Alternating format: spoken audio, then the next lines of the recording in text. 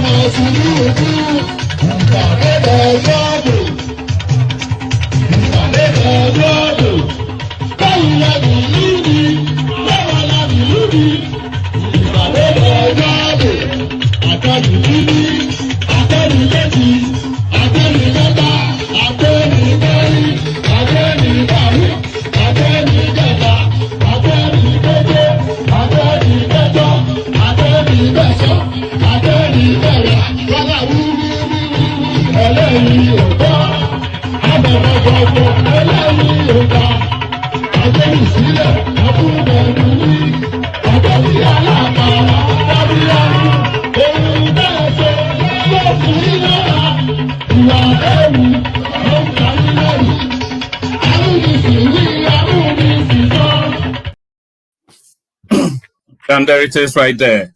There it is, right there. Here I am. There you are. Here we are. If I did a job, so there it is. Yes, I think it's better positioned this way. So there it is. Here I am. There you are, and here we are. So here we are. Here we go again. Another day, another banger. Another day, another session with your friendly neighborhood one man went to mow. So how have you been? How was your day?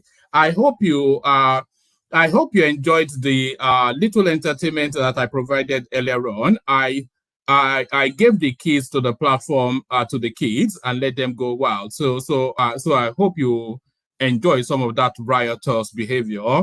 A bit of it overspilled once in a while, but then of course young people are what can you expect? So expect more of that. The excellent Kaizorian, he was hosting a few sessions earlier on. Just a bit of an introduction to that chap that was hosting earlier on. Some of you may have seen him. Hopefully, a lot of you will go and watch the watch back. The guy that was hosting it is a Kenyan intellectual with a Pan-African outlook. It's a British-trained Kenyan intellectual with a Pan-African outlook. So he brings that sort of language. So you know, for a long time, we've been saying we want to pivot the conversations around here to make it more encompassing and more expansive. So that's the expansiveness of it. So you can give me feedback. Let me know how you think it's going.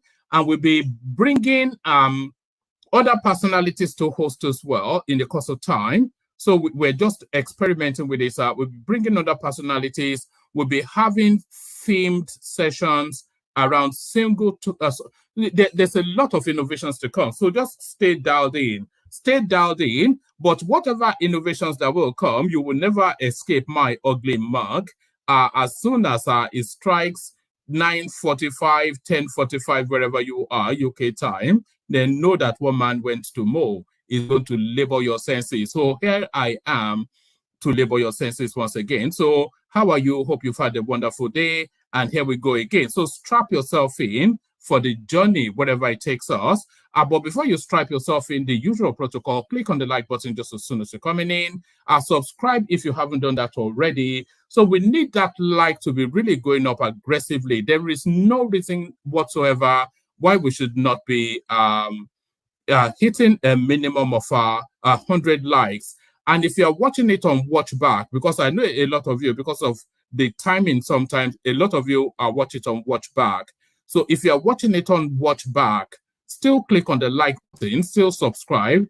So it's not just for the live session, it's in perpetuity. If you're watching this 10 years from now, still continue to click on the like button because that's an essential part of the whole narrative. So click on the like button, click on the subscription button, and then of course, the raison d'etre, the magic potion, that little thing that you sprinkle to spice it up, is that hyperlink that says StreamYard. So for all of everything, the magic, the X factor, that little, salt-based something that you sprinkle on it to zhuzh it up, is that hyperlink that says StreamYard. So that's the magic button right there. That's hyperlink that says StreamYard. And that hyperlink that says StreamYard invites one and all to come and participate. So we want to be as expansive as we possibly can be, to take as wide a variety of opinions as we possibly can get. And the only way to do that, the ticket to ride is that hyperlink that says StreamYard. So if you want to board the journey, then your ticket to ride is that hyperlink that says StreamYard. So click on the hyperlink that says StreamYard and then hop on board on this magic mystery tour that is the One Man Went to More platform. You can get on board though. What's that song? It's a bit like Hotel California. If you are of a certain vintage, then you will know that song. And if you are not of that vintage, then go listen to it. So go listen to Hotel California, the song. Who sang it actually? Let me quickly find out. Who sang Hotel California? Yes, who sang it? Yeah, the Eagles. Yeah, I'm not going to play it, of course, because for reasons of copyright, but go listen to that song. You can come in, but you will never leave. It's where it lands. So it's a little bit like that. And your tickets to ride, like I said, the hyperlink that says StreamYard. So click on the hyperlink that says StreamYard, and then come be part of this magic mystery tour that is the One Man Went to More sessions. So the Eagles, yes, Bishop is just telling me, Bishop, hop on board. You know, we like to kick off with you. So yes, come be part of the magic mystery tour that is, yes, Jimmy is telling us it's the Eagles as well. So yeah, so hop on board the magic mystery tour that is One Man Went to More platform. There'll be tears before bedtime, but there will be also laughter before bedtime. So that is how it happens here. There will be tears and laughter before bedtime. Your senses will be jarred. This is what happens here. Your senses will be jarred because the traditional position is your rested thinking, the things that you've accepted as norm in whatever vintage you are, they'll be challenged with logic. So, and that will jar your senses. So your senses will be jarred. So come have your senses jarred and come have your prejudices unpicked, and let us introduce new prejudices to you. So all of that is really to canvas. You like, you subscribe, and then of course come join on the screen. So what will be the backdrop to the conversation? The backdrop to the conversation, been a while since we spent time with him. We're back with P2B. So I cannot recall the last time we visited this fella, but we're back with Peter Obi. So Peter Obi replies Jonathan's former aide, denies bribing Arise TV presenter Rufai Oseni, avoids expressly stating if he gave broadcaster money for father's burial. So controversy. The other name for controversy is Reno Omokri. And the superior name for controversy is Rufai Oseni. So it's a bit like Dumb and Dumber, but controversy and more controversial. So when these two elements collide, it's a bit like when I think of Reno Omokri, I think of when I think of Reno Omokri taking on Rufai Oseni, I think of Bobrisky taking on another, cross-dresser called James Brown. He's just scratching, it's like claws out and scratching and gouging each other's eyes. So that's how I see these two elements, these rather skitty sort of characters.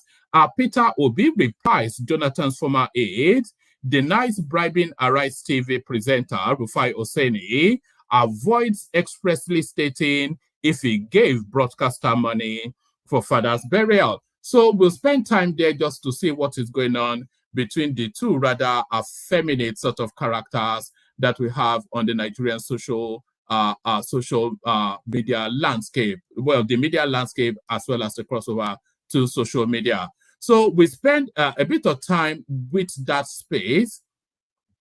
What did I do to remember this? So we spend a bit of time with that space only to land on matters more serious. Yes, 25,000 naira replacement fee for faded number plates legal, says VIO. So VIO will be the vehicle, something or the other. But this is now, you see, all of that debt that Nigeria is owing, you are going to pay it, is what Tinubu is saying. Tax all taxables and squeeze them till you squeeze the last drop of blood out of them. So the squeezing of Nigerians continue, and Tinubu is going to milk every ounce of blood in your body. 25,000 naira replacement fee for faded number plates legal. This is VIO. So another stealth tax by the Luther from Bodillion. So that's another stealth tax by the Luther from Bodillion. So another stealth tax by the Luther from Bodillion, but another wayward act from the brutish rascal from the creeks. So looting from Bodillion, brutish from the creeks. Brutish from the creeks, FCTA demolishes multi-million naira Abuja duplex. So speak Nandu. That is what that's the phraseology on the streets of Nigeria. Speak Nandu. Do you know what that means? Speak Nandu. It's just because you're not down with the kids, you wouldn't know it, because you're not with the streets the way I am, so you wouldn't know it. So I am with the streets, so I know what it means. Speak Nandu. Say it and do it is essentially what that means. Speak Nandu. So speak Nandu.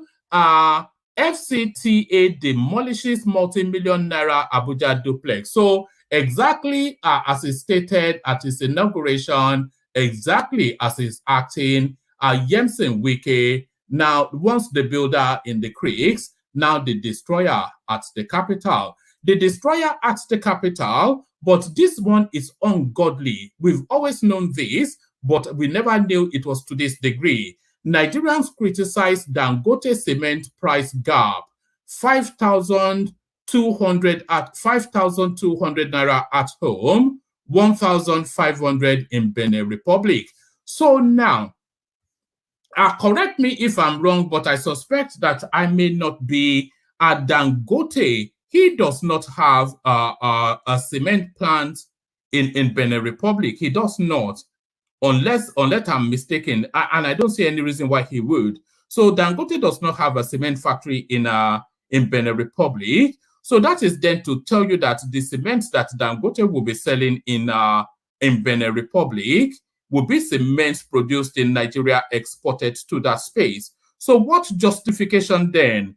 Nigerians criticize Dangote cement price gap, 5,200 naira at home, 1,500 in Benin Republic. It's just ungodly. This is it. They will milk. It's just everybody squeezing it as much as they can out of the Nigerian person. And by the way, thank you, Prince Daddy, for the super chat. But I would like to see the comment section light up in super chats, just the multicolors. Like I said, Kaizorian was streaming earlier on, and you could see you could just see how his face was flashing up in multicolors. So this seems to be the only platform that does not flash up in multicolors. So make it light up like a Christmas tree. Make it light up like a Christmas tree is certainly lighting up in Taraba State.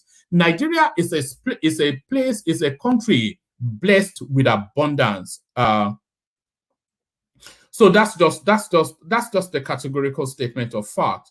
Nigeria is a country blessed with abundance. The only thing that we don't have in abundance, not only not in abundance, that we don't have at all is leadership. And that is always the killer. Taraba agog as uranium mining set to commence. So that's just another, if one country, if a country has just one of the many abundance that we have more steel than Russia in Ajaokuta and that axis. We have more gold than Ghana and South Africa in Zamfara, Ilesha, and that axis. We have more uranium than they have in Niger Republic, and we have more oil than everybody else. And we have plenty of other resources than everybody else. So why are we the way we are?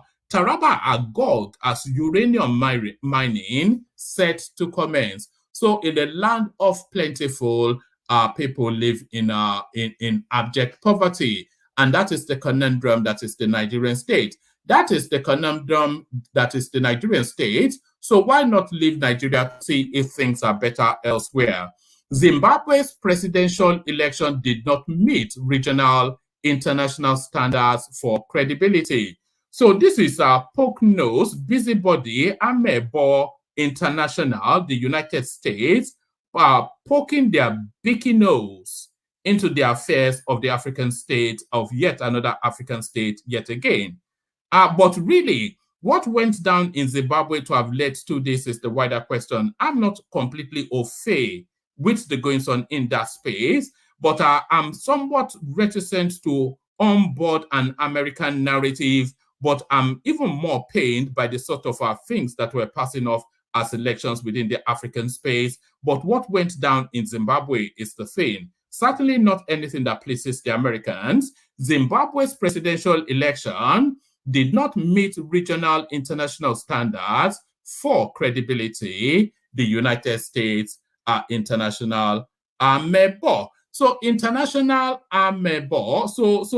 So that's somewhat the diet, but is also a narrative of bring your own. So, and by the way, there's plenty of room on the platform. So let's not struggle to get a panel going, because you know, these conversations often start slowly and then it very quickly builds up. But if it starts with a bang, then then you can shoot to the moon. So if you have any intentions of joining, then hop on board now. So hop on board now. As you hop on board, let me take a micro break with the K guys, and then we come to the readout. But first, of course, as with tradition, the K guys. Only water, only water, where they see ma.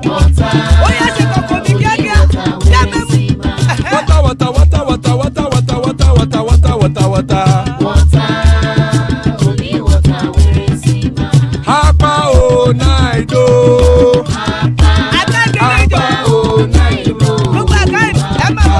Hapa you don't come o.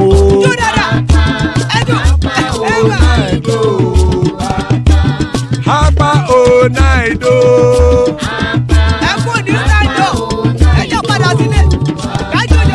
Oro kẹ̀kẹ́ ẹlẹ́mù yé o. Ilé sọ́dí kẹ̀kẹ́ rẹ̀ ẹlẹ́mù rẹ̀ o. Bobby master kẹ̀kẹ́ rẹ̀ ẹlẹ́mù rẹ̀ o. Chifu Faila ti kẹ̀kẹ́ rẹ̀ ẹlẹ́mù rẹ̀ o. Eruku lẹ̀lẹ̀ ẹlẹ́mù dé. Eruku lẹ̀lẹ̀ ẹgbẹ́ ẹlẹ́mù dòde ojàre o. Eruku lẹ̀lẹ̀ Ghana ti dé ẹgbẹ́ bọ́dì o. Ọmọ ẹlẹ́yẹ ẹ̀yẹ o ó dilé o. Olúyẹ̀lá ẹ̀yẹ o ó dilé o. Petrosoname ẹ̀yẹ o ó dilé o. Petrosodunke ẹ̀yẹ rẹ̀ ó dilé o. Ẹlẹ́kọ̀ ọ̀run mú ìní o.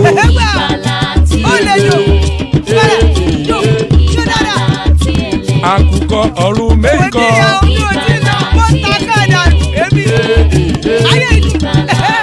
Ikú kò ní ríwà gbéṣe o.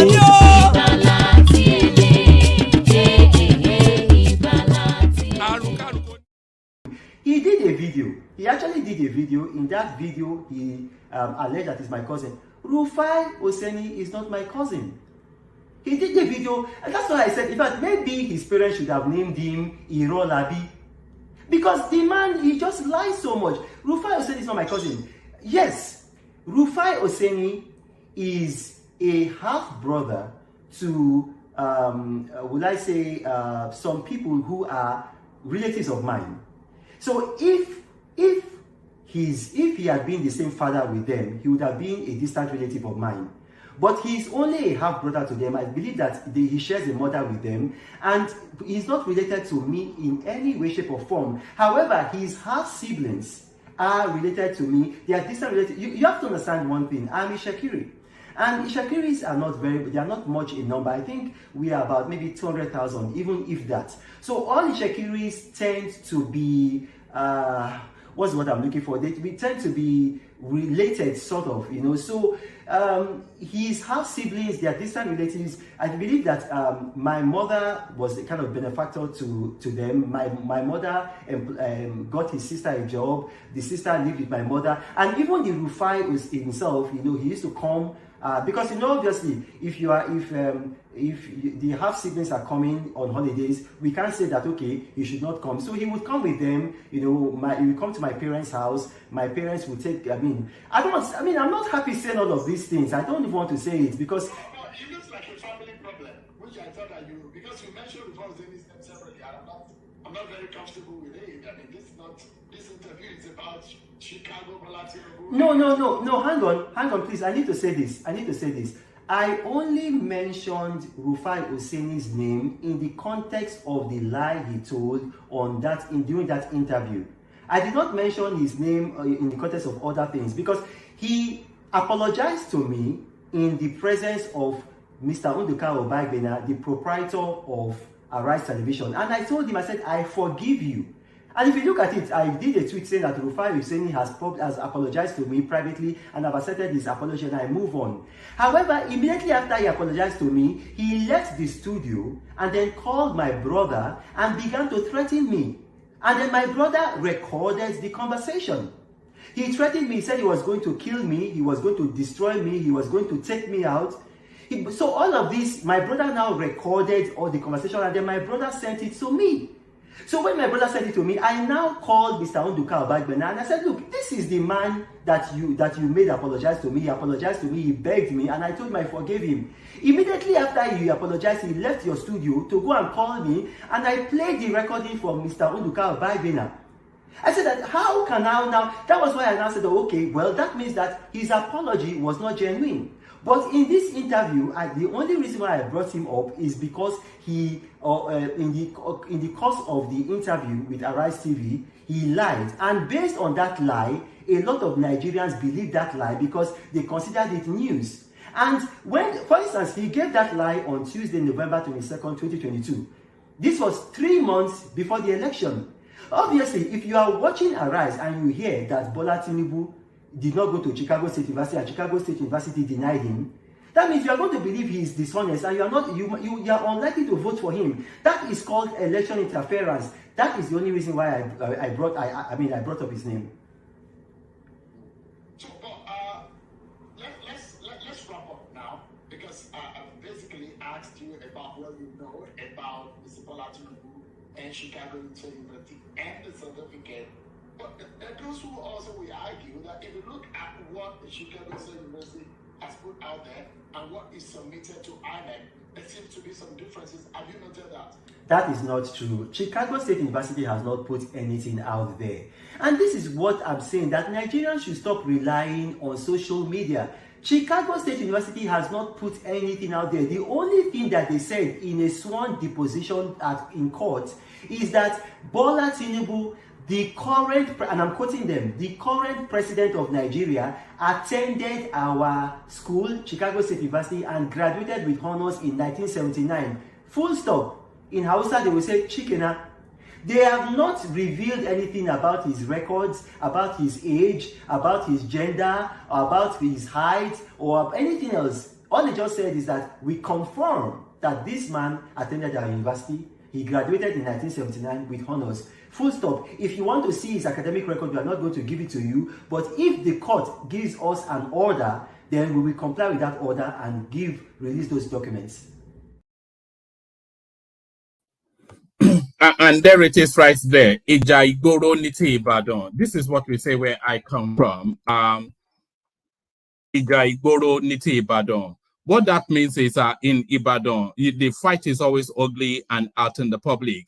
So I'm looking forward to this little part, which hopefully will turn into a big kerfuffle between Reno Omokri and Rufai Oseni, who I like to think of, as I said, as Bobrisky versus James Brown.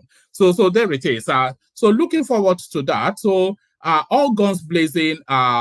what's his name, Reno Omokri lands within the Nigerian shores. So covered in some of his scatterguns is a narrative that Peter Obi paid for the funeral of Rufai Oseni's father, and that is why, of course, Rufai Oseni has been lapdogging him pretty much since Peter Obi declared his intention to run for president. So now, right to reply, Peter Obi replies Jonathan's former aide, denies bribing Arise TV presenter Rufai Oseni, avoids expressly stating if he gave broadcaster money for father's funeral. So let's see now what the latest development is.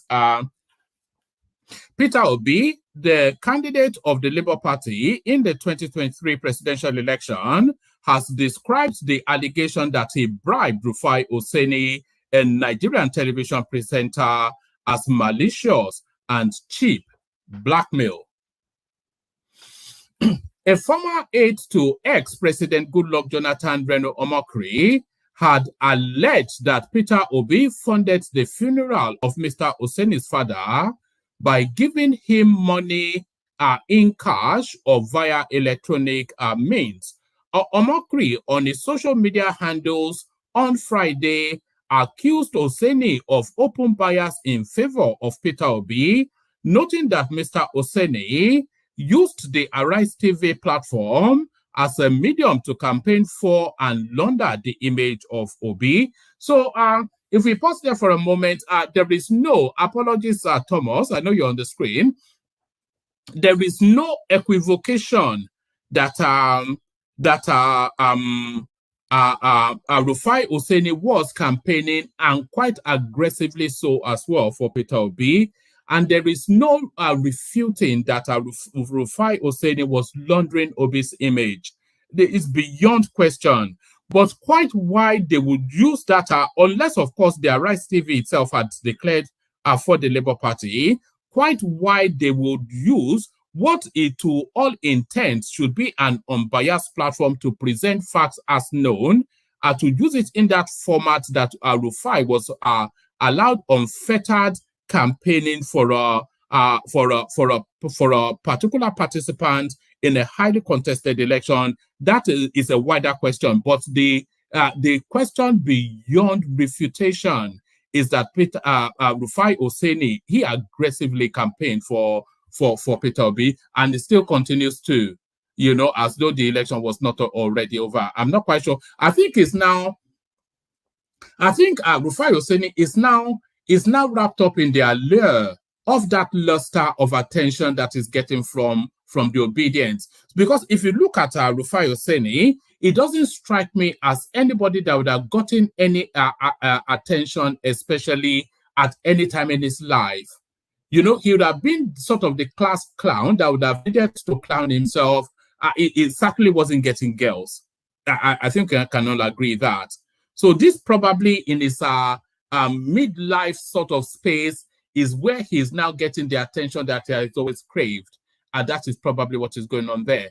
Peter Obi, the candidate of the Labour Party, let me just start from the beginning and speed through it. Peter Obi, the candidate of the Labour Party LP in the 2023 presidential election, has described the allegation that he bribed Rufai Oseni, a Nigerian television presenter, as malicious and cheap blackmail. A former aide to ex-President Goodluck Jonathan, Reno Omokri, had alleged that Peter Obi funded the funeral of Mr. Oseni's father by giving him money in cash or via electronic means. If I can pause there for a moment as well. What Reno Omokri is actually doing with this is calling Rufai out for a fight. So he's making this allegation now, which is being widely spoken about. I'm speaking about it. The whole of social media is speaking about it. So now, Rufai Oseni is now cornered. So he now has to come out and respond, because silence is not an option. He has to respond. And then if he responds, then Reno Omokri is going to dig him deeper into the mires of it. Because where Reno wants to lead him to is the lie that he told about the Chicago University space. And that is really what is calling him out for. But is using this big hit to pull him out. Omakri on his social media handles on Friday accused Oseni of open bias in favor of P to B, noting that Mr. Oseni used the Arise TV platform as a medium to campaign for and launder the image of Obi. Omakri also accused Obi of having undisguised animosity towards him for his refusal to support Obi's presidential ambition. Arise TV and Mr. Rufai Oseni should kindly answer the following question. Did Mr. Peter Obi, the presidential candidate of the Labour Party, fund the funeral of Mr. Oseni's father by giving him money in cash or via electronic means, either directly or through a third party, in August 2022? And has that influenced Mr. Oseni's open bias in favor of Peter Obi, whereby Mr. Oseni used the Arise TV platform as a medium to campaign for and launder the image of Mr. Peter Obi and his undisguised personal animosity towards me for my refusal to support Mr. Peter Obi's presidential ambition? I counsel them to think very carefully before they answer, Omokri said. So this is the tweet that Omokri put out. However, Mr. Obi, in a statement on Twitter, formerly known as Twitter, on Monday, denied that he gave anyone money to promote his name, adding that he had never monetarily induced any journalist to speak or write in his favor. He said he was committed to finding solutions to the challenges facing Nigeria and that he would not be distracted by evil endeavors. So this just grants highfalutin language that this guy speaks. It's just saintly sort of nonsensity. He, however, did not state whether he gave Oseni money strictly for the burial or at another time. He, however, did not state whether he gave Oseni money strictly for the burial or at another time, without the intention of inducing him to write or speak in his favor, as alleged by Omokri. So yes, it's a non-denial denial, isn't it? It's an ambiguous nonsensity. It's just a proof and a feather something that is thrown out there. So they call it word salad. You just jumble words together and it lands on nothing. So he's telling us that he has never induced any journalist to either write or speak in his favor. But that does not address frontally what is being levied, does it? Omokri's allegation was that such a gift could have influenced Oseni, so he could have given Rufai money to sponsor his father's burial without the explicit instruction to favor him in the media. And that would then make what Peter Obi said true on the surface, but not in the substance. So there it is. Omokri's allegation was that such a gift could have influenced Oseni's open bias in favor of Peter Obi. He wrote, "Ordinarily, I do not get involved in name-calling and mudslinging. Neither do I attack people nor try to defame their personalities in the course of my political journey. I have also avoided replying to cheap, wicked, or malicious blackmail publicly or privately in the same irresponsible manner that they are thrown at me. Anyone who has followed my corporate or political life know that I always stay on issues with my focus on finding solutions to societal challenges and ameliorating the suffering of the people. I do, however, need to clarify a few issues, especially since a third party is involved. There is a recent case where my name has been mentioned in a malicious and cheap blackmail against one of hold on.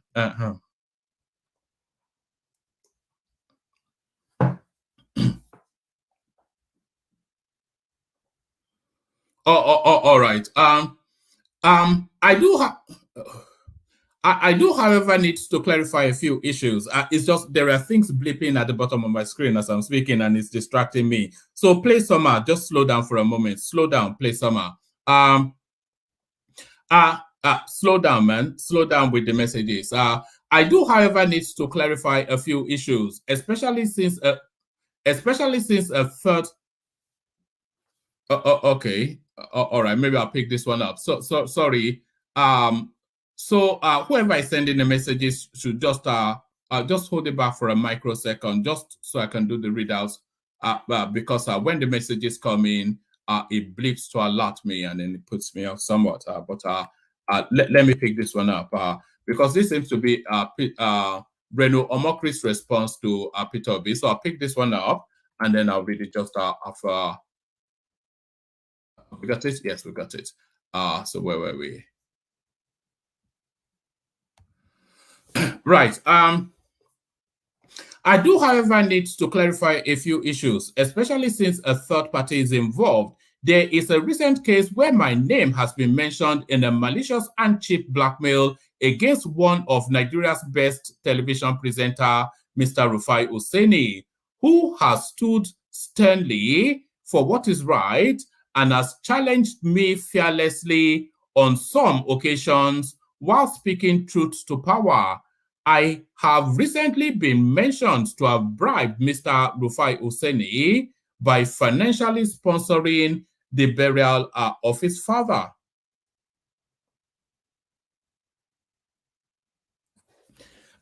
Let me clearly state that this is a categorical lie. It is not true, cannot be true, and will never be true.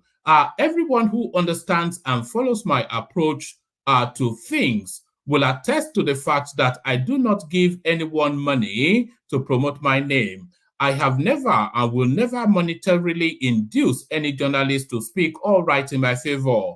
When I am invited to birthday celebrations or funerals, people know that I do attend. Countless journalists, media personnel, the less privileged, the wealthy, etc., have all invited me to their occasions, and they will attest to the fact that I honor such invitations, especially when people are grieving. I have never been to Rufai's village. Even at the point of writing this, I do not know where he's from.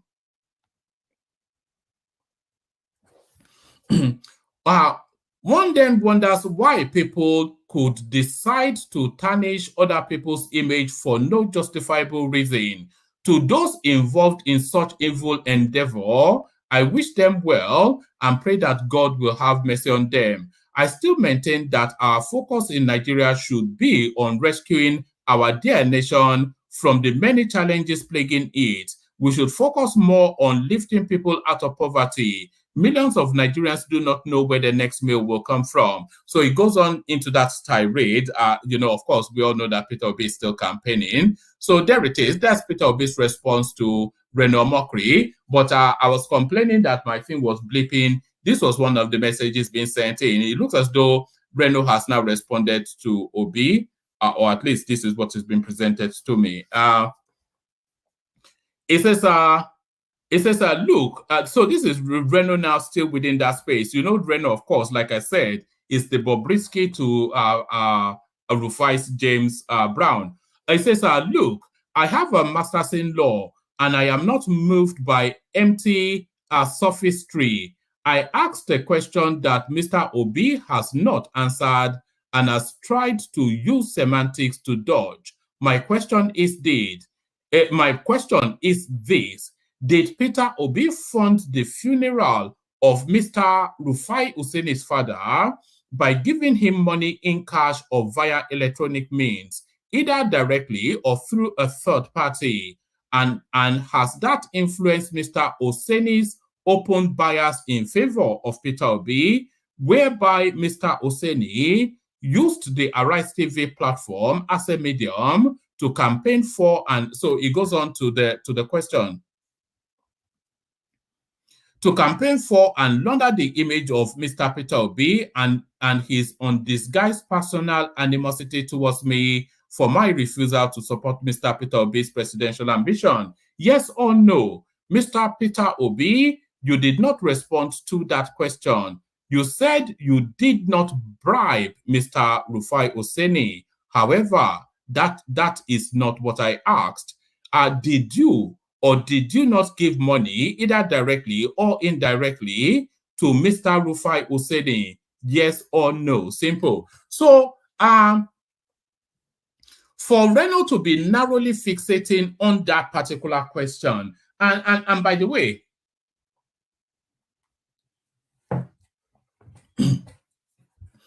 for Reno to be narrowly fixating on that particular question, that is to suggest to you that he has more than is giving out at the moment. So he's waiting for a response to that question before he then goes to the next phase of whatever it is that is embarked upon. And by the way, there is concern in the response of Peter Obi. Firstly, he need not have responded because this is a spat between Reno Omokri and James Brown, also known as you know why I call you know why I call Rufai Oseni James Brown. Let's see, Rufai Oseni. All right. You know why I call Rufai Oseni James Brown?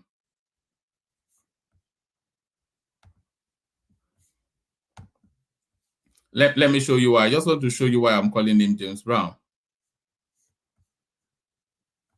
So if you look at this, you know, of course, Bobrisky is going to Turkey to try and morph his body from male to female. Rufai doesn't need any of that surgery. He's already, so this is what makes him James Brown, just a ridiculous guy, but that's me being silly. So let's get back to it. So it says, yes, so that's essentially the back and forth then, Reno Omokri versus versus initially Rufai Oseni, now sweeping up Peter Obi in that fight. So that is Reno Omokri. He's landed in Nigeria and landed with a bang. So landed in Nigeria and landed with a bang. So let's go on from there. So a lot of people already messaging me, querying the substance of this next storyline. Nigerians criticize Dangote'S cement price gap. 5,200 naira at home, 1,500 naira in Benin Republic. And this is as recent as, when was this written? This was written on the 27th of August, 2023. So these are recent figures, essentially. Nigerians have taken to social media to voice their dissatisfaction over a significant difference in cement prices said by business magnate Aliko Dangote within Nigeria and neighboring Benin Republic. The uproar began when a Twitter user highlighted the contrast in the cost of Dangote cement in Nigeria, where a bag sells for 5,200 naira and is priced in Benin Republic a mere 1,500. The critique has prompted citizens to question the rationale behind such a price discrepancy, especially given that the cement produced locally uses domestic raw materials. This situation follows recent criticism directed at Dangote for employing 11,000 Indian workers in its oil refinery, raising concerns about employment opportunities for Nigerians. Critics are voicing broader concerns about monopolistic practices and economic inequality, emphasizing the need for fair competition, ethical business conduct, and transparency within the Nigerian business landscape. So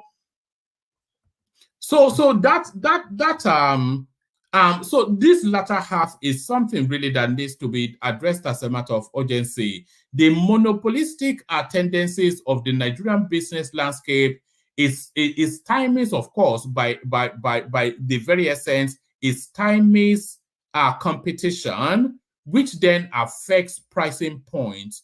So it affects the end user. So if somebody, and when you're talking about monopolistic or a monopoly, that is not to say that Dangote has exclusivity in cement production in Nigeria, no, but he has an abundance of that market that his decision essentially sets the market. That guy controls a good 70%, if not more, of the Nigerian cement market. So that's as near enough a monopoly as the influence impacts. Critics are voicing broader concerns about monopolistic practices and economic inequality, emphasizing the need for fair competition, ethical business conduct, and transparency within the Nigerian business landscape. The allegations also touch on Dangote's access to preferential foreign exchange rates, potentially providing him with an unfair advantage in business operations. As reactions continue to circulate on social media, some commentators have gone beyond criticizing Dangote himself, urging Nigerians to reconsider their consumption choices and boycott all Dangote products as a means of holding the billionaire accountable for his business practices. The discrepancy in cement prices has ignited a larger conversation about economic fairness and ethical business practices in Nigeria. The call for equitable pricing and a level playing field remains strong as Nigerians strive for a more just and balanced economy. So there it is right there. It's just ungodly. How many times is that? So 1,500 plus 1,500, so that's 3,000, plus another 1,500, that's 4,500, and you still get change. They're selling it for significantly less than three times what they're selling it in Nigeria as they are in the Republic. So Nigeria, they will milk you to the bone. If you're a Nigerian, no, they will milk you to the bone. So talking about milking to the bone, let me come to this one. Let me bring this one first. 25,000 naira replacement fee for faded number plates legal. This is VIO. The spokesman, Directorate of Road Traffic Services, FCT, Mr. Kadu, whatever, says the 25,000 naira service charges motorists the spokesman, Directorate of Road Traffic Services, Mr. Kalu Emetu, says the 25,000 naira service charges motorists for replacement of faded, this is how they've written it, of faded plates is legal and justifiable based on its mandate. Emutu made this known in an interview with News Agency of Nigeria on Sunday. He said that what people failed to understand was that there was no way the agency could replace faded number plates to motorists free of charge after they have used them for a period of time. The question people normally ask is, why should we charge motorists or ask them to pay a fine for what they got from us? So,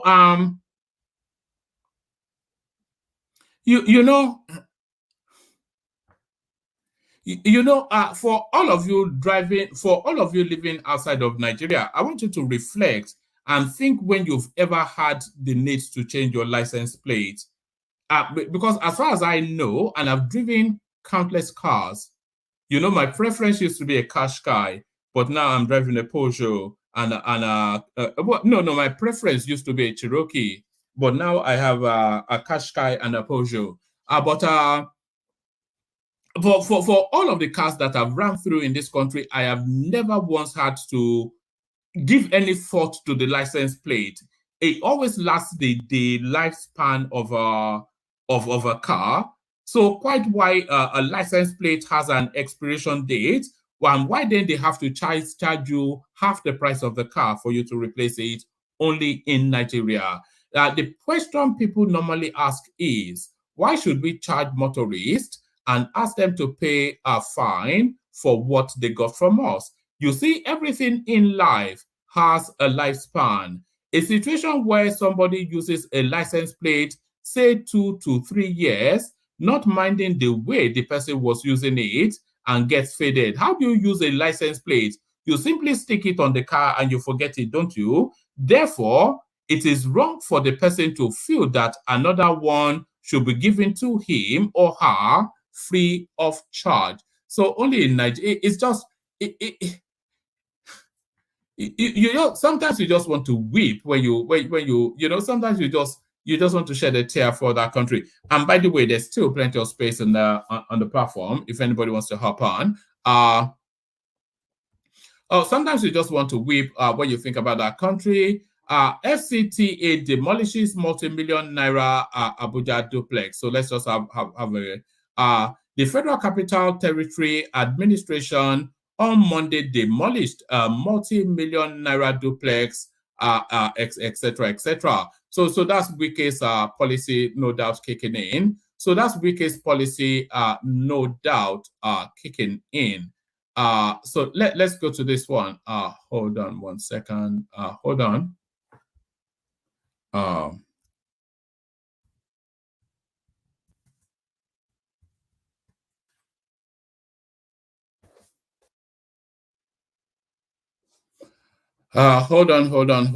Hold on.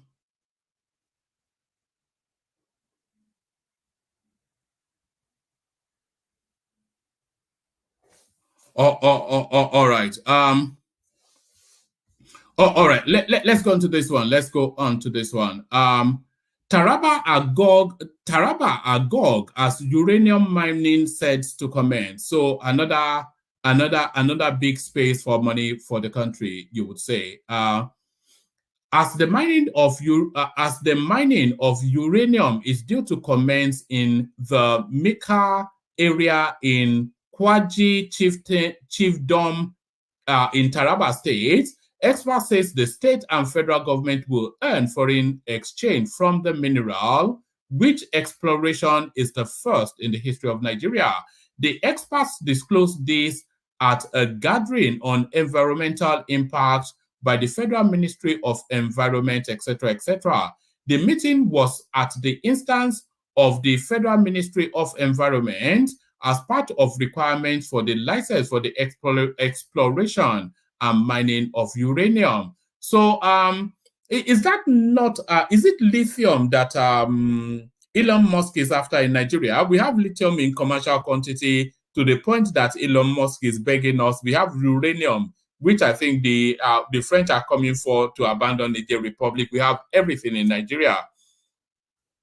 A retired director of pollution and health from the Federal Ministry of Environment, Mr. XYZ, who told correspondents that Taraba and the federal government would earn forex from the exploration, said uranium was a very special mineral which was used in generating electricity and for other purposes globally, but cautioned that it needed to be handled under strict regulations and guidelines from the regulatory body. Bayero, an indigene of Taraba and chairman of XYZ, noted that the proposed uranium mining project in Taraba had economic advantage for the state and the country. So yes. So there it is. What more can you say?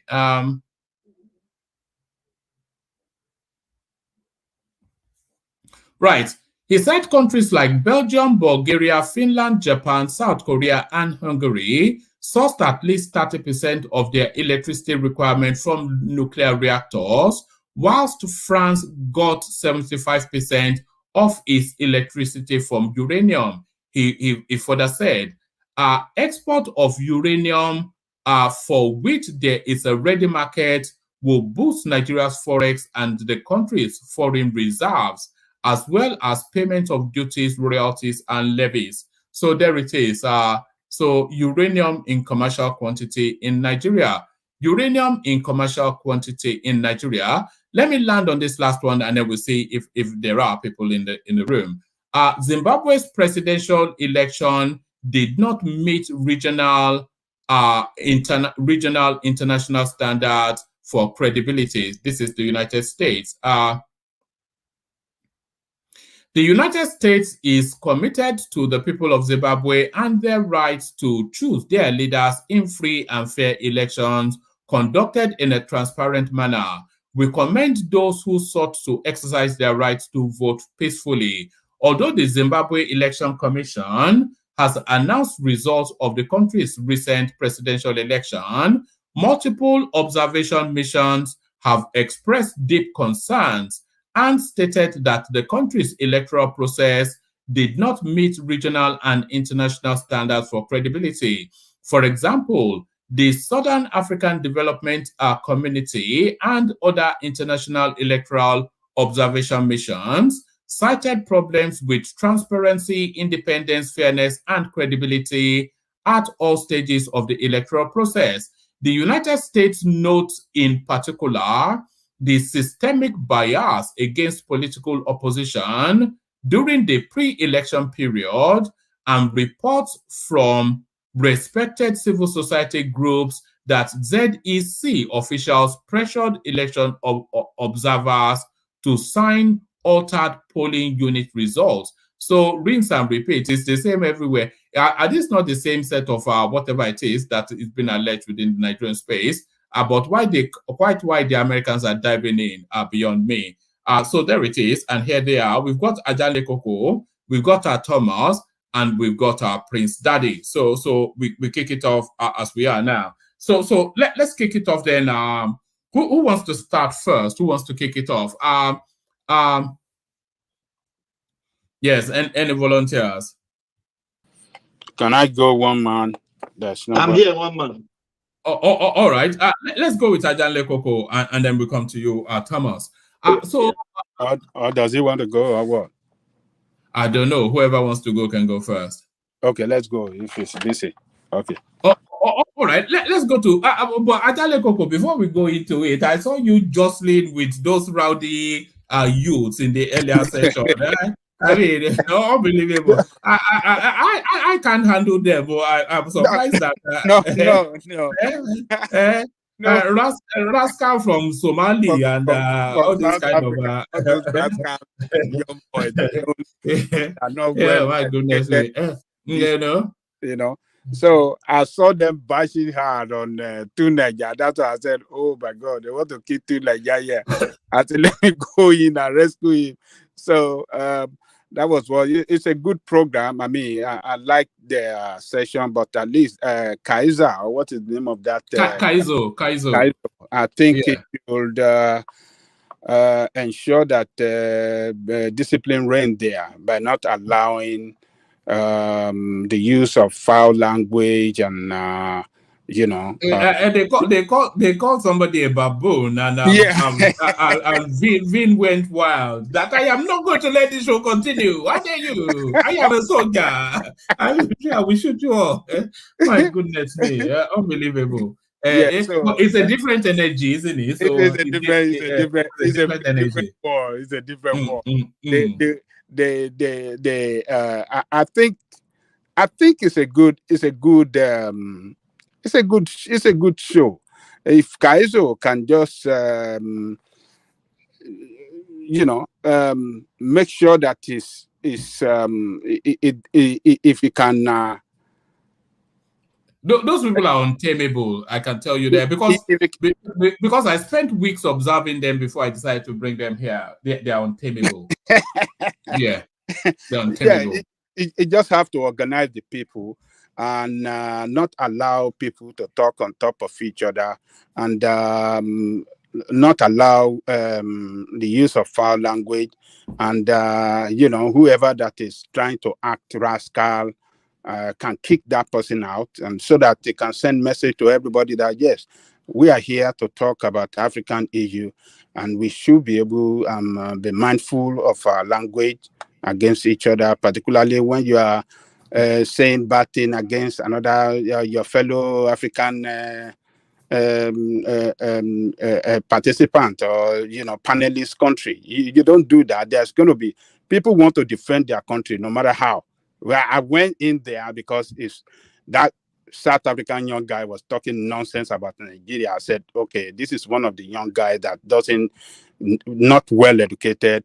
He doesn't have the knowledge of the history of what Nigeria have done, what Nigeria sacrificed in the struggle for them, to get their independence from apartheid. So that's why I went in there and said, okay, let's go and just tell them a little bit of the history of what Nigeria had done for them. So you're a brave, you're a brave man, no, because they will not hesitate to insult you, those boys. But Kaizo should be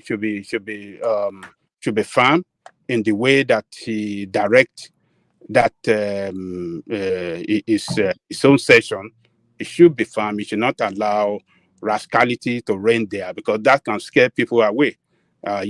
They are intelligent guy, they are smart guy, but Kaizo should take charge of it and make sure that it doesn't allow. Is a scientist, you know that guy. He's a smart guy too. I like the way he has a PhD in metallurgy and material science. Wow, that guy must be a killer in mathematics and yes, mathematics and physics.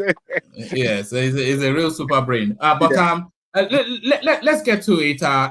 So this headline now. Oh no, this actually wasn't where I was wanting to come in. I wanted to come in from the Dangote space. Nigerians criticize Dangote cement's price gap: 5,200 at home, 1,500 in Benin Republic. So until I'm corrected, I'm working on the premise that Dangote does not have a cement plant in Benin Republic, and there is no reason why he would, because he has about 3 massive ones in Nigeria. So the cement that is selling in Benin are the ones that is producing in Nigeria. So why the sharp price disparity? And people now paying attention, they are now going through his business, and they're now saying enough is enough from this guy. Yeah, thank you, one man. Greetings to our listeners around the world. Click on the like button, share and subscribe if you haven't done so. Please click on the like button. And how many people on the show now? How many people watching us now? 116 at the moment.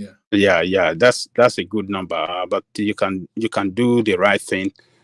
Everyone should click on the like button so that we can help the YouTube algorithm of this session. So, look, one man, I want to believe that Dangote have a factory or a plant there in Niger Republic. There's no justification for it if there's no justification at all for that price if it's transporting it from Nigeria to there, and he has to sell it that low with that far gap. Difference in the price. No.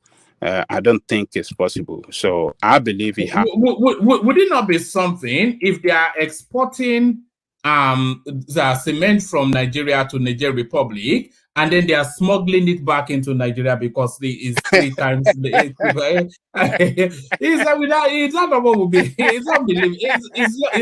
It's just scary. Some of these things. It's just unbelievable stuff. Lord.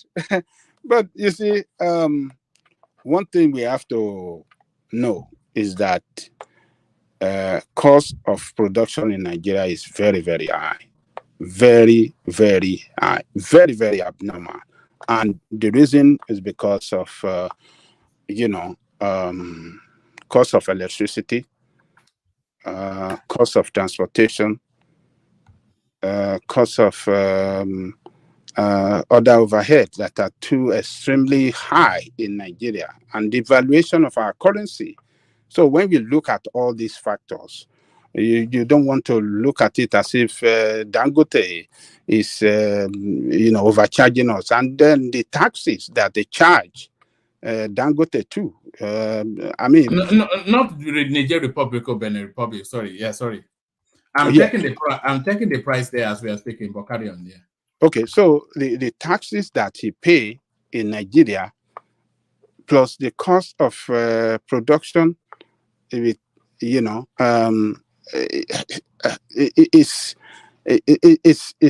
very, very high, So I don't believe that he's shipping it or he's sending it from Nigeria there.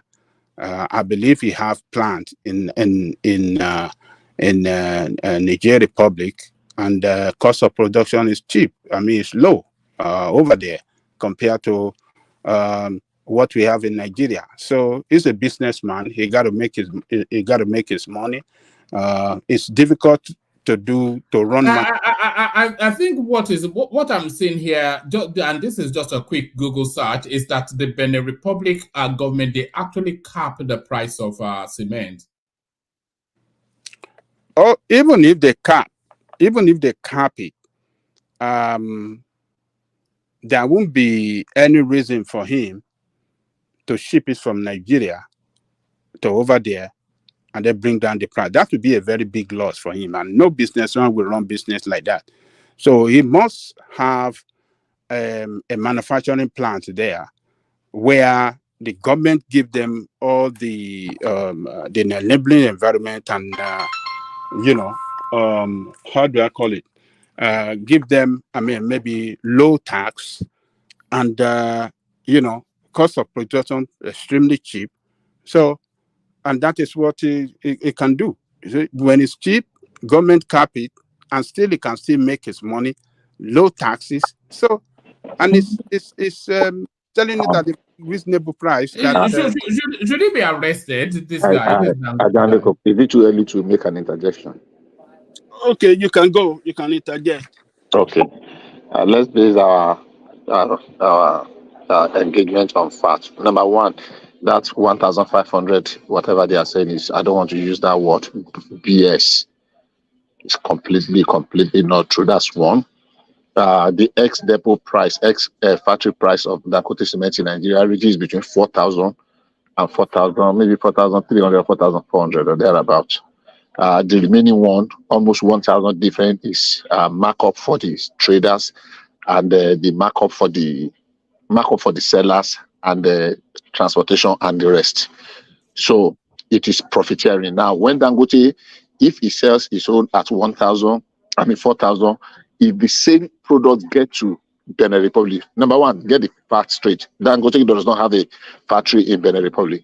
If he still gets it to Benin Republic at 4,000, or let's say 4,200, their own markup is not as killing as that of Nigeria. So it might not be as Let me finish now. Hold on. Don't keep saying let me finish now. It's a conversation now. If you are going in a direction, but when you two are saying something, when somebody wants you will say let you land.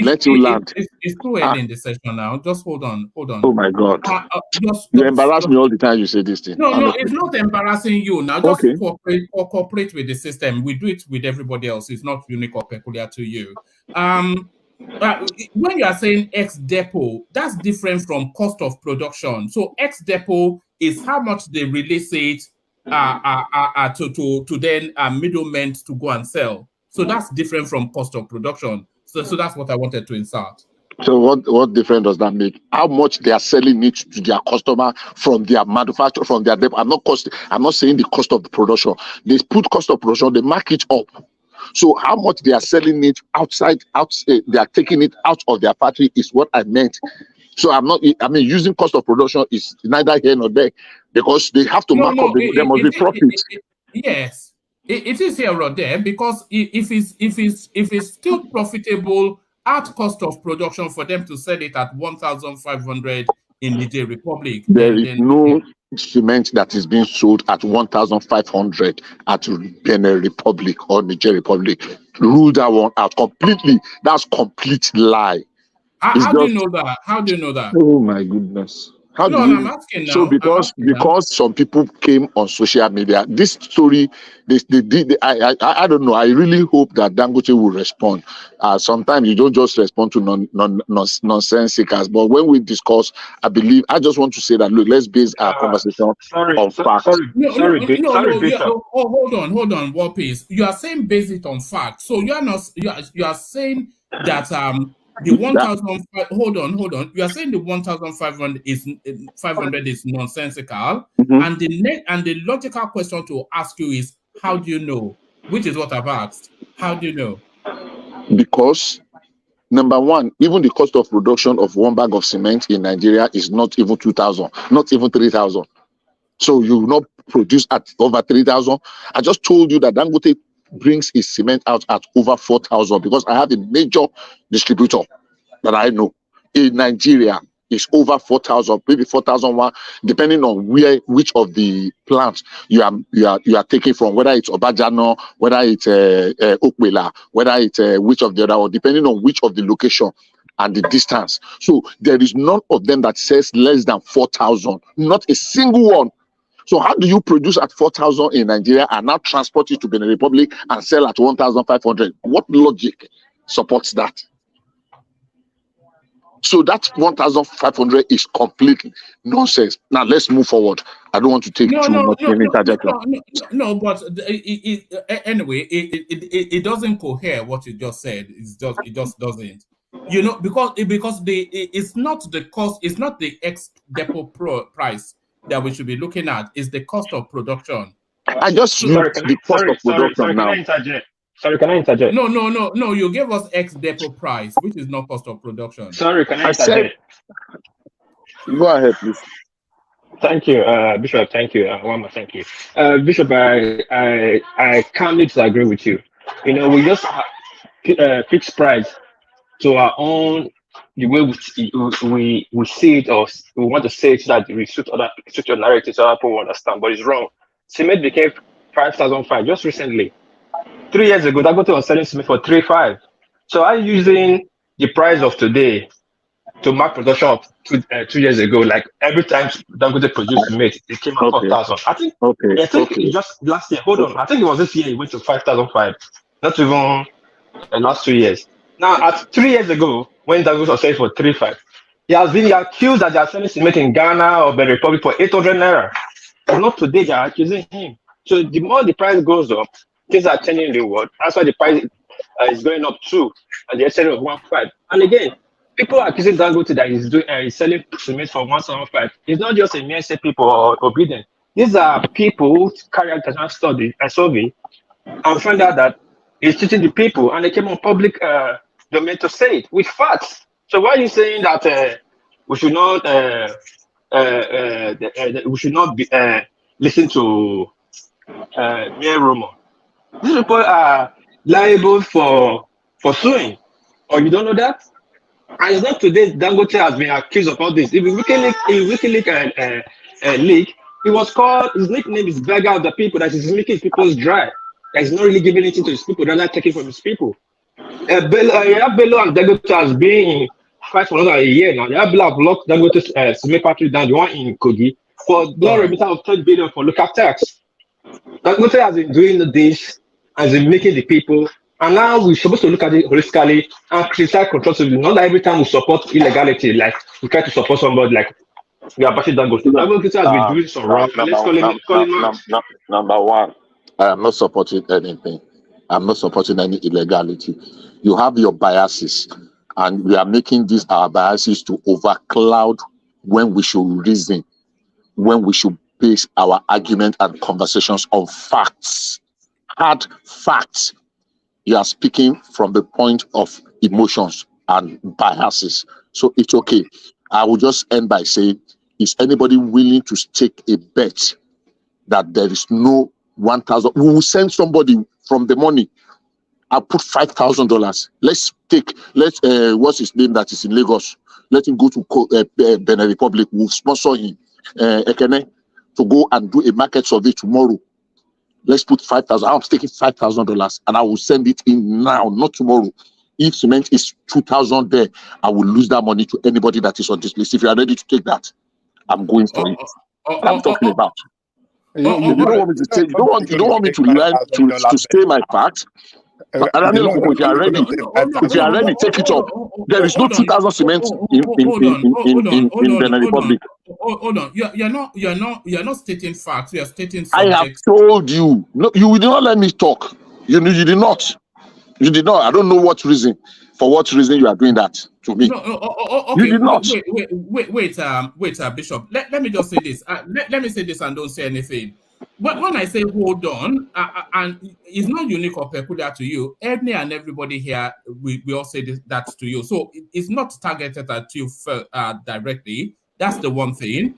And when people are telling you, hold on, especially me, if I feel that you're going on a direction of travel that the fact that you are laying does not marry up to, then I want to pause you to interrogate those facts that you're presenting.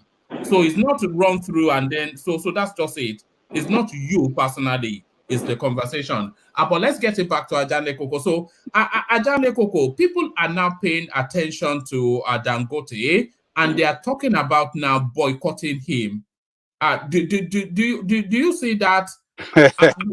No, they are saying boycotting Dangote products now. Do you see that? And is that justifiable as well? It's not possible to boycott his product. Reason being that he constitutes a larger share of the market, cement market in Nigeria.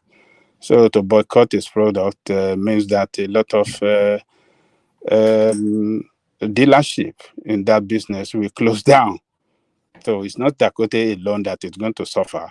A lot of dealership will close down, and a lot of retailers as well, they will close down, and that the economic setback will be very huge. So, but what we can do as a country, we have a responsible government, is to really take a look of this and see if it's overcharging the people. They can call him back. They can set up an investigation team and they can find him. That is the way it should work. But Nigeria, like I said earlier. Ajane Koko, good evening. Can I say something, please? Just 30 seconds. Dangote is a businessman. The last time I checked, if cement is too expensive, Nigeria can stop buying it. But I don't think you are saying they should checkmate. No, I don't think that is. We are not in Western world that the government. But he has a near monopoly, is what Ajane Koko is saying, and it's very difficult to boycott him. Ajane Koko, that's what I'm saying. One man, if Dangote cement is too expensive, stop buying it. Buy the cheaper ones. From where? He has a Niamo. He controls 70% of the market. No. We have other cement. One man. We have Elevant. We have Lafarge. Cement. So sufficient enough to meet the needs. Yes, we have other. That one man. Dangote is not only person selling cement in Nigeria. There is Lafarge. If we are going to E4, there is the. No, we know. We're talking about market size. That's what we're really talking about. We know there are other competitors, but market size. Dangote control 80% of the Nigeria cement marketing. It has a main monopoly, a main monopoly of Nigerian cement manufacturing, producing and selling. Lafarge and the rest legally or illegally. Let me quickly say this. Let me quickly say this. Dangote get a lot of subsidy from all this cement stuff people don't even know. From query to whatever bitumen he's getting. He's almost digging them for free. In my state, I know. Almost for free. And people don't talk about that. Jisoo, bitumen, whatever they use for cement, Dangote is getting it almost for free. The arbitrary government is giving to him, yet our cement is still more expensive. This fight has been on for long, but just now it's coming to light. Anyway, I'll use the floor for the next person. Okay, so I was going to ask if what you said earlier, if he's doing legally or illegally, but you just made a claim. Of course, I don't know. That he gets the bitumen and all these other things for free or at a huge discount from the government. So, in other words, if that been the case, does he have a contract with the government to have a ceiling on the price of cement? So those are the things we need to know. There's a lot of claims being made, as just like Thomas was saying. I'm assuming it's a free market, and anybody's allowed to come into the cement industry and compete. You mentioned Lafarge and perhaps some other ones out there. So if Dangote is not doing anything illegal, I don't think we need to stifle him. Sorry to interject you. He's doing illegal because he's controlling the government. Why? Because he's controlling the government not to cap the price, just like other country does. Japan, even the Republic, you have to cap your price. NFPC right now, that is NNPC PLC or limited right now is capping fuel prices for 560. Why did you just leave it? Hold on. The government cannot cap the price now. Like Prince Daddy said, it's free market now. Willing buyer, willing seller. So that's but there's a regulation of prices so that you don't support the people. Even in America, that's free market. There's still regulation of prices. As a Jalo Coco, he has a shop and you can tell. You cannot just put 50,000 on price of what is that the government is not beyond 5 naira to 6 naira. It's not happening. So the government is controlling the government to make it that free that you can do anything you want and go with it. Well, Dangote is not unique when it comes to what we call this capitalist mentality in trying to dominate the marketplace. Now, when it gets to a point and the government thinks its actions or inactions are detrimental to the states of Nigeria, then they can intervene. But until that point in time, is a free business person allowed to charge whatever he wants to charge? It's supply and demand. Supply and demand. Continue to extort Nigerians, Abi. Well, you can call it that, which that's what a lot of business people do. Even a connect would not sell lower if you can sell higher. That's just the way it works. So again, it's if you allow the market to be free, when the government senses that, hey, what this private individual is doing is hard on the economy or the nation, then they intervene and try to come to a consensus. But trying to stifle him right now because he's making profit, that's the beginning of part of being a tyrannical state, as far as I'm concerned. They could levy him with a heavy tax. That's usually how they control that. And he's going to pass on the tax cost of his production, of his selling price to the consumers. Is that where we want to go? If you price beyond affordability, then you just have the stock on the shelves. That's what I'm saying. When the price goes so high, it becomes a supply and demand issue. And I just saw, look at Colata's response right there. Let's import from China. They have cheaper cement, I guess. Then if that been the case, well, it's Prince, sorry, you're not getting it. You cannot import cement into Nigeria. Abasajo have done that for Dangote. They killed Ubeto.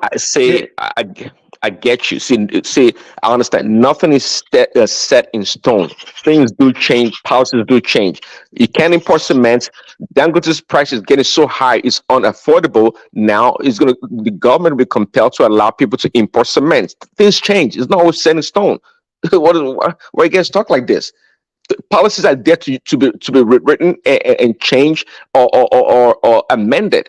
So I know they don't import cement right now, but if the people can afford the price and I can get the cement in from China for $2,000, well, we got to do something about it. I mean, because even the government would want construction to continue because it helps with the development and economy to grow.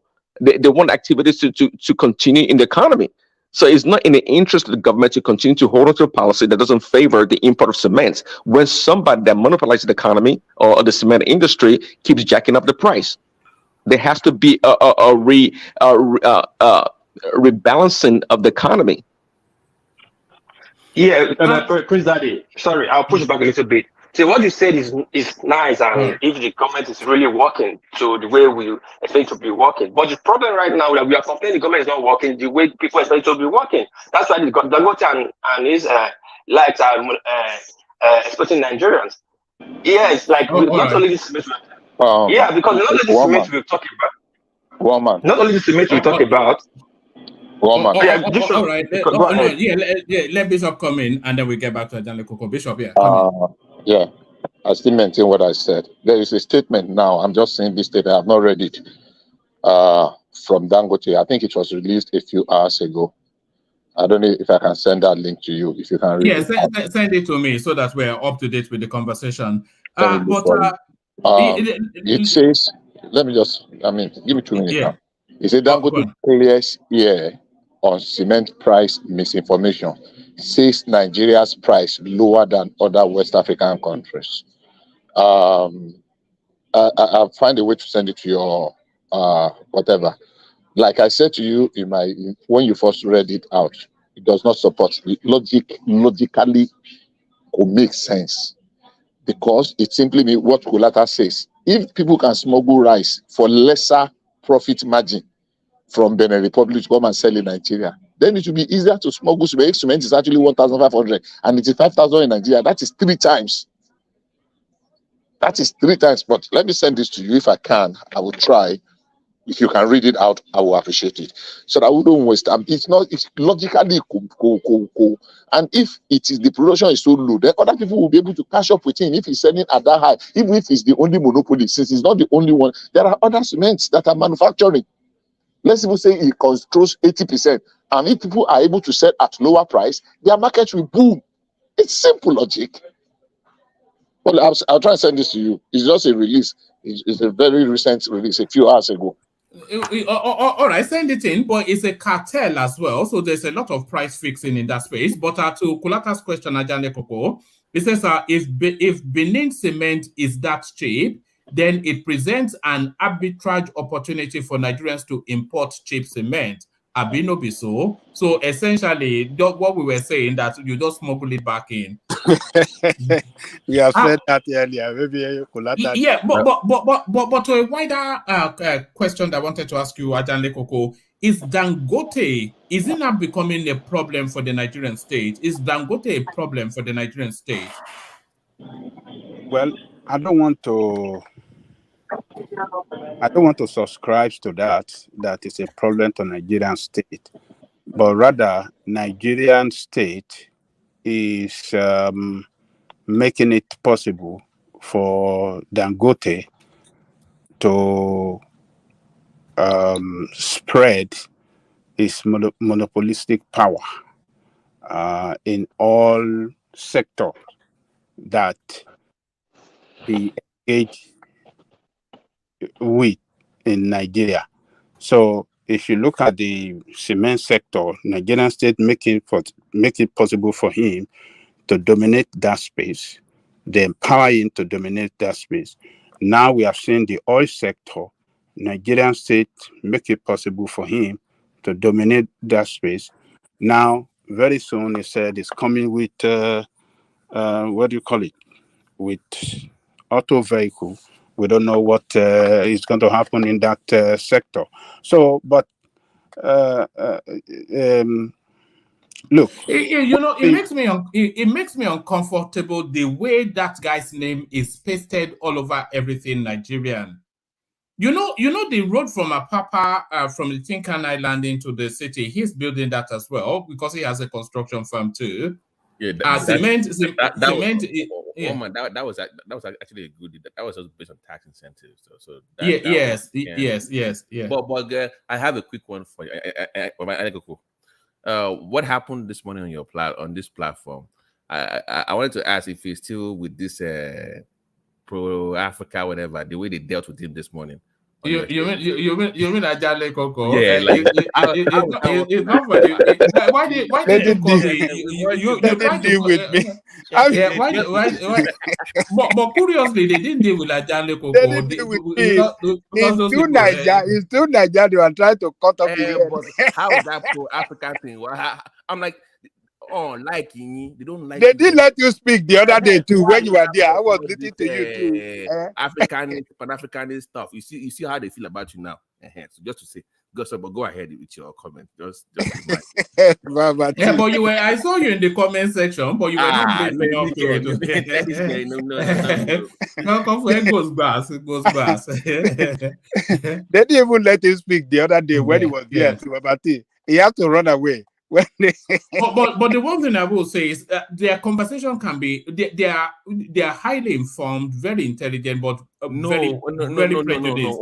Very prejudiced. One man. Remember, you have to remind them of what Nigeria did for the country. Colonists at all. They don't even know the role Nigeria played in their liberation.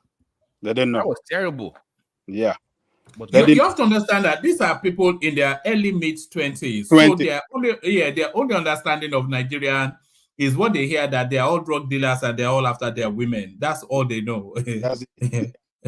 Sorry, Mama, which show was that? Oh, I have a guy that is hosting, like he's doing a cameo hosting on the platform. Are you able to notify all the shareholders if we give you approval or not? Or you have gone to Agbado. No, it's not in Nigeria. No, No. Ajaloko, it's a please. Kenyan. Ajaloko, please tell going to someone, send a letter to one man. What to someone in court? Me, one piece will be here. It won't take approval from us first. Then there will be someone come show. How will you show that? How are we going to when we're board of meetings and discussing? How are we going to defend you, one man? One man, nobody approved that. Nobody approved it. Nobody approved that. You cannot just go out and start creating shows without really the shareholders approving it. But we've been saying we wanted to vary from. No, someone is a general. It does not. One man is a real one man. It's a real one man. It's made a one-man decision. No man. I saw it, Bishop. Solomon is a general. We are in democracy right now, so you cannot take the decision alone. Right? Rather, we do not have a rubber stamp Senate. We, the Senate, are not rubber stamp. We opposite it. How can you do that, Mama? But Ajale Koko enjoyed it. Enjoy with I saw those guys bashing to Nigeria. I say, see how they talk to Nigeria now. See how they rubbish in Nigeria. I say, no, I have to go in there. Ajale Koko, Nigeria has been with those guys for 2-3 years, so they are. They know each other. They go deep. Hold on. I know that because when he came in, it was time to be logical. You know, we are all brothers, we are all Africans. It was given his usual. I'm like, they play, they are watching you. Next thing I know, it was yelling. What do you mean? You know, it was quite a thing, but we see how it goes. Yes, I want to bring that space here to see what we are making of it.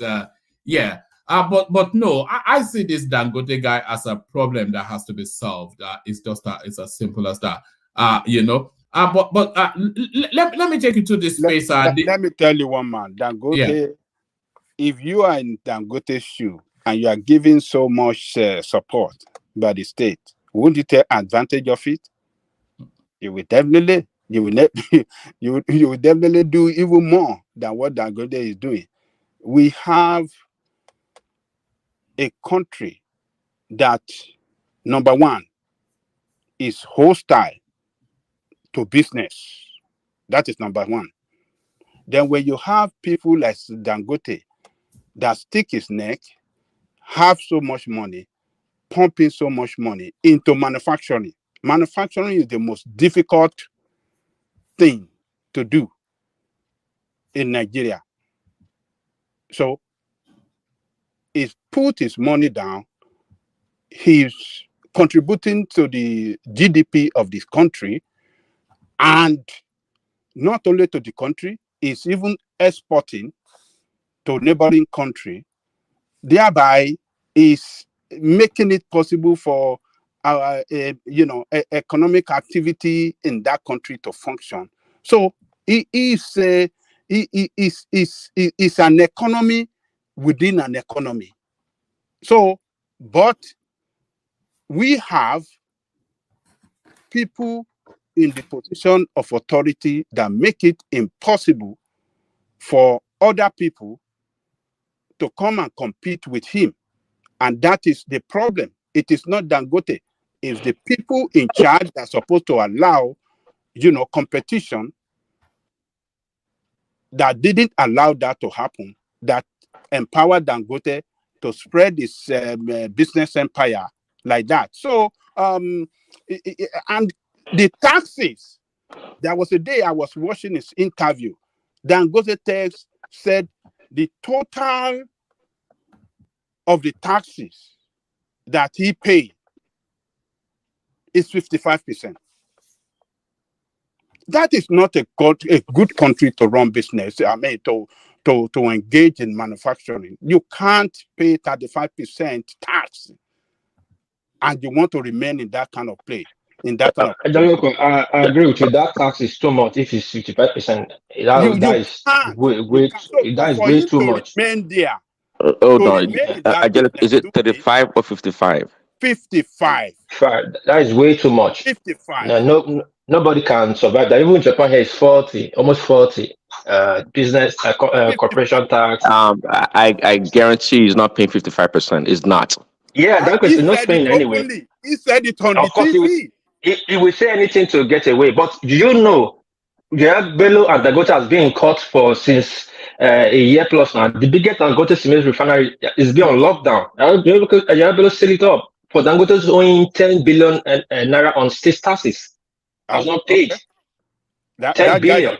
Oh, that please, guy should be guys, that guy should sorry be to commended. cut you guys. Sorry to cut you guys. Can you clarify the actual price? Because I'm reading that they said it's actually almost like somebody saying that is the price of cement in Benin Republic is about 4,600 CFA, about comparable to the same price Dangote is selling it in Nigeria. So Who's saying that? Who's saying that? I've been Bola in the comment section. Can you clarify? Do you live in Benin Republic? Just to clarify, because I'm trying to. Because he's saying that it's not true that 1,500. Yes, I've been trying to check as well. It's the price of cement in Benin Republic. Yeah, like we know the actual. It's not. Maybe I don't think it's 1,500 naira. I'm not sure myself. Well, what Bishop was submitting earlier, it made perfect sense. I mean, if there's a price difference, it wouldn't be that huge. That would just didn't make any sense, and it wouldn't make any sense. And I was going to say also, see, before Dangote was Abiola, right? Okay, and before Abiola, of course, we have all this Carnegie, Vanderbilt overseas in other countries. People monopolizing an economy or an industry is nothing new. Your question, one man, if Dangote will become a problem in Nigeria, of course it will become a problem at this rate, and it's natural. There's nothing unique about it. It will become a problem until Is he already a problem though? Is he already a problem? That's a good question that I can answer, but we would know. The problem is epidemic. Dangote is a cancer to Nigeria economy. If we continue, I would say that's extreme. That's extreme. That's extreme. You see, we don't appreciate. You see, that's the problem. Sorry. No, I think people have a problem. Hold on, what piece? Yeah. I don't have a problem people making money, making a lot of profit. That's not a big thing, but got to keep in mind to do all these activities and be involved with so many production and industries, it takes a lot of investment, a lot of time, dedication. So if it makes profit, so it just shows that Dangote is a human being. We always take advantage of situation if we're not checked. So Dangote will become a problem if he isn't a problem right now. There's no doubt about it, and it's up to the government to respond accordingly. Yeah. Babati, the prices seems to vary from platform to platform. I'm now seeing somewhere they're saying it's 3,699. Yeah, that's what I'm looking at. So that one is more believable than 1.5. Okay, sorry, Babati, but let me repeat to Prince Daddy. I said Dangote is a cancer to Nigeria economic growth, and yes, I stand by it. If Dangote continue to grow like this or continue to operate like this is how cancer grow in the body. It keeps spreading. Before you know it, it will take over everything. Go and look at so many sectors that is locked down and it's not producing anything because Dangote monopoly, from rice to whatever, millet and the rest. Where is Dangote factory in rice? They're all locked down. You use monopoly to lock them down, and price of rice now in Nigeria is skyrocketed. People cannot import in. People cannot create their own factories like that because Dangote has a monopoly over this. Just like Rockefeller during the oil boom, he was controlling almost all the oil company. I want to move on from there, but land that point, and then we move on. Yeah. Yeah, I almost got through. But anyway, I got to control the government and it's control the prices. So we have to break down monopoly from Dangote if our economy wants to grow. Because Dangote controls so many things in our economy, and it's not good for us to grow. Thank you. All right, brilliant. So, let me move you then to the contractor between Reno Mokri, Peter Obi, and Rufai Oseni. So the controversy started when, Reno Mokri is back in Nigeria and it's been flashing all these photo ops with Nuhu Ribadu, Goodluck Jonathan, etc. But so showing off that, look, the eagle has landed. You That's know, right. yeah, but of course, you know, this guy, he has a particular thing for Rufai Oseni, and I think he's on a mission to expose him. So now he's now come out with this narrative of Peter Obi paying for the funeral of Rufai Oseni's father. So now, and it's fixated on that particular point, and it continues to hammer it. So if it's established then that Peter Obi did pay for the funeral of Rufai Oseni's father, does that then completely destroy Rufai Oseni? And then does that also call up Peter Obi in that halo that he has on his head? Well, you see, a Mokre statement is not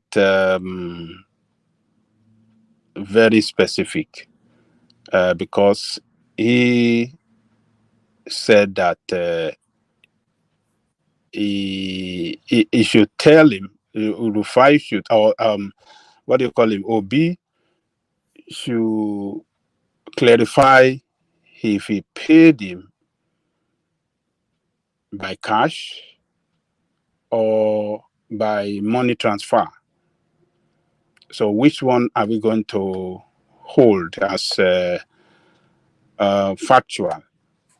It should be very, very specific in a statement. If you really mean that he paid him by cash, it should say, yes, you are paid by cash. If it's by money transfer, he should mention it specifically. So, but is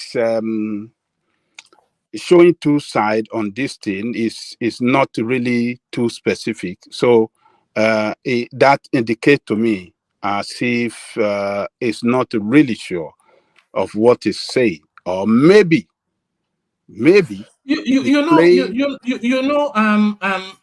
Koko, I'm not sure we can say that he's not, because he's gone to a specific space in Rufai Oseni's life to say that this was what happened in that space. So he must know something for him to say that. He did not say that he paid for his children's school fees. He did not say that he gave him bribe. He did not say he gave him a brown envelope. He did not say anything other than he paid for Rufai Oseni's father's funeral, burial. So that's quite specific. So does he know something? Is what you have to, is really what I'm thinking. It might be making that statement to not, be very specific, so that at the end of the day, if they lie here and there, now Obi came out and said he has never paid anybody, he has never paid any journalist, he has never paid anything. So Obi he has clarified his own reputation there. Is this Yes Daddy Mark II? Is this Yes Daddy Mark II? Because it's a non-denial, listening. Peter Obi said, I did not bribe any journalist to promote me, yes, which is completely different from what is being alleged. So it's right. A non-denial, isn't it? Obi has said something now. He did not bribe. That is number one. And we are waiting for Rufai to say his own part, and we know what is really happening. But in the real sense of it, if Obi gave Rufai some money for his father burial, that is in accordance to our culture. Thank you, Ajanle Koko. Hold on, let Ajanle Koko land. Would that not be deemed as trying to influence him? I will not say that. You see, look, our culture is our culture. We have to accept it. No matter what profession that we practice, our profession does not say that we should not practice our culture. So if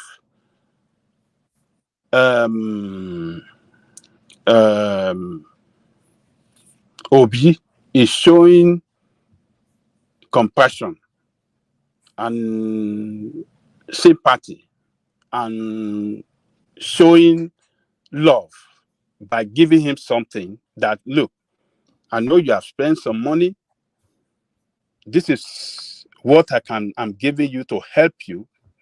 There's nothing wrong in it, as far as I'm concerned. Yeah, Angelico, sorry, I agree. But so the people at the airport and the shipping port, they're practicing their culture, right? No, You know? that one is different. That one is different. He lost his father, and we know what we do when somebody lost his father. People bring gift. So if Obi is complying to our culture by giving him gift for the loss of his dad, he has not done it. Obi have not done anything wrong. Neither did what do you call it? Rufai. Rufai. You know, I thought about it, and I do agree with you actually. But let's not pretend that it doesn't. I mean, seeing Rufai on television, we should not be confused. Is biased towards other parties, especially the APC, when it comes to the support of Peter B. Therefore, Oseni cannot be objective, and we see his interviews, the lowball questions, and how he frames the question and attacks the other side. It's not a fair arbiter. It's not, and I think we all know that. Hold on. The question we should ask is that when did Oseni dad pass away? Thank you, Angelico. That was what I wanted to ask. I think it was 2022. They were. I think the narrative was in 20. I think he said 2022, didn't he? Even if it is 2022, it is not only Rufai that sounds supporting Obi in that studio. It's the entire Arise News. But he So overtly. do you want to say everybody? Do you want to tell me that Abati that spoken against Tinubu sometimes? Are you telling me that Obi bribed them too? Yeah, but Abati, he gives us a veneer of neutrality somewhat. The rest of them gives somewhat of a sheen, a veneer of neutrality. But Rufai is unabashedly just is campaigning for Bina. We everybody knows that. Well, I don't openly campaigning for him. He never openly campaigned. He asked questions and he bashed APC for bad governance of the state. That might not time well with APC supporter, people that support what do you call it? Buhari and Tinubu.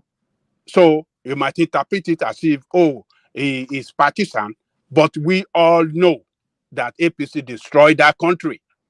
And for Arise to stand up and speak against their bad governance all the time, I think they're doing good for us as a country.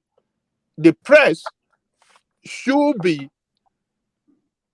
play a leading role in checking the excesses of these criminals we have in the position of leadership in our country that have brought us down to where we are today. As a country that fit for no purpose. So when sorry. Yes, you can say something. Yeah, please, can you refresh one man's mind and his co-APC supporter or Spotify supporter that when the owner of China's mother died, both the PDP, APC, Labour people in that funeral, they all donated money to Abayomi, what's his name called. So is that was a bribery too? We saw on TV. Yes, we can't be mischievous. We can't allow a mockery to use his political sentiment and his efforts to destroy somebody. So you find nothing wrong with that? I find nothing wrong in it. That Peter Obi funded the burial of Oseni. What does it mean by funded? He signed the check for it. That's what that means. And you don't feel that colors how Rufai Oseni has been reporting on the election. Out with his fact. If what does it mean by funded? If Obi gave him gift, there's nothing wrong. It's in line with Sanwo-Olu gave him gift too. So now Sanwo-Olu is bribing Rufai to James father's burial. So that is in practice of our culture. Why should that be mischievously described as a bribe by a mockery? No, see, it's not about him getting a gift for his father's funeral. It's more about exposing Rufai on how deep he is when it comes to this politics. So Rufai is not a fair guy, just like I said. We all know that when it comes to this politics, is not fair in his analysis, and it's just to expose him really, because Rufai likes to pretend to be holier than thou. But it has its own shortcomings also. Remember when it comes on television, it talks about it is the kind of person that tells everybody else the right things to do. But when it comes to him, Yeah, it's it, sanctimonious and moralizing all the time. Yeah. exactly, and I think you also brought. Sorry, Angelica. A few months ago, maybe last year, sometimes when he had an encounter with a police officer, and the way he behaved, and even threatened the police officer that was going to call the governor because he had him on speed dial, and it behaved so badly. But when he comes on television, he tells everybody else how to behave. Now he had an opportunity actually to present himself and show the rest of Nigerians how to behave, regardless of your position or title in society. He didn't do that. He behaved like the rest of us. So who the hell is he? Is the Prince question. Daddy, Prince Daddy. Let me ask you this question: Is Fox News co-host presenters, are they right? Are they married right or wrong? The co-presenter. Come on, see, I know how this game works. See, the No. webinar, I right ask you a simple television. question.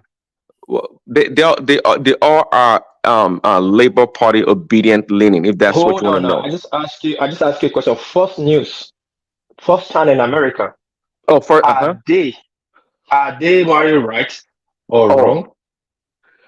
well, No, no, to no. to to ask to answer your question right now, they're not right anymore. They used to be starkly right, not anymore. They are, you can't even call them middle. They just like they fluctuate like back and forth. So I know where Prince, you're going, and I'm not against. Prince I'm not. Daddy, Prince Daddy, Yeah. sorry. Since I was born, now I'm about my 50. I've never seen where Fox News support Democrat. Oh, They will well, always bash Democrat from all their presenters, they are best of the best. They all no, no. against any Democrat government. See, I So agree with now, why are you. you I talking about? agree Why are you with not you. putting? No, Hold on, no, now. Why are no. you putting Yeah. Useni? Hold on, one man. Why are you putting Useni on the spotlight? If he's putting a party, these are news presenters. They all have their lineage. There's challenge there that has lineage to PDP. If Arise have lineage to Labour, it's fine. TVC can have lineage to APC. It's I political. They I have to agree with you. criticize. I So I agree don't with know why you. you're putting. No. I agree with you. And I said, some of this, even here in America, for example, even the newspapers, they announce their support or alliance to a political party or individual. They do that all the time, but that's not the problem. I'm just trying to point out El Rufai as an individual that is duplicitous in the way he presents himself. That's what I'm saying. I don't care if he supports Peter B. That's not even the problem. I've seen the picture that woman showed earlier with him and Peter B hanging out. That's okay, but don't think we are. No, I mean we're not smart enough to read between the lines that this is what is going on. But it's the verified person that I'm talking about. Dr. Batty is there also. Aya and what you call it, the other lady. They all, we know how where they're leaning. That's not a big deal. Just like you said, then you have TVC, you have Channels Television, which is more neutral than the rest of us, and TVC is more APC or Tinubu leaning. And also, in addition to that, Prince Daddy, the Fox and all of this, they are on. They are factually, officially partisan, and they openly tell you that they bat for one side. Correct. But Arise TV, they present themselves as honest arbiters of facts and truth. So they present as non-aligned, but then the bias of that particular journalist is just it shines like a beacon. Let me tell you one man. What Reno is doing is what is described as assassination of character. He is just trying everything to destroy Oseni and for his name to keep reigning in the news media. This incident, Papa Oseni died in 2022. We went through the election activities, presidential election, electioneering process, and all this. Why didn't he mention it? Why is he coming up with it now? He knew that all this. Why is he coming out with it now? It's just, I mean, I think he should be questioned too. He should be questioned. I don't see anything wrong in what Obi has done, if Obi have even done so by giving Oseni money for the burial of his father. It's in line with our culture. We Baba cannot Jande take Koko. culture Sorry. away for one, what is described as, some people are saying, professionalist ethics. Which professional ethics? We say that your father died, somebody is giving you a gift, you say you are not taking it. Hello. Did The you minimum ask for the gift? standard. Yes. Let me say this. You will come in. Yeah. Did he ask for the gift? If he didn't ask for this gift, it is not bribery. He willingly gave him the money. No. Hello, Baba Jande Koko. You don't have to ask for a bribe. No. It's not a bribe. He didn't ask. It is for an incident that happened. Okay. Is it an inducement? Is it an inducement? Is not inducement. Gift will come from various quarters. When such an incident happens to you. Sorry. No. Ẹ má gbé culture wá tẹ́ bá fẹ́ dẹ́ ká keep standard. Baba Jande Koko. Do we really want to fix our society, or when it comes to our own issue, we bring three things: religion, age, and culture, so that we hide under what we are at, we are airing, and we use that to excuse ourselves. The minimum journalistic standard is for full disclosure. Journalists will always use that word for full disclosure. Was there any point Rufai made that? He didn't. Full disclosure of what? When journalists have something, they always have full disclosure. They will say it. Disclosure of what? Baba Jande Koko, this argument does not make sense anymore. Rufai Oseni is not the only son of Pa Oseni.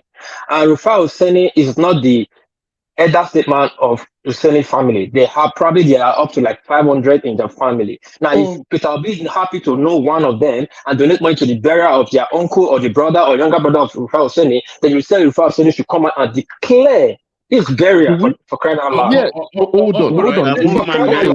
Okay, wait. Okay, hold on. One man, why are they not talking about Saulu gift and the other APC gifts? Can you not hear me, please? I said, sorry. Please. Sorry. Yeah, hold on. Let the Prime make a comment, Baba make a comment, and then round off that space, Jande Koko. I think we've been there too long. The Prime. Okay, let's put it like this. If Rufai Oseni is just reading the news, it's different. But when he is trying to project opinion that he has been induced by gift, even the Bible says gift corrupts the wise. Why are we shying away from it? That is one. The second thing, and when you get gift like that, it is let me say hello to Peter Obio. He gave me something to support my father's burial.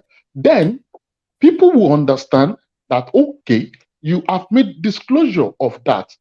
As a civil servant in America, you don't take gift. Baba Jande Koko, you know that. So if he had collected something from him, he could have disclosed it at one point. Then it becomes normal. But not disclosing it and trying to continue to paint this narrative like everything he's doing, he is not induced. He's trying to fool the whole lot of us. We should not hide under culture of anything. Even in some position where you are, when you get some gift, you have to say it. Somebody gave me this. Then people will understand, like, okay, they can balance your actions and inducement. If he didn't do that, that's wrong. He's a public figure. It's against journalistic ethics. And secondly, he has become a public figure. He has made himself the news. He's no longer saying the news. He is now the news. It's not good for journalism. That's it, please. All right. Thank you. Sorry, what piece? If my voice came across a bit abrupt there, I think it may well have. But coming, Baba. Yes. Good evening, folks. Thanks for the opportunity. First, I want to talk about the profession that is called journalism. It demands high ethics. I was listening to, I think, Erin Bennett, a lady who works for CNN, a couple of weeks back, and she was interviewing George Conway, the husband of Kellyanne Conway. I guess we all know her. And before the interview started, she made, I will call it a disclaimer also. He said, "This man I'm about to interview is my brother-in-law." She was upfront with it. And I realized that's what their ethics really demanded. That's how good that guidelines for journalists are. She was upfront. Nothing. This man is my brother-in-law, so you will know where he's coming from. And if you're a journalist like in the US, let's talk about Tucker Carlson. When they say Tucker Carlson, you know exactly where he belongs. You know he's a Trumpite. Definitely. So our own journalists. Sorry, Baba. 190 million views. The interview with unbelievable, but carry on with Trump. 190 million views. So this is the thing. Reno Mokri and Rufai, they are family. So we died in their fight, we don't know. Because according to Omokri, I listened to his interview on Sheyin Okinbaloye podcast. He said El Rufai and his half brothers and sisters holiday in their house. That his El Rufai half brother and sisters are his own cousins, but they is not El Rufai. El Rufai is not his cousin. He comes with his half brothers and sisters to their house, so they go really way back. They go way, way back. So if he said something, there is something there. And I start to wonder the way he pontificates every morning. That's not journalism. It's like he lectures everybody. And he goes verbose once in a while. Mm-hmm. And I get really surprised. That is not journalism. That is 100% undiluted partisanship. Thank you. All right, brilliant. Round of that space, Ajanle Koko, and then we go on to our Bishop. Well, thank you, Baba, for telling us that they have a kind of family relationship, Rufai and what do you call him? Mokri. So, but for Mokri to come and spread this, I call it nonsensical information that is aimed at generating controversy around Rufai. It's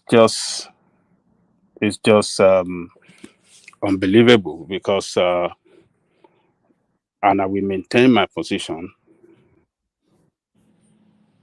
Obi have done nothing wrong to give him gift.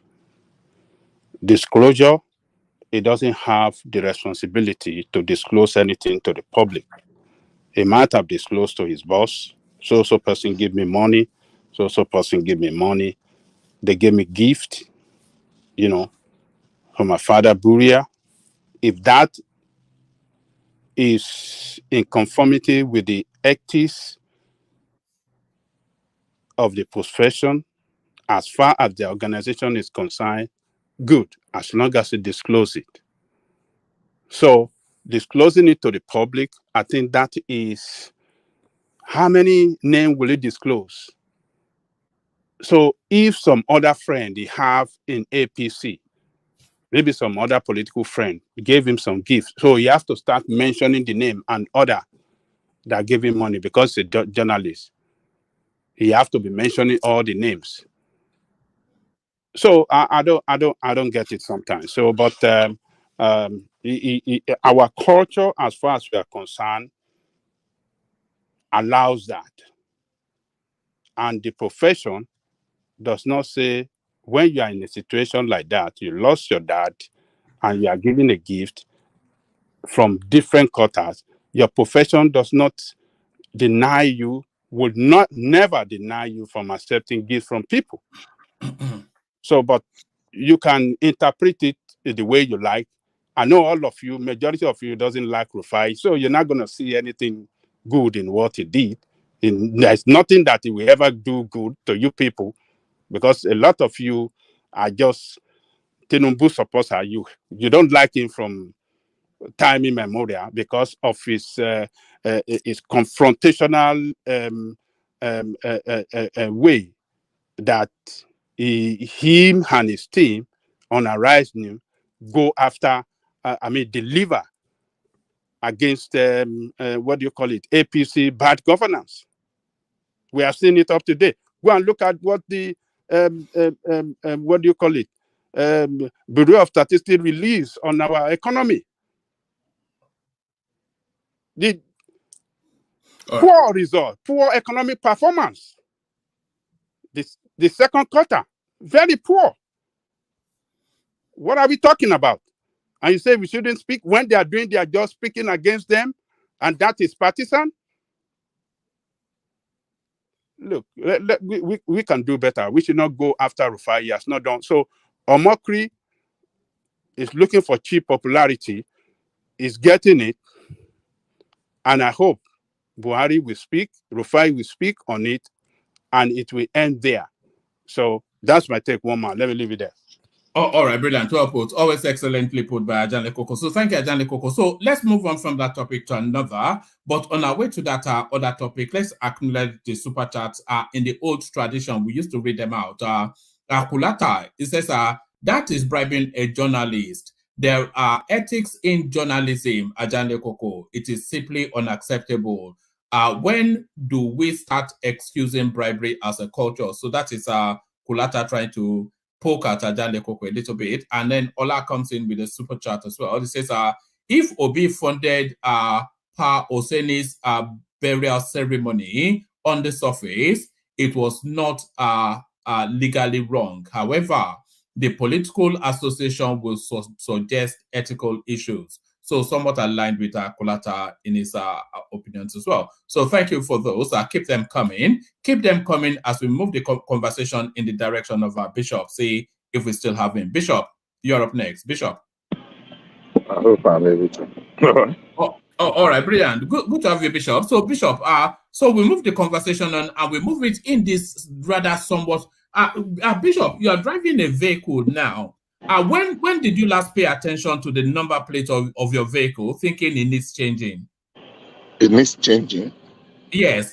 So this is what they've come up with. Yes, this is what they've come up with in Nigeria now. They are saying after every 3 years, especially in Abuja, that your license plate would have faded, and they are charging you 25,000 naira for replacement. Well, is this Tinubu and is tax them by all means necessary? Well, in the US, in the state I live, every year you renew your tag. You pay $20 to renew your tag. And even in the state I live, also they introduce, what do you call it, emission. You need to go and do emission.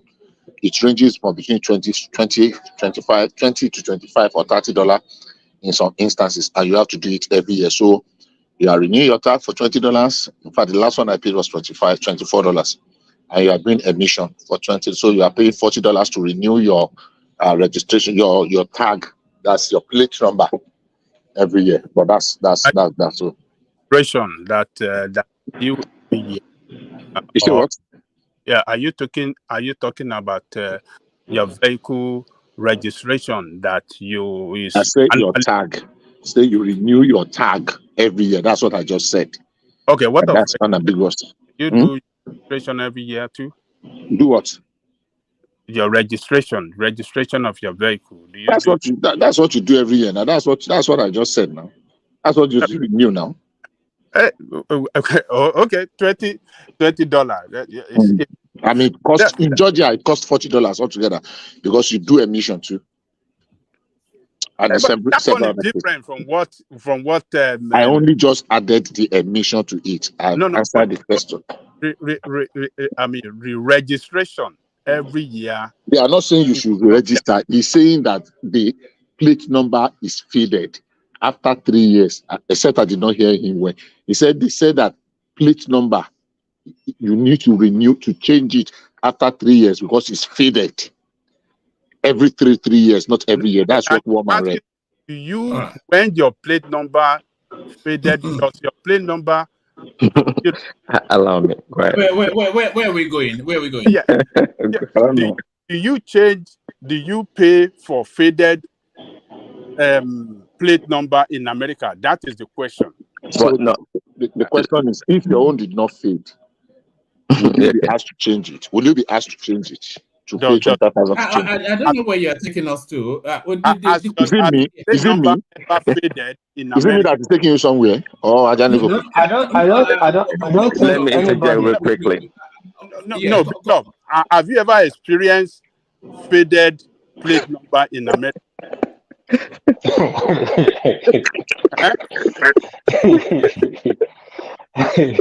That is the question. Allow me. See, when Tinubu or the government is trying to find creative ways to make money, this is part of it. This is just part of it. Yes, we don't pay for faded. In fact, sometimes you can barely read the license plate of some older vehicles, right? That's not the point here. But somehow, some way, just like Bishop said, we pay for tax, we pay for what they call DEQ or emission standard. We pay for a whole bunch of stuff for driving vehicles. We do pay.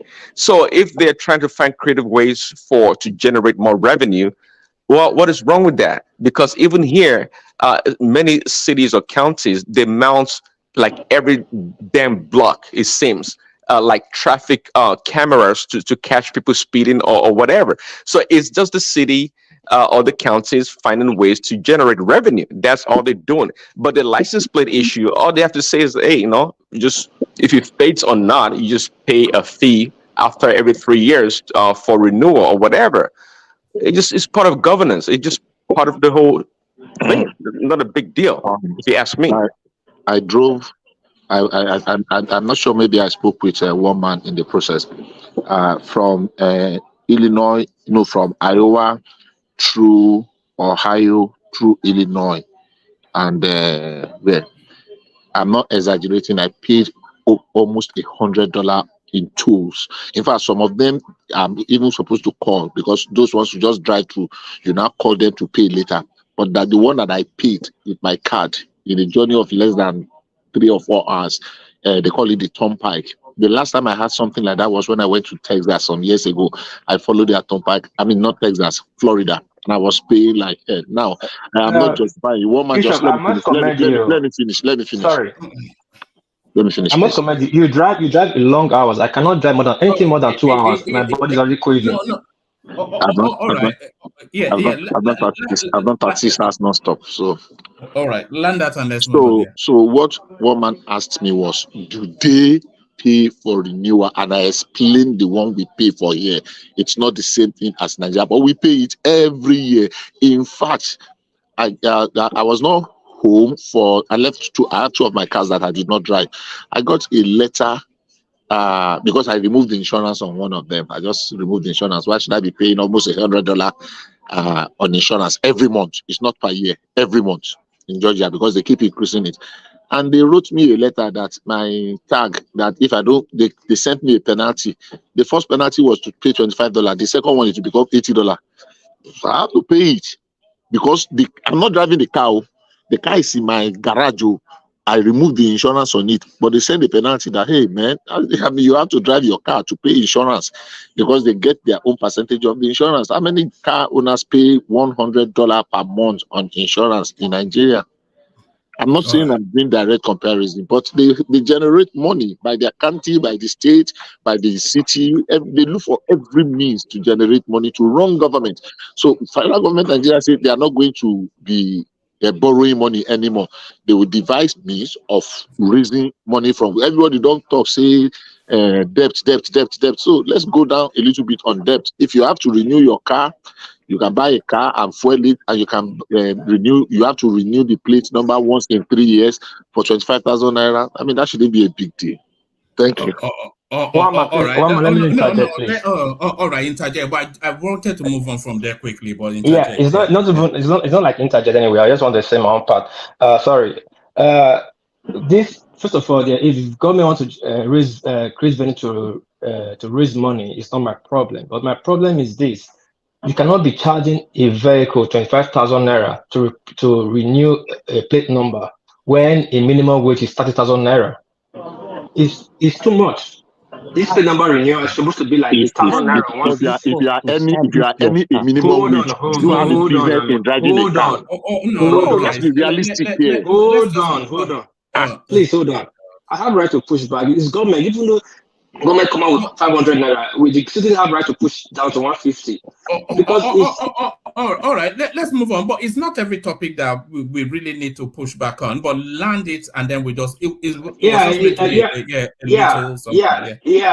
Like for me in Japan, I pay my car insurance is on my own whatever, how they say, prerogative. I choose to put car insurance in my car or not to put car insurance in my car. That's my own prerogative. Then I renew my car every 3 years or every 2 years. We do shaken, they check the car is road worthy. But I never pay for plate number every year in this country. Every country is different. And in Nigeria, trying to raise because cars are already paying a lot of taxes in Nigeria. Every state they collect tax more from commercial and private vehicles. They collect a lot of money from them. Now you are bringing out 25,000 naira. That is too much. It's one too Look, much. let's stop this opposition to everything. Listen, let's stop this opposition to everything.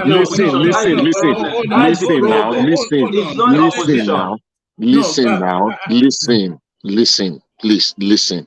Number one, it was only a little story. I didn't really want us to spend a lot of time. If you are any 30,000 naira minimum wage, you don't have any business driving a car in Nigeria. That's number one. You don't have a business, so it's not everything will be using minimum wage to measure.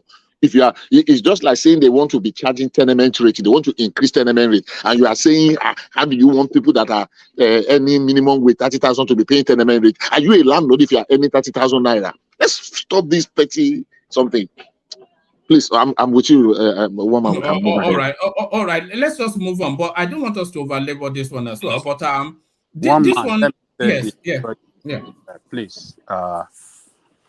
It is not everything that our government is doing in Nigeria, and particularly they are doing wrong, that we have to find justification to, citing what happened in America to justify it. There's difference between vehicle registration and plate number. What one man is saying is that this is a plate number you paid for. You pay for it. And you will still renew your paper if your paper expires. Hold on. You paid for this plate number. They make inferior plate number that cannot stand the test of time that we paid out for you. And once it is noticed that, oh, look at this guy driving it with a faded, plate number, then they have to fine you for 25,000. Who should be blamed? Are you the one that is giving an inferior plate number that is not made well, that is not made with quality product to stand the test of time, or them. And upon that, you still have to do your registration every year with it. I don't know whether they do every year registration. We know that every year is a regular year, but I don't know. But They do for every time, year. They do every year too. they do They it also every do year every there. year. So you will do your registration every year, and the plate number they gave you, once it's faded, they want to charge you. Is it your fault that thing has to go and fade? They are not serious. They are not I mean, serious. look, don't let us use this just because they just say of Number bringing one, down number so one, they get it number down. one. Ajani Koko. Number one, And please. Bishop is citing his own state that he Ajani paid Koko. $20 Ajani Koko. every Hold year for on now. renewal. Ajani Koko. I You are not pay the one. $100 Ajani every Koko. year for renewal for my registration. Ajani Koko. They already added Nobody 1,000 naira to you every owners, no vehicle owners last Ajani time. Koko. Ajani Koko. Number one, perish this idea that whatever you as an individual say is wrong about Nigeria is should automatically be wrong for everybody.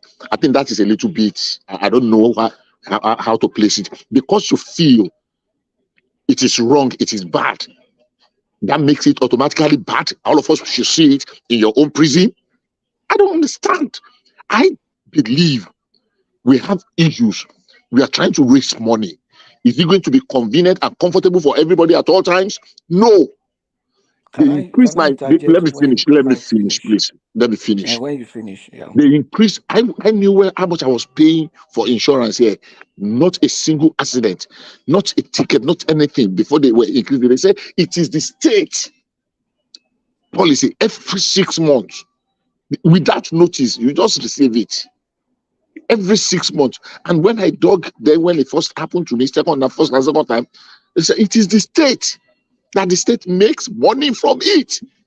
It is, look, we want good governance, we want some amenities and infrastructure. It is being funded. They were borrowing money, everybody was shouting, oh, we are indebted, they are borrowing debt, they are putting us in debt generation of one. Now they are trying to devise means of raising money. Look, if you cannot pay 25,000 naira, pack your car or go and sell it.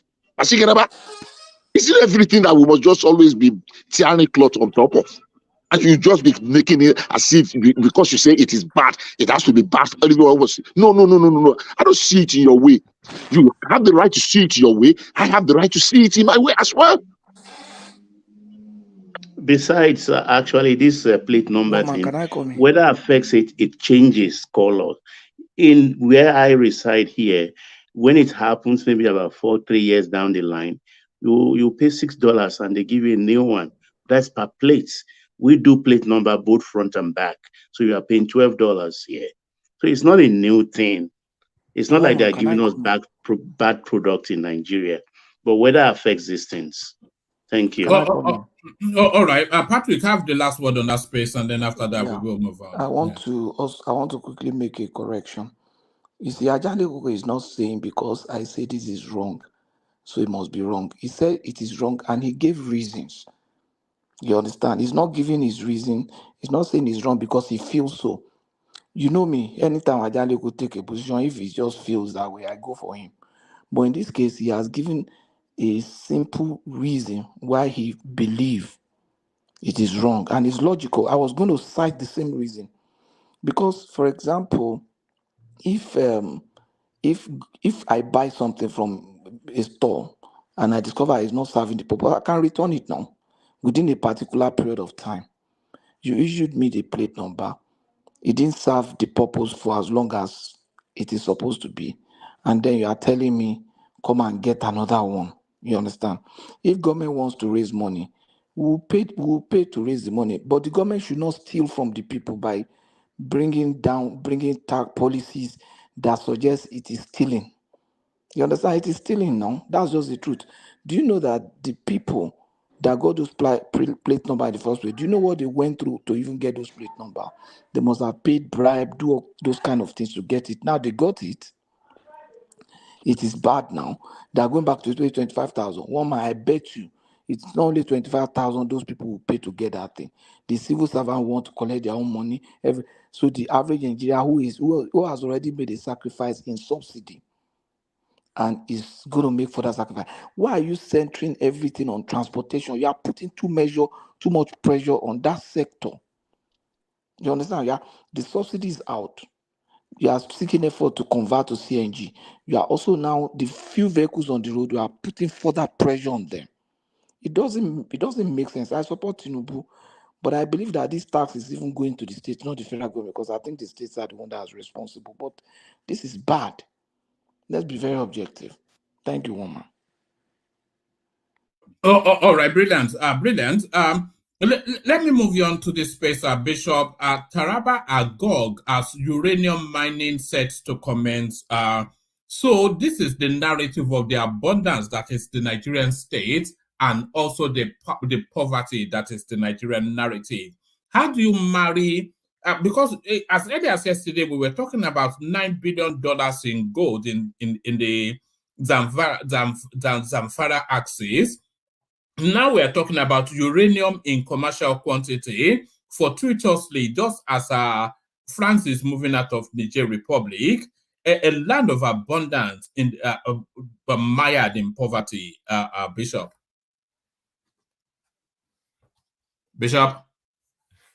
No. Can anyone hear me? Yeah. Yeah, I was muted. I was talking already. All right, carry on. Unfortunately, I've not read this. I don't know if we have prepared the groundwork for the effects and the consequences of the mining and what is going to happen to it. So I don't know. I have not I've not read the news, so it will be difficult for me, because if they want to do it, I really want them to do it very well, the mining of it, to formalize it, so that if there are side effects, consequences, environmental impact assessment, and the rest, let's do it. At least let's get something straight. Let's get it well. So Bishop, I was looking at it more from the angle of the abundance of resources in commercial quantities in Nigeria, vis-a-vis the poverty of the state. So I wasn't looking at it from the environmental impact, or you can go at it from that angle. But I was looking at it. Yeah. There are several angles to look at it. What I'm saying is that I have not really taken time. I know there are quite a few, but they have impact as well on the environment. The mining, the consequence. So it's not just looking at how much money. How do we mitigate the effect? How are we not going to be having the same problem we have when we began to mine, to drill oil, the environmental degradation? So I don't want them to rush into it. If all the groundwork is completed and they want to mine it, at least as a clean, what do you call it then? Are we going to be exporting it the way we were exporting oil before, that we're not adding value? If they are going to go the old way, I think they should just hold on, do the plan. If it's going to take them 2, 3 years or 4 years to do the planning, and when they commence, they know they are commencing. Are we adding value? Is it something we can use locally? Do we need to build a plant? Do we need to do, So that's it. But I have not read this, so maybe I will not be competent to say. But those are just my views. All right. Let me take you to this one more space, and then we'll go on to. I sent you. Sorry. I sent you something about that Dangote something. I thought you would read it, because it shed light on what we were. Yes, I thought the conversation had moved because I think Babati but went and pulled up. The fact there is we still left it facts? In the realm. No, the fact that price that we were quoting is completely untrue. Absolutely. Well, it doesn't. What you sent doesn't establish. That's a press release from Dangote. And they quoted their price both here and in Benin Republic. And you think that is not so? But you believe the one that we picked on on Twitter by some what do you call it now, from random person that did not even go there. We believe that one. We were banding those prices, but the company have now told us how much they are selling there. But that one is not relevant. I'm not really that fussed about the company's press release, but in the course of that conversation, we've done just a cause research to find that there's a lot of I think Babati did it. He sent it to the private chat. I also did it, and people in the comment section did it as well. And there's so much chasm in the prices that was being quoted that we just abandoned it. So we like I said, so we've done that already. I've heard you. All right, let's move on. All right. Let me take you to this final space. So this is the narrative of the palliatives that is being spread around, and this is what purports to be palliative. This is the insulation for the oil subsidy in Nasarawa State. So somebody sent this in, just start to gauge reactions. So give us your reactions then to this now purported palliatives by Tinubu's administration. I don't know where this comes from. Even the ridiculousness of this. This is funny. This cannot be true. But the ridiculousness of this. The ridiculousness of this, and for anybody that wants to believe in this, well, I mean, it's fear on them. That's fine, but I don't think so.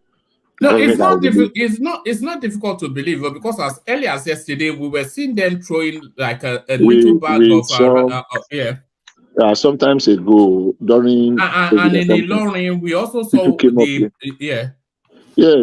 rush. The one in Ilorin, that the way people rush. The one in Bayelsa, where people went to ransack something. But this particular picture that you are showing, this is not more than 1 cup or 2 cups of rice. If it is even rice, I'm not seeing it very well because I'm looking at it on my phone. So I really don't really. Maybe if there's more light on it, but what the federal government gives to the state to share is in the open, 5 billion naira and some trailers of whether 5 how many trailers of bag of rice. If one trailer is 600 bags, that's about 3,000 bags of rice. Even if they share it into 10 kg, 3,000 bags, which is 50 kg, 10 kg, that's times 5. That's almost about how many? We are sure that it will not be as bad as this, because definitely it's not everybody that will really go there. But I don't want to believe this. You can count the number of is it spaghetti or what is one spaghetti? I don't think that thing is more than 10. The spaghetti there. How can somebody bring it? I think some people just mischievously did this to just. This is not mischievous, Bishop. This is real. There's nothing mischievous about this. Are you there? It's every negative news that this is real. This is real. This is the palliative. Whether you want to believe it or not. I have had you in particular. If you want to blame the state government, blame the state government. Every negative thing about Nigeria. Every negative thing. Hold on, everybody. Don't go after the personalities. Go after their narrative. I did not go after personality. Did I go after personality? No. I'm not ashamed of what I said. No. Just hold on. Let's Ekene present what he has to say, and then you can push back. So Ekene. One man, this is real. There is nothing like you don't know whether it's real or it's not real. The only thing you have to do, if you have to blame the state governors, you blame them. Because there was even a report from Imo State that Hope Uzodimma have already diverted 3 billion naira out of the 5 billion. Then in Bayelsa State, they ordered the palliative, they put it in warehouse, and people have to go to that warehouse to break the warehouse and start cutting away those palliative. Even the they now start to find out that even. Hold on, Ekene. They are saying what they broke into in Bayelsa State were actually private people's warehouses, not government warehouses. No, not private people warehouse. What you saw there, even the palliative for this during that time of flood that happened in Bayelsa State, the palliative we are still in those warehouses. The labels are there. It's true. So there is nothing like this is not true or it's not or it's true. Whether it's true or not, this is true. The state governors are wicked. The governors are wicked. Report from Imo State said that Hope Uzodimma have diverted 3 billion out of the 5 billion given to the state. So what are we defending? Thank you, one man. All right, back to you, Bishop. I don't want to go on to that. When I see the facts to it, I don't believe that that's palm oil that is tied into is the palliative that the state is giving. Anybody that wants to believe it can believe it. I don't believe it. He said that you said it confidently now. Opus Agreement has already diverted 3 billion, saying it as if you were there when they were sharing, when they were diverting it together. There must be a limit to partisanship. And this obvious, I'm not going after an individual, but I don't want to make any comment furthermore on that one. You say this is from somebody that is verified on Twitter, which gives it maybe not credibility, but it gives it a little bit of something. It says that this is how palliative was distributed in some local government areas in Nasarawa State, as reported by beneficiaries. So this one now, it says this is what my mother got from the support given by Nasarawa State Governor in Kefi local government. Okay. But yes, but hold on. Let me read it out, and then you can push back. It says, this is what my mother got from the support given by Nasarawa State Governor in Kefi local government. But some unfaithful, wicked people are the ones who are not faithful. So whatever that means, but this is what the mother got, which is what we're saying here. So that's what the mother got. Yeah. So let me put this. Let me use this analogy. They wanted to give 8,000 to 12 million families. We condemned it. Oh, there is no data. There is no name. Which register are they going to use? It just struck me now. What register are they now using to share for these people? Now let's look at it from this angle. If they give 100 bags of rice to 1 million people, how much will reach one person? Because we condemned the money, everybody, even on this our platform. Oh, the $8,000, oh, the state government has said. So the state government wanted to hijack it. I use that word here, there. That the state government, when they do what they wanted to do with it, we should not come back and say, oh, now the state government have hijacked it. They have done it the way they wanted to do it, because every one of us opposed when federal government, oh, there is no social register. Oh, there is no, it's not going to get. Which way are we really going to go? I am not in support of this. I don't believe it, but assuming it is true, that was exactly what we called for. That was what we clamored for. That federal government cannot handle it because they did not have the register. We condemn the 8,000. Oh, 8,000 cannot do anything. 8,000 cannot feed one person. We condemn everything. Now this is the direction they have gone. And I said, if you remember very well, I remember that if they go the direction of this state government, it is going to be worse than giving the people 8,000. So assuming that this is actually correct, we invited this, which is shameful. I still don't believe, because palm oil not even did the thing where they say made a share. So seeing palm oil there and those sticks of macaroni, I don't know what they will share that stick. So that sticks of macaroni and the side, that rice is not up to 2 milk, what do you call it? 2 tin milk tin. Rice agolomeji. So I will leave it at that. When the news, the real fact comes out, then maybe we'll make better comment. But as far as I'm concerned, I don't believe that. And please, before you go, I wanted to just because I couldn't interject when you were treating the issue of Rufai Oseni. I think one thing we cannot, if we can just try and get a middle ground, one thing we cannot take away from the partisanship and the bias and the obvious hatred and what do you call it? What's that word now? Of Rufai. I mean, not Rufai. Rufai Oseni have shown that he have a preference. So he was never able to differentiate. You can be partisan, but when you are dealing with issues, let it be fact. His hatred, the toxicity that he exhibit when he was the one that was pleading to, oh, APC will implode. So he brought his partisanship into his professional conduct, the way he was conducting himself on every. If anybody comes that seems to be talking in favor of APC, you will see his hostility, very obvious, and everybody sees it. In fact, you see the way the way this elder Baba Robert Clark chided him. Say, come on, this your opposition is too much. You are too partisan. He told him openly, so that his partisan is not a secret. It's not. Is Peter will be free to give him gifts for his father burial? Absolutely. But Rufai cannot tell us that gift had not tainted his or clouded his judgment. It cannot. All you need to do is bring like 5 or 10 of his interviews with different people. So was Obi wrong to have given him gift? No. Was he wrong to have collected the gift? No. But was he wrong to have allowed the gift to cloud his judgment in the way he was dealing with other? Yes, because that means he killed professionalism to the dustbin. Thank you. No, sorry, I was muted and I was talking. Yes, I was saying brilliant. I concur somewhat with everything you said about Rufai Oseni. Is not a fit for purpose journalist. And as soon as the whole of the judiciary space ends with this thing, it would have lost it because, of course, the obedience will move. A lot of them will either move back to their private lives or a lot of them will move maybe far right towards the Simon Ekpa narrative, but certainly they would not be in his space anymore. And then it would have lost his luster and it would just become some tragic figure.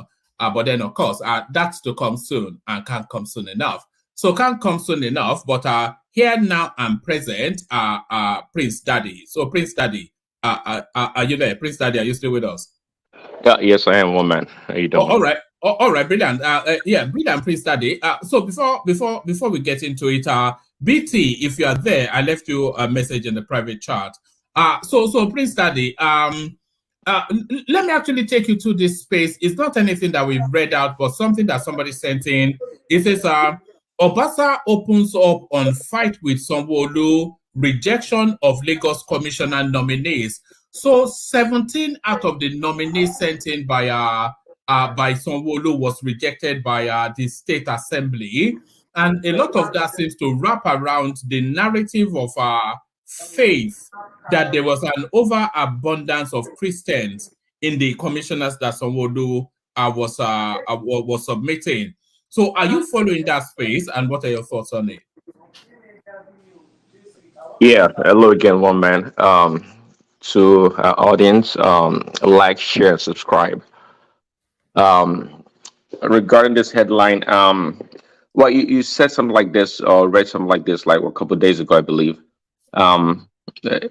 So now the national concern of Muslim Christian thing during the election has crept into the state government. Yeah, I never thought such an issue would be a thing in Lagos, especially, quite frankly. Yeah, it's never been the case that we talk about Christian or Muslim, especially if they're both Yorubas. It's never been the case. The fact that it's coming up right now, it's quite interesting actually, and I don't really know what to make of it. The only thing I would say is that, and also ethnic component to it.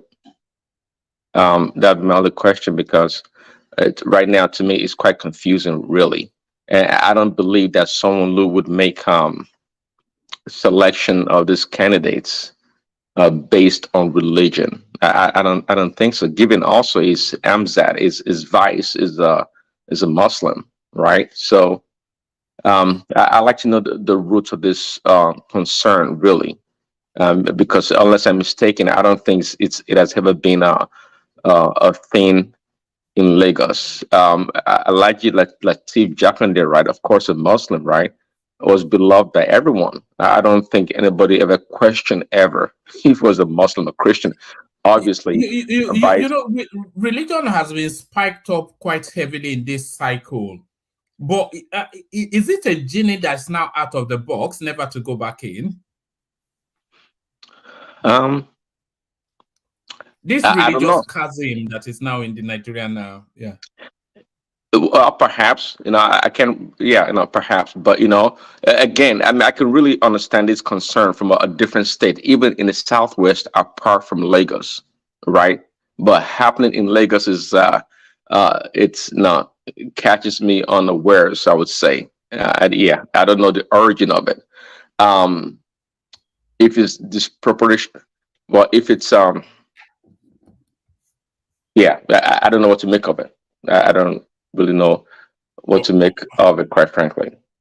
All right. Let me take you then to let me take you to this yes, actually let me take you back to the to the 25,000 because I'm not sure that Bishop came at it from the angle that I was presenting it.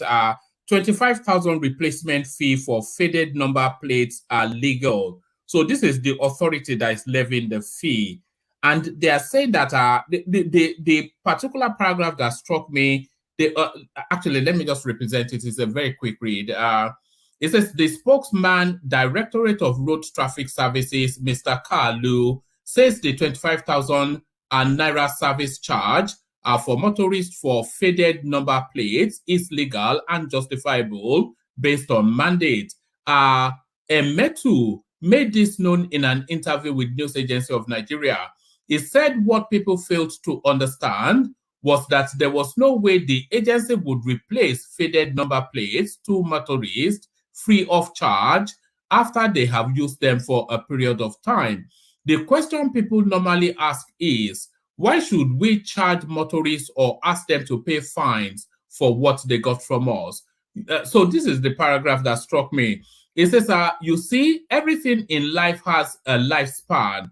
A situation where somebody uses a number plate, say 2 to 3 years, not minding the way the person is using it, and it gets faded. So what they are saying essentially is that the number plates in Nigeria has a 2 to 3 year lifespan, and after that, you have to fork out some more money for a replacement.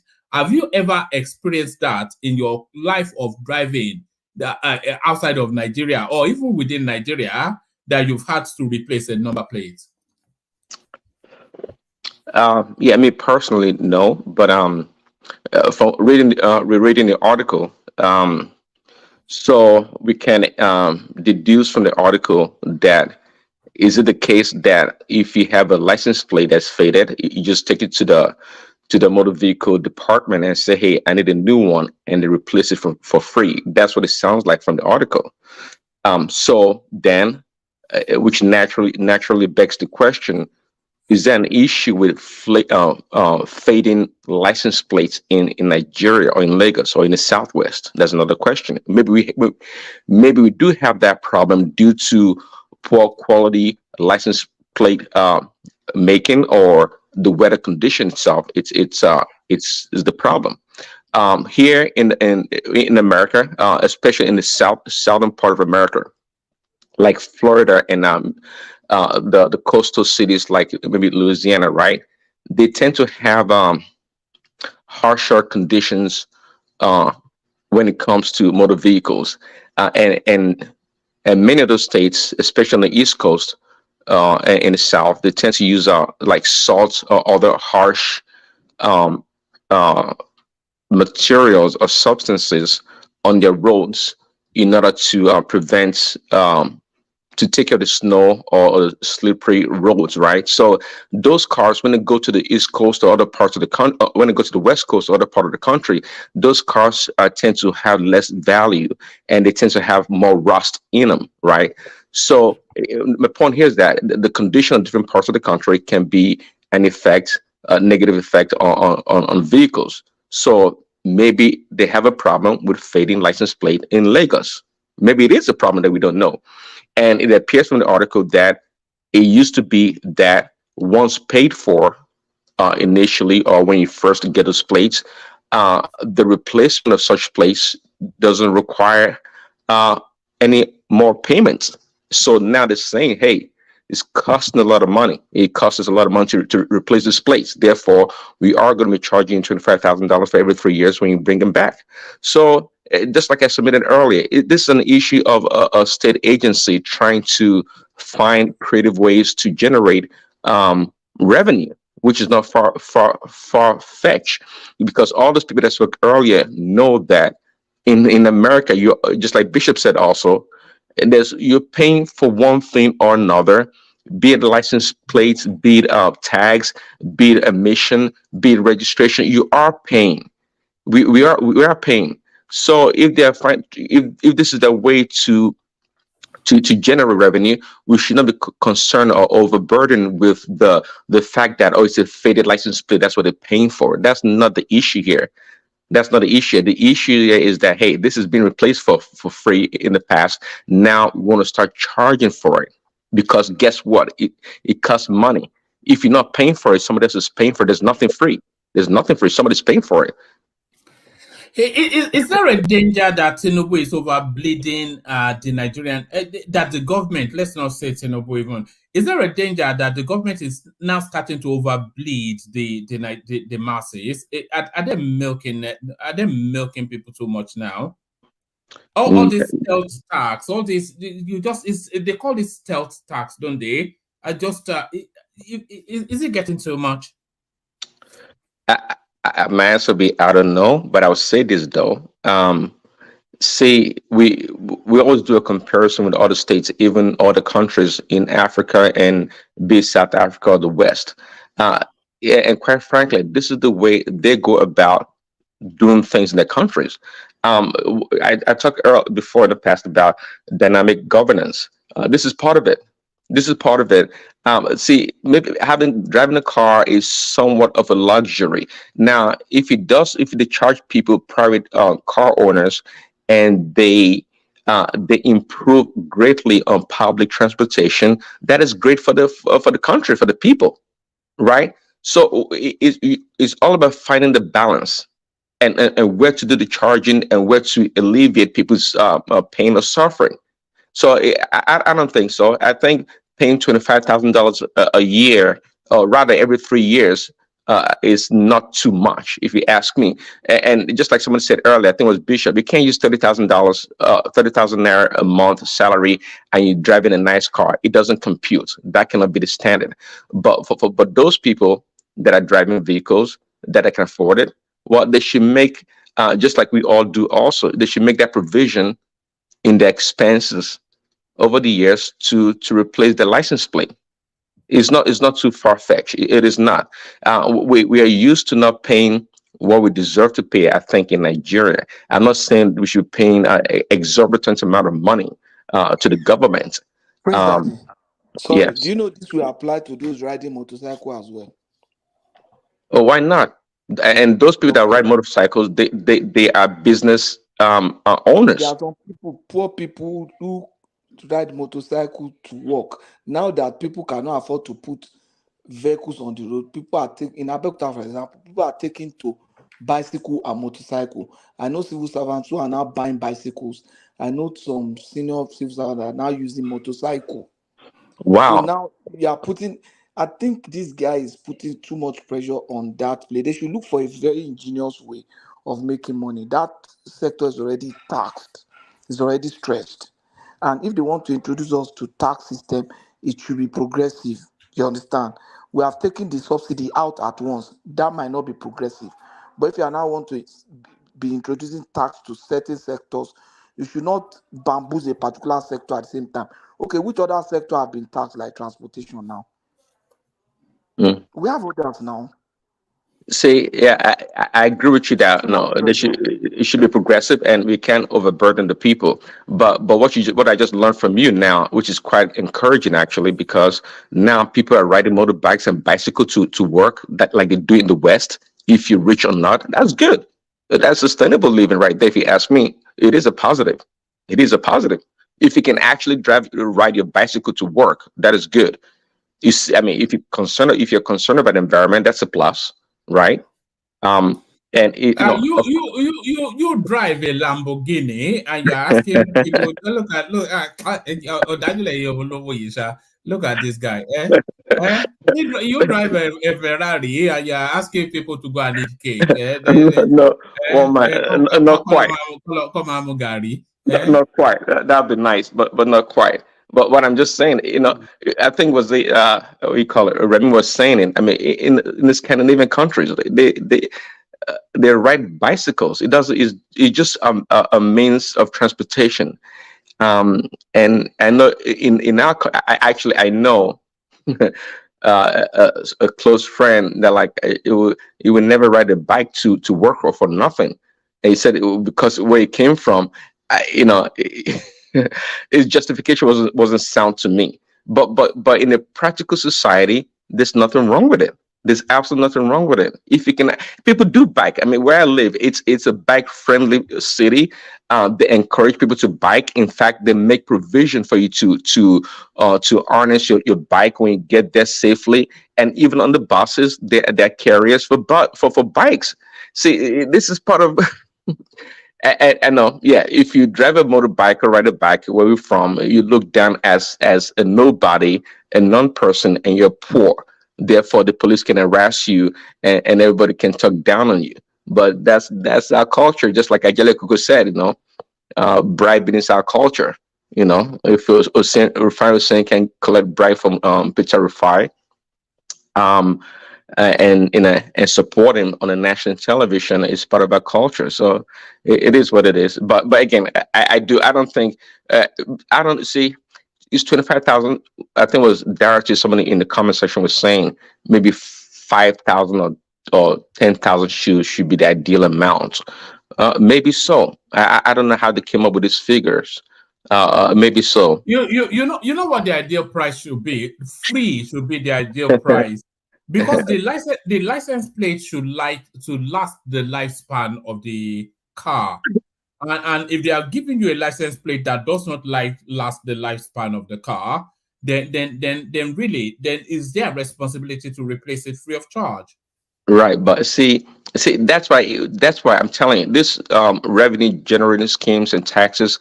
It's all about creativity. I'm telling you, this in the West here in America, they have. You'll be surprised what you're paying for, what you're paying. So here, and I don't know how to do it in England, but here they have what they call tags, plate tags. Every 2 years or so, they give you a new tag color for the year and the month that your vehicle plate is the plate that expires. Actually, oh man, is the plate of the vehicle that expires, right? But you need new tags, current tags when they expire. So they don't really care about your plate unless somebody came and stole your plate from your vehicle, or somehow your plate is damaged in an accident. They can go get a plate replacement, in which you're gonna pay for. It's not free. You pay for it.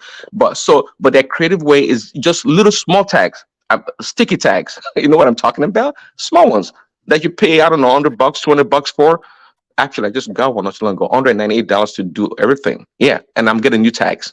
So they have ways of making money. So it looks ridiculous. So you're going to replace a license. Actually, that's pretty dumb if you think about it. That's what I'm saying. That is there an issue, a problem with fading license plates because of poor quality in Lagos? Is that it? Because if that seems to be the problem, yes. And maybe maybe the police are having a hard time reading license plates. Who knows? Or maybe the cameras are having a hard time. I don't know. There's a rationale behind it. I think there's a genuine rationale behind what they're trying to do, but the presentation of it seems quite absurd in a lot of ways. That okay, if my license plate is good, are you telling me I'm forced to pay? Or can I just keep my license plate and pay $25,000, or maybe pay $10,000? I don't know.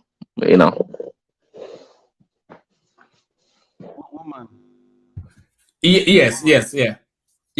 You see, concerning this issue, I think the government needs to what they need to be Darati, we can't hear you as per usual. About this whole thing.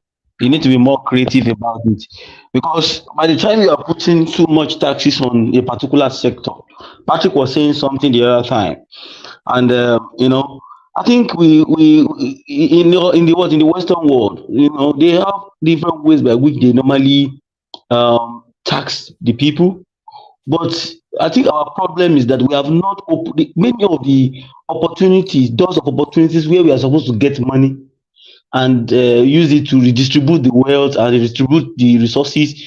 I think it's becoming much more narrow for us. And that's the reason why the government must open new vistas. They must open new channels. Like, for example, we're talking about 2-3 days ago. Imagine, I think we're talking about Canada generating about $50 billion in international student funds. Those are the places where money comes in. But it's like everything is just becoming dry and dry and dry. But there's a limit to which you also squeeze people. You squeeze them to their bones, they'll fight back. They fight back. So the government needs to what? They need to take it easy. That's why I said probably 5,000 at least. I think they are talking about FCT. Is it the whole of the country? I think it's No, FCT alone. yes, it's FCT that is coming out of it. The FCT is not too bad because everybody knows the FCT is a bit much more. The rich guys live there. They have the kind of. Although that doesn't mean that other people don't live there. We have different strata living there. But if it's still 5,000 in 3 years, I think in 3 years, I think it's not too bad. So they need to come bring it down a bit. That 25K is too much because you are still going to collect 1,000 on everybody. I think nationwide. That one is also there, and other people are also doing the same thing. And I also want to speak to the issue of palliatives. You see, the palliatives. Hold on now. Somebody else is. I thought you were interjecting. Okay. Let me just interject on that. So, based on that, I think the government needs to do something. Are you taking over his spot? No. I'm not taking over his spot. I just want to talk about the need for us to know that the government needs to find another way, but they must review it down. But people should not say that they should remove it completely, because I've made an example now. Many of the opportunities where we are supposed to generate money, we have locked everything up for ourselves. Either we have messed it up, or we have not even work on those potentials, those areas where we can easily generate money. In some other places, there's a way they generate money from other things. You shouldn't need to. Are you going to go through every topic? Because if you are going through every topic, then you are taking over his spot. Please don't go to the palliative section. I want to hear palliative and assertion. I want to hear palliative and assertion. Please go to the palliative section. Okay, I was stopping actually. Okay, the woman asked me to go. Should I go through it, a woman? Well, I think Warpeace wants to hear it, but usually when you are interjecting into something that is topical that the person is speaking to, so you are either adding to it or correcting it, and then he lands, and then I come to you, and then you have your space. But carry on. Okay, as regards the palliatives, I think we have been saying it for so many times here on this platform. You see, our number one enemy in that country are the governors of that country. It has become very, very clear now. Everything that Tinubu gave them, these 5 trucks, is nothing. Do the calculation. Let us do the mathematics. 600 bags multiplied by 50 kg bag. That is just 30,000 kg. 30,000 kilograms. Let's multiply it by 5 trucks. That's just 150,000 kilograms. In a state like Oyo State, that will have about 9 to 10 million people. In a state like Lagos, in a state like Kano, in a state like Enugu, River State, it is actually nothing. So the 5 billion naira, they didn't even spend a dime. They have not spent anything on it. Because that 5 billion naira, if they have used it very well, because I calculated the whole of those trucks. Is the 5 billion naira is the 5 billion naira not what they used to buy the Ororo? I mean, I was just smiling to myself when Bishop was pushing back, because if you look at five trucks of grains for each state, then that is what that means. This is what we are looking at on our screen now. Is what it translates in a population our size. This is what you get. Of course, this is what will you get? 5 trucks of rice per state. But woman, it can be better than this, because when I calculated, I did some calculation in the comment section. Go and see it. If they use that 5 billion to top it to buy more things, it will improve a bit, because in fact that rice, when I calculated it for each bag. Ekene told us that they are stealing it already, as we know they would. Yes, they are. Well, the one thing I just like about it is that probably for the first time, we were able to see that since the food got to the grassroots, the only thing is that it is not good for the optics, because the governors fail to do They are what they are big. And I think Tinubu was also saying that they should vote them out. They should vote those people that do not do the right thing. I think we need to hold our governors by the jugular. If they spend only 3 billion, they will have spent. Let's just calculate it. Just look at 500 poor people in each state, or 500, 1 million poor people in each of the states. Let us just say, okay, you are spending 4,000, 3,000, or 4,000 on each of them. You will have spent about 3 billion or 4 billion, and it will look good. With 4,000, it will look good for the optics. Like at least they gave something in the park for each person. 1 million. Should they have stuck with their original plan of giving that 8,000 naira for 6 months? I think I would have even preferred that, because people would have gotten more value for what, they would have got. The only issue is that would they be able to pay it? If they're able to pay it into the account and people are able to verify, and people are not also sentimental about it, they are not political about it, they're able to get it to the people. It will have added value more than all this nonsense. It will have added value because these guys have already diverted that money. That is what I have seen. As far as I am concerned, they have diverted that. You cannot spend 5 billion. That truck of rice is just 135 million naira. The truck of rice, 5 truck of rice, calculate it. 3,000 bag, multiply it by 45,000 naira per bag. They still bought rice for me in Nigeria, not quite long. So that's 145 million. So if you look at it, 145 million, 5 billion naira. So if you spend 1 million or 4,000 on each person, it will make a difference. 8,000 would have made a better difference in the life of people. Compared to this nonsense that they are sharing all around. Although it got to the grassroots, fine, but it doesn't make any effect it doesn't have any effect on their life at the end of the day, because they have stolen the main money, and that's what they wanted. That was what those stupid governors, those devilish people. But no, our governors, they have dethroned the devil. They have dethroned, the devil is just like their errand boy when it comes to doing evil to the people. Look at it, 2022. They are palliative for Bielsa. They kept it inside the warehouse. Even not because people went, they had to go off board over them, and they had to go and destroy the warehouse. Not out those things. We wouldn't have seen this thing. It's showing clearly, and virtually all the state governors are involved in this. They are all involved. Virtually all. I think Borno government did well. Borno did well. Borno was sharing bag of rice. How bag of rice? People are getting something reasonable in Borno State. This is nonsense across all political lines, including Labour, APC, PDP, all of them. It shows that they are devilish. So I think I'm okay with that. That's my own submission as regards the palliative issue. All right, brilliant. All right, brilliant, excellent. Let's go back to Prince Daddy then and take him to Taraba. Taraba agog as uranium mining set to commence. So I was trying to invite that conversation with Bishop, but he was looking at it from the environmental impact, but I was really looking at it from the abundance of blessings that the Nigerian state has. So this is yet another. This uranium, by the way, is what sustains the Niger Republic economy. And we've done sessions on gold before.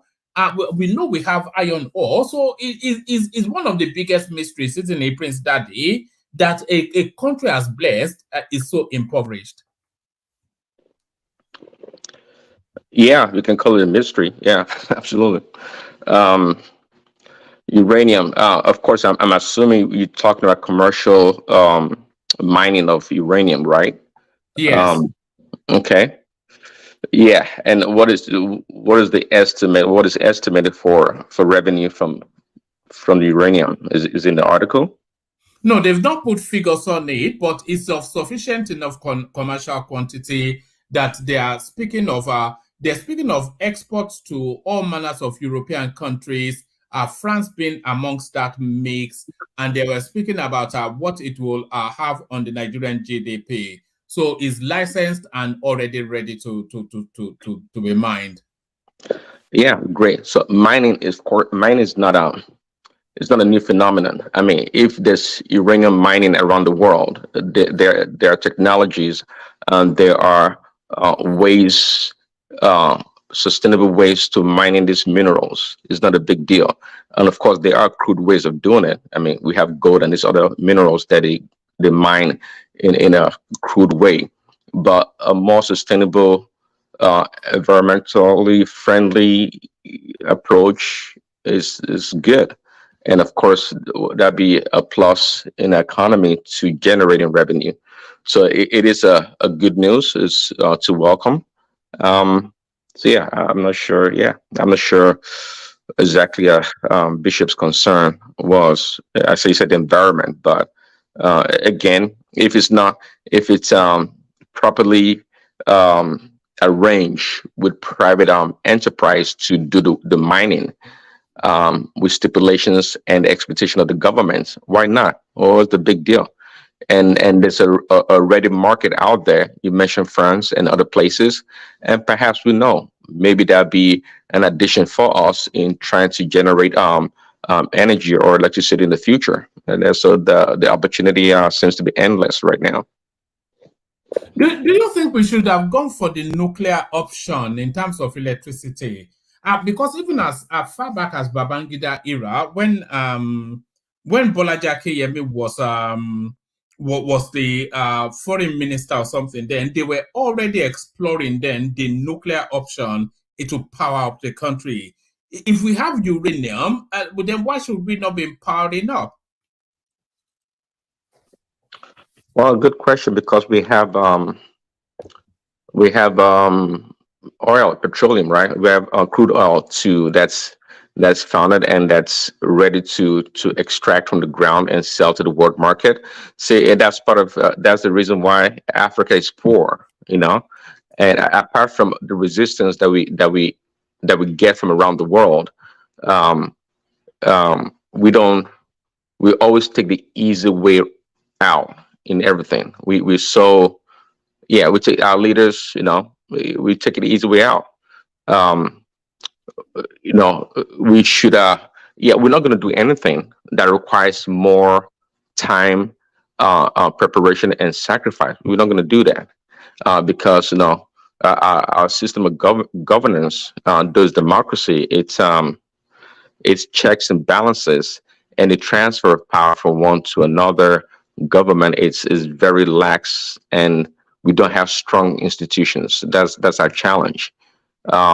So all these minerals, they should have been exploited, one way or another, for revenue, and not only to export, of course, to also use it, create and build industries. We've been exporting crude oil for years, and we still have problems with our what do you call it, the refineries not working, out of date, decommissioned. What I mean, so at the end of the day, we want to blame what the Europeans did or what the American, the French did, and it's a bunch of excuses. Just like, you know, Kulata always say, no, we love to point fingers at other people, what they do wrong to us, but what are we doing wrong to ourselves? What we do wrong to ourselves is worse than what the white man or the Europeans are doing to us. I mean, you just said it. I don't think I was even aware that we had this, perhaps a plan, a program for to use uranium in Nigeria. If you had started this many years ago, how far would we have gone by now? To what level would our production capacity would have been, and in supporting the rest of the world, and generating revenue? So that this is part of it. Apart from uranium, there are plenty other minerals that we can tap into. But the white man came and they made crude oil so nice and easy for us with Shell and BP or whatever. And all they have to do is extract the oil and give us some pay, and we're ready to move on. For many years, Nigeria is pretty much been a single source revenue generating economy. Um, and with the support also, I would say the support of the remittances that come from overseas, and that's why the economy's been able to maintain for such a long time. Um, but you know, we should have greatly diversified economy. I know Buhari came; it doesn't get a lot of credit, but my understanding is that he spent a lot of money on agriculture, which is great. So have we seen the impact of that, by the way? Because a lot of that, it seems almost like fabled something like storytelling. Nobody has seen any impact of the price of food has skyrocketed, quadrupled under Buhari, and he keeps telling us that it was on an agricultural revolution. Well, yeah. See, we get our stories in silos and fragmented. Um, there's no doubt. I think personally he has the interest, especially because of the North, to invest in agriculture, and he did so. But Buhari is a linear thinker. He's not that robust in his thinking and the way he does things. Therefore, see, it wasn't just investing in direct agriculture. I'm talking about the land and equipment. The entire supply chain of agriculture should have been considered, because I think our problem is really preservation and storage. That's where the problem is. And if you had invested a whole lot in that, I think our food crisis or problem would have been uh, gone, whereby we exported a large amount to the rest of the world. But we didn't. We always plan halfway or shoddy planning. That was the whole thing. That's why the governments always need to invite the private sector, the non-profit and the profit and education part of the system to work together, just like this palliative we're talking about. The other day we were talking, just yesterday we were talking about, let the churches be involved in it. Not because it's their obligation, but because this is how we get ideas, imagination, and innovation to come about. We can't just rely on these things to come from the government. When we have other hands, other people of different backgrounds in a project, new ideas are generated that benefits all. See, that's what we get from it. Okay, but we don't tend to do a good job in that. I think Buhari did well in agriculture, but it looks like a failure because we are unable to preserve seeds or have a decent supply chain for the agriculture, a good network. And a good agriculture also would involve good transportation in terms of maybe real cargo transportation. Prince Daddy, how can you describe that Buhari did well on agriculture when we couldn't see the positive outcome? Why are you describing as a good job? They injected so much money, yet that food, the cost of food does not go down. It's skyrocketed to the high heaven. Everything is, we don't achieve a positive result in what they did on agriculture. And you said that they did a good job. What is responsible for your... Yeah, I did provide some explanation. I don't know if you missed that part. And I'm glad you said that. You said Buhari spent a lot of money on agriculture. That's a plus. At least we agreed. So there seems to be a doubt about if he actually invested in agriculture. And according to you also, he did invest in agriculture. But just like I said, the issue is the entire agricultural supply chain, which includes storage and transportation. See, not just producing the ability to store and preserve this crop. Is that it is not the storage and transportation that is the problem. The problem is that the whole exercise program is shrouded with corruption. So it could not really achieve the desired objective in the first place. Shrouded in corruption, corrupt practices, where you see people that are not real farmers were given this money. You understand?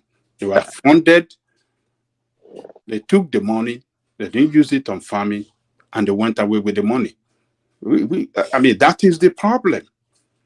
Not the storage or transportation. No, that is not the problem at all. I hear you, Jacob, but I beg to differ because if just tell me which sector in Nigeria that there's no corruption. Is it because we're buying fuel at 197 naira per liter? Doesn't mean there weren't billions and trillions of dollars in corruption occurring in the oil sector. There were, but so and we had cheap fuel. So if you can accept that, how come we can accept the same thing with the corruption in agriculture, that we can have lower food prices if we have a really robust agriculture supply chain system? If you look at the system that I'm talking about as the totality of agriculture, not just the food price of the food itself, I think we can achieve a decent amount of price um, pricing for our food products. I believe so, including corruption. We have to always factor corruption in everything we do in Nigeria, including corruption that you're talking about. It's actually the corruption that was injected into that program that made it impossible for that program to achieve positive result. So that is the key. That is the key. So we have a situation where some people, and Emefiele was the one in charge of this program. I mean, giving out loan from central bank to a lot of farmers that at the end of the day couldn't pay back this money because it was straddled with in corrupt practices.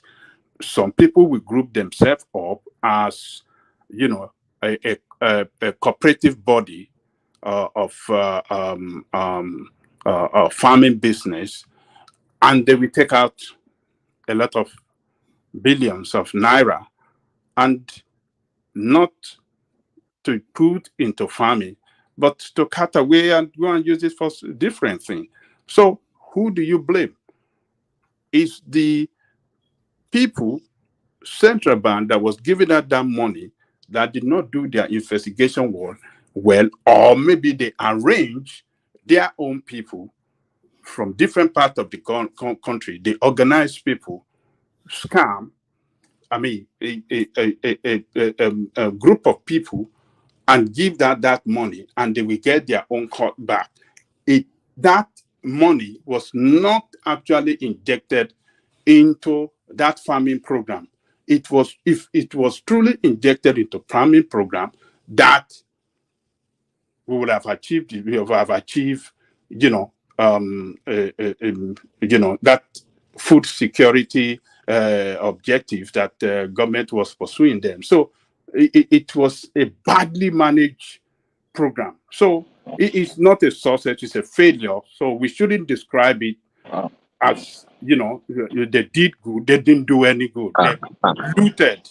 They looted our central bank, looted our money, and one program to cut away, a public fund, and then we found ourselves where we are today. People giving that loan did not pay it back. Can I have a minute interjection? Have you forgotten the rice program? Yes, it was a scam, wasn't it? When they went to pile up all the bag of cement and they said it was a rice pyramid. Oh my God! Can I have a minute interjection? Yeah, go ahead, Bishop. Yeah. I disagree with you, Ajanle Koko, and this is my reason. Number one, you are measuring the success of the investment in agri by the price of food. That the price did not come down. You cannot decide or determine the price of food without considering the cost and factors of production. Except we want to continue in the unending system of what do you call it now? Subsidizing. Yes, they invested some money in the sector. Yes, our production increased tremendously, especially in the grain area. Our rice production increased tremendously. But does it necessarily bring down the price? Now, two things happened. At the space of where we began to invest in rice, shortly when we started that investment, there was a global crisis in the form of the pandemic, which practically shut down the whole world. So it was a good thing that we started just about the time that pandemic was going to come. So we increased our production. The fact is there that the FAO and the food whatever said that we overtook Egypt in the production of rice. From being the highest importer of rice to the highest producer of rice. That is a fact. The fact is there that we had about 4 mills that are rice mills that are not even functional before, to more than having 20 now that are functional and they don't even have enough paddy. The fact is there that states have gone ahead to invest, apart from individuals that are invested in rice. So our rice production in fact more than quadrupled. It increased. Did it affect the price? No, for so many obvious reasons. Because of the time it happened, and there is always a cost to production. So if it is liberalized, if anybody can produce it cheaper, let them come and produce it and sell. The only reason why you can keep farmers in business if they sell to make profit. If they sell, Bishop, can I say, if you are saying that the production of rice over quadrupled. Yes. So if it over quadrupled, then that means the market will be flooded with the product, and that should impact on the price. Now, let me give you a very simple analogy. If we were importing, if we were producing 100 bags of rice before, and we need 1,000 bags of rice, and we now started, because of some things that were done, we started producing 600 bags of rice. Have we met the 1,000 that we need? No. But are we still where we were when we were producing 100 bags? No. So unfortunately, hold on, stay with that analogy. If we were producing, if we needed 1,000 bags of rice, yes, but we were only producing 100, yes, and that 100 was costing 100 naira a bag. Okay. If we were now producing 600, we still need 1,000. Yeah. But that one bag now, it should be costing about 40 naira because we have more. Now listen, you have added something else. I wanted to tackle that production first. Now you have added something else. We stopped importation of low quality rice that we were importing, which people testify to. But the time we stopped it coincided with the time that even the Asian countries that were exporting those rice to us stopped export.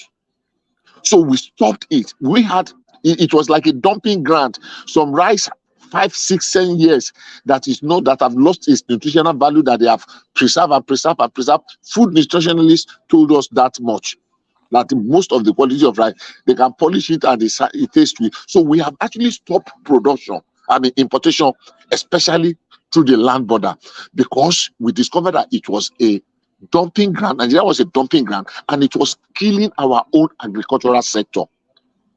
Now, we have increased production from where we were, but we are not where we want to be. Is it going to affect price immediately? The answer is no. But if we have sustained that increased production continuously, like 3-4 seasons, a time will come that we will meet a threshold that it will force the price down, especially considering the fact that everybody, look at the amount of investment this crossover man invested in rice. Buhari told us that Nigeria had met self-sufficiency in rice production. Remember when he stacked up all these fake bags and took a photograph? It's not fake bags. It's not fake bags. Yeah. Stop. It's not fake bags. But let's go there. I don't want to enjoy the issues with you on that one. Look, that's one. I will not agree that he said we have met self-sufficiency. We have improved because a lot of people were still now instead of importing, especially in the northern region, they were now exporting some of our rice to our neighboring countries. We have not met that threshold. It is difficult to begin to drive the price down because we have not made it, but we moved the needle. Unfortunately, when you do things like that and you don't sustain it, there is a tendency of falling back. I mean, everybody is praising Lake Rice with Lagos, with what they call that rice mill near Ikorodu. What's the name now? You know the rice, the mortar rice mill. Look, if we continue in the way we keep doing our things, we take one step forward, we will still destroy that agri sector. There is nowhere you can start farming and you can break even in 2, 3, or 4 years. You have to continue to do it consistently. Sometimes you will experience some losses, and if you sustain it, you will now break through. We cannot expect that they began rice something in 2 years, and already we are selling rice, and people will be comparing the price to, oh, we're selling it. What were you doing 5, 6, 8 years ago at certain amount that you are still doing it at the same amount? Can we do better? Yes. But is it a total failure like the way Ajale Koko said? I disagree. It's not. Thank you. It is a failure. You can defend it. Hold on. As long as the objective of it, which is to achieve food surplus for the country in 1 year, it's not in 2 years. It is not 2 years. Buhari was there for 8 years now. When did we start this right issue? When did we start it? It's okay. He started it in his first term in office. So if this thing, food surplus, is not achieved, which that program is designed to What's achieve, the cycle of rice even when it's a 6-month cycle, isn't it? I don't know this thing that we want to defend that, we are this thing. Food, the rice is still the cost of, look. It was a scam, like you said. It's a scam. We treated it here. We treated it here. I mean, what is it? It failed. The program failed. Don't say it's a scam, Baba. Right now in Nigeria, we treated it here. Talk about the price. Don't say it's a scam. Talk about the price. Fine, because of some economic factors that we still put the blame to the government. But don't say it's a scam, sir. Look, I can tell you, why ask anybody. Hold on. So it's rice they eat in Nigeria presently, and I know what they eat before. Why we said it's a scam is that so much money was pumped out by central bank, and the people that were given this loan were expected to pay back a so period of time. Majority of them failed to pay back. They have to go and seize their farmland, and during that process, they discovered that most of them were not existing. They don't even have farm. So a lot of that money that were injected into that program was a scam. A lot of money was a scam. They were taken away. They could see them till today. And then they went and loaded sand in their bags of rice, and then told us that this man, that body man. We can't. We see Emefiele now. We see what is going on with him. A lot of things that they did through the central bank, they just carted away a lot of our money and share it with themselves, and nothing on the name of so many programs, and nothing is achieved. We don't let us just leave it. Ajale Koko, rice is a 6-month cycle. It's not. You're not growing cocoa now. It's rice now. It's a 6-month cycle. And this guy, he's been running that program pretty much since the inception of his administration, certainly for 6 years, with countless billions of dollars. And the end result is that the price of the product has gone up by 10 times. Gone higher than even where we started. I mean, I don't get it sometimes when we want to defend a failure, it's something that's a failure. We want to say cost of this thing, cost of it. It's a failure, it failed, and it is failed. If they can improve in the future, fine. But for the moment, it's a failure. It does not achieve the desired objective, which is to give us, a food surplus. Food surplus. There's no surplus, but rather we are still scattering within the scarcity of that particular rice. How can this is just rice alone? What is it that we can do? Just only rice. We can't even achieve just only rice. We are not talking of other food though. Just rice. And they fail. And they cutted billions away. One man, let me leave it there. All right, brilliant. Brilliant. Let me come back to you, Prince, and take you in this direction. I think we may well have exhausted that. I'm not sure if you are following this, but this is the story that has been gripping Europe. I'm not sure if you are following it. Prince, are you still there? I'm here. I read the headlines. Yeah, have you been following it? Is the narrative of this guy who is the chairman of the Spanish football association, whatever it is. So as you know, because everybody knows, the Spaniards, they won the female World Cup, and then this guy then proceeded to kiss one of the players on the lips, against her will. And then, of course, that has now led to a controversy that has now led to him stepping down. His mother has gone to lock herself. Let's see if I can. Yes, his mother has gone to lock her. Have you been following? Yeah. Can you hear me?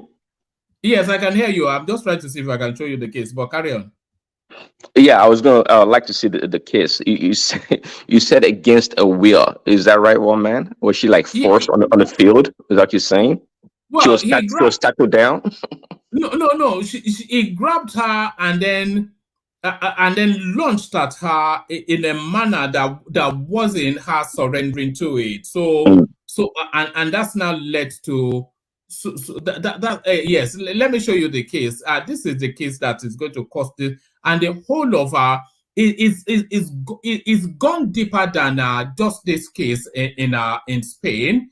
It is now reflecting on the machismic sort of yes, that machismo that a lot is unpacking, and he's already been stepped down from his job. FIFA have gone into suspending him, and he's looking at actual assault charges off the back of that case. Yes, is going wild in Spain. This case is Right. the price of is going wild. Yeah. Okay. Well, looking at the position of the female players, was the right hand on his lower mid body section. I don't know what to make of it. But if that's a visceral response. Now that's a visceral response. Yeah. Okay, well that's sorry, fine. carry on. If she has a problem with it, well then absolutely, she can express a grievance, and the man should be, I guess, punished accordingly. Quite frankly, but I don't know. Was that his first time? Would like to know that. And also, was the man? Did she score a goal, the final goal, or what was she? I don't know her. Did she score the? I think she's. I'm not sure who she is, but I think when they go to collect the medals, that's round about the time. So it was. I don't know if she scored the final thing or not, but in the euphoria of winning the thing and collecting the medal, he just launched at her, and that was it. Yes. Yeah, I don't know. I don't know what's in that man's mind, but I was gonna say, well, you get too excited. Maybe she scored the final penalty. She scored the final goal, or a performance overall as the golden boot or whatever. I don't know, for whatever reason. But if they're not making a big deal out of this picture, what happened, I would think it would be an okay thing in Spain. I haven't learned that actually. If you are with if a man had scored the goal, would they have kissed him on the lips? I don't know. We're not gonna. I don't know. So that's why the sexism comes in. But it's not sex. Okay, that's extreme. Well, not extreme, but in today's world, these things they go out of proportion. Sexism. What is that? But my point here is that actually, I haven't learned that if you were, I'm not sure all Spaniards, but if you were with a Spaniard, a friend of yours, and his girlfriend walks or came by, and you pretend not to see her or turn your face away, that Spaniard man is likely to take an offense to it for you not admiring his girlfriend. So my point, and these people are a very touchy feeling culture. They like to hug and kiss and do these things. They do. So I don't know if it's the pressure of the world stage, but this thing that this guy is doing is perhaps, quite frankly, it's very close to what they do. I'm not sure. In fact, they kiss on that on the lips. They do. The Spaniards are very touchy feely people. I know what I'm talking about. They are. So, but singling this lady out and kissing her maybe something else. Why how come he didn't do it to somebody else? All right. I think I've got the case. I think I've got it.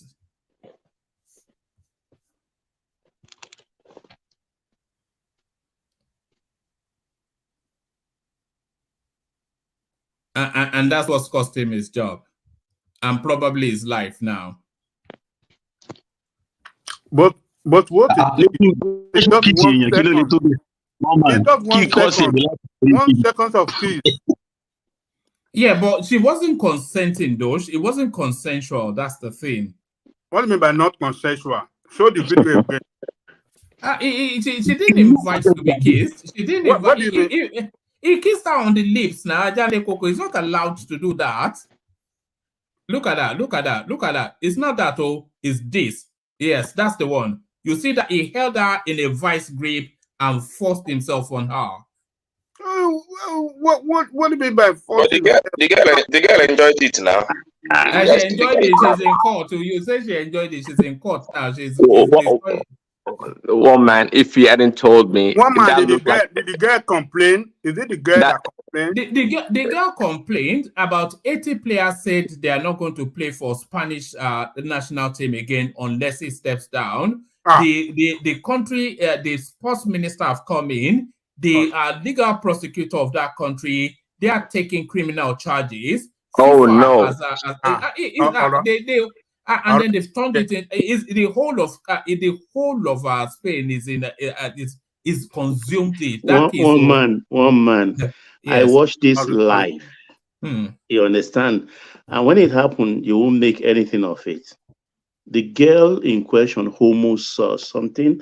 She didn't complain until about 3 days later. But the person who started this protest is the U.S. captain soccer team. That girl, you know what I meant. Oh, Rapinoe, is that her? Yeah, she was the one who started putting the idea.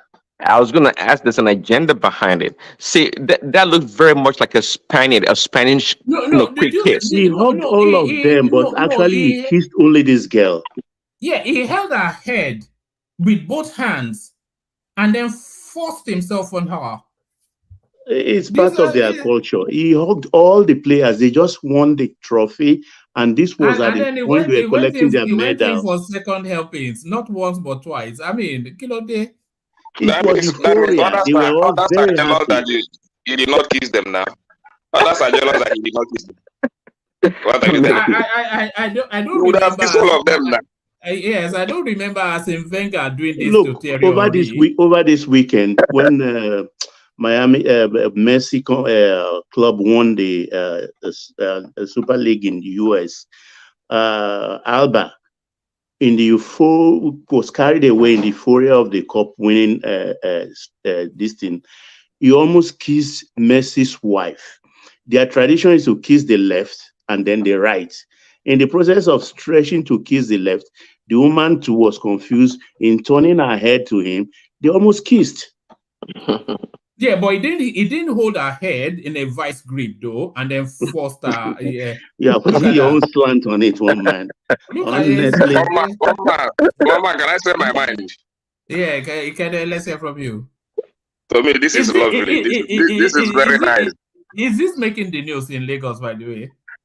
It's not the news now. It's not the news now, but we know how we feel here. We don't take this as anything now. This is very nice now. And the girl enjoyed it. You are a Jody. One man, you are a Jody. If you happen to win the EPL tomorrow and somebody, even my daughter by your side, you grab her unconsciously. You know how we are with this soccer team.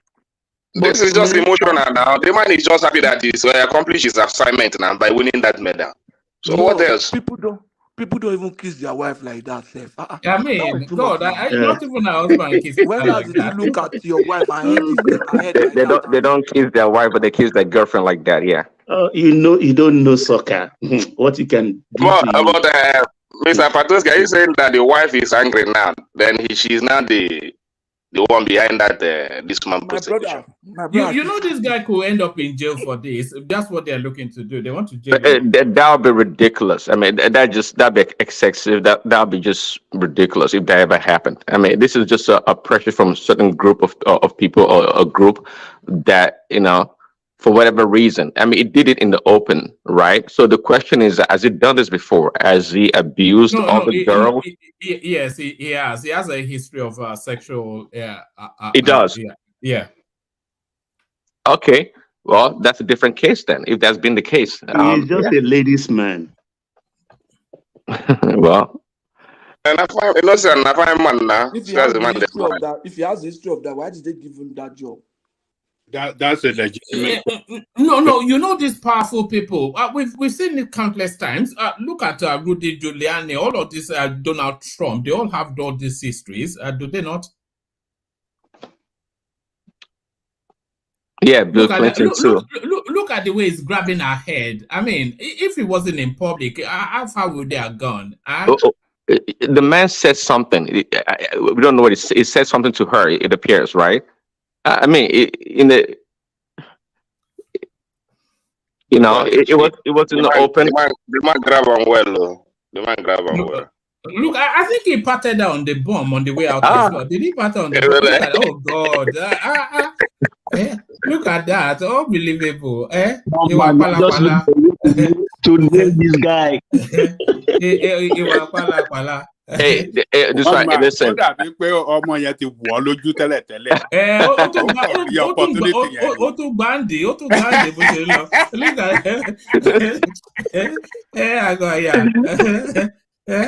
Unbelievable.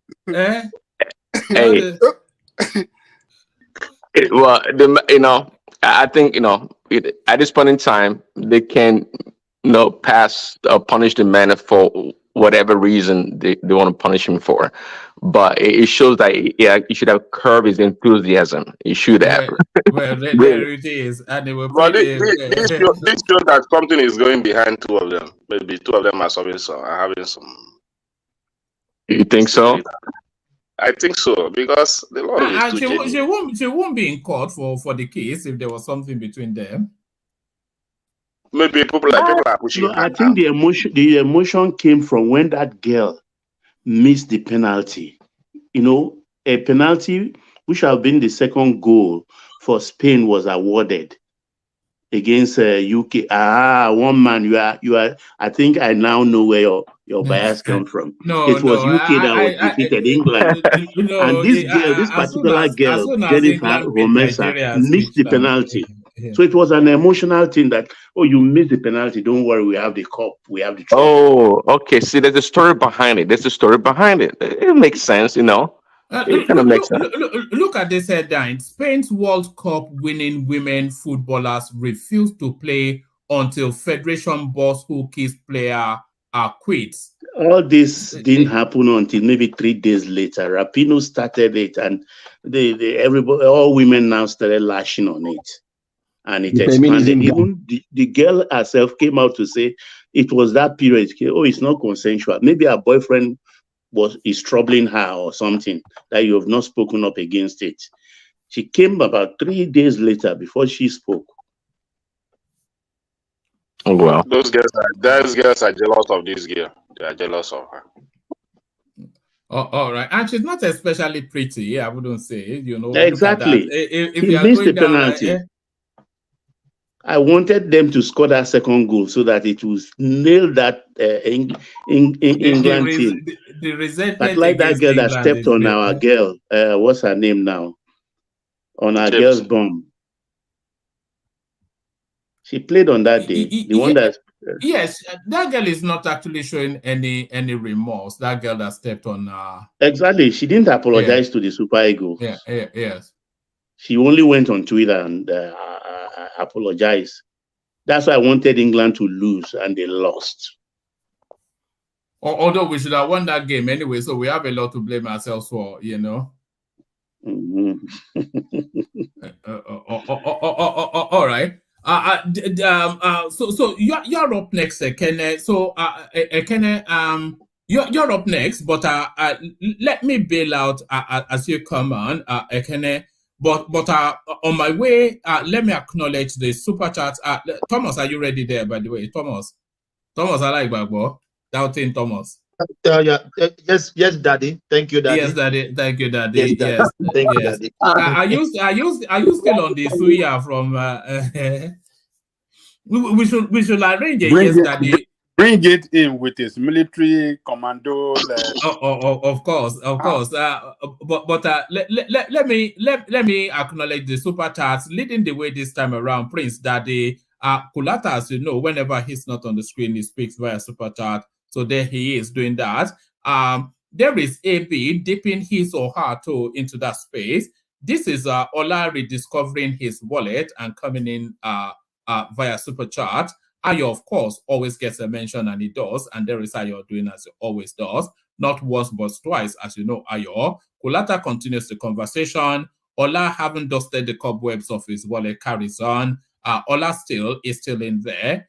Ola carries on still, going wild. Maybe the lottery ticket has come in. And there is Ola still again. And Dupsy, wondering what was going in there, she dips in as well. So there it is. That's the list. The session is not over, so you can keep them coming. I'll keep them coming as here he comes, the master of ceremony, Oga Patapata, General Thomas.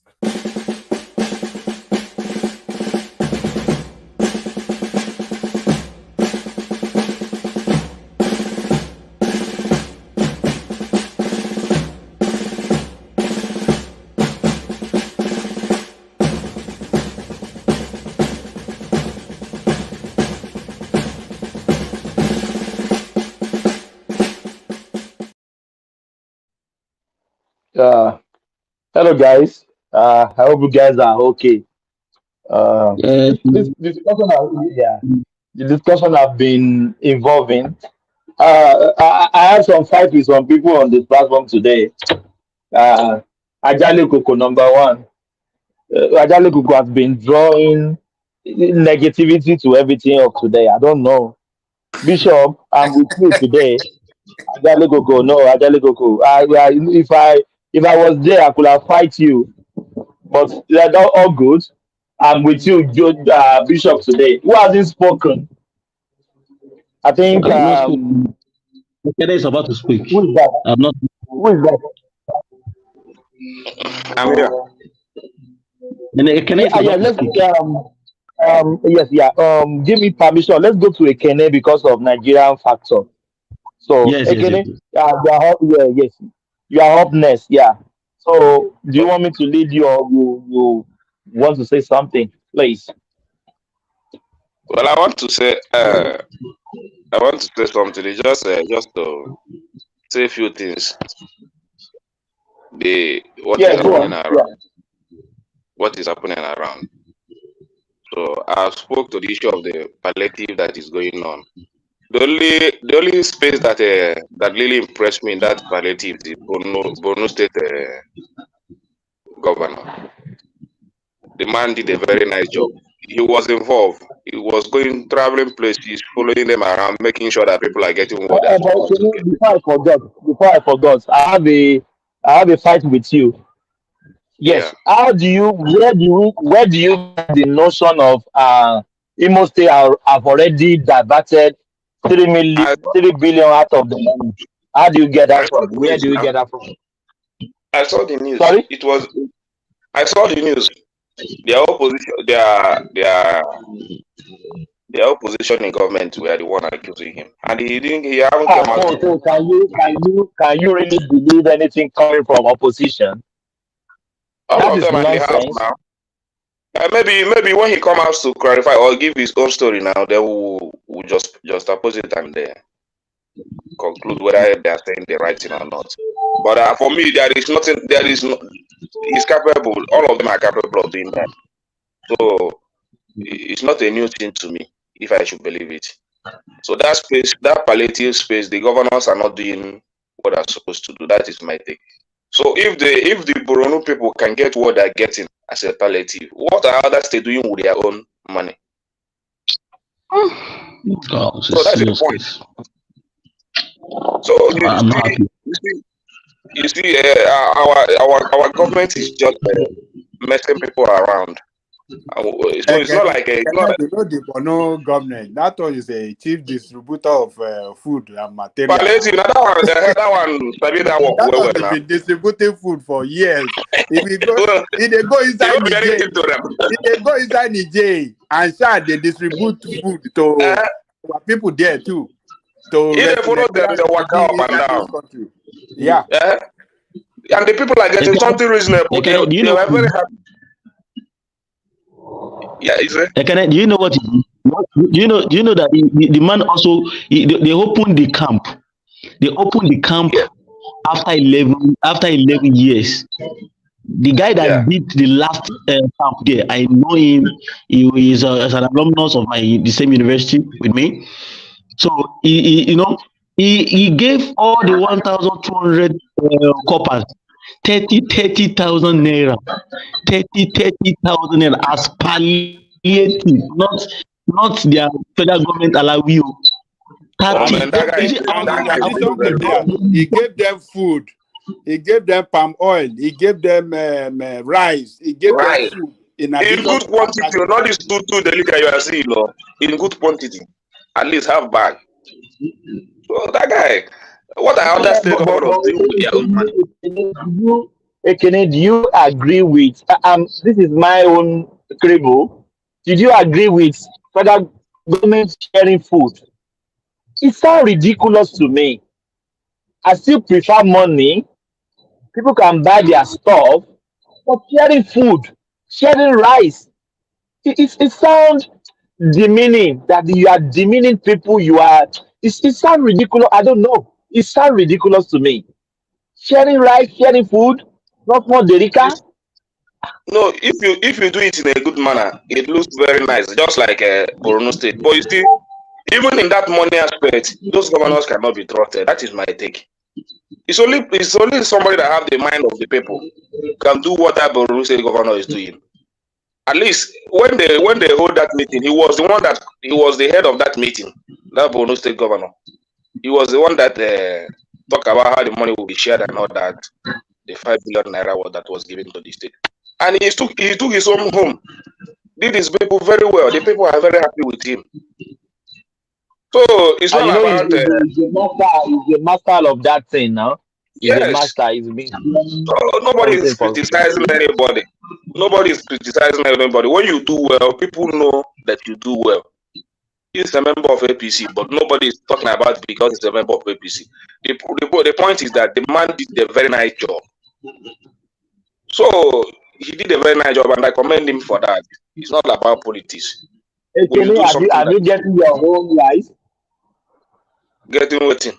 They have not come to this suggestion. Nobody. I'm just joking. I'm just joking. Yeah. But to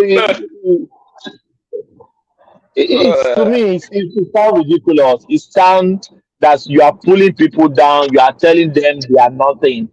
Sharing the liter of rice. No, it's that.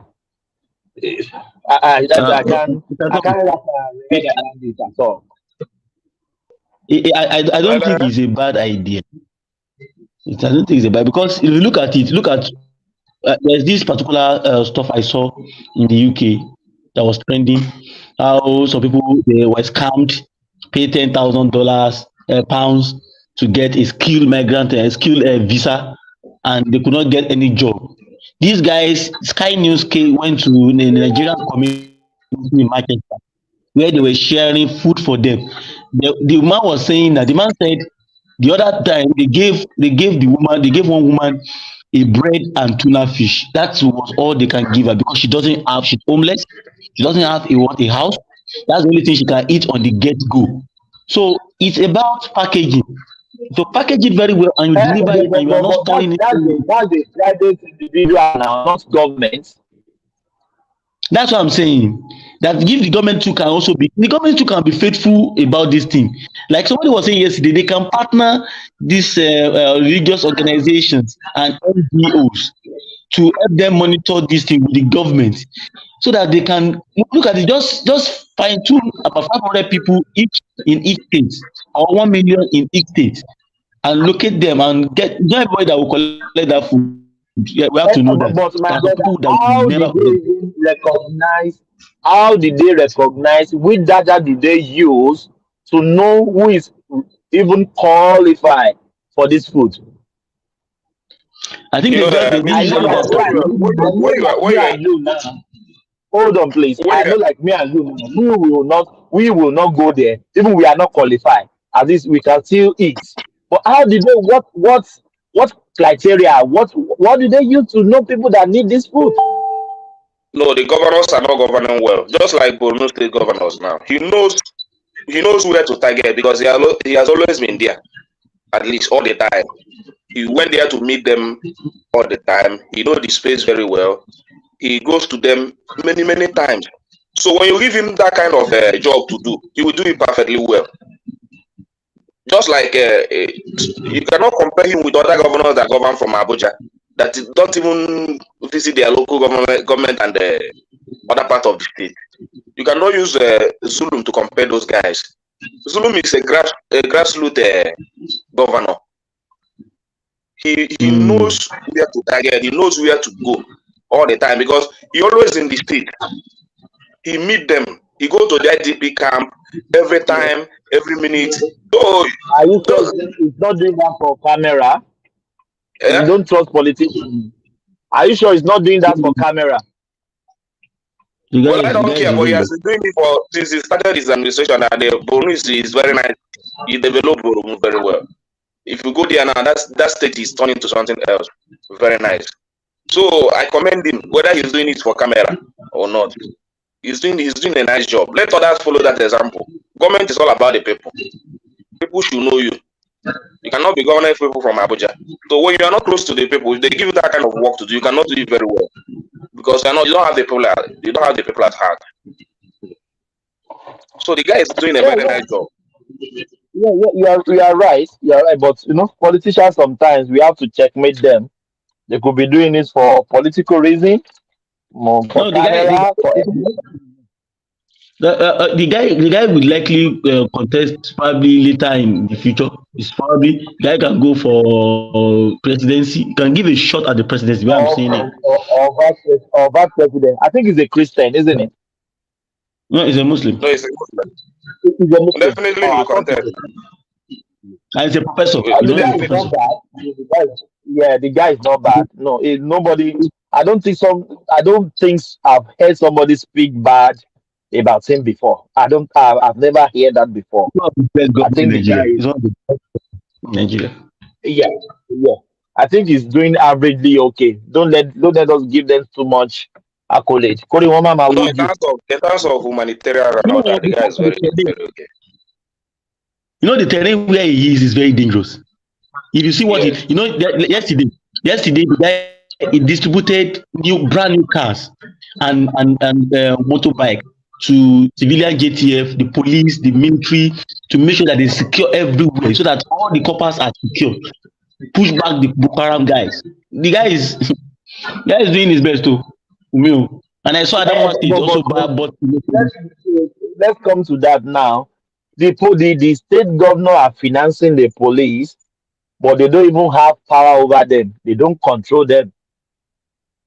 They are still giving them tools. They are giving them cars. They are giving their. I know they should do that because they have security votes, but they can't even control them. That goes to the police, the state police we are talking about, because they will not fold their arms if they don't have cars. Police in Nigeria don't have cars. I saw policemen pushing car on the road, pushing car. I mean, what is going on here? Thomas. My brother, I'm not comparing here to Nigeria. Their police car here, they don't repair it. What did I say? They don't repair. Brand new car every six months. Every 6 we know we are not Australia, but at least a little bit of decorum now. If you see some police car, you can't even pursue motorbike. Motorbike. It can't even control motorbike. Not talking of pursuing a car. He can't even run on 100 kilometers per hour. Ah, oh God help us. Well, God. I think we still have a very long way to go. But I thank God the government itself has come out to say, even the finance minister spoke today. So it's not like people are accusing the government in a wrong manner. The finance minister came out himself to say that the economy is in a very bad shape. So even Tinubu can't do anything than to say we have to start to look at cutting costs of the government. He said it today. So, But Ekene, are you Nigerians and me myself? I'm saying you Nigeria because you are living in Nigeria. Are you guys expecting miracle? Buhari has destroyed that country. Nobody is expecting miracle. Everybody knows that the Buhari did a very bad. His government one of the worst in the history of this Nigeria. So anybody that wants to defend it can go ahead and defend it. So I'm not the person that made that statement today. It is the finance minister. Even Tinubu himself had admitted that what he met is not even. It's very, very bad. The finance minister made a statement. So for Tinubu to come out and say we need to start to looking into cutting the cost of the government. You should know. You should know. So nobody is criticizing them wrongly. The last administration is nothing to write home about in terms of economy. They are looking. The man said that. They can't be exonerated because they are the same party. People will still trace it to Tinubu. Tinubu can't escape. They can't escape it, but they have to take responsibility now. They have to take responsibility now and know that this is a serious issue. So they need to face it in a very serious manner, like that cutting costs of the government. This government cannot continue. If they want to succeed, they cannot continue living the style of life they used to live before. So they need to cut some things to be able to, because even the man said that borrowing money is not the way to go now. If they make any move to say let us go and borrow money, they try it. If they try it, it will harm this economy. The man said it. The new finance minister. He said they cannot borrow. The next year, I have fight with you, obedience. Why do I say that? Your people are now in the Senate now. Have they raised any bill to cut costs of the judiciary, the executive, everybody? Have they raised anything? Forget about that legislature for the things that don't tire me. All of them are the same. Once they go, that is the place they share the money now. Once they bring the money, see, one thing about all these politicians is that once that money land to that legislative house, you forget your Labour Party, they will forget I'm a PDP, they will forget I'm Labour Party, they will forget I'm a PDP. They just collect the money. What? Look, I like you. You know they deceive yourself. You say let me forget about those people. Now they go job there. You know they deceive yourself. I better talk through.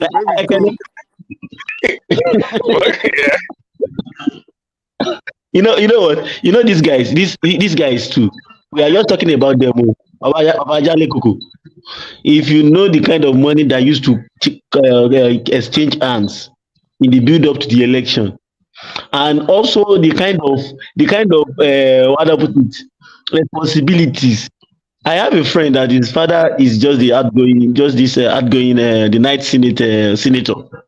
If you know the kind of responsibility they normally bring to these guys, an Oba called the man that my generator Dorothy. Dorothy, we cannot continue like that. If our politicians don't stop giving money to our people, this is the problem. They won't be able to serve right. We have to stop this money given to people in an effort to get their vote. All politicians, if they don't pass law, that They should be jailed. Politicians should be jailed for giving people money. We won't solve problem in that country. We won't be able to they won't be able to do anything in that country. But do you think there is no law condemning that? Eh? There's the law is there now. But who is going to obey it? Oh God. You're talking as if you don't know that the law is there. The law is there for you to give somebody money if you are found in a polling unit or trying to induce a voter at a polling unit. It's a very big offense in our law. So, but who is carrying out? Nobody there to affect the law now. When the policeman that is standing at the polling unit has already collected his own, the policeman has collected, the army has collected. So the first person they bribe at the polling unit is the policeman and the army. So that any other thing that is happening in that environment, they will not say anything. Just do your thing and go. So this is the country. Even the Oba, they collect. What are you telling me? I'm telling you, Oba, the generator in the palace is not working again. He said, the man had to go and borrow or find 50 million to buy the generator. They don't point you. Don't buy them. If you don't buy them, they are the ones that will turn the people against you instantly. You just die. He's not going to. They will turn them against you instantly. The Oba. The problem of our country mostly is corruption. It's corruption. Corruption is clean up very well. So it's not we don't have the law. We have the law, but the problem is the corruption. So if they can allow the state to control their resources and all that, all these things are very nice. So all those state governors, that corruption happens when they know that every month they're going to Abuja to share money. So once they collect that money, they become very lazy. They don't think how to develop their. I don't even know why the federal government are not going towards that direction. Is it a nice thing for every governors to come to Abuja every month to collect allocation? That thing is very. I don't like it at all. Allow these state governors to think. That is why they don't do anything. They just relax. Every month, Tinubu will give them money to go and share in their state. So I don't know if this government will have the audacity to say, state, go develop your area. No, generate your resources. Do this and all that. Don't come to Abuja again. We can only support you people. I think it will go a very long way in helping this country to develop. But if we continue in that area of sharing governors coming, just we are talking about this already in, is it in Adamawa? Which state is that? Taraba State or that?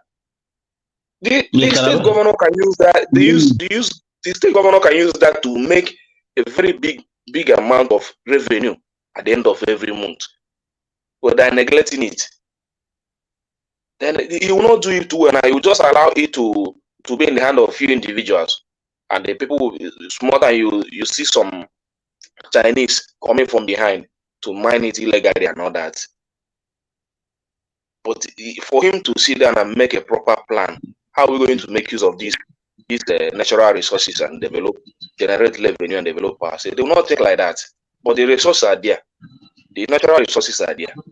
They're waiting for federal government to give them allocation.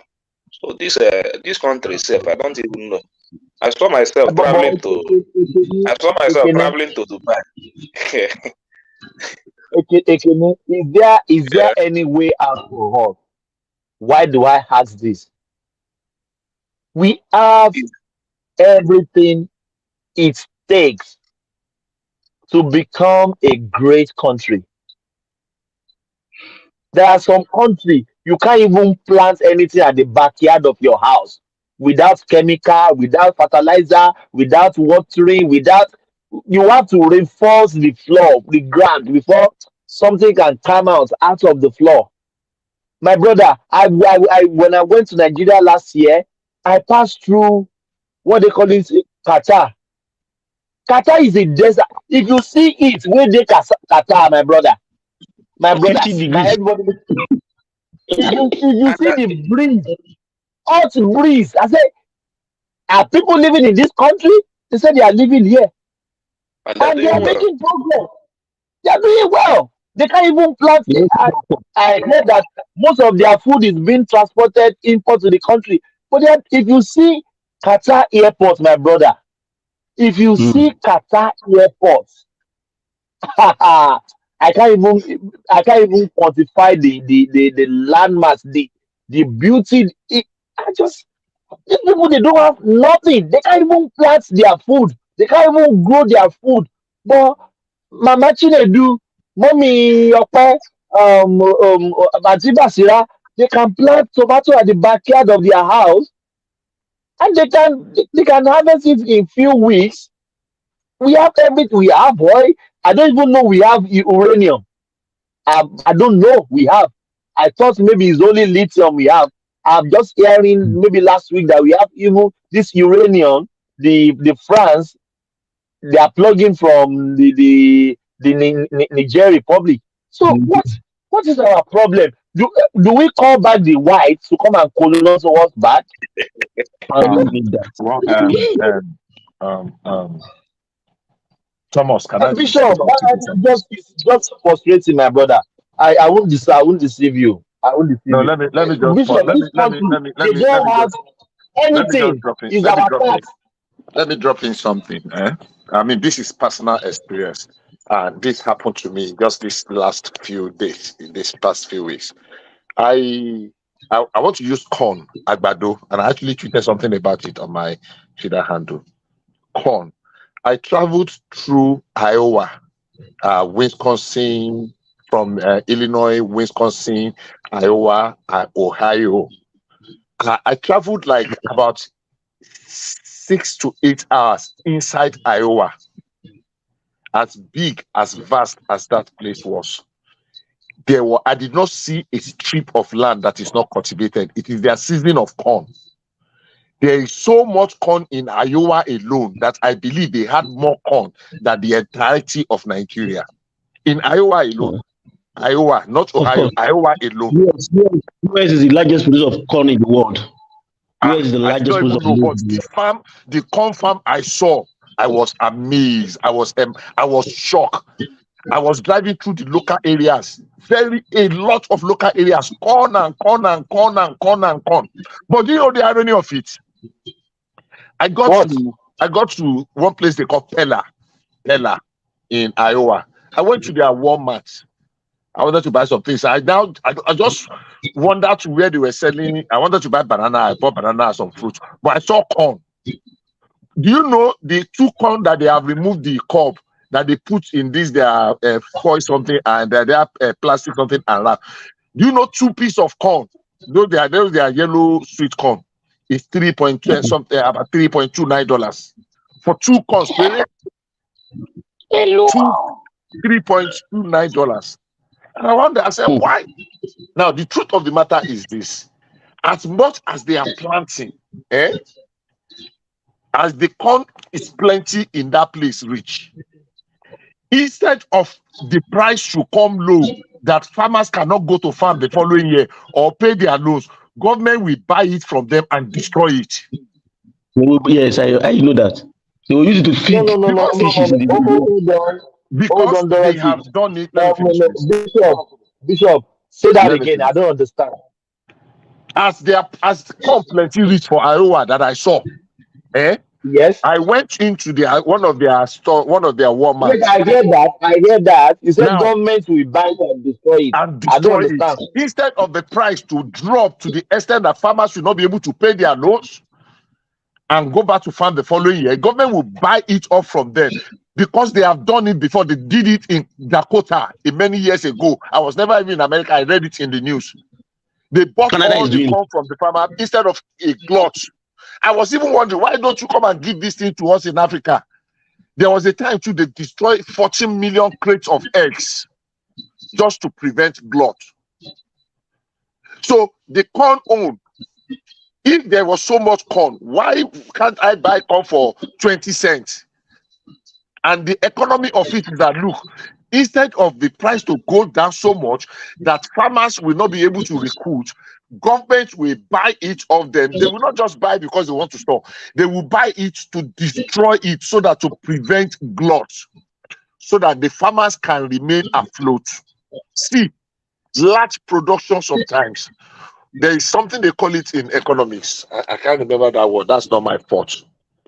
When we were, I remember this now because when we were talking of, food and all this production. I remember we had this conversation when we were talking just about a few minutes ago with Ajale Koko when we're talking about rice, that we have not broken even. We have not reached that threshold.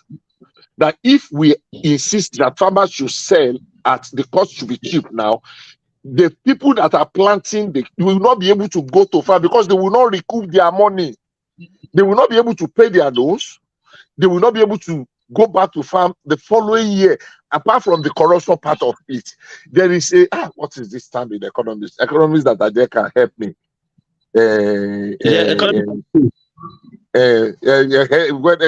in the economics of scale is a different thing. So what I'm saying, this is what I saw. If there's anybody that is in Iowa that can testify, or anywhere around Wisconsin, Iowa, Ohio, and Illinois, those are the four states. The corn I saw in Iowa alone, I roll on back. When are we going to reach this level in Nigeria? You need to see corn. I'm talking of thousands and thousands and thousands of acres of land. Everywhere is planted with corn in Iowa. But Bishop, did the farmers knew that they are buying this thing and destroying it? No, don't misquote me. I said instead of the price to fall low, to become so cheap, so that farmer will not be able to make profit and make profit. Yeah. Yes. Government will buy it instead of glut. That's to prevent glut. They will, because they did it many years ago. They did it in North Dakota. I remember that year that they bought all their corns, and there was a year I was in Nigeria. Many years they destroyed 14 million crates of eggs, just to prevent glut. Because if they don't maintain that equilibrium, that people can go back to farm and be encouraged to that is the secure aspect. Because if they begin to sell by force, and that was what government of Nigeria said at some point, that they will have an a marketing board, produce marketing board, that no farmer will be forced to sell to middlemen below their production cost. That government will have they will maintain a, what do you call it, a benchmark, that if anybody is pricing you, if anybody is pricing you below this price, don't sell. Government will buy it from you and go and put in strategic grain reserve. The reason is that so that they can support the farmers, so that they can come back to farm next year. Because if you use 10 million to farm, and after harvest, after all the water, you now go and sell your things for 5 million, will you be encouraged to come to farm next year? So there is a role for everybody. It takes time. It's gradual growth. We increase the yield. We increase, because we are not even.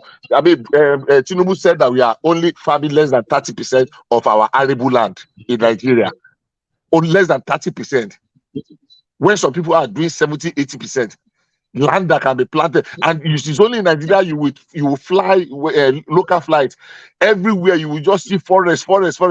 You can travel 5 hours in America. All you will be seeing is farm. America is an agricultural country. The people should not get it twisted at all. These guys are number one. If I begin to count the number of crops that America needs in all grains, you cannot take away America. Leguminous grains, soya beans, wheat, maize, sorghum, you see them. They are making S-way. So people don't normally think that these guys are called superpowers for nothing. They are not just called superpower for nothing. These guys invest in the poultry industry. America has the largest poultry industry in the world. They produce the largest number of chickens in the world. So all this coach Georgia is the chicken capital of the world. You need to go to but the state are controlling their resources here now. What are you talking about? State and the federal government. I mean, the state also has control. Is it the state that controls the resources of the federal government? There's no resource. Farming is not a resource. agricultural something. Yeah, there are some, and they don't have natural resources underground. No, there's no resource control there. It's the farm. It's what you farm now that you own. Government just gives support, but the farming is actually based in county and cities, villages. If you need to go, and I was discussing with some people about a year or two ago, and the guy was telling me, why does he need to go to farm? I mean, to go to college. He has a family business. They have a family farm. They used to plant all these legumes like this. I said it in Georgia. They plant what do they call it? That was they want to go to college. Or even Nigeria, everybody that people that even does not deserve to. They don't have anything to do in college. Everybody wants to go to university. And here are people that say, no, I'm already in the family business. Like they're white. Say they are in the family business. Like he doesn't need to go to college. That's the generation to generation they've handed it over. If I mention that, the very famous people in Georgia, very famous, extremely famous, they own a whole city. But there they are. The guy already knew what he wanted to do after high school. He gets into the family business, and that's what he's doing. He's not going to any university. Bishop, you know what happened? Those excess corn and wheat, they do it in Canada too. Canada happens to be. There are 3 countries that normally control the grain business in the world. That's Russia, Canada, US, and Canada. Yeah, I know Ukraine too. It was Ukraine even when I was in Ontario how many weeks ago, and I did not even see a lot of it. Go ahead. But in Canada, they will collect it from the farmers if there was going to be any glut. They go and use it to feed the animals. I mean the fishes. They have aquaculture value chain. They drop it inside the ocean to feed their fishes that are inside the ocean, because they do local aquaculture, where you can harvest, you can raise a large number of fishes in the sea, or you can even go and sell it where they map out some places where you have more fishes. Yes, they will drop it with that's Canada. Canada does that. Yeah, I know Canada farms too. They farm a lot. I mean, the one I saw yesterday, I've seen farms in the US because I've really traveled around. I've been to places in the US. But the one I saw this last week wowed me, especially Agbado, this corn. I mean, I'm not talking of just 100 miles. I'm talking of thousands and thousands upon thousands of acres of land. As I was just traveling, the thing was just giving me kind of joy, because I did not use the major highway. I used internal, because I went somewhere that is very, very interland, very, very deep interland, very deep. I mean, I'm talking, I left the highway for over 5 hours. I was using internal, and you need to see all the villages. The corn, I can bet the corn in Iowa alone is bigger than all the corns in Nigeria. Iowa alone. I'm not even talking of Texas. I'm not talking of Illinois. I'm not talking of Indianapolis, because that's another place they farm. So they do farming a lot in America, a lot, but it does not make it unnecessarily cheap. Look at me going to buy. I bought any boiled egg, I bought it for almost $3. $2.59. Just 2 boiled eggs. Kotobio, just like every, in fact, I can go and take a picture. Bishop Bokiel. Yes, sir. Yes, sir. Sorry to digress, guys. I got a news story, like it's sad. Sorry to digress. Go ahead. Apparently the obedient space, they have infested LinkedIn to the point where they bullied the university, Chicago State University. They have blocked their Twitter account. They lock it to private. Guess what they're not doing now? If your account is linked to that university on LinkedIn, they're not bullying you on LinkedIn now. And can you imagine? Do you see can you imagine? How do we justify that? That is sad. How do we justify that? But what happened? What are you saying? Repeat that. So a friend of mine sent me a link on LinkedIn. So This girl was given an award by the university, a young black girl, for, you know, she came from poverty, so they are kind of celebrating that for achievement of the university. Your obedience now went there to corner a drug dealer. How can you accept award from a drug dealing university? They've turned that place into an obedience space now. Just lambasting people. If you haven't to do that university, they come after you with charges on LinkedIn, though, a professional website for professionals. Your guys, they've left it and they are on LinkedIn. The madness of these people at some point, man, this is just out of control. I'm sorry, these guys. I'm sorry. It's already out of. So they went on the. Hold on. Let me get it right. You say they went on the. No. Hold on. Let me tell you what happened. What happened was this: because of the position of the university, what they said that who actually graduated. So since yesterday, since Friday, there's been major attack on their website, on their school, on their platform, on their website. So there are lots of attacks. So Nigerian obedience, we're now asking them how much do they sell engineering certificate, all those manner of things, making inquiries, calling them, and so those people now block their Twitter handle and their website. They make it private so that you cannot tag them on anything. So people now went and linked them all with anybody that has a link with Chicago State University on LinkedIn, and now attacking them. Since they cannot attack them on their platform again and on their Twitter handle, they are now attacking anybody that has a link with them on LinkedIn, which is supposed to be a professional handle for CV for professionals. So they are not attacking them. So I saw that earlier today when this guy made a statement, this F Young, F Young, and like celebrating the fact that they were attacking Chicago State University. Bishop, kind of mob action. Bishop, do you know who sent me that link? Somebody I went to residency with. Yes, I said, why are your cousins attacking the university? I'm like, my cousin, what do you mean? I've not spoken to you yet. So is that bad for me now? I have to now explain myself to have to tell out what's going on. This is what they are doing now. That was mob action. In fact, I was ashamed when I read it earlier today. I was really ashamed, but version.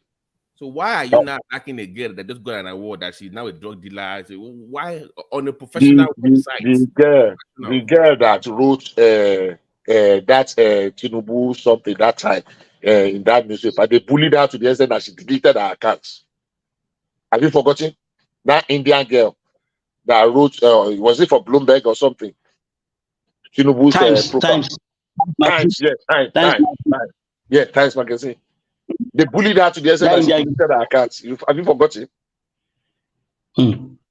So I don't know the kind of people we have raised in this dispensation. Bishop, listen to me. I know all that, but we are discussing LinkedIn. You know what that means? That's LinkedIn, for God's sake. This is not Twitter, this is not Facebook. It's LinkedIn. That's a professional platform where people meet top. You need top people. I'm on LinkedIn. People should just take it easy. Politics will come and go. Let us not destroy ourselves. On the 16th of September, everything will come to an end. Is it true? Somebody said it's not true. That is that date? The worst case scenario. I'm not even believing that. Hold on. I'm not believing that it's true or it's not true. But that is the last day. If you want to count 180 days. Okay. So September 16th is the last day. So whether it is true or not true, they have to deliver judgment on that day. And I really want to hear what they will say. Of course, I know what the judgment will be like, because it will not be fair, it will not be kind if the judges, their Lord Chief Justices, take kindly to this bullying and just allow it to go. I really want them to take it out on Peter Obi. Seriously, give him the tongue lashing of his life. Now we thought you are responsible, and you are leading a horde of mobs, and they were lynching judges on the social media and you could not even call them out for once. Share You say, stop what you are doing. money, what is it like? No, you know, encourage money. It's the height of stupidity. I thought somebody, no matter how dumb you are, if Obi could not call those people out openly, then that means he's a weakling worse than anybody could have thought. That means it's not just irredeemably stupid, he's dumb. Your followers were lynching justices of the highest court of the land, and you were pretending you are not seeing it. There is nothing they post that Obi is not seeing. Funding all eyes on judiciary, intimidating, harassing the families of justices, bringing their children and grandchildren on the social media, and you kept quietly supporting them. There's no way Obi would tell me that I was not supporting them. And that is the height of it all. But it is not time to talk yet. When it is time, we'll talk. I expect him to have come out to calm them down. At least calm them down. People say they want, when no, they are not doing it on my behalf. I can never want talk now. Let me talk. Let him talk. I don't have anything to respond to him. No, I'm not saying so. No. What do you want to say? Are you saying that Peter Obi is not seeing the lynching on the justices? Are you not read? Are you not listening to this one we are talking about now? Please don't just not let us cross this line. No, talk now. Call him what you want to call him. I don't care. It is no, you don't. I don't want you to care. I'm saying the truth. What do you want me to say? What do you want me to say? No, I'm not saying you should say it. I don't expect you to say anything because the truth are just too obvious for anybody to say. The blind can see it. The deaf can hear it. It is deafening. I have series of things I have read on social media. I can mention names unto you. People that are championing these things. Somebody put the family, the grandchildren of a judge on the social media. Are you not speaking for the judge, Bishop? We know where you live. Are you not speaking for the judges? You know why? Because they don't speak for themselves. Because they don't speak for themselves. Allow them to do their work now. If they come down and say because you are attacking my family, therefore I'm giving judgment against you, Peter Obi. Are you feeling I'm attacking you? Are you one of them? Are you one of the headless mobs? Even if you speak from now till tomorrow, what concerns me? No. So don't tell me who I'm speaking for or I'm not speaking for. That's what I'm pointing at. Don't tell me whether I can speak for the judges. If I speak for them, it's my choice. I am saying some people are behaving like bunch of I don't know the right word. They are behaving like animals. I don't know that we can be this animalistic. That people will bring people's children on top of social. Hold on. That some people will come on social media, bring the children, the picture of grandchildren of judges, and be threatening them, bring the address, and say people should go and pay them visits, mobbing them online. And we have no matter how you shout here, there is no way you can control the minds of millions of people. Everybody have their opinion. I am not saying millions of people. I am saying Peter Obi. I am saying Peter Obi is completely irresponsible not to have called these animals that are following him to order. He's irresponsible. No problem now.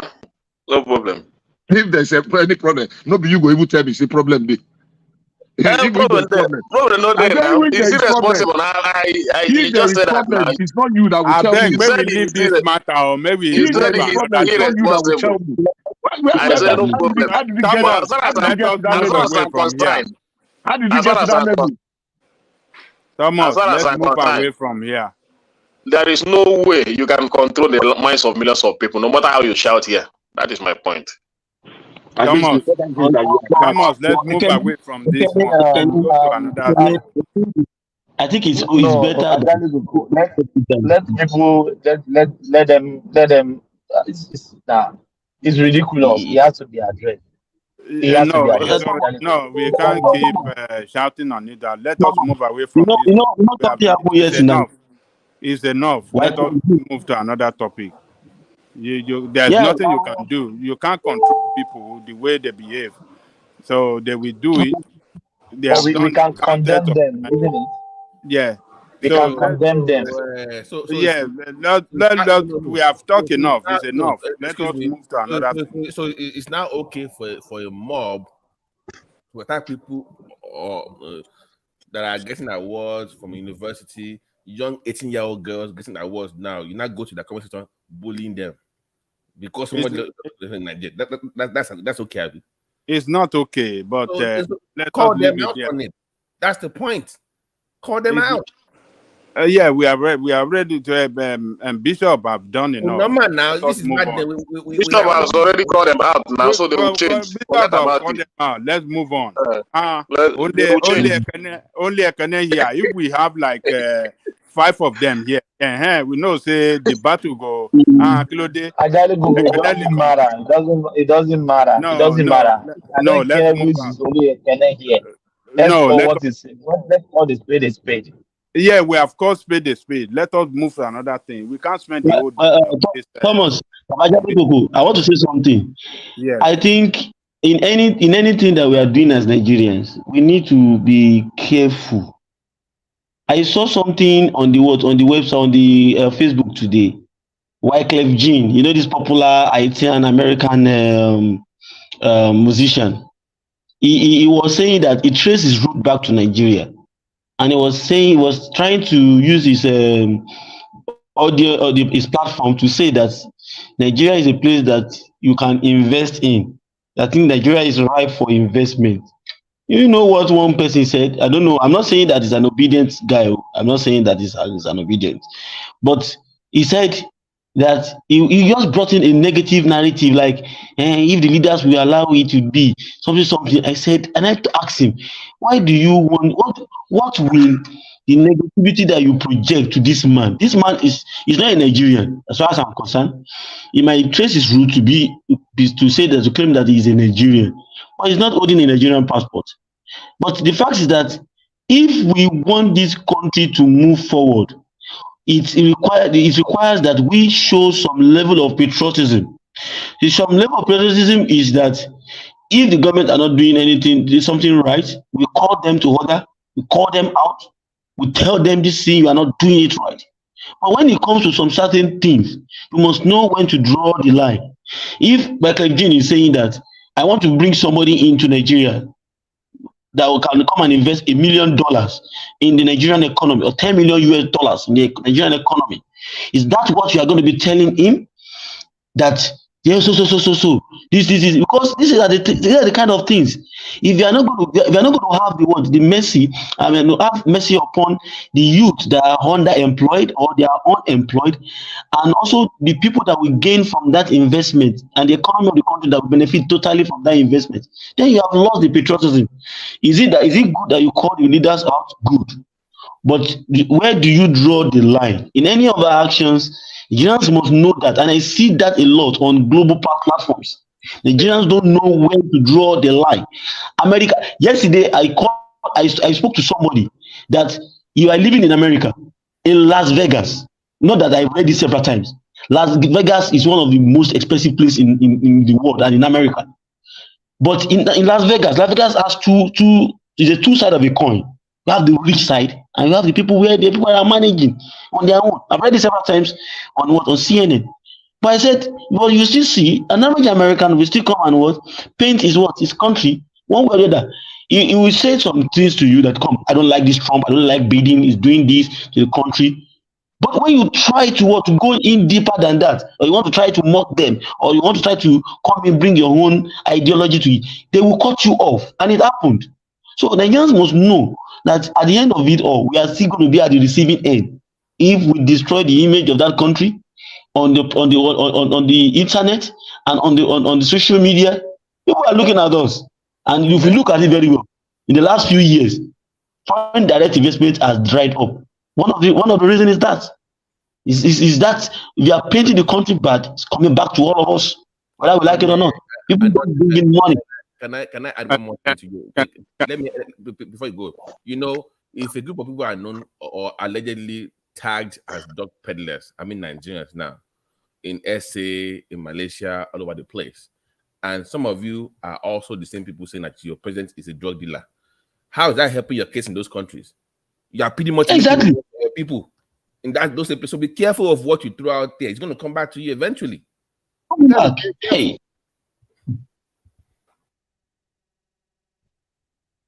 Well, I want to say something. Mr. Samad, there is something that happened in our space, Labour Party. So I want to speak on that.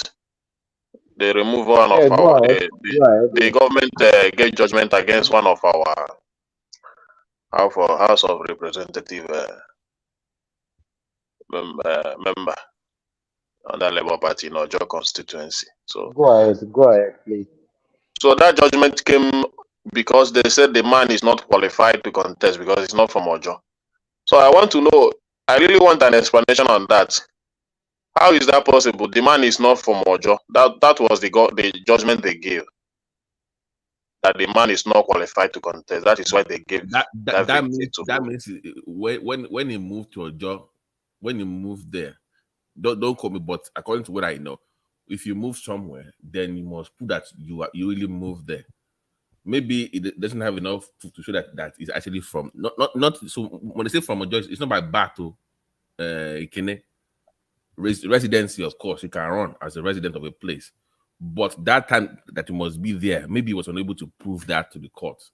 That would have been the problem. But that because it's not Yoruba, no, it's not that. It's residency. No, it's not. It's a Yoruba. It's a Yoruba. Although the person that was supposed to contest before him was a Igbo guy. That's a family.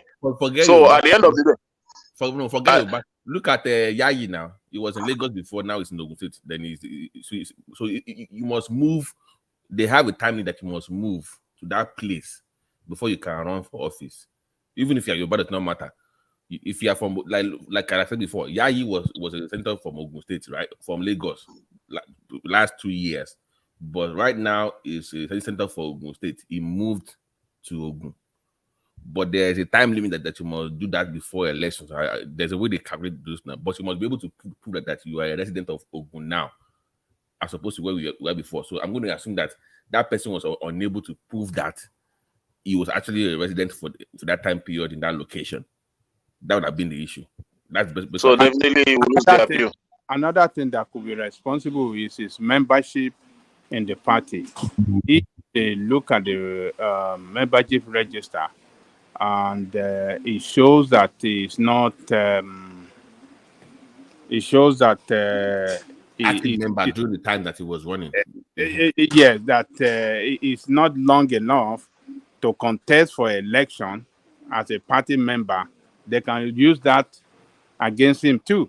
If their party says that, oh, before you become a nominee of the party, you must have been a registered party member for 6 months. You understand what I'm saying? And now they look at the register, they see that this guy is not even more than 2 months when he registers. So that automatically nullify him that is not qualified to even be the nominee of the party. So that election. That guy just a lot of people just rush. That guy just got that victory on a platter of gold. I mean, he just rushed. A lot of people just jumped into this thing. Say, "I beg Labour Party, give me ticket." The guy didn't even know that he won that election. No, honestly speaking, because that was your constituency. The guy didn't know. It was they go wake him up. They go wake him up. Did you know that he was sleeping himself? Nobody saw him. He didn't even do any campaign. Nobody even saw him on the field. The guy was nowhere to be found. All of a sudden, they announced him a winner.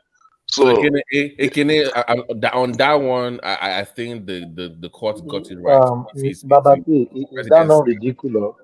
Somebody that doesn't even campaign, he doesn't have anything. Almost remember that one guy was in Germany that they even won. Remember that guy? Is it the one in Benin that even won Labour House of Rep? He just bought form. And he won. Labour just dashed people. Yeah, it was a wave of the moment. The guy at PP is the Banky W that just lost. How can you abandon the youthful one that you think that it's one of you to go and vote for somebody because it's Labour? I mean, this is about people, not party now. I mean, that was wrong. That Banky W one was just come on now.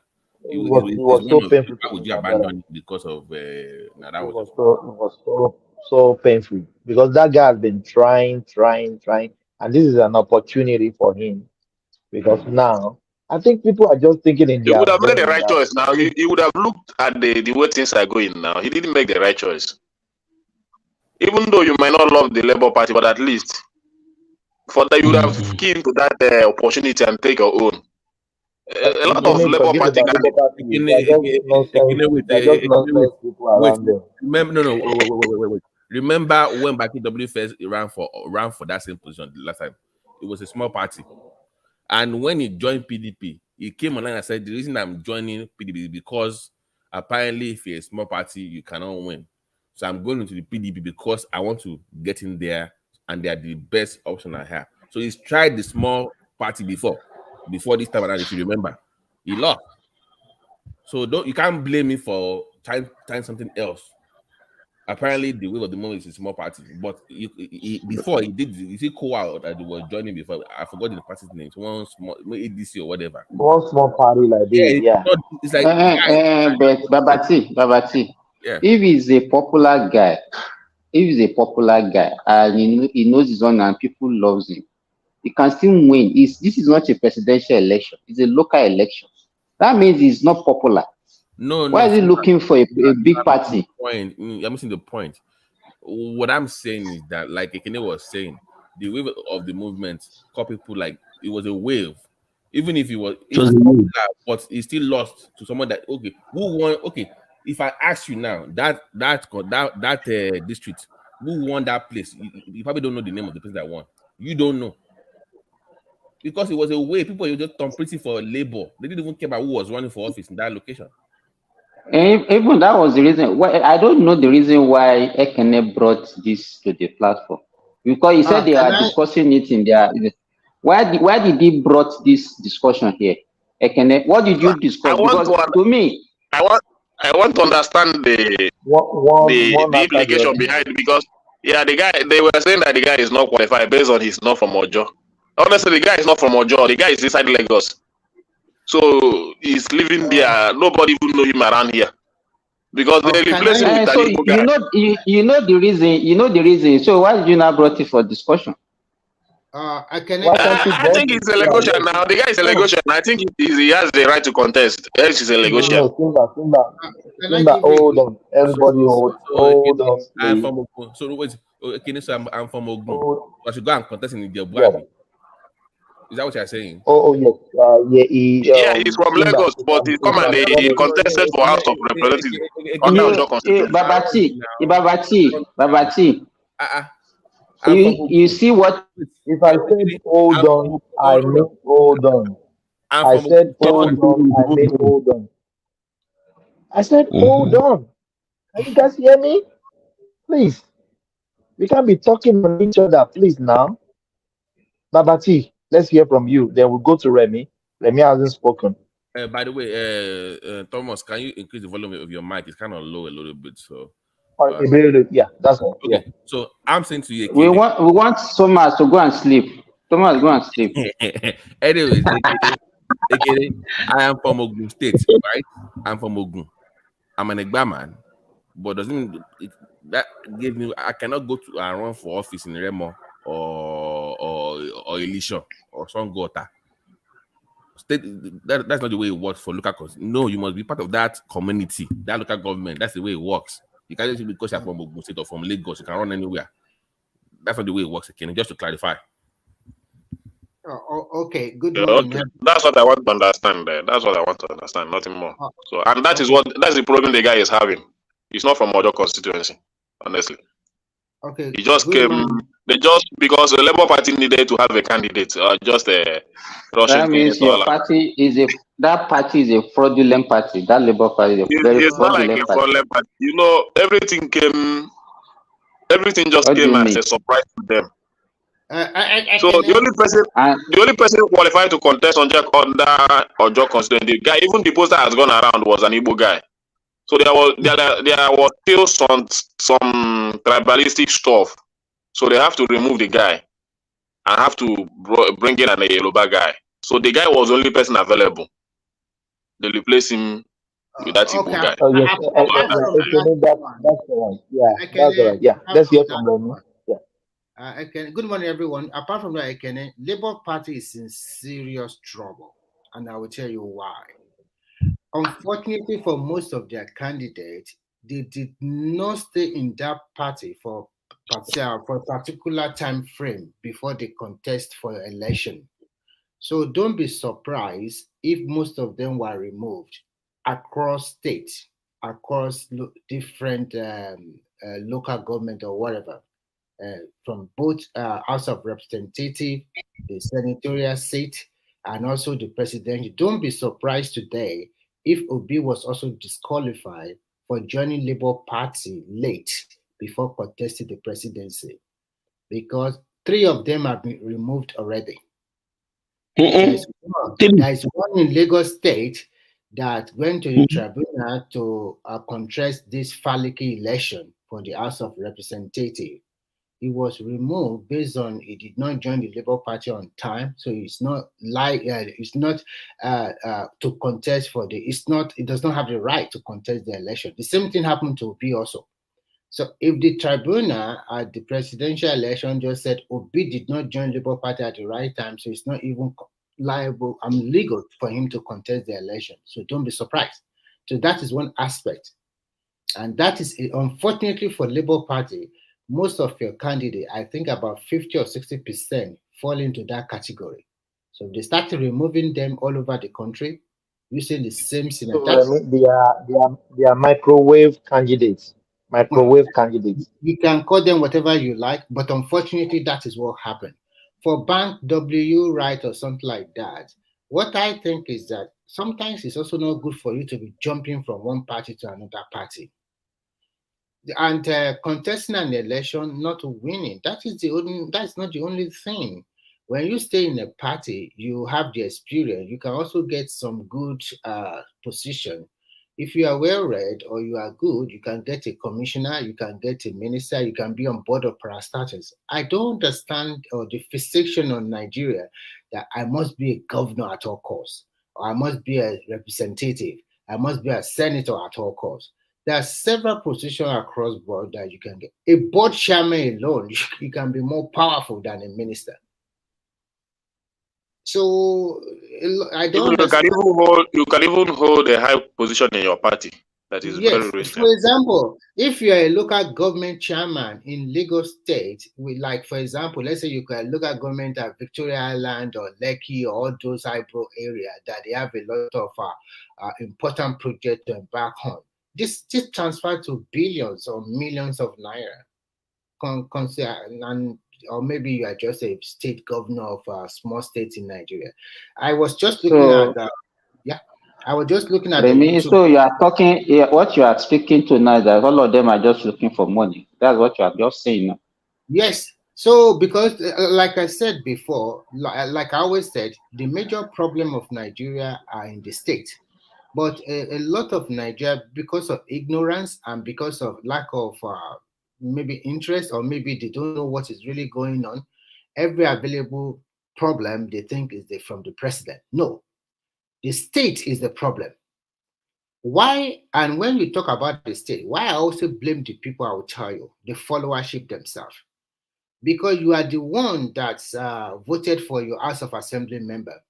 When Buhari was talking about local government autonomy financially and everything, this law was passed by the National Assembly, but it needs 2/3 of the State Assembly for them to say yes to this legislation.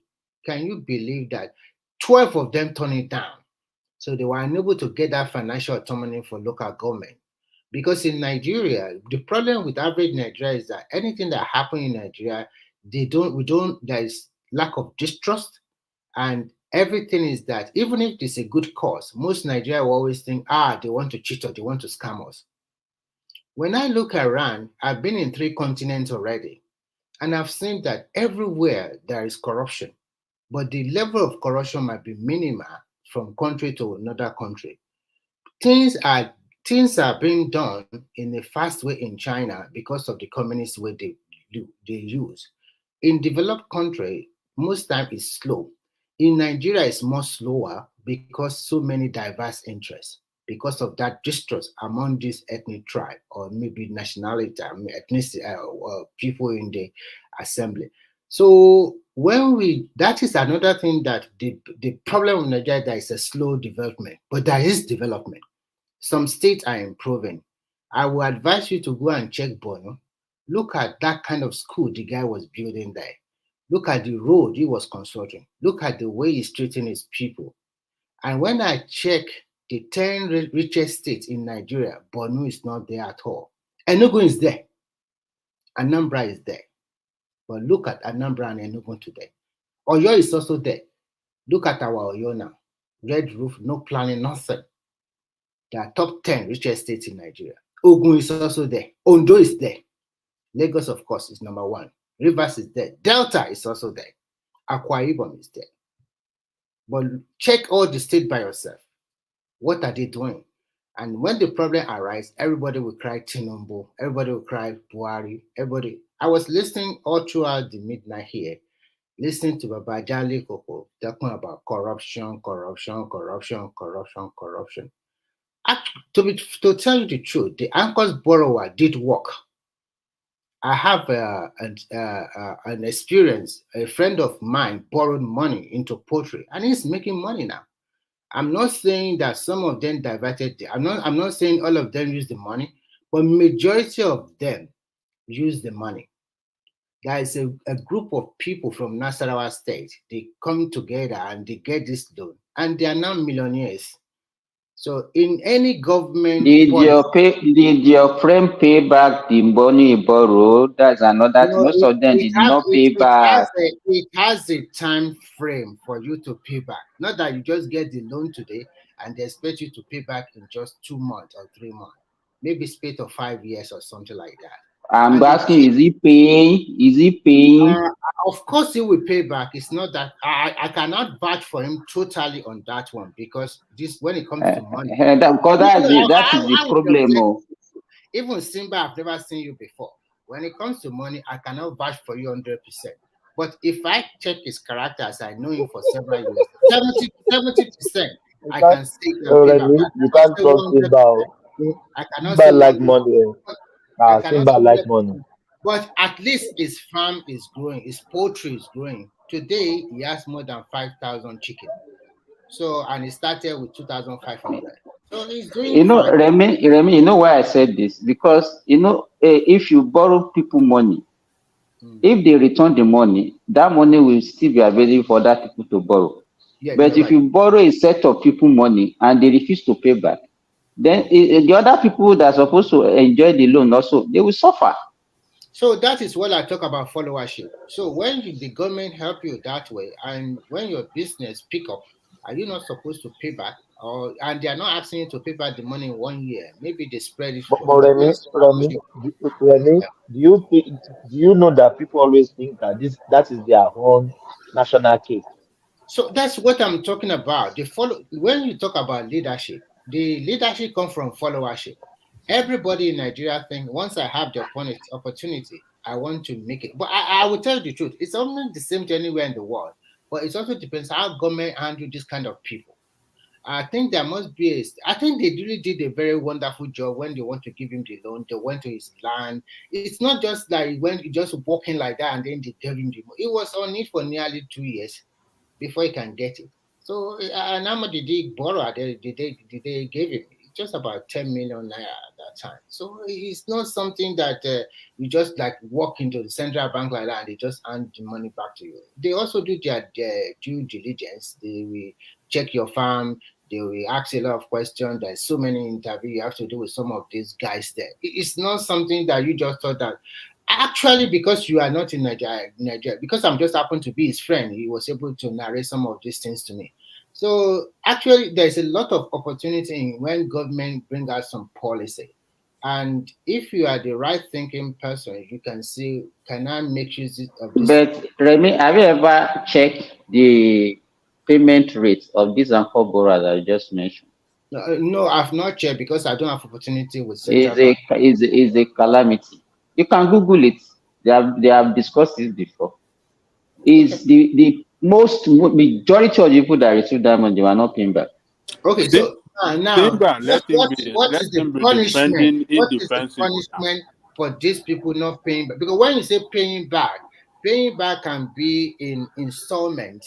How many years do No, when they said not paying back, let me give you. You might not know because you have not done it before. I think I mentioned it on this platform. Okay. I borrowed the same amount of money from Bank of Industry at the rate of was it 5 or 9% that time. What they used to do is that, especially for agriculture, they will give you that gestational period for whatever. If you're ahead, like my own now, after collecting the loan, they give me 6 months. Okay. Before I start paying, and they have certain amount of that I pay every month. I've liquidated the loan now for about almost 6 months now. And they were even asking me to come and collect my, but I just told them I'm not interested again. What I want to say is this. Because even it was after I collected the loan that I left Nigeria. So if I decide not to pay the money, what would they do to me? Do you understand what I'm saying? We don't have the mechanism. So because we don't have a good credit rating system. There's nothing like credit rating. Let me tell you. Yeah. Okay. In Nigeria, do you have that? I said they will arrest your wife. They go arrest your wife. My wife is not no involved. Punishment for not paying back. Like I said earlier before, when you go to Nigerian prison or correctional service, you see a lot of people are waiting trial, and you see a lot of people that they have sentenced to death because they are handling criminal. Do you know the bigger problem is also most of our governor, most of our leader, because of this brainwashed by religion, they will tell you, oh, they cannot kill anybody, they cannot sign any death warrant. And then when you go to all these correctional service, it's being congested. Remy, if they start arresting people now, if they start arresting the people that didn't pay back, we will come on this platform and you see people defending them. They after all, is it not government money? Why should they pay the politician? Are they not stealing the money? We justify drug trafficking. We justify drug trafficking. I am right that the followership has even worse. We justify every criminality in Nigeria. We justify anything. Simba, who are the people? Who are the people you are talking about? No, okay, let me tell you. Thomas, there was a day we were discussing the CTO's this thing, ban on Nigerian CTOs. And we are talking about drug. So, but even Ekene is here. He was here justifying it. He's here today. I'm not speaking behind him. That because people don't have work, because the country is bad. That's why people are carrying drugs. So what can we say? Ekene is here. He justified it that day. So like follower like so you the can leader. see Simba, everybody here, the government are giving money to people to go for agriculture or whatever and they follow it in due process. But the people collecting this money, they have their own mind of their own. They want to use this money for other stuff. They don't want to go for farming. And at the end of the day, people come back and blame the government again that the government is not trying. So sometimes when the government try, let's commend them. I was listening to about Dangote and one man saying, Buhari is a pyramid of they put a pyramid of cement there. Oh wow, why are you so wicked this way? Oh, sorry, Remy. What is Remy saying? What is Remy saying? Hold on. Let me comment. Let me respond. Let me respond. Hold on. Let me respond. You have been talking. Let me respond to you. But let me finish now. Give me 1 minute. Okay, finish. Hold on. Hey, Remy, finish. Ajale Koko, you come after him.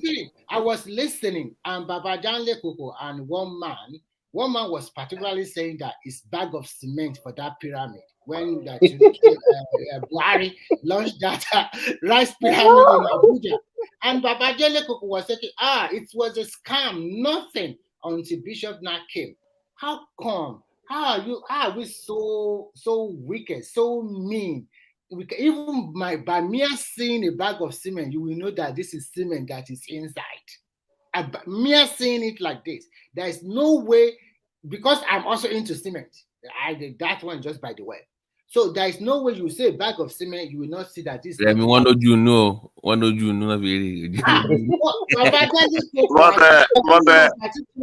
was where is the rest now? Where's the rest? We're still looking for that. Ekene, no. Ekene, we are not doing that. Please, we are not doing that. Yeah. Okay.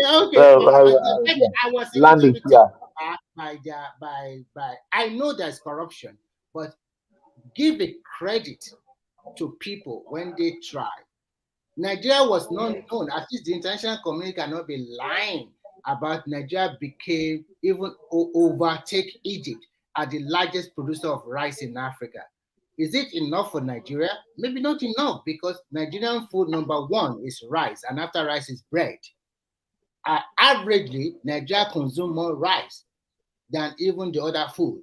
So wherever you like it, Nigerian will eat a rice in a day, maybe for lunch or breakfast or dinner. So maybe it's not enough for the people, but at least for us, within some few or 4 to 6 years, we became the largest producer of rice in Africa. That is a good omen. If we continue to do that on wheat, on beans, on sorghum, all of these agricultural products, we are moving a needle, like Bishop always said. But here, every time Baba Jale Koko will condemn, and then one man will have his color. So sometimes I just don't. Oh my God! Hold on, Simba. Hold on, Simba. Yeah, Ajale Goku. Let Ajale Goku go first. Ajale Goku, go first. Remy, Simba, you come after him. Yeah. You see, I don't understand it. I don't understand what Remy is trying to defend. Yeah, he listened to me and one man saying this thing is an organized scam. That is what Simba have confirmed now. Simba, who is a participator or how do I describe him? A man that benefited from that loan, is just confirming, a man on the ground is just confirming that ACO program is a failure. What do you want to justify? Is it because your friend said, oh, I took money there and it's doing well? Does that represent the whole situation in Nigeria on that ACO program? Look, we cannot be deceiving ourselves. A program that is designed to achieve food surplus for us and couldn't achieve it. There is no other way you can describe it but a failure. But we like to defend. I don't know what we achieve in defending government failure. We can't get to anywhere defending them. Let us call spade a spade. When they do good and they achieve result, let's say yes, they achieve result. When we can see that they did not achieve result, let us call them that this one is a failure. And what you don't know is that Baba Jale Koko, can I interject? Okay, 1 minute. Let him land. Have you landed? Yeah, Simba. Yeah. Yeah, go on. Go on. Simba is not talking again. By your phone. Okay, no, I thought you said I should wait for him. No, That's why I go on. Yeah, go on. Yeah. But I think what we need to do is, can we analyze why that program failed? Is it because government did not give the money to the farmer, or the farmer did not use the money for what they're supposed to use the money for? Okay. Let us analyze it. One thing that is identified is that the people in charge of this program, to implement this program, organize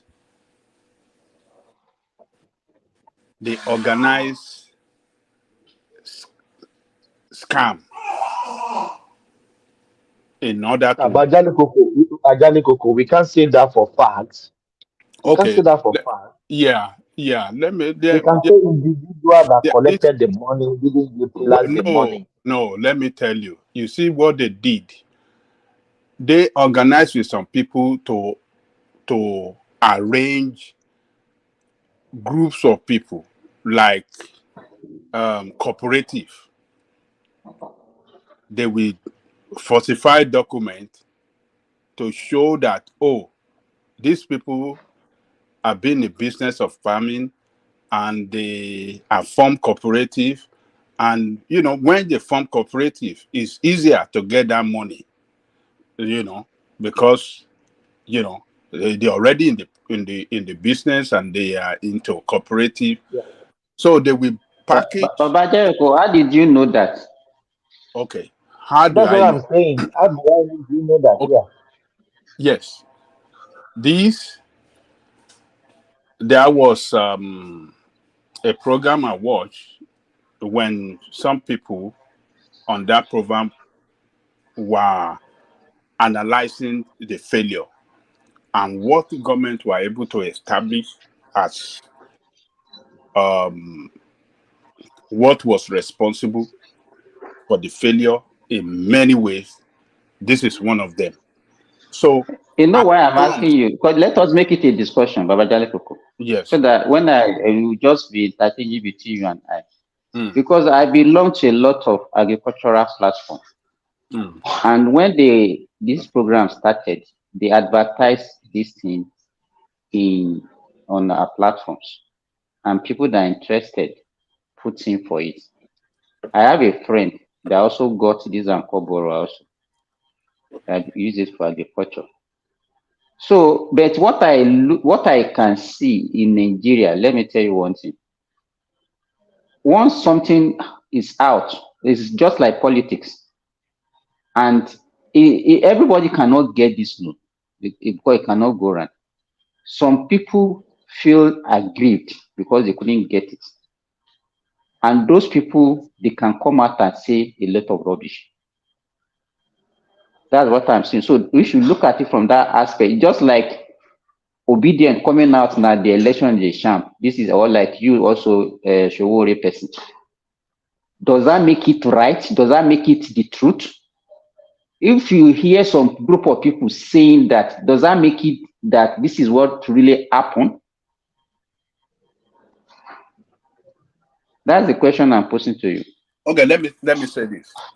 These people that were saying this are actual, they are farmers themselves. How did you know? How did you know? Baba Jericho, if not because you are conversant with me, just hold on. Hold on. Don't query me. Let me land. Don't say, how did I know? How did I know? When you see people that are really professional in professional farmers, and they are saying they couldn't get this money, and what they discover is that these are the things that happen. So you don't want me to believe them. Who do I believe? I should come and believe you. No, what I'm saying, I'm saying, just hold on. It's not a matter of, we are discussing. You understand? So it's not the person that is mad. It's not the person that is loud, his voice is louder that wins the argument. So what I'm saying is, if you are not conversing with me, at least I have joined this platform now for almost 6 months. So you are used to me. You can even predict to some extent, even if there is a discussion, what I can say. We know ourselves to some extent now. If I don't tell you on this platform, you know me as a doctor. If I don't tell you that I engage in agriculture, you will not know. And if you see me somewhere, you might just be thinking that he's a doctor. Why? In fact, you can even say that it's the doctors that they give the money to. It's not a farmer. That they just give it to people. I even have a friend on our platform who is a doctor that also got the loan. You understand? And so you can make a conclusion like that. But since I've mentioned it severally and I've given you example, and then you know that I cannot be telling lies that I engage in agriculture, you might believe me. But on the face value, if you don't know me and they call me doctor, You see, you can see what we are talking about now. That they just give it to people that just, well, why a doctor even got the loan for agriculture. You can just arrive at the conclusion like that. So what I'm saying, for the fact that you see some aggrieved people, anybody can talk anyhow. You can. There are so many people that read agriculture that do not even practice agriculture. So I don't know what they say or what you see on their body or on their face that make you believe that they are true farmers. That is one. Then to also believe that what they are saying is the right thing. That's the question I'm putting to you. Because anybody in Nigeria can just come up and say anything. That is our problem. Simba. We have this tendency to condemn. So the very easy thing to do in Nigeria is to rubbish everything. Hold on, Simba. You see, sometimes we have to, I mean, I don't even know what to say. So, are you telling me that the television program that invited them on their show, introduced them as farmer, introduced their company, doesn't know that they are real professional farmer? I mean, if you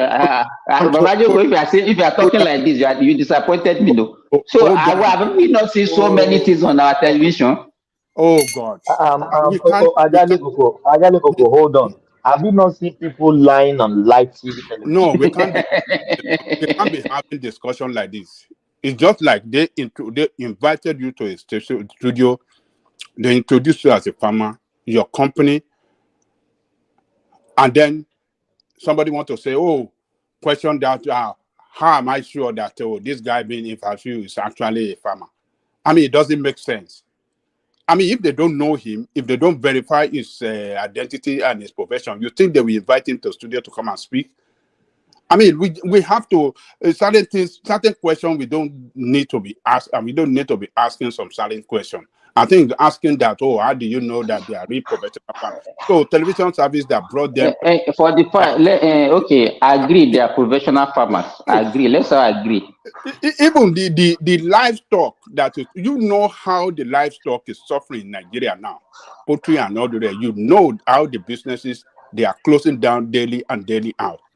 You know now. You know. So now Remy will tell you, Remy, because of his friend, that Remy can tell you that, oh, it's a successful business. But in the general aspect of it, it's not. That business is suffering now. It's suffering greatly. It's suffering greatly because nobody is even making any. You are not even breaking even. Talk less of saying you are making any profit at all. So I've listened to programs like that and people that are real professional in this. Even there was one day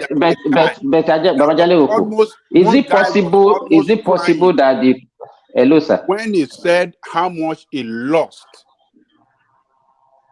in terms of, you know, how much he lost, he was almost crying on the TV.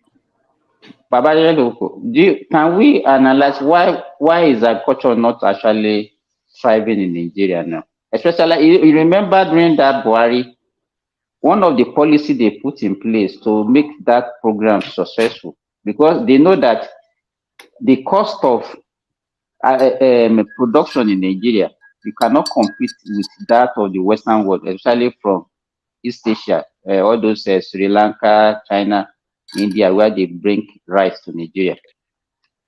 So that was why they banned the importation of rice, and we knew how that one degenerated and people were crying. Because if the farmers produces and the cost of production, they cannot even sell at cost, talk less of making profit. How would that one encourage them, or how would they be able to return the loan? So, Simba, to add to what you just said now, can you believe that an average Nigerian will tell you that Nigerian rice, I don't like it? It's not the only people that eat Nigerian rice, let me tell you, Remy, are the Northerners. They are not buying it. It's only the Northerners. It's only Northerners that eat Nigerian rice. White people, they will prefer, and to be frank, I will tell you. As at that time, Remy, they were still smuggling rice in. Yes, they were. and in Yoruba land, and to me, the issue we have, well, I will keep on saying it. For our country to make progress, every goddamn person has to make their own contribution. But by the time we are exactly, by the time we say it's a group of people, the people that are smuggling this thing, they are not leaders. So they are the people. They will go. Simba, you are a farmer, and I want you to educate the people today. I learned this in China, because in China they don't eat parboiled rice. They eat rice grow within 3 to 6 months, and they will consume it that way. They don't polish their rice. The rice we eat in Nigeria, the expired rice. Those are the rice that we eat. Yeah, I just want to, because they told me that because I was looking for Nigerian rice all over there, like the Thailand rice we used to eat, we could not find. Then I get used to the Chinese rice, which is a fresh rice. You can see that under 4 months or 6 months, the rice is ready. It's white and very, very white in color. It's not as sweet when you compare it to this parboiled rice. And they told me that this rice they are eating is more nutritious and it's more healthier than eating all those rice they parboiled for 6 months, 1 year, or 2 years. So as a farmer, I want you to, is that assertion, is it true or is it wrong? It's true, very true, very true. In Nigeria, you are at least most of us on this planet, we are Yoruba speaking. The rice we call rice itapa. Yes, we know that. The one that used to have the one that used to have stone. Yes. Is more nutritious than that. It's more nutritious than that polished Thailand rice that you see, because those ones they've already removed all the nutritional content of it. Yes. They added some flavor. They added flavor, so it tastes better. But what you are just eating is junk. There's no nutritional ingredient inside. It's just junk. But because it tasted better, it tastes yes. They don't realize. They don't know. Nigerians are like poison.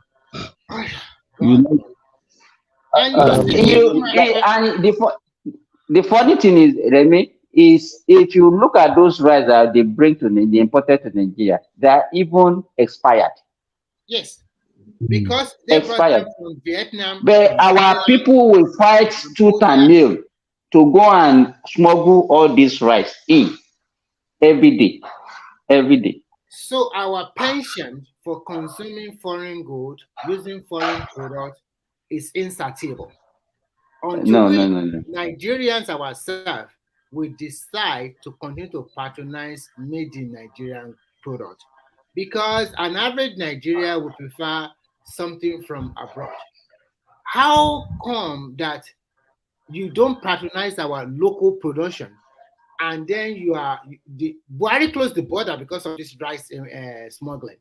A lot of Nigerians cry foul, and now they produce enough rice. And people like Ajale Cook and one man say it's cement. It is not rice. What do you mean by enough rice? Kilo mean by enough rice. What do you mean? What do you mean by enough rice? One man said it's a pyramid of cement. That's what he said. If you start a session with one man, and one man will just be following anywhere you are going. You will just be going. You will be catching cruise. You will just be catching cruise. I'm trying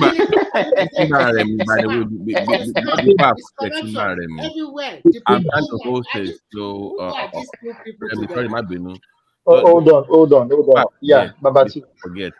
I'm trying to bring somebody up to the platform to discuss powering farm communities with solar energy.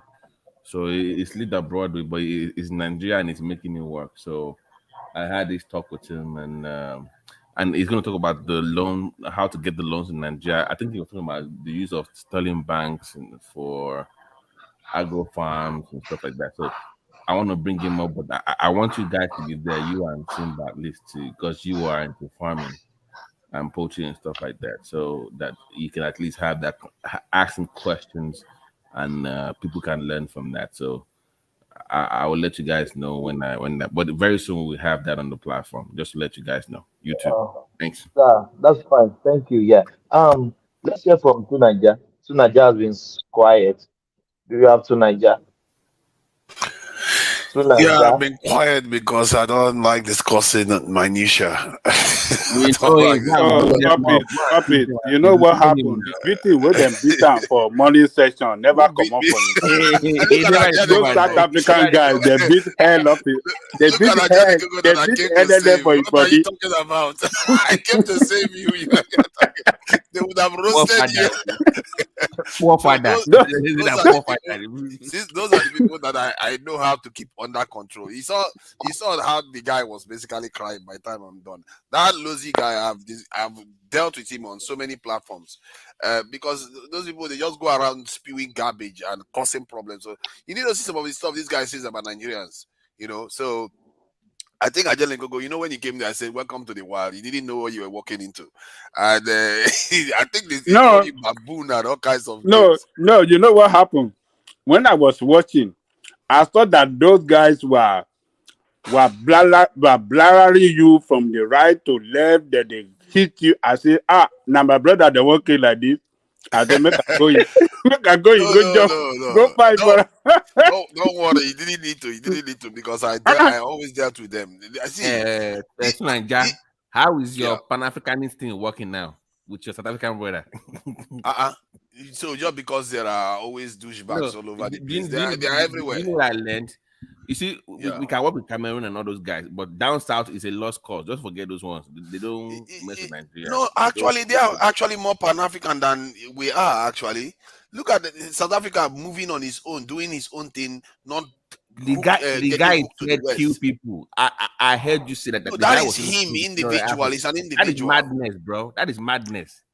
Yes, but maybe we too should be nationalistic. See, the problem is that we are not. See, South Africans have their own voice. They literally have their own voice. Nigeria, one of the videos I sent, Nigerians, they don't even have their own voice. Even our own journalists were saying, we are aligned to the West and we are non-aligned nations.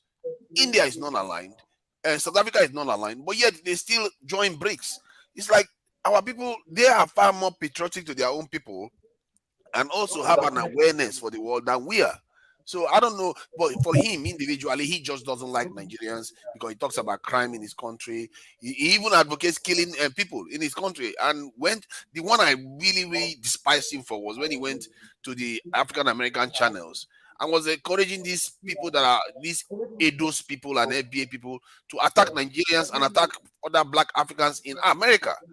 When he did that and we went on this big channel, my goodness, I wouldn't let him talk at all. I Fofana, completely let me railed ask you, him. please, let me ask you real quick. That FBA thing, do you think is sponsored by this anti? There's something to me. I think something behind that FBA movement. It's not doesn't sound like organic to me. Do you think Oh it's being yes, sponsored? of course. Most of Okay. those things, you see, when they sponsor these things, they sponsor it from a feeling that already exists. One has to expect that people that were sold into slavery, you will have people that have resentment towards the people that sold them. And some of them would not want to have an affinity towards this in the continent. There are many of them that have been testing themselves and finding that they have a lot of Nigerian genes in them. And but like Nakmizi, he was present too. He donated that day. We often had a lot of arguments for months. This is an African American. We had a massive argument, and now when we talk, we respect each other and we joke about it, because he says we sold him as slaves and that we sold his forefathers as slaves. But we joke about it because sometimes you have to engage people. Even Lozi himself, you'll be surprised how Pan-Africanist Lozi is. Even he that is advocating, because he's also nationalist, he's Pan-Africanist and nationalist. When he's talking his nationalist aspect, that's when he's very ugly. He talks about killing other Africans. But when he goes this in Pan-African, No, he no, no, doesn't no, like no. Western Let powers. me hold on. Remember when Adekoko brought up Nigeria's role in their independence, and he had no clue what he was saying. He did not know the Yeah, role they of didn't know. They Nigeria. That don't was know. sad. Like, Yeah, listen, you don't even know what Nigeria did for you people.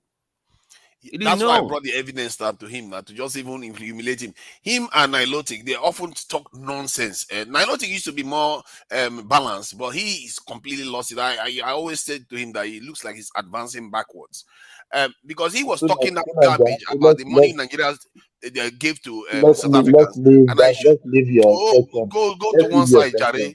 section. Go to one side. See, he was talking Yeah. about the money that Nigeria gave to South Africans, and he was saying that it was just tiny pence. Then I said, okay, look at the exchange rate that we are talking about. There was a time Nigeria currency was almost 2 times more valuable than the dollars. Even when I saw it, you know, when you actually see it, you will be surprised how far we have fallen. Like Nigerian Naija, naira was more powerful than let's the let's dollar. move on.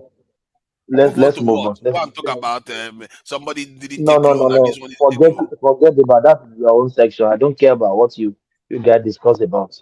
This is my own Okay. section. Thank you. Yeah. Okay. So The let's reason go to why your I came on, let me just say why I came yeah on. Because I fire. just Go saw on. a Nigerian this thing. There are two things anyway. A Nigerian this thing meeting with the British this thing defense department people. They came to Nigeria, and these British officials, if you can hear the way they were talking, they were nervous. They were nervous because they are worried whether Nigeria will turn on them. And what he said was that you should let us know honestly what you want for your people. And guess what that our chief army staff said? Oh, you know that landmine this thing that we were talking about getting mine Husky mine detection stuff that we're talking about that stalled. Maybe we want that to start again, and maybe you should train our special forces. Maybe train us on UAV. I was like, is that where your ambition ends? This is our problem. We don't, even when they ask us what we want, we can't even tell them anything because our minds are completely. The question that I came to ask is that, is there something wrong with us? That is it an epigenetic memory that we have that makes us feel so inferior that we don't have any ambition for our people? No, we have said it before, bro. We've talked about lack of collective intelligence. That we have individual brilliance, but we don't like we have that cohesion is not there where you can have. But that man is individual intelligence now. That man is individual intelligence. What is wrong with him? Why can't he aspire for more?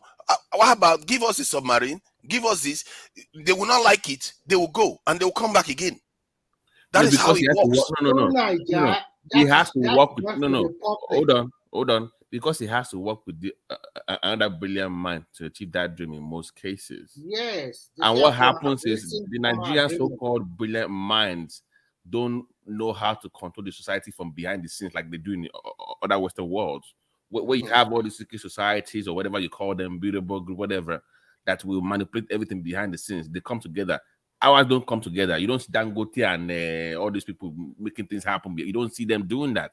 They are on my own. What can I get from the country? And that's it. Screw everybody. That's what they do. So you don't have that coercive mindset within your own elites to make things happen the way it's supposed to be. So they lack that collective intelligence. It's not there. Yeah, Babati, in addition, look at what Dangote is doing all over the country. We have a lot of billionaires in every region of Nigeria. If they are creating employment like Dangote, they will also receive some incentive from the federal government. Or maybe was it some not wages. Dangote that went and brought Bill Gates to come and start growing Let genetically modified me plants in finish. Nigeria? I am not talking about Bill This is the Gates problem or with these our let leaders. me finish, please, Tunaida. I am not talking about foreigners now. I'm talking about we Nigerians. Now, I often say something like this. Everybody will continue to castigate Tinubu. If we have 6 Tinubu in every region of Nigeria, and it was every of these people were able to at least set a succession plan of what happened in Lagos and that development in Lagos, whether you call it slow, medium, or fast. If we have people like him all over, one in each region like that, and each one take one state, that means we have 6 super states. So nobody will say, for my Nigerian dream to be realized, I need to go to Lagos. I can stay in my Anambra if Anambra is at par with Lagos. I can stay in Borno if Borno is at par with Lagos. So for me, I see things this way. No matter what you do, you cannot eradicate corruption 100%. You can only minimize it because laws are there, but any law made, there will be loophole. There is no 100% proof law, whatever you can say. Now look at Dangote. He has put his hand in everything: cement, tomatoes, petrochemical, everything. Let's say we now have 10 of Dangote, and we have a lot of Nigerians that are even richer than Dangote, but you don't know their wealth. And they are doing the same thing what Dangote is doing, creating employment, creating value, and all what Nigerian can do sometimes just to criticize him unnecessarily. If we had people like him in all over Nigeria, all over region, at least they will create employment. Do you know how many people Dangote employ? Even that refinery alone, do you know how many Nigerians work there? So that's He what employs people. That is true. I think we focus too much on so corruption. Corruption for me, is I not. want us to leave Jolly Corruption people. is not the reason why our leader didn't demand for something reasonable. No, Corruption is not you did not what get it. is Babati the, has already replied back to you on that one. That one is just maybe they just have us for TV or whatever.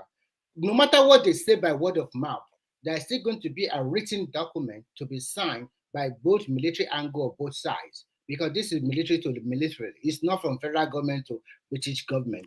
So no matter what actually of it mouth, is. So you can't just sign agreement no, without it's just not nation word being of involved. mouth like that. Okay, we just want a helicopter, we want a UAV, we want something like that. Do you think just word of mouth and then they will just Why is he even asking such a question in the public? Yes, No, because it's about this is what happens now because they are nervous. See, I What do you don't know mean whether by they know how to. nervous? I don't know whether our officials know how to read body language. The guy, when he came to Nigeria, he was saying that he's been in Nigeria before since he came to office in 2020. Then this is the next time he's come. Then he said, "Talk to us about honestly." Then he used the term honestly about what you want.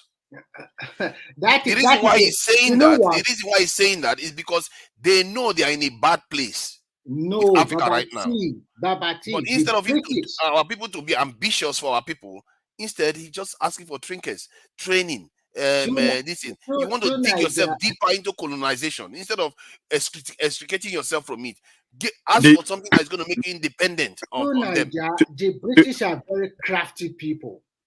They don't even have it in It's their not mind only that that he wasn't being crafty. He was no, asking you what we I'm wanted. telling you that they are crafty people. They know what they want. Don't talk about being nervous. They have a big stake in Nigeria. Their interest is all over Nigeria. Name any discipline. You don't know how to read people. That's the problem. Our people don't know how to read them. Maybe because I'm in the UK. You need to know because of the geopolitical space. You can when somebody comes to you, not the way Mao Zedong had to go to Russia to demand stuff. They came to you asking you, what do you want? Do you think now that Nigeria have a myriad of problems, myriad of issues, that they need investment everywhere, anywhere from the world? They even need their ally to be closer to them. We need UK more than UK need us for now. What? They need us far more. Oh, come on. You thought they are dying. Look. Let me analyze something for you quickly. Oh God! You see, that's the problem. He's no. thinking that we need them more. Reality. That's the mistake. But I want to face reality with you. First and foremost, that country of ours is broke. And when you are broke, I'm telling you, we're broke. Look at our external reserve. Our external reserve is 3 billion, less than 3 billion US dollars. And Mayfairly, I've staked about 12 or 15 billion. To send that video to us, maybe yeah. The video is in this thing now. Let me get it. They have used some of our external reserve to borrow money from what they call that American bank, Chase Morgan. We are broke. Our generating revenue is not. Yeah, the video is the last video on the private chat. And thirdly, we need all hands on deck. Any investment from anywhere in the world to pour into Nigeria to create employment for our people, we need them. So the game They are playing. I support Nigeria not to be a member of BRIC. What kind of thinking is that? Yeah, I will What kind tell of you this. thinking is that? Jesus Christ! God, you see, this is the problem. How Thomas, can can somebody you like play you that attend your video people for meet? us? I will tell you why Nigeria should not be a member of BRIC. If you are a member of BRIC, Thomas, can you Remy, play that Remy, video for us? Remy, Remy, hold on. Which video? The last one on the private chat. On the private chat. Oh, yeah. Yes, go on now. Yeah. Seriously, as you are I not going to was join saying, BRICS. as I was saying, the reason why we should not join BRICS are so numerous.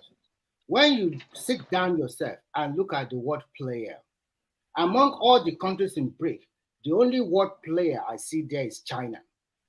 In terms of let me finish. In terms of trade, in terms of business, because the world have moved ahead. Nobody wants to go to war. Ukraine and Russia, they have been killing themselves for how many years now? Maybe going to 2 years. Who cares? My country needs investment. We stay in the middle. You want something from Nigeria. We have human resources and natural resources. China have 1.4 billion people. They need to take their services to Africa to get the required money. If you care to know, Chinese economy is also in bad shape as I'm talking to you today. Before I left, most of their shopping malls are closing down. Most of international organizations, like most of international supermarket, Walmart, or big companies from the Western world have moved away from China. They have a big issue, a big problem. Thousands and thousands of people in China. I would have, if Joel is in this platform. You know, they even stopped they even stopped publishing their unemployment. It was so They have high. to stop it because some of my friends I work in a very big school. I've worked with EF before. If you know EF, they are all over in England, in UK. I worked with them for 6 years.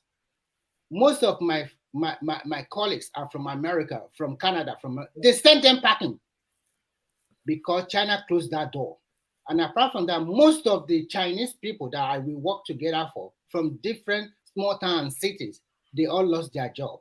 Most of big companies in China, Western countries, they move away.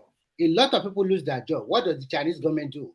These people, they started to give them some people that has been handling like 10, let's put it into dollar, maybe about $1,400 in a month. And then the government started saying, we are going to give you $200 to be sweeping the streets. They either take it or go back to their small village or hometown. They have a big issue in their hand. That is for China. But at the same time, the reason why I picked them is because their production base is still going on, but not in full capacity like before. So we can still trade with them because now they are selling their service all over the world. Their train technology is one of the best. So we need them. In road construction, they are good. So we need them. So, and all other services like small arms or small products, we can also need their investment.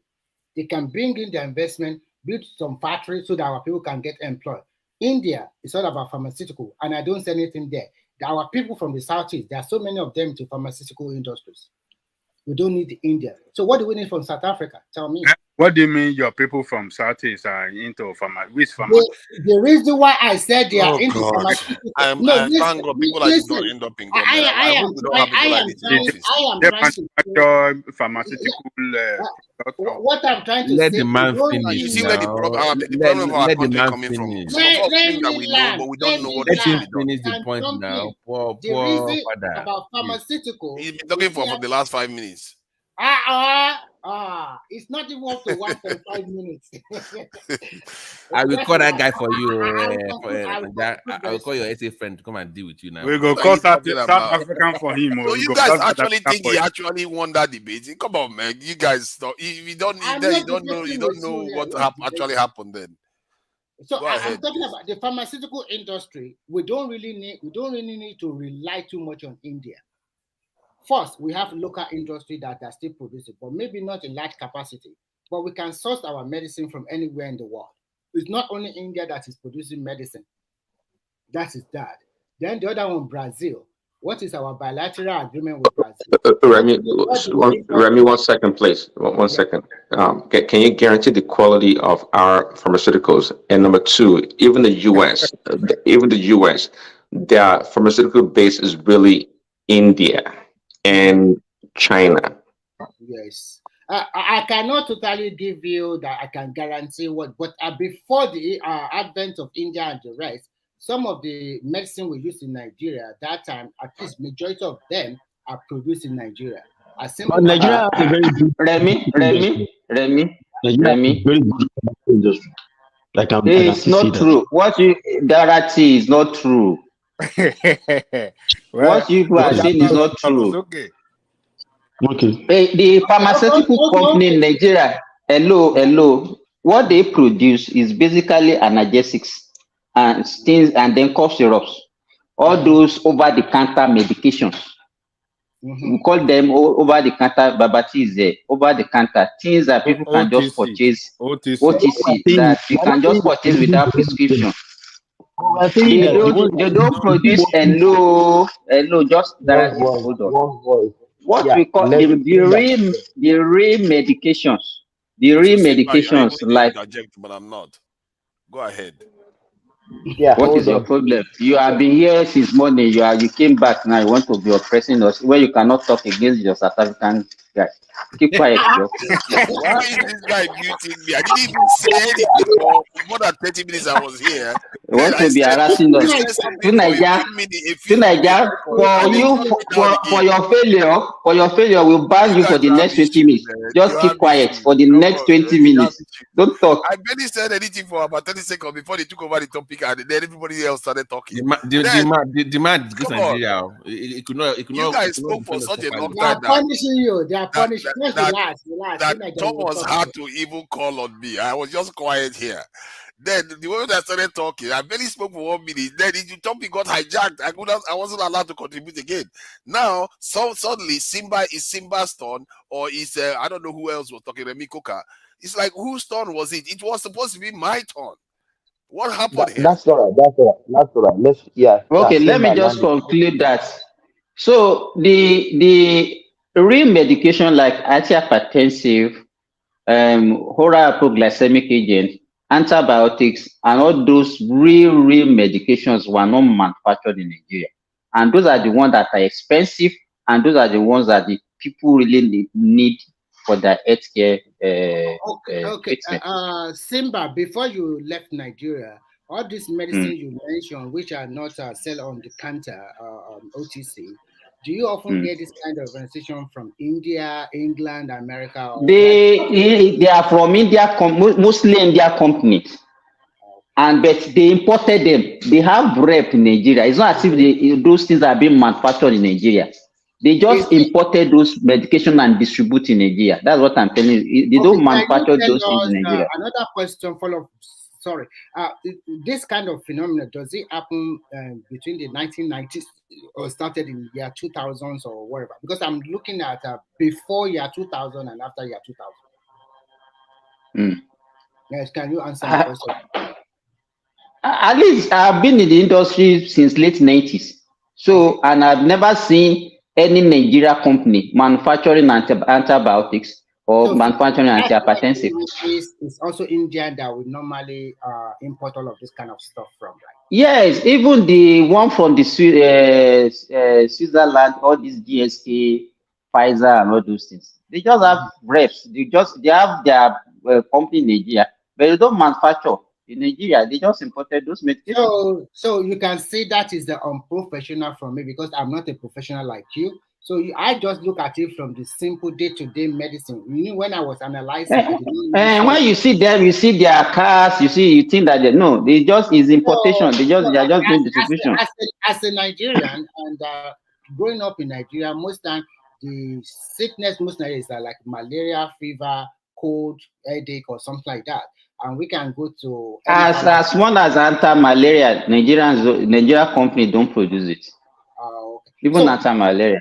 So thank you for the correction. That is well noted. Maybe we are going to need them on that angle, but I don't see it is so big like we have to now cartel and join BRICS. Now let's look at our relationship with the rest of the world. I'm talking about America and the Western countries. No matter what you say, we have a long-lasting relationship with them that span over maybe 2 or 3 or 4 decades.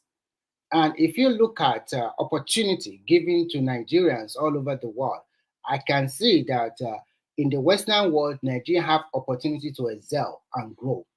And you can see that some of our leaders are also coming from America to become governors or senator or whatever when they have distinguished in their career overseas. Just opposed with India, with China, or even with South Africa. So South Africa that we're supposed to be cooperating together because we came from the same continent. We are not even cooperating together. So, and I know why this guy continues. You know, South Africa is not buying Nigerian oil. They buy their oil from Saudi Arabia. So is it not the first? That's South Africa. What we did for them to get independent. They were not trading with Nigeria. South Africa doesn't trade with us. That's supposed to be their #1 trading partner in Africa.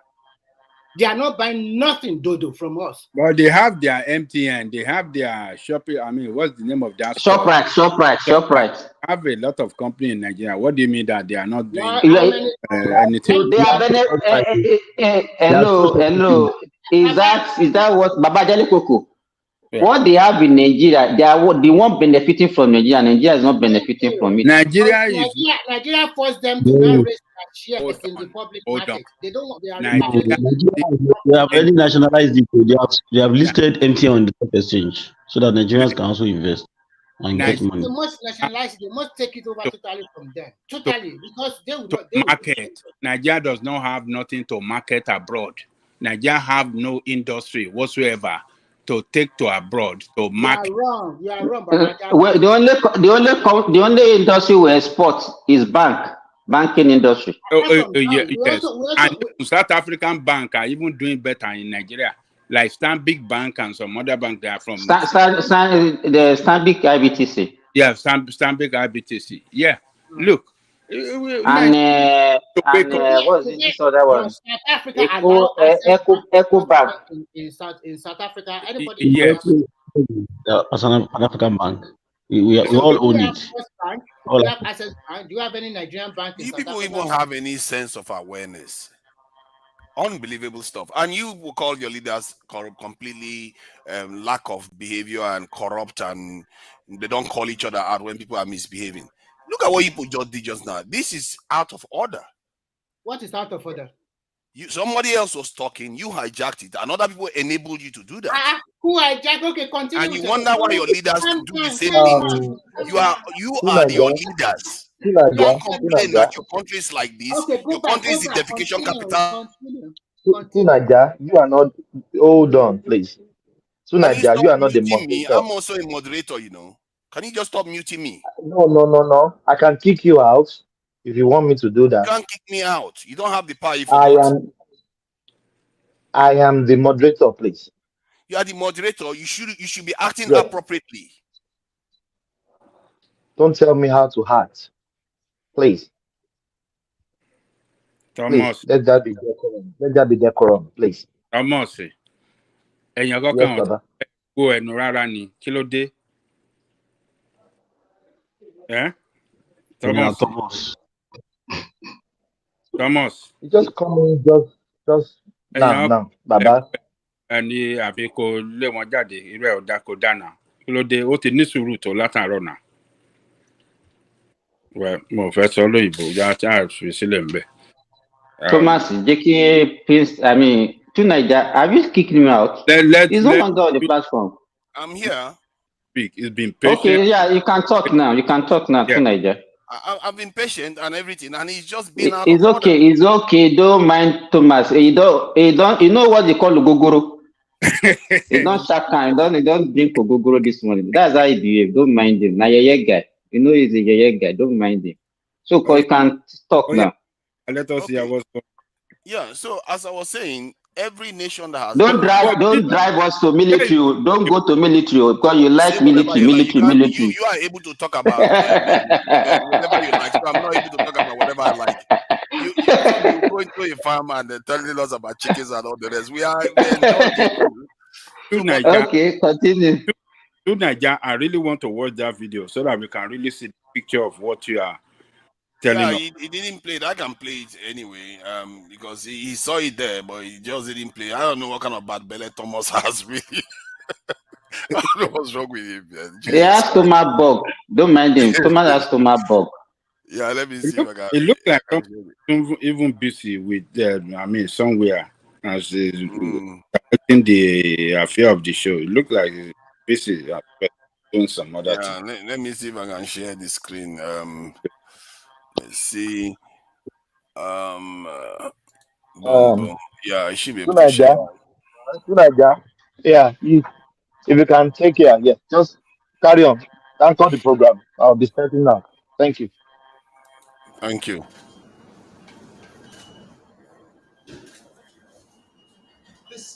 Thomas, take it easy, Thomas. So. Thank you. Thank you.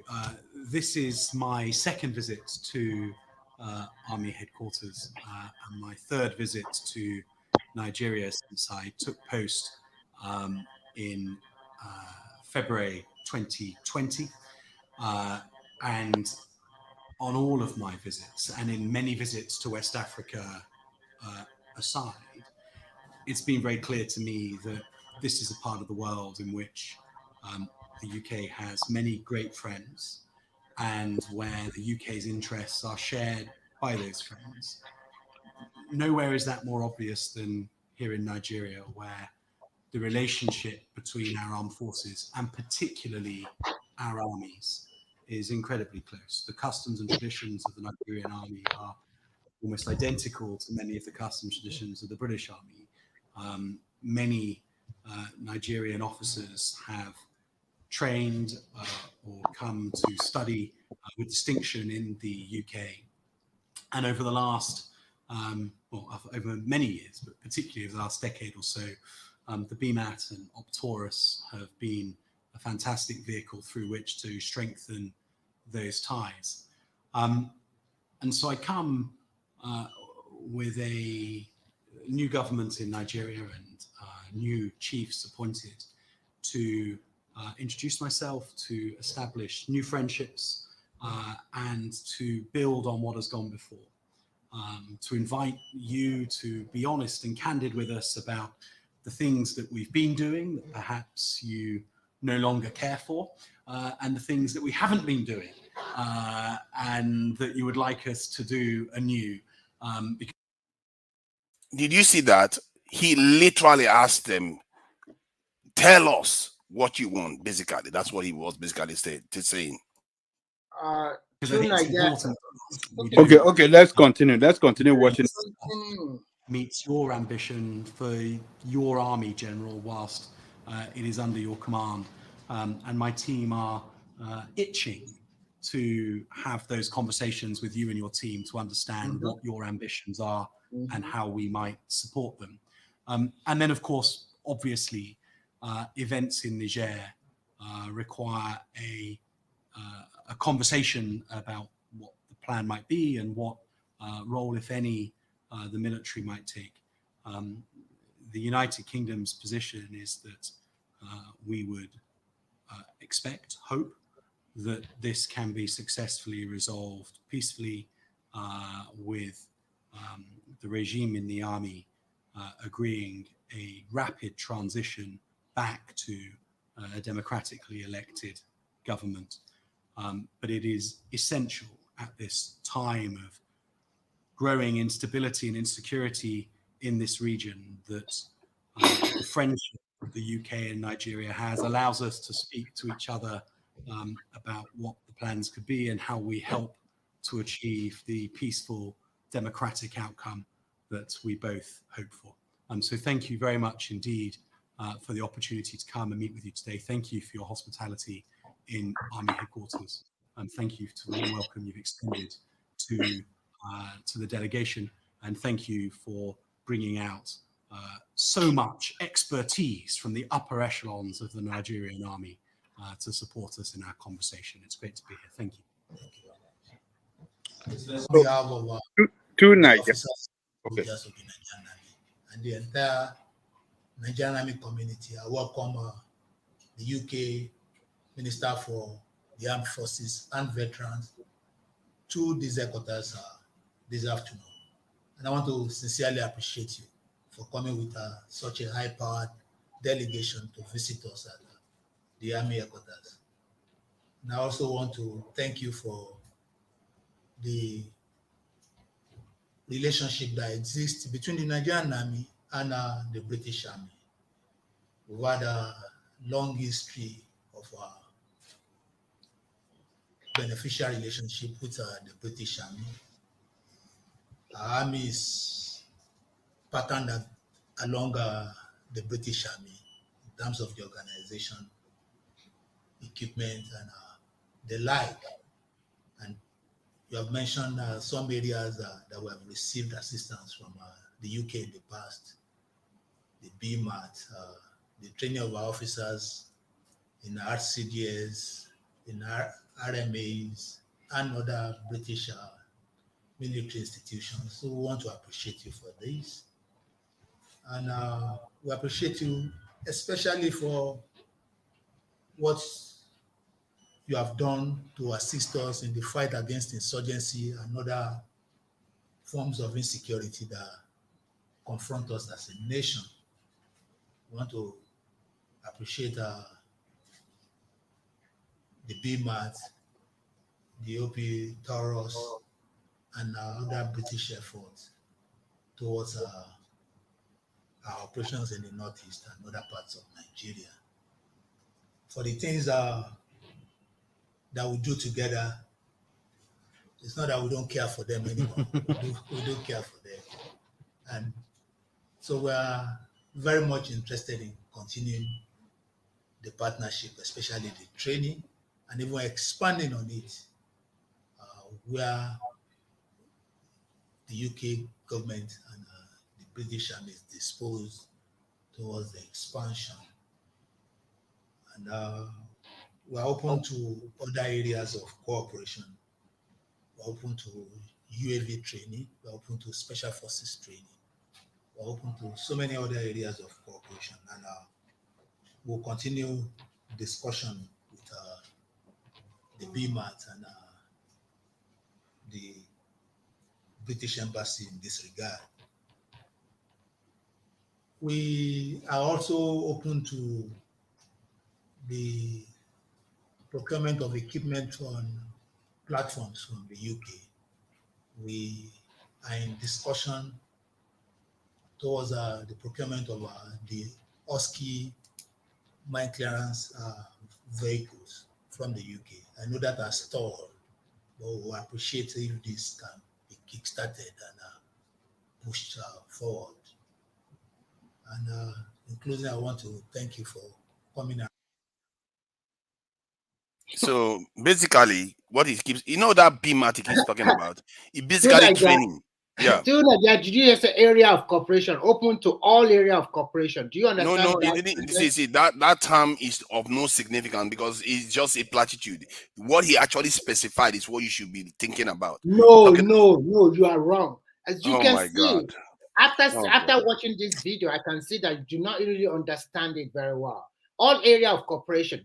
And I told you, even before you brought this video, that the British guy also said, my team and your team will meet again. Okay, let me talk, please. You just finished talking.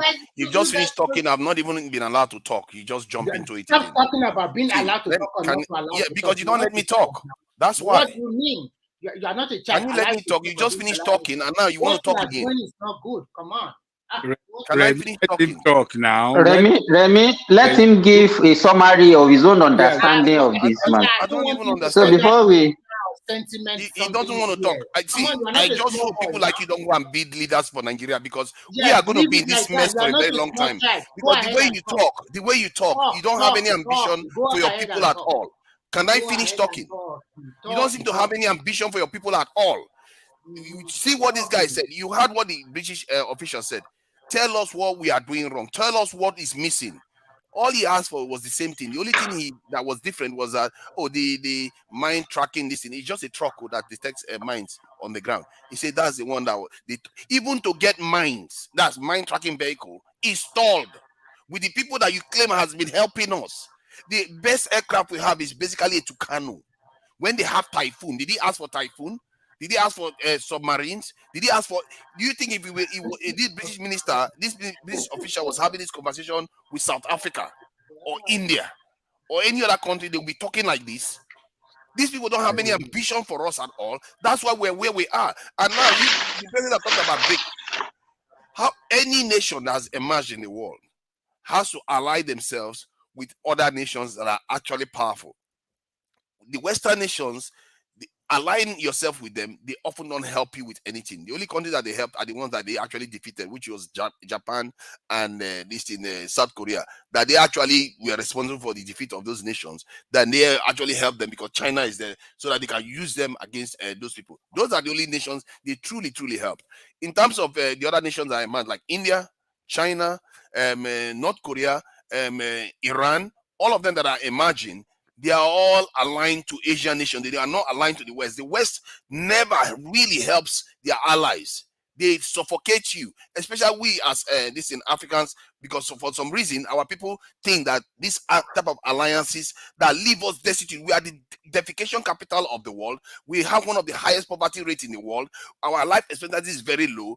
Our people are running overseas to go and get training. Look at the state of the country. We have IDP camps in the country. Our infant child infancy, death infancy, whatever they call it, child mortality is very high. Every single thing is awful, and you call this a beneficial relationship? Jesus Christ, if you cannot learn from this, I just hope people like you don't end up in power again in Nigeria, because you are going to condemn our children to a future of destitution again that is going to even be worse than what we have now. You guys don't understand how dangerous what you are doing is. This is a very serious matter. It's our life and death here. Look at our nation. Look, if that war goes on in Niger right now, do you know Nigeria may not even survive it?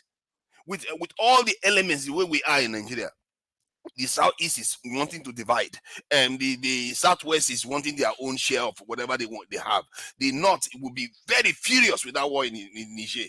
The whole country could implode, and then the whole West African region, our whole future will be destituted. And when I said, we have an opportunity right now, because we have them by the balls right now. They need us more than we need them, because they could be kicked out of this in Niger.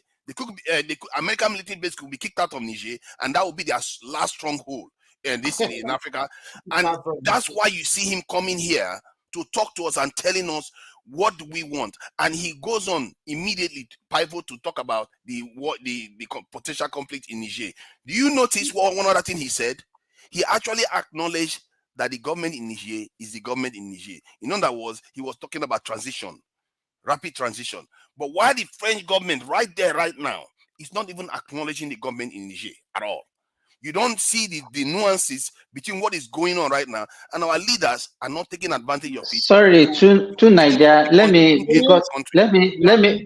say this. No, just remain, please. I don't really know where you are speaking to. One, because I can identify two things from your statement. You are blaming the chief of army staff for not asking them for what we needed. One. Two, you at the same time you are saying they cannot help us.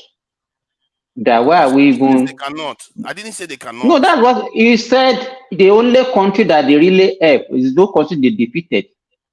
That no, I also mentioned countries that they helped. Okay, maybe I didn't mention Israel. They did help Israel.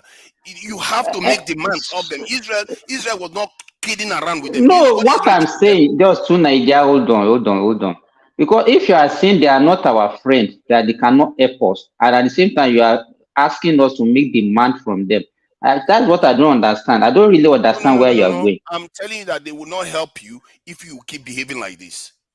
If you keep acting weak as if you are a dependent slave, they will never help you. What this man basically did, Roshan, was like, please, just let's carry on with the way we are. We are still how we are. There's no real difference. Let's just carry on. We are like you. That is crazy. Look at your country. You have IDP camps in your country. You can't even get landmine vehicles from them. Even landmine vehicles, you can't even get. Excuse me, to Nigeria. This one came as a military man. He did not come as the prime minister of Britain. And this is not the foreign affair. No, just don't say my God. Why are you saying like? Are you the only one that has brain? Every other person doesn't have a brain, or what? You are completely. I've taken it and put it in the white man's bank or something. I don't know. I don't have brain. But is you, if you ask people now to actually summarize your submission, you'll be surprised that people don't even understand what you mean. Because and you think you are talking. Understanding what I can concepts. deduce All you from want to talk all about this, is You are not communicating, Nigeria. It's not by and all the screaming. rest It's of not by it. screaming. It's not No, by because screaming. You are not politely interrupt communicating. me. You don't let me finish what I'm saying. what I can You just interrupt me and deduce, stop me from talking. what I can deduce Okay, from continue talking. So, because if you are talking and people don't even understand what you are saying, I don't want them to ask you, then you can continue talking for 2 hours. Can I interject 1 minute, people? Please. Okay, go ahead. Can I interject? To Niger, that video reveal what we did not know about the position position that British want to play is not a problem. That stated clearly that they are looking forward to peaceful resolution to this thing. And I mean, meaning that they should give those guys in Niger speedy transition. They should engage with them and let them speedy transition into civilian administration. So the British is not looking forward to war. They don't want. So they want peace. And the reason why they're looking for peace is best known to them. They know that place is not safe. That guy in that video, the British military guy, hinted the position of British. They should engage with them. They are looking for peaceful listing, and they should allow those guys to have a speedy transition to civilian administration. They were not talking about Bazoum. British is not talking Yeah, from they were this. not. They are smart They were people. not. The British are very smart. They know Yes. if they talk about that, nobody will agree. No, they are not talking about Bazoum. They are talking about go and talk with these people. Let us look at their plan and let us, urge them to do it quick and quickly do it quick, democracy, and return back to democracy. That is what British is looking for. So that is one side. That is what I see that is very important there. So they've hinted us their position, and I believe they will have communicated that to our military and to the president as well. So on the number 2, the cooperation between them that our man is asking for, I don't think there's anything wrong in that, saying we need this. It's just so, but I understand where you are coming from. That equipment, as little as that equipment, you look at it as we should not be lacking. This should not be a problem for us. We should have plenty of this in stock. This should not be what we should be demanding for. That is a little equipment to you from the way you are from your own, It's toy. angle. It's basically a toy. It is very embarrassing that we are asking for such a little, a tiny equipment. It's not an equipment for warfare. Babajale Koko, you should also, he made mention of something that they have requested for. Long time. And they did not. Yes, and they did not. That's what we are talking No, about. just so let us look at this. Let us look at it this way. Just hold on. If they have been requesting for even something that we consider as being small, they were not giving. Because what I can see is a double standard that the British are playing. Yes. We've made requests. You understand? You did not oblige to our request. You are now coming to us to come and ask for what we needed. Don't you look at it this way that is double standard? That is hypocrisy. You are coming to public space. We have made requests to you. You stalled it. Even on basic things that we want to even pay for. You are not coming into public space to come and ask for what we needed. Can't we look at it that way? Yeah, that's what they are asking for. That Okay, is in my it's own basically little caterpillar with something on it. in my That's own what we little are begging them for. contribution, what I deduced from that video is very simple. First, the guy asks us what we need, but because this is a public space, is for the camera and everything, this is not the end of it. And I like the way the guy answered him.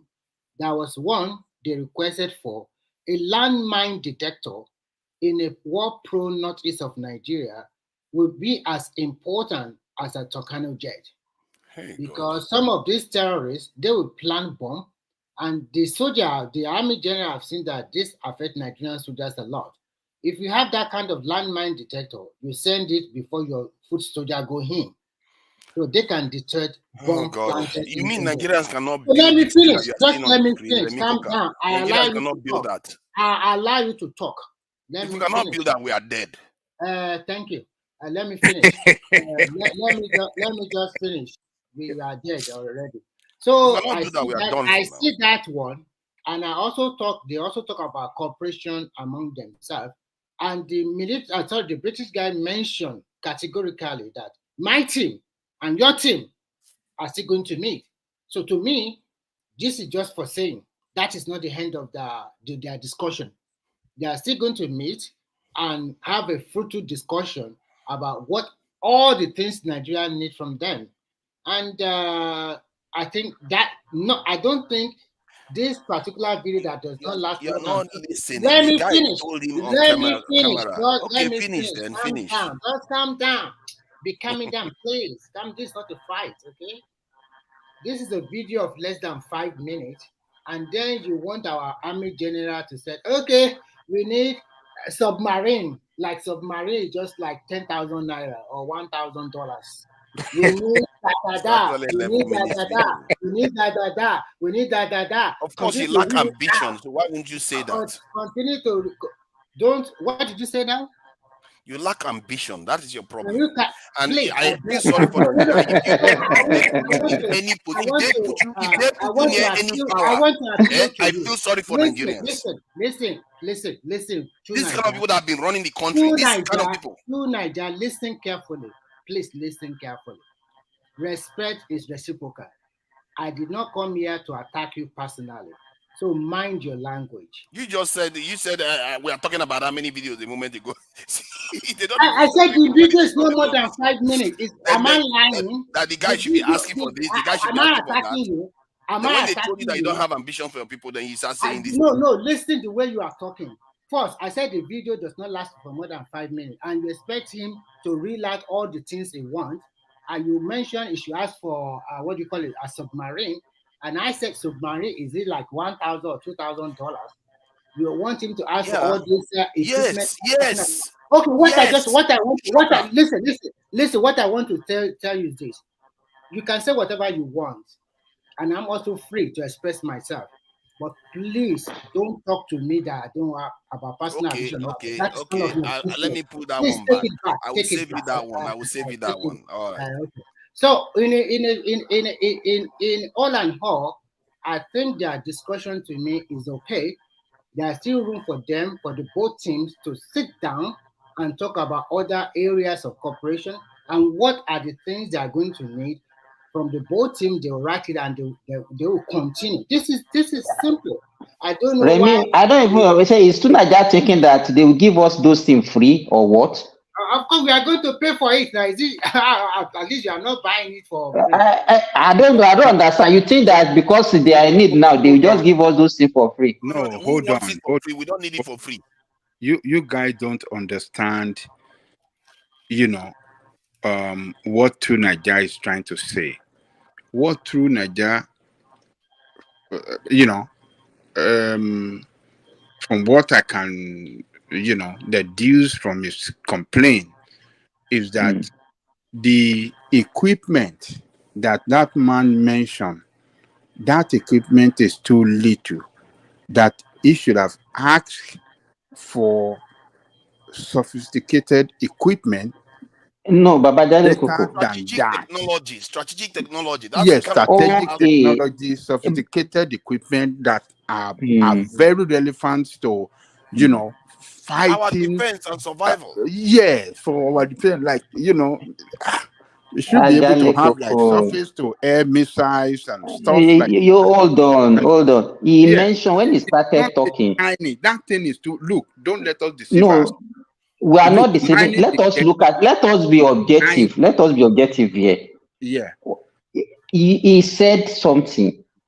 They have made a request for some equipment that they wanted to get from Britain, not even for free, to buy. They did not even give them. Now, this same useless guy that you are thinking that they are ready to help us, that we should be making demand, came to us and asked, what did you need? With the one that we needed, that we asked you to give us, have you given us? Now we asked for something as little as you people are painting it. We were not giving, and then you now want him to come to the public space and be requesting for submarine. Does that one make sense? Somebody that cannot give you something that you needed to, even when you are in dire need of it, is not coming into public space and asking you to say, okay, what did you need? Sorry, Koka. See what is wrong with our people? They don't anticipate danger until it lands. Then we react like headless chickens. Look at Australia. They have not been at war for how many decades now? Look at what they are doing. Just 1 week ago, they want to acquire this, and look at how they are building. America is not only buying. America is giving them the technology to build their own missiles. They've not been at war. They've not even started. This kind of paranoia that you people don't have, it's like what our ancestors did before. It's like our threat assessment is broken and we lack ambition. And this is my problem. When I say these things, when they mention the word submarine, even to you, the word is heavy in your mouth.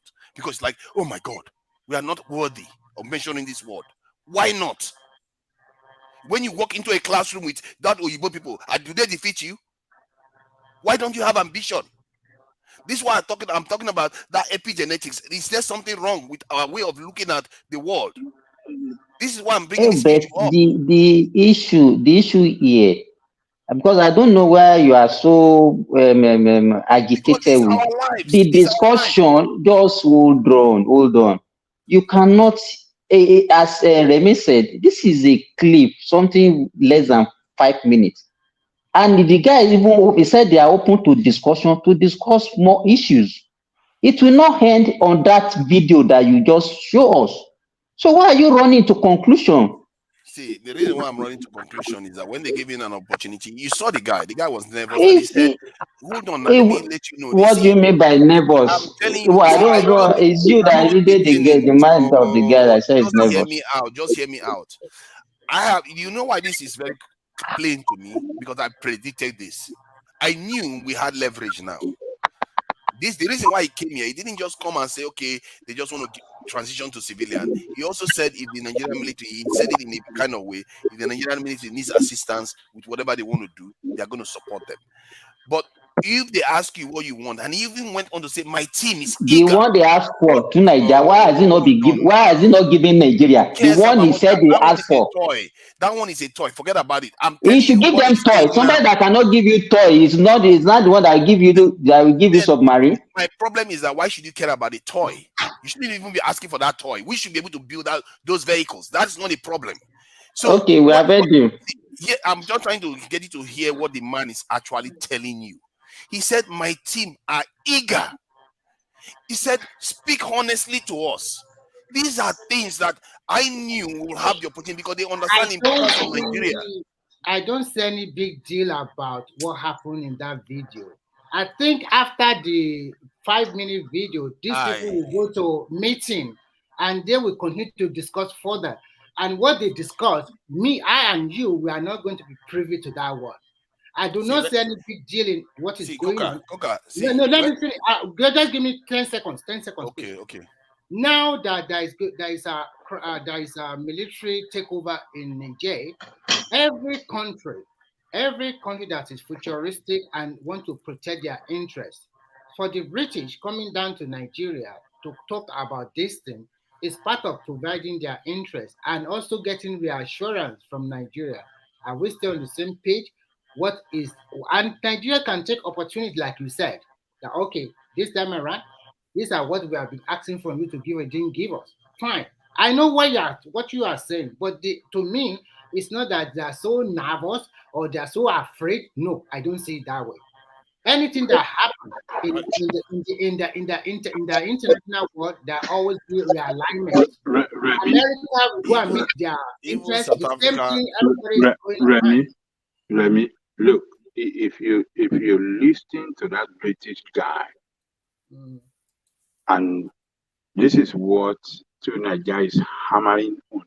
This guy specifically asked our officer, our general, that, be honest, tell us what you really, really want. So, Baba Jale Koko, my question to you, Baba Jale Koko, my question is that, do you think that 5-minute video, that man should forget about 5 minutes? This is what we watch. We are talking on what we watch. But we don't care about what happened after what we watch. What we watch is what we are basing our discussion on. This guy was asking him from what we watch. We must be realistic, and we must use our senses. We must use our. I think, Remy, if you want to move forward, okay, we have heard you. The guy is lack ambition. His far is not even fit to be our chief of army staff. This is not. He should have requested for all those things. We agree with you totally, Ajale Koko and Tunaija, so that we can move forward.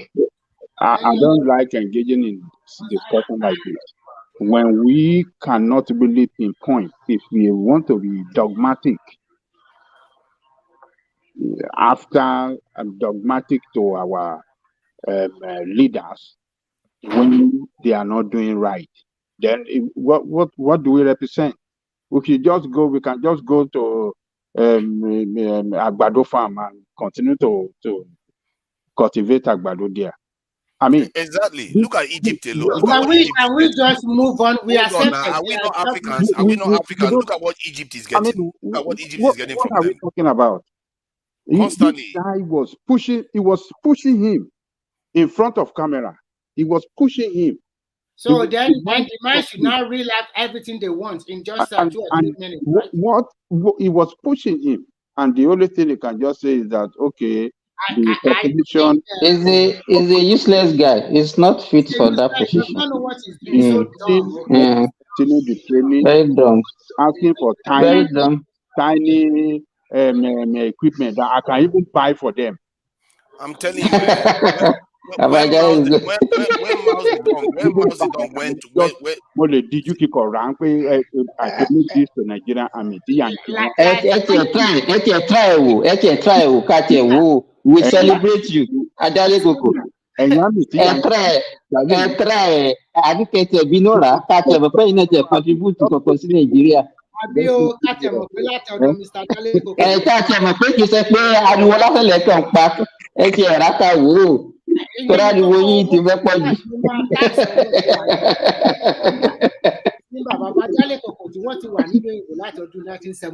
Look, this world is a wall of transactions. This world is a wall of transactions. You have to bargain for something that favors your people far more. This world is a wall of transactions, and you don't get a lot of opportunities. But I'm trying. Okay, I hear you. Okay, let me highlight one other thing. Let me highlight one other thing that Rufai said on Arise News today. That it goes back to the BRICS talk that you had earlier on. Arise, the guy said there was this drug that was manufactured, I think made up from Denmark or one European country for diabetes, and they found now that it's also a weight reduction medicine. That this drug brings foreign earnings to the country, I think one of the European countries, of about $400 billion. That is more than their own GDP even. That this one drug is bringing to them. So how can you to Nigeria? Okay, maybe you made mistake. 400. What you mean? $400 billion? Yes. It's not true. $400 billion. I'm telling you, that's what Rufai said. How many pharmaceutical company even worth $400 billion? I don't know how much you are saying. $400 billion. Then you don't know the size of pharmaceutical companies. Maybe I'm mistaken, but let me play it then so you can see. It's a mistake. That's what I'm saying. It's a mistake. Okay, let's see then. Maybe I'm mistaken. I don't know. Maybe I heard double. So just to confirm, because I don't like to Don't pretend worry, as if I they know it hate all. Rufai. That's their problem.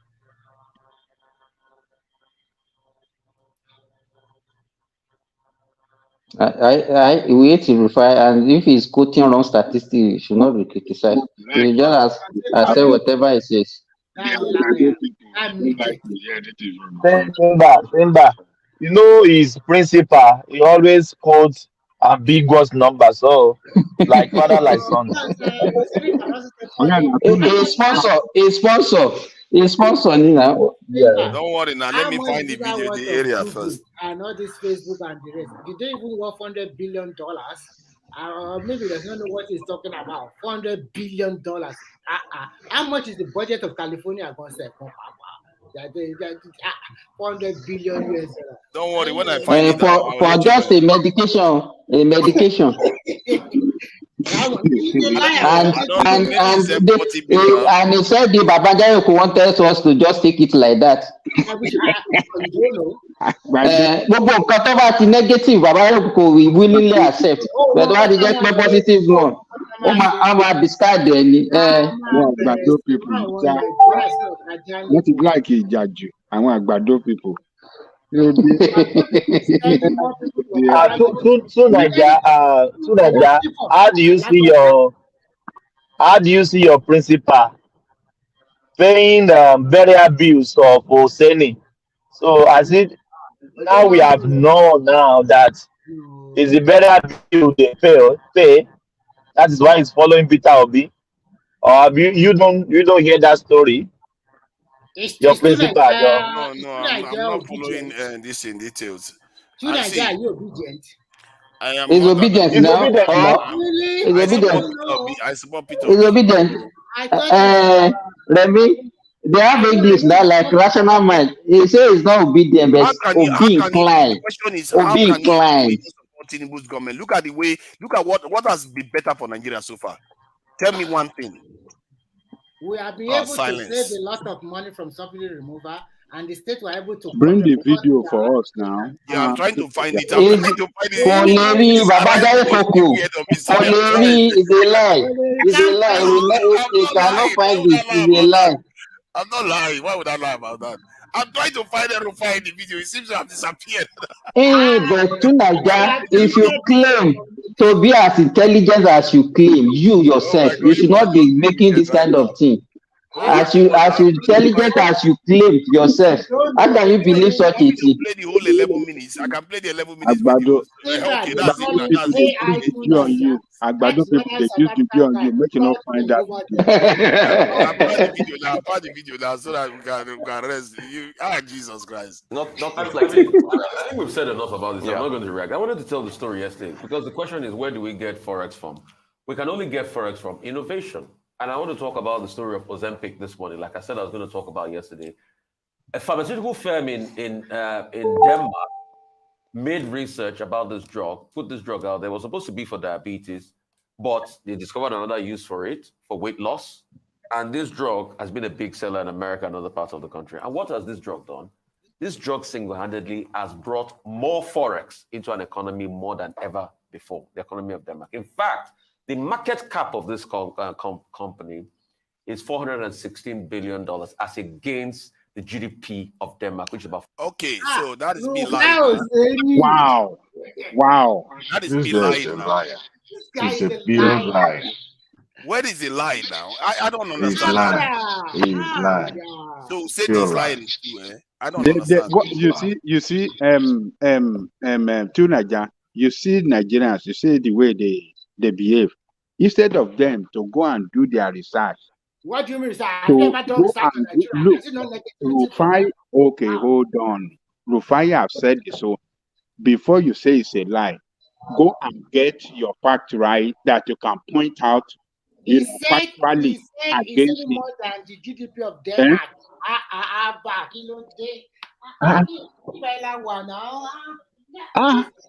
How can you have it? Let me check. No, it's not about gold. Let us analyze it. You have a company. No, you have a company. Just hold on now.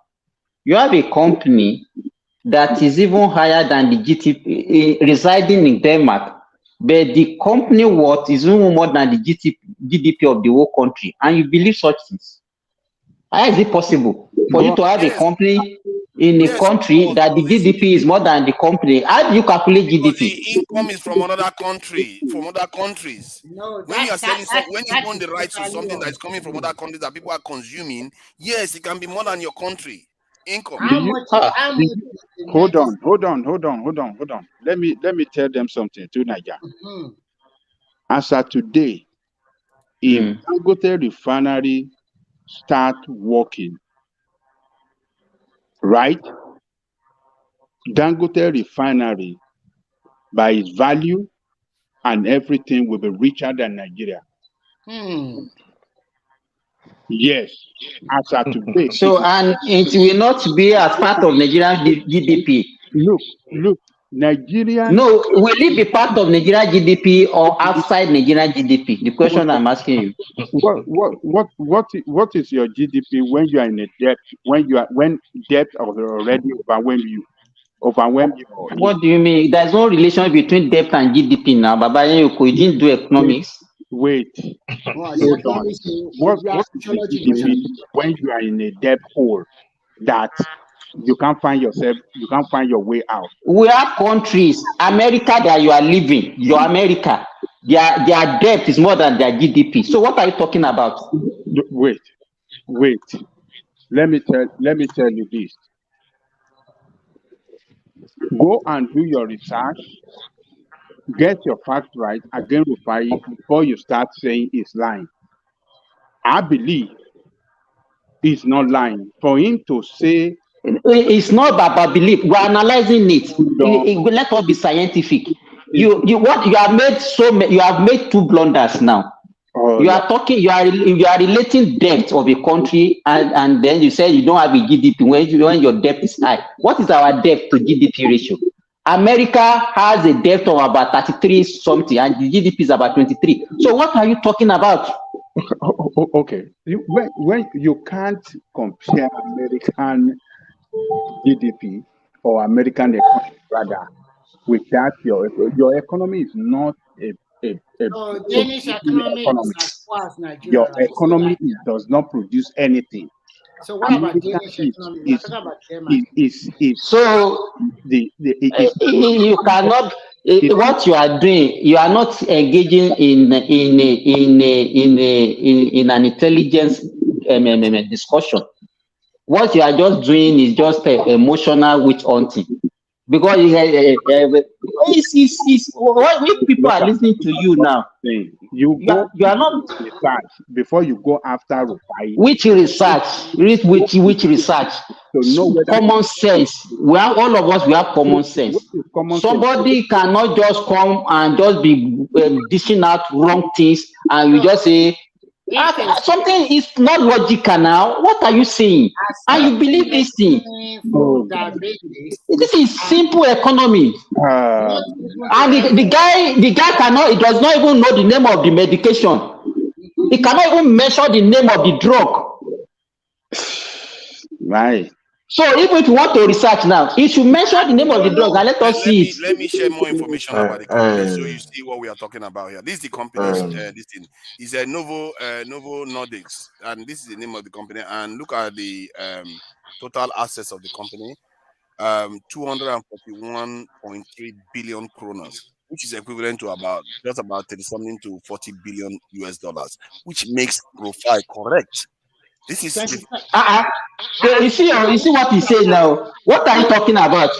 He says Nigeria, do you look at the income of the company is even higher than that. Look at the income here. It's even what higher. Is income? Look at trillion. This in billions, 100 and something billion. He said, did you hear what you are saying? Do you hear what you are saying? Can you listen to yourself? Somebody that mentioned about $436 billion. Oh, he mentioned $436 billion. Let me see. Maybe I should check my own number again too. I'm not too sure what he said. So, Because, play it again. Play it again. Play it again. Play that clip again, and let us, so that you and Babayoko will be shamed this morning. No, hold on. No, let me check it. To Niger. Yeah. He is referring to the current status of that company. It's a new medical. You want to change it. You want to change it now. He's talking about the current status of the company that is talking about. Not the money they are making is quite different. And let me see if I can pull the information. There was more information about this. Adewale, are you on the platform? Can you listen to what Baba Jale Koko is saying this morning? You cannot be using the platform to Sima, can you hear me? Yes. Every now and then you will see the incentive being commercial coming up on the television every day, as if it's the only drug or food that Americans eat all the time. Here in America, medical products are open for commercial. It can, and every time you visit your doctor, the doctor can prescribe.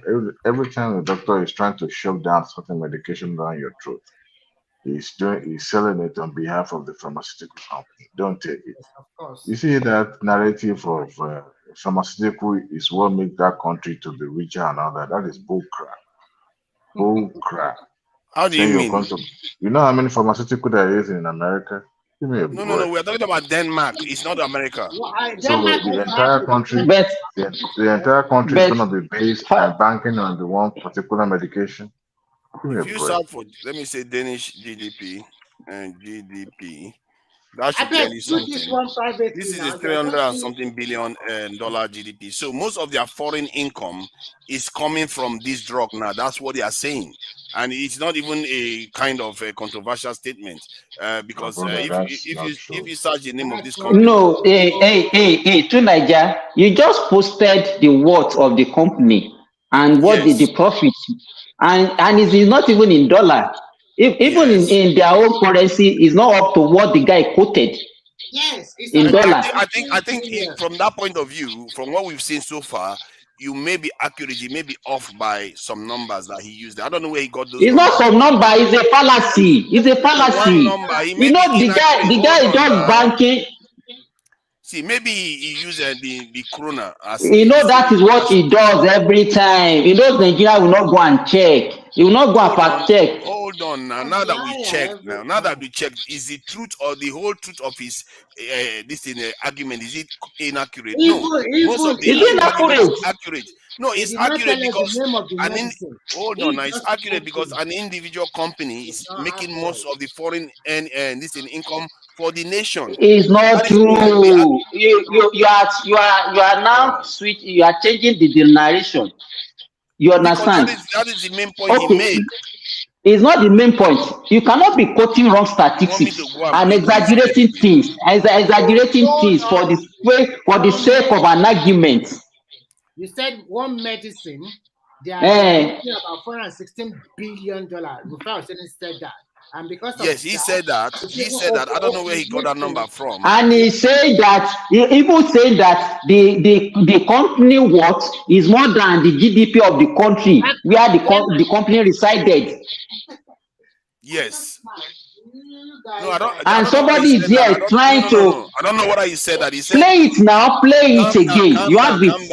Calm down. I think from what he said the foreign investment. Remember, he started from foreign reserve investment. That's the main argument. He said this company is able to create a drug because through innovation to bring a lot of foreign income into the country. He's not talking about the normal GDP of the country, the foreign income of the country that's increased. That is the main argument. And if that is the argument he's making. So, and the foreign income of the country is not part of the GDP. I think it's part of the GDP, but it's. So what are you? You came here this morning and you are accusing Remy that it doesn't have brain, that the Nigerians are. We can see from you now. You have a little brain also. Even more than what you call it, there's no brain. See, what you are missing is that you are missing the key to the Come argument. on, forget When it. What is the key? What is the key? What is the key? You are looking at this is why you like to discuss minutia. You are looking at basic facts. If he said the company is making a lot of foreign income for the country, That is another but that is conditional false. statement. If that is false, then he's lying. He made a false He's statement. also lying. You see He's what I mean? lying. He's But lying. What is okay, the total GDP? What I is don't know total where this GDP silly of this thing Denmark? is. See, Danish company. He's I don't know why lying. you want him to be wrong. You want him to be more wrong than you want Nigeria to do well. No, That I is the want problem with you people to like be you. factual. I want because it's already biased from day one, and I want We cannot, in the name of say, want Nigeria to be great, and then we'll be peddling lies. yes, We can't build. We can't build our country on lies. like Danish, they are the one that produce medicine. What about India? What about America? What about Read this now. Read what is on the screen now. Read what is on the screen. Say Novostex, the Danish company No. We behind. don't want to read anything. So you don't want to read New York Times anymore. What Not you told Rufai. us, what you said, we are just. Can I just finish what I'm saying? So that you you don't want to know this guy. What is wrong with you, man? I think there's one problem with you. You brought this. You brought it. And you may let us go in here. And we are trying to correct you that without saying he's lying. You have to justify He's your not claim. lying. You know what lying is? Let us talk. So to justify your claim, you have started Googling and researching. That is not how things are To done. make the point he's trying to make. I don't know what don't make I me mean, talk. why don't you Because all the stuff you like to accuse people of lying. Do you know what lying is? Willful deceit. This guy, you won't let somebody talk. Hold on, let me talk. Willful deceit is lying.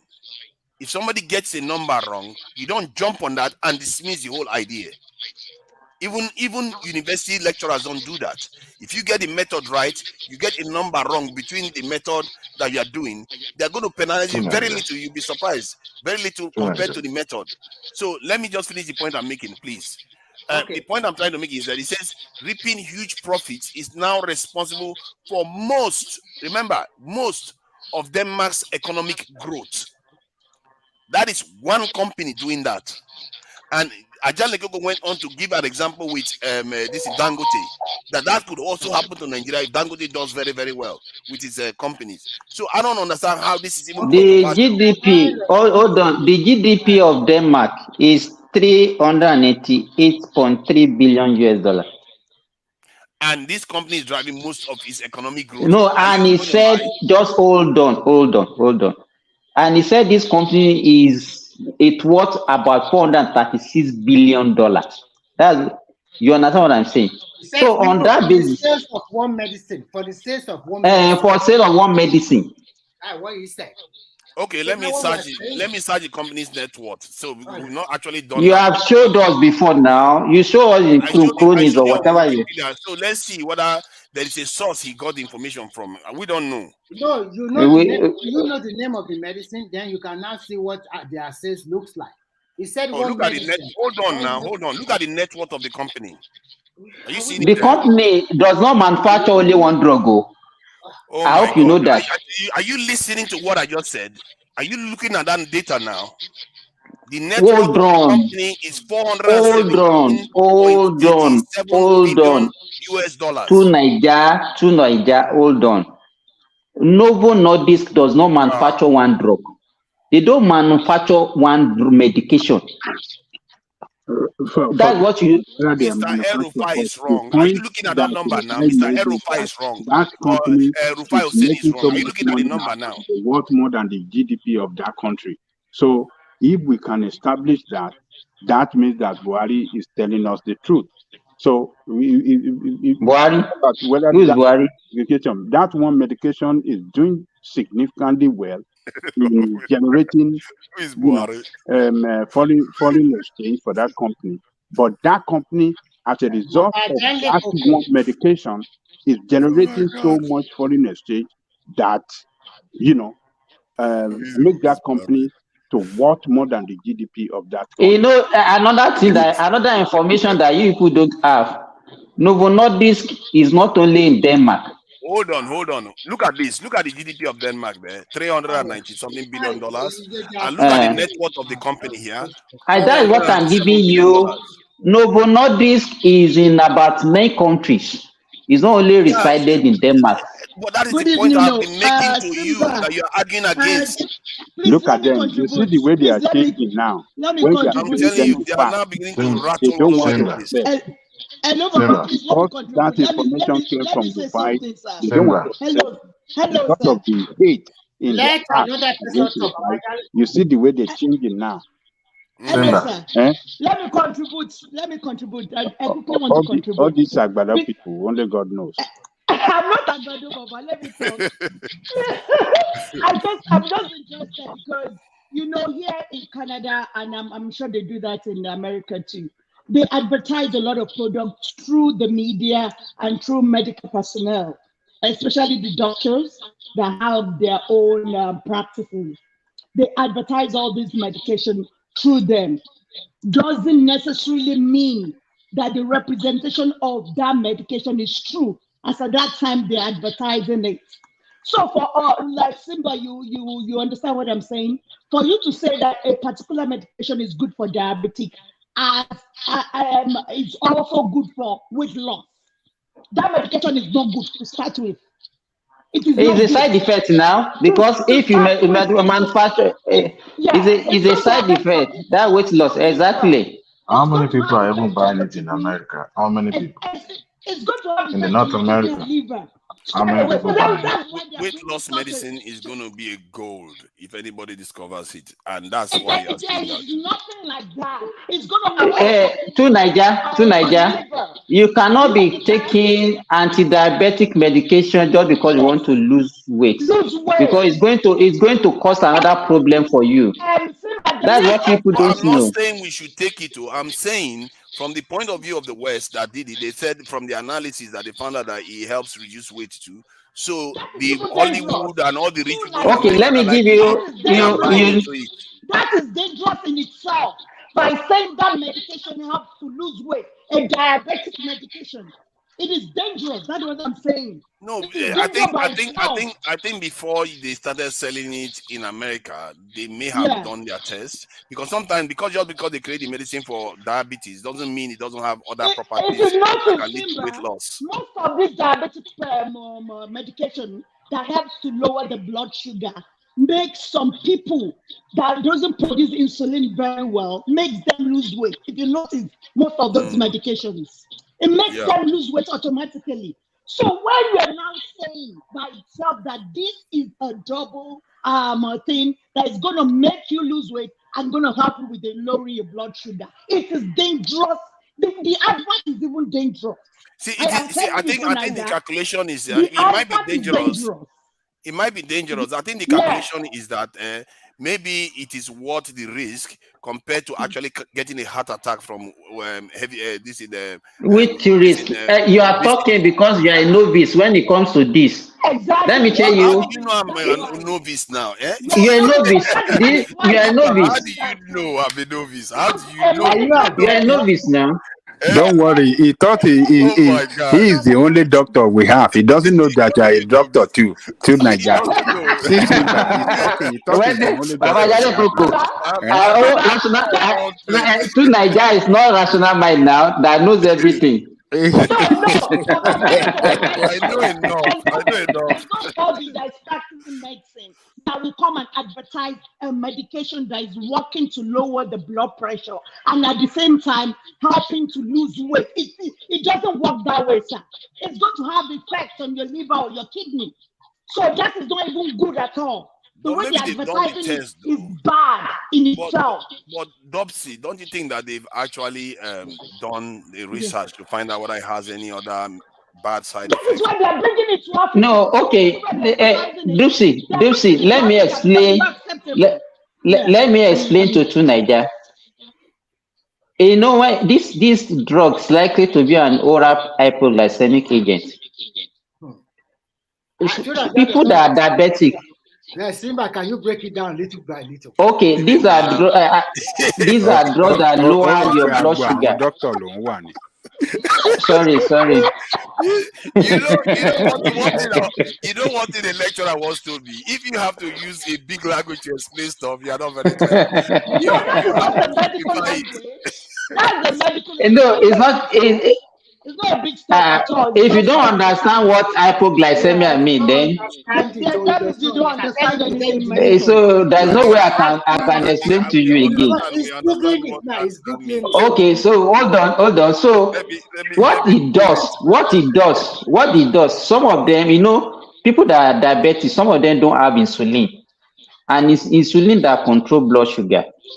So some of these medications, some people still have residual insulin. So they help to boost the insulin level in the blood. That is one. Some people don't even have insulin at all. So what this medication will do is to take the role of insulin in their body to lower their blood sugar. So if a blood is lowering your blood sugar, and you don't have diabetes, and you just want to take it just because you want to control obesity. Do you understand what I'm saying? You can see the damage it will do to you. You can even go into hypoglycemia and die from it. Yes, yeah, and that's why they are bringing that thing through Rufai to Africa, because it will not be accepted in the Western world. See what I'm talking about now. It's a very dangerous medication. Just hearing what you're saying about it. No, we are not trying to sell it to Nigerians. We're just again talking about the value of the. No, I saw the way Rufai was doing. Rufai that doesn't know anything that the obedience listen to. Rufai is a job. But why are you arguing? The point he's making is still valid. He's saying that this company, if you are intelligent, you should know that. Why are you? You see, how are you complaining more than the patient? You are complaining more than the Why patient. that does not know the name of the medicine? He doesn't know anything. Wow. What is this? Why are people arguing? Ajale Gogo, can you save these people? What is going on here? Can you save these people from themselves? Dupsy, Baba Ajale Koko, ṣẹ̀ṣẹ̀ máa support nǹkan tí ò dáa. Wọ́n ṣẹ̀ṣẹ̀ máa ṣe. Just because it's Rufai that said it, they are against the idea now. You don't know about Ajale Koko very well.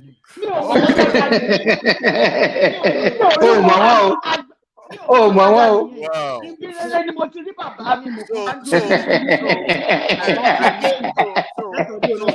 Dopsy, if Nigeria had the opportunity to make this drug and earn 400, have a company that has a value of $417 billion, you will reject it. Yeah. No. To Niger. Hold on. To Niger. If he's speaking, let me tell you what he's saying. I like what he's saying, but when you are saying a good thing and you are not backing up with a wrong connotation. Yes, we have to be innovative. We have to be creative in Nigeria, and we've spoken about this thing. What he's saying is not novel. We have discussed this kind of thing on this platform before, so forget about that. Mm-hmm. But if you are not saying it and you are not giving wrong example to justify your assertion. Tell me what was wrong. Tell me, please. First, A is wrong. He does not know the name of the medicine. And he is quoting figures that he said, listen, you said it. You said that for only one medicine alone, that company was able to generate $460 billion as profit. That's what you said. Oh my God, that's what you said. And because of that, you play out the video. Because of this drug, this company's value has gone up. That is true. No, that's not what you said. You said from the sale of one medicine alone, in fact, that was what Rufai said. He said one medicine. Rufai said it from the clip you played. He said one medicine. We know that. But he didn't say revenue. He said the value of the company is worth 400 something billion. Can you play it again? Let me play it again now, since the comprehension class is still on. Let's see. I have to find it again. It's not so easy to find that portion. You see how as actively seeking. I found it now. CEO for the Center for Functional Pride. No, that's it. It's not now. It doesn't reflect reality. No, but the thing is, this is Muda Yusuf, the CEO for the Center for Promotion of Parliament. He said this will be very controversial because the essence of employment is to earn a living. So if you work for an hour as an electrician and you earn about 1,000 naira a week, should you be regarded as employed? So that's what he should. But still, Nigeria's misery index is still very high as far as when you take unemployment, inflation, and so on. And so it's, again, not reflective of reality. I think we've said enough about this. I'm not going to react. I wanted to tell the story yesterday because the question is, where do we get Forex from? We can only get Forex from innovation.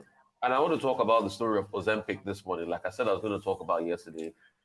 A pharmaceutical firm in Denmark made research about this drug, put this drug out. They were supposed to be for diabetes, but they discovered another use for it, for weight loss. And this drug has been a big seller in America and other parts of the country. And what has this drug done? This drug single-handedly has brought more Forex into an economy more than ever before.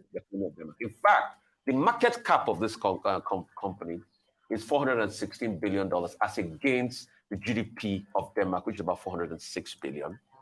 Now, Denmark is so awash with dollars that Nigeria is in dire need of, that they are using it, to be able to buffer their currency and strengthen their currency and the likes. We're talking about innovation yesterday. We're talking about chip. We're talking about NVIDIA. We're talking about everything.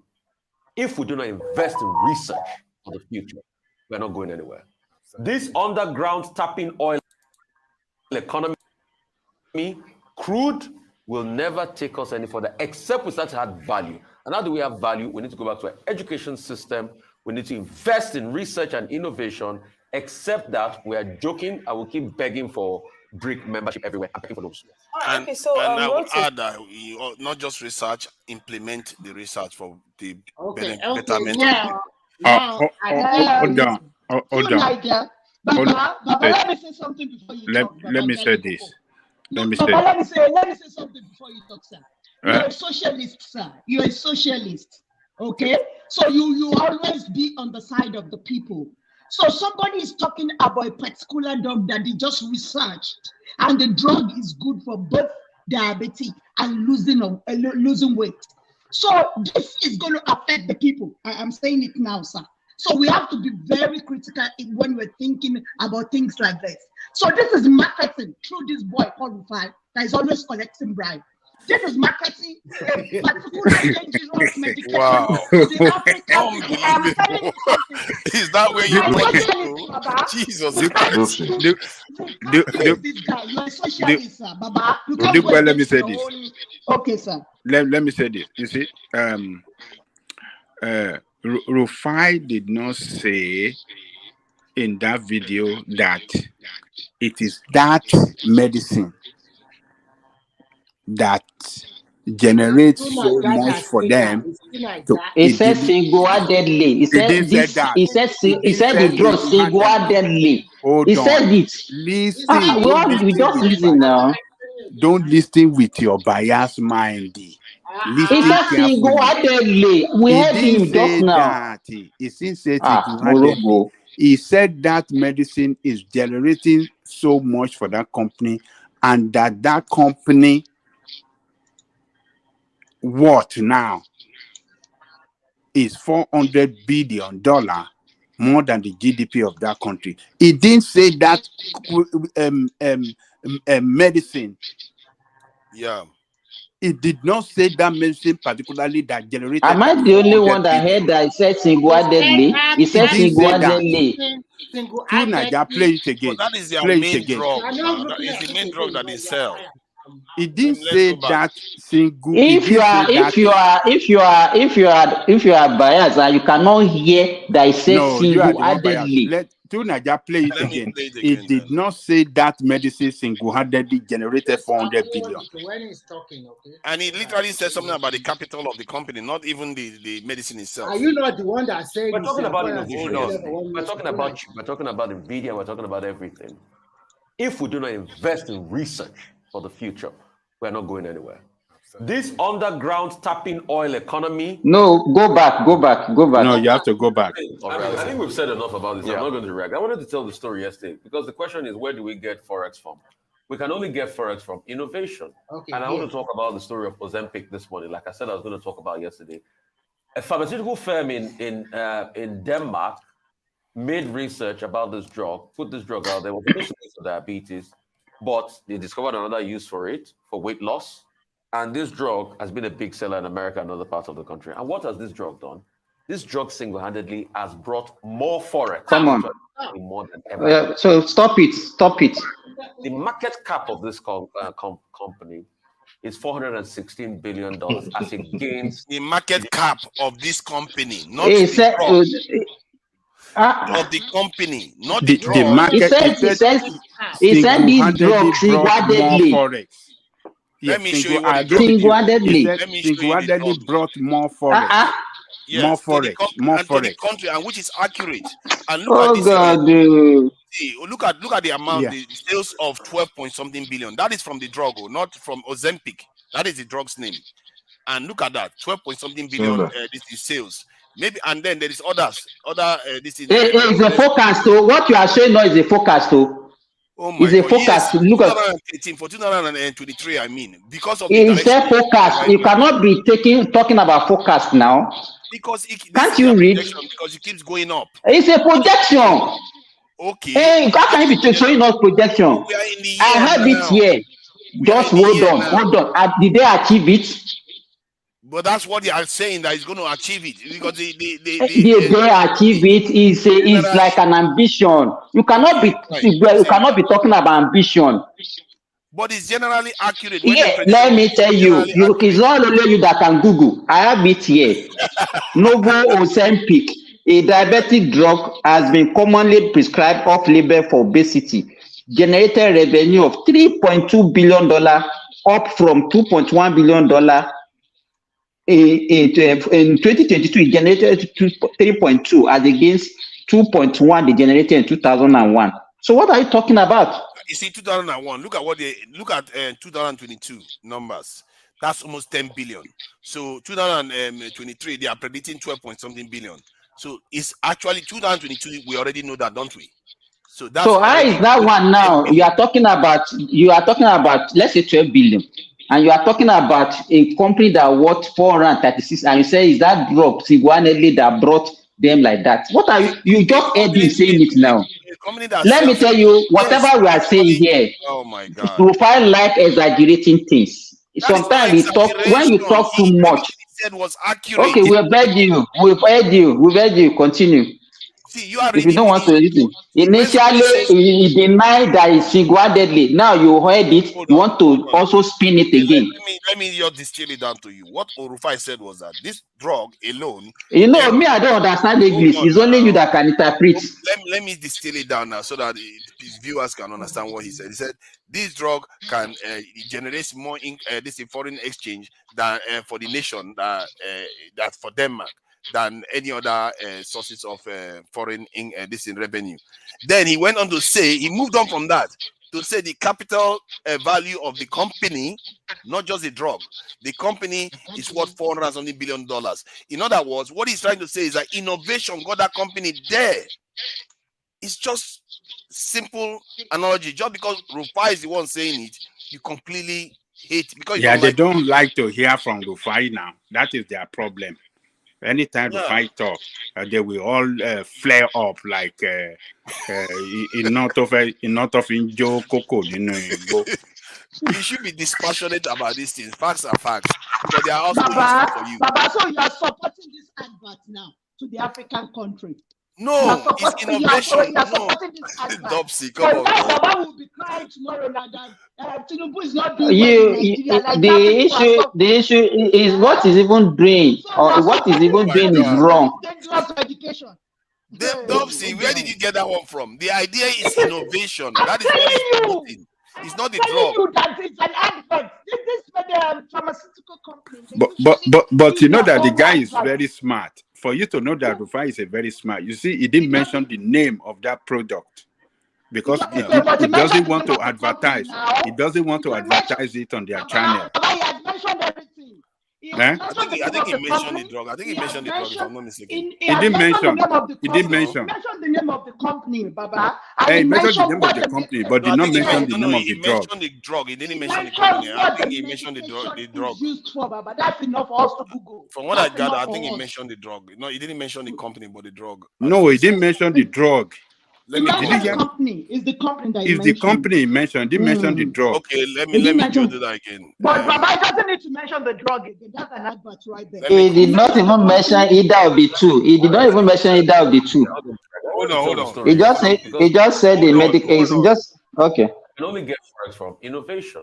And I want to talk about the story of Ozempic this morning. Like Ozempic is not the name of the company. The Ozempic is It's the name of the drug. It's the name of the drug. That is what he did mention the drug, but he didn't even mention the company. The company is Oh, Nova. okay. So that's what he did. So it's not a smart guy, as you said, though. Baba, what is it? Come on, man. Jesus Christ. Joe, Come on, this is Simba, silly. get over yourself, man. Eh? Èmi àti yín ni lẹ́nu.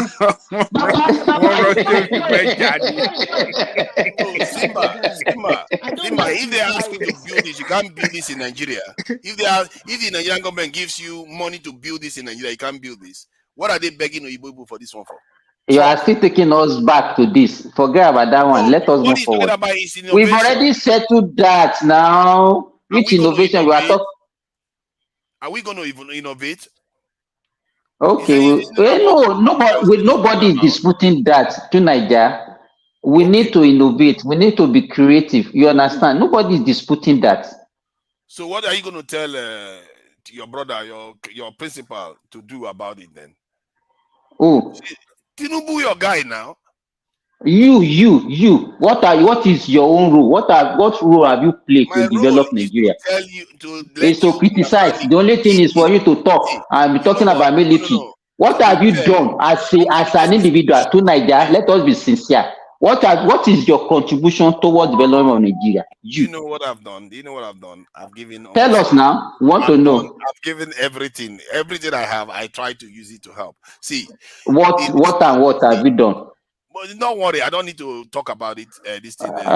So we want to know so that it will be a good example. My point is that I put my money where my mouth is because I'm not doing it for charity because it's important for us, for my own survival and my children's survival and everybody, my family. Don't mind them. You're a military analyst. That is what you are. You know what? I wouldn't even describe myself as military analyst. What woke me up? Military expert. Military analyst, expert. One man went to move. See, if there's anything I have is that I'm a little bit more dispassionate about things. I look at things more critically. I ask disturbing questions that people don't generally want to ask. And when I looked at our history and look at where we failed, it dawned on me that the area we don't talk about most is our security, and that is the most critical part. Because for a person like me, I'm kind of a bully. If I have power over you, I'll use it. And how is it that you are a bully? No, because you have to understand the power of force. So you want to bully me, right? No, I don't want to bully. I want you to recognize the power of force. Because that's the ultimate form of power. The British give me a submarine that what 100 to Nigeria. Yes, to Nigeria. To Nigeria. What you just said now. Let me tell you this. Listen to me. What you just said now. I watched a documentary yesterday and I was weeping.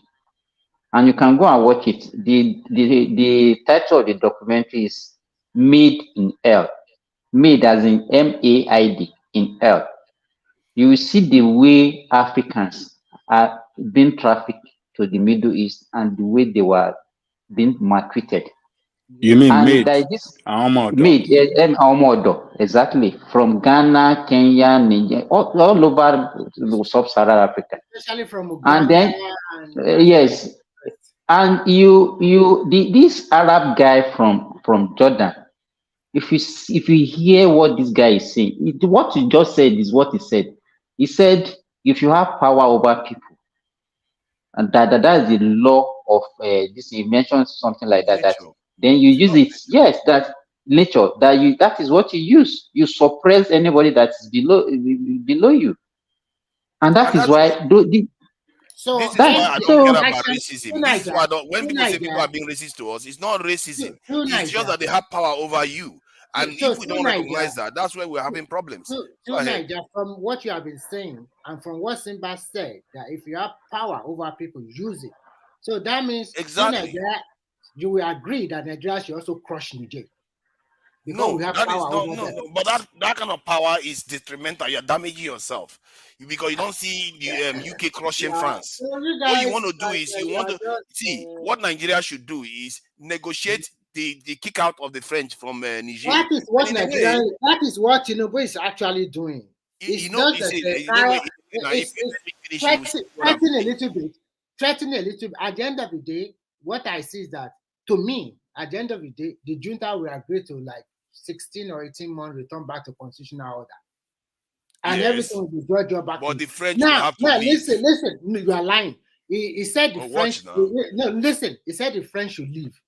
The ambassador or they should leave. They did not leave, and did not listen to him. They said they've already cut the water off to their embassy. They've already cut water and electricity to their embassy. So watch the space.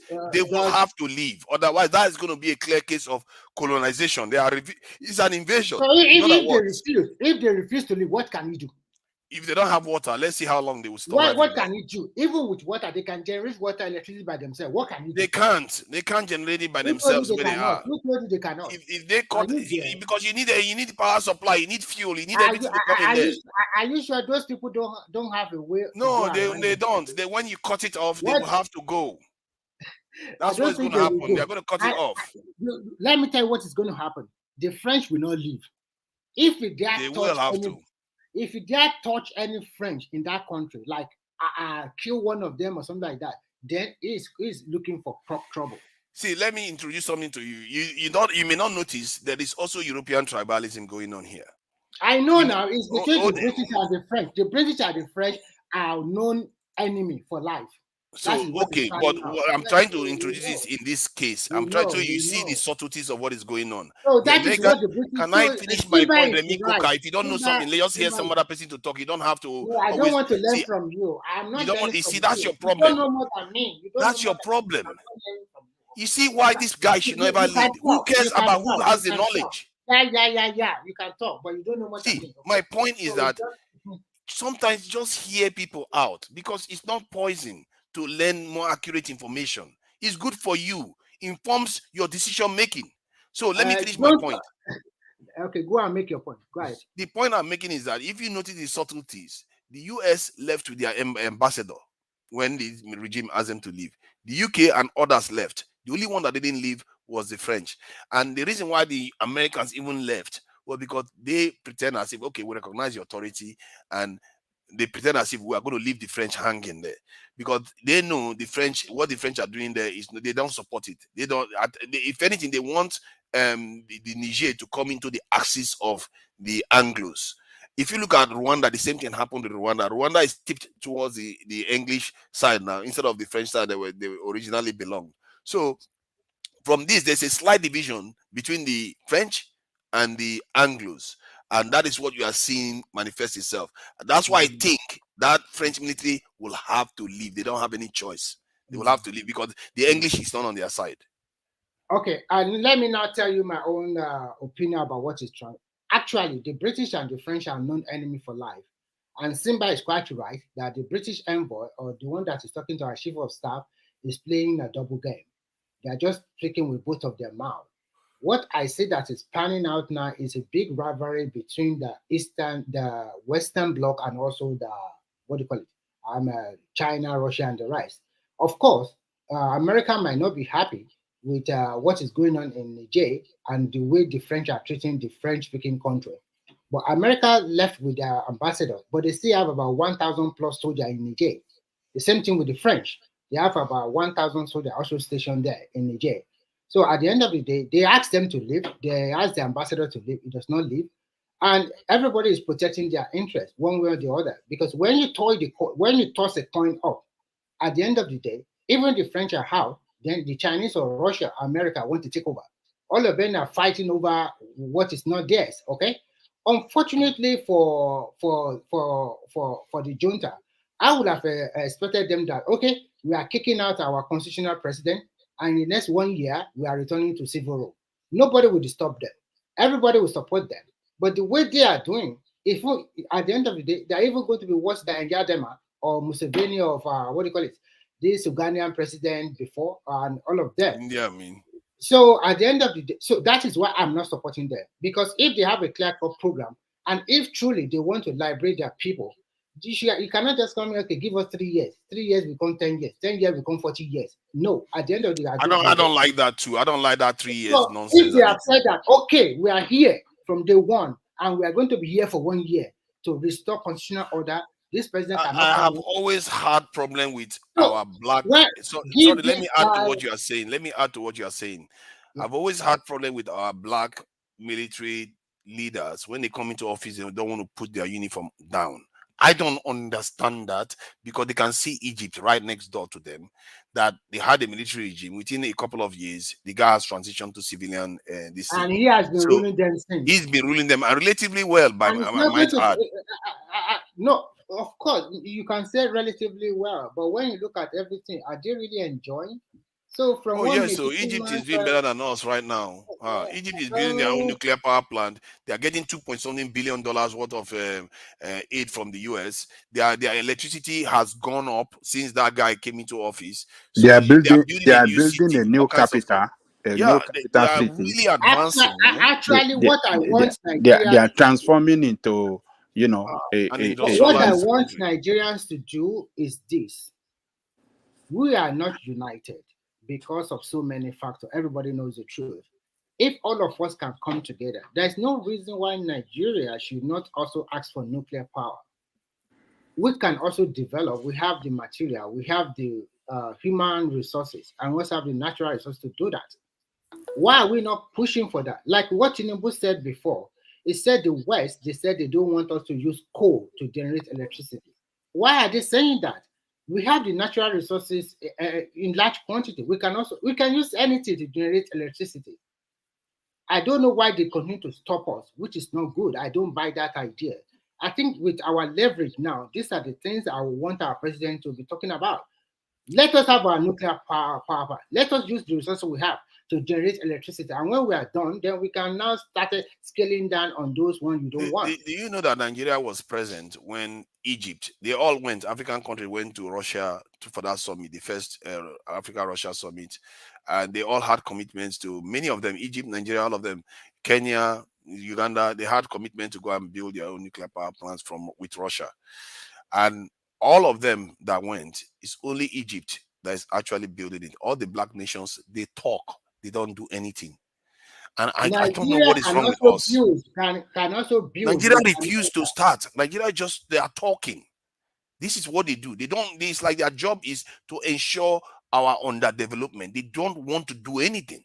Do you know the problem? Do you know the problem, like we said? You know, like in Egypt, is transforming from military to civilian. All Egypt, I will say this with all my chest, we are not patriotic enough. Because, for example, look at what Dangote did in Lagos, building that refinery. Do you know that some Nigerians still castigate Dangote today? They are talking about environmental impact. That's just silly. I don't know why they do that. So, and if, for example, we want to build a nuclear power plant in Taraba or maybe in any part of Nigeria, the so-called Nigeria will come out and say, oh, it's not good for our environment. This is not good. We cannot do it. We cannot do that. There is no motivation. When the majority of the citizenry are against it, what do you want the president of the country to do? Even if he has the willpower to do it, and then the majority now say, no, we cannot do it. Look at, for example, the palliative. I remember quite here that everybody condemned the 8,000 naira. The federal government cannot do it. They gave them money and grain and other palliative material. Look at what the governors are doing. Is it the fault of the president? You don't want this. Now we give it to the governor. Still, things are not being done right. So first, our people are not patriotic enough to support the government of the day. We know we have leadership problem, but if we all come together, our major problem are in infrastructures. And if we want to develop our infrastructures and create more employment, we have to find solution to the problem of electricity. If we do have constant electricity supply, then everything will start to fall in one by one. And if this present the present president can try as much as possible a purposeful leadership, I think if we can have 2 or 3 cycles of purposeful leadership in Nigeria for the next 21 years, that country will turn around. But and then our Nigeria, can I interject, please? Go ahead. I'm done. Go ahead. Okay. Thank you very much for allowing me to interject. I heard you making your point there. I just said, okay, let me come in and say something. You're talking about we as Nigerians to be united. You see the problem I have with Nigeria, right? Nobody can fix Nigeria. Nigeria is not real. It's not real. That's what we're not getting. For Nigeria to be fixed or for Nigeria to work, 2 things have to happen. These 2 things are Nigeria need a reset and they need to flush out all the bad eggs in that country. So what are the bad eggs? Hold on. Let me land the point. These 2 things are impossible, almost impossible to happen. 1, you cannot reset Nigeria. 2, you cannot flush out all the bad eggs. Before you continue, tell us how to. You see. I'll tell you. Hold on. I'll tell you. Give me time. Calm down. You see, the foundation that is faulty, you cannot build on a faulty foundation. You cannot build something on anything. The foundation is faulty. That is why Nigeria cannot work. Nobody can. Tinubu cannot fix Nigeria. Hear me clearly. Obi cannot fix Nigeria. Atiku cannot fix Nigeria. When you're talking about the bad egg, that Tinubu number 1 there, that man seated there is one of the bad egg. Obasanjo is one of the bad egg. Those people that call themselves the owners of Nigeria, they're all those politicians that are sitting in Nigeria, all those people are the bad eggs. Including Atiku Obi, they are all bad eggs. Everybody are bad eggs. That's what I'm saying to you. Now that's why I say it's almost impossible. Even the Giro that is talking you cannot fix Nigeria. It's not real. Nigeria is not real. It's turn by turn. Even your man, the Tinubu that came to campaign. You hear when he was campaigning, he said they've been local. It's my turn. Nigeria is turn by turn. It's not real. So get it right. That is how other nations are too. We don't want to lament. Hey, Jiro, why you know support Showore that time now? Of course, I did support Showore. Showore has been my man now. He has been my man. I did support him. I want you to confirm to them. I did support Showore. He has been my man. Leave them alone now. They think say that them politicians go solve their problem. They ask for nuclear weapon. They ask for fighter jet. Ejiro, you mentioned. Yeah, well, Showore is just as bad. Showore is one of them too. He's being funded by foreigners too. It's just it's a useless guy. He wants to use mercenaries in Jesus Christ, man. Come on. So, Ejiro, how do you want to reset your own Nigeria, and what kind of leadership do you want? Okay, good question. Thank you for asking me that question. You see, right? The only time Nigeria managed to work was during the time we were practicing regional government. Mark my word, managed. It didn't work perfectly, but managed. It was during that time. So for us to reset Nigeria, number 1, we have to tear down that constitution first.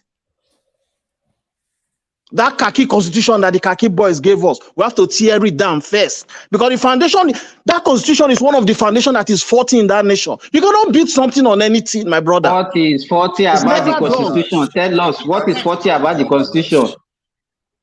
Tell us. Don't just because from the way you talk, Ejiro, hold on. I know you are from the Midwest. I'm giving you audience. Go ahead. Go ahead. Yes. So, and I've seen that pattern from that side. Because what you are saying, so I'm not surprised. So don't give us blanket statements. He said constitution is wrong, foundation is wrong. So tell us what is wrong about it. Don't just give us blankets. And in my brother, you've asked question. You go wait a minute, I put answer. Abi, you want to ask question, you want to answer yourself. You wait. It's not me that is talking. It's Remy that is talking, not me. Put it together. You mentioned we manage in regional time. That was old time. Are you saying, I don't know whether you are going to tell us that we should go back to region? Remember now, we're not. Are you going to ask me question one after the other? You just want to jam everything so that I know what you are. Which of them are the answer? Go ahead. Go ahead.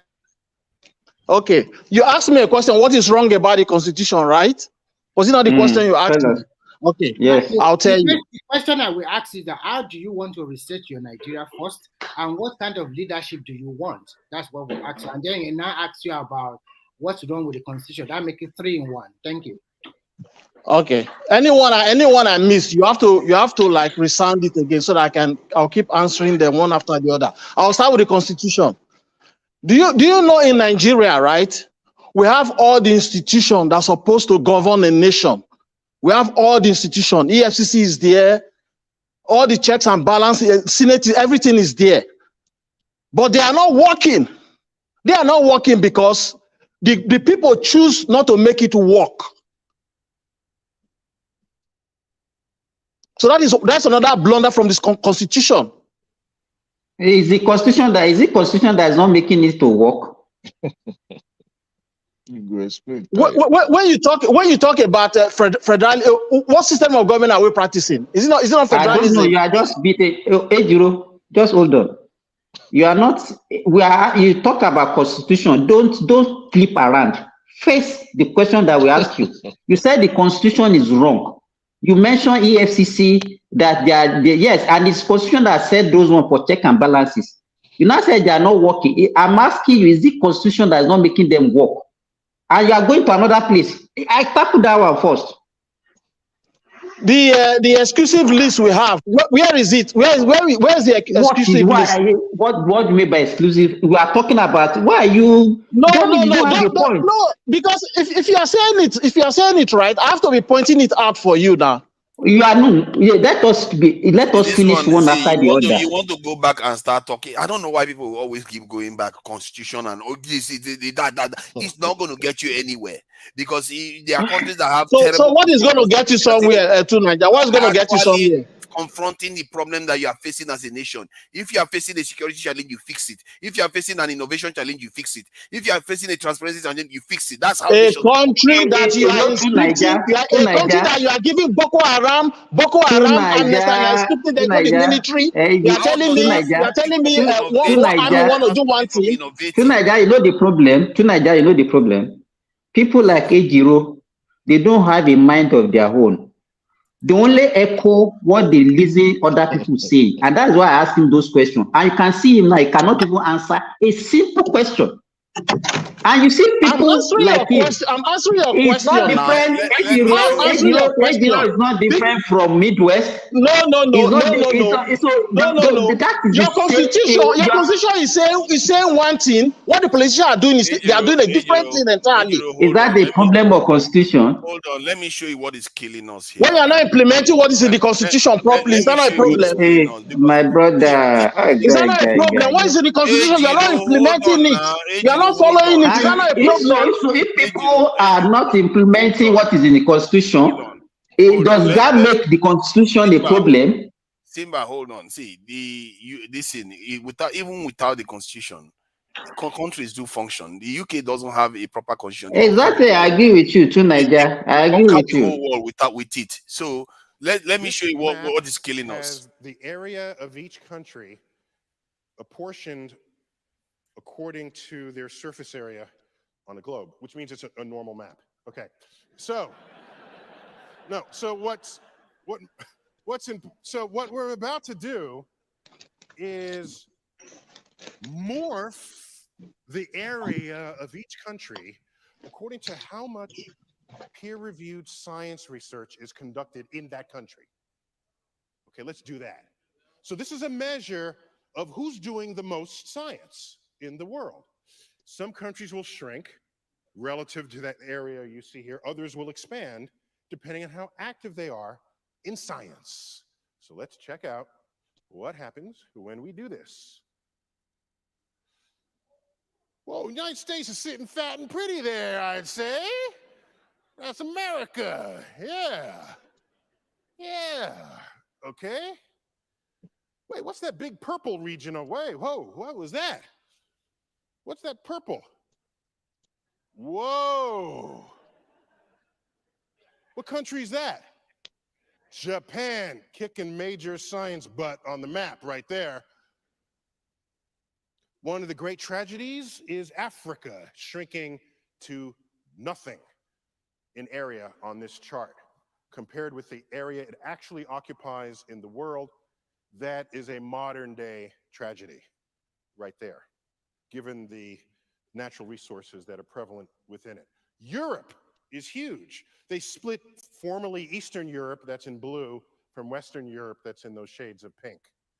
So, oh, and there you have Brazil, that's the aerospace industry kicking in there. All right, so you look at this, you say, hey, we're doing pretty good. Tyson, what are you complaining about? Okay? Okay? This is the wrong map. What you want to look at is not how much science is going on. No.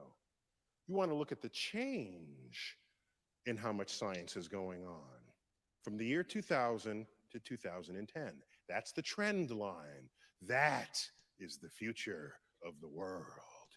Compare the difference in published research papers in all sciences between 2000 and 2010.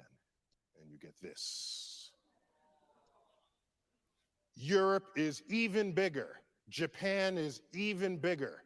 China is huge. Africa is even smaller. This is the changing landscape of the world. That is what is killing us. And Erofai is correct. We don't innovate. We don't do anything. And that is the tragedy of our existence. Any of our people that don't understand this, we are basically a dying race. Clearly, that map is telling you where the future is going. And this is why I keep banging on about security, transparency, and technological revolution. That's the area that has been killing us all this while. That's what got us enslaved. That's what got us colonized. And that is what we still haven't woken up to. All these our leaders, they talk about economy, no. Or if you fix all these things, that is at the core of your economy. Especially when you fix security, you can build economy on top of it. If you fix security, you can build innovation on top of it. You can't build all these things without that security aspect of it. And this is why our leaders have to be ambitious. Because look at that map. We are dead. We are not even in the future at all. We can't carry on like this. Otherwise, all our children know they are slaves. So any country that does not have a strong military cannot have a strong economy. You can't That have is it. the fact. We are going to You be can't have slaves. it. If you carry on, it's maybe even worse. We are not Yes. even on the map. So, Remy that is calling for nuclear weapon, nuclear plant for electricity. People that cannot manage Kanji Dam or this gas, they can't fire their country with gas that they are flaring for thousands of years. They can't use that to supply electricity. It's a nuclear weapon, so we go stick our head into nuclear weapon. Yeah. Like I said, Nigeria is not real. Take it or leave it. It's not real. You are getting it wrong. If in the past we might not be doing it. So today I totally support True Nigeria about this. We can start from today. Nobody stop us. So you cannot say because we did not do it in the past that we cannot. I'm already doing it. So Rome was not I built understood this a while ago. So if we start today, there's no big deal about it. So if you just continue to look at it in a negative manner, that okay, they are flying their gas. Before 10 years ago or 5 years Let ago, us use what is easier, not what is so we can complicated use and everything dangerous. we want electricity. If, for example, they say generate electricity state by state, Enugu state have no problem. They have enough coal to generate electricity. And it will be cheaper for them to generate electricity very quick there. So we should not say because, okay, we should use gas. Before gas pipeline get to there. You don't have security. How can you have who's going to build nuclear power plant for you? If you are talking of but people will go for security. People, you see, the nuclear power plant can also be used for security operation by using it for nuclear weapons. Nigeria, can we ask Zulum how he's doing it? At least Borno is not as safe as Enugu. Borno is very dangerous. The guy continued to build school, build road, Enugu is safer than Bono. So don't give us an excuse that they are insecure or whatever here. I don't want to hear that. If that Zulum can do anything to a state in Nigeria, no any state in Nigeria have an excuse. That is the most dangerous state in Nigeria, Bono, and that guy is working there. So if he can pull up together, now to Nigeria, you see what you just shown now. Nobody is complaining about our constitution is not right or our part of the regional government or blah, blah, blah, we are practicing. Nobody is complaining about that. Everybody come together to help their country. Look at where is China in 2010? Where are they today? Where are all the Asian tigers? Where are they 20-something years ago? Where are they now? Because their people also sacrificed and they are patriotic enough to support the government of the day. Nobody is saying that man is a drug dealer or that one is a blah, blah, blah. Nobody cares. Do the right thing for us. Remy, I want to ask you one question, right? Let me quickly ask you this. Why do you think Nigeria is redeemable? Why do you think so? Well, first, I am not a person that looks Why should you even come on the platform and say Nigeria is not redeemable? So then why are you talking? No, why do you think? No, I'm asking him. Let him answer me. Why do you think? Why do you think Nigeria can be fixed? People like you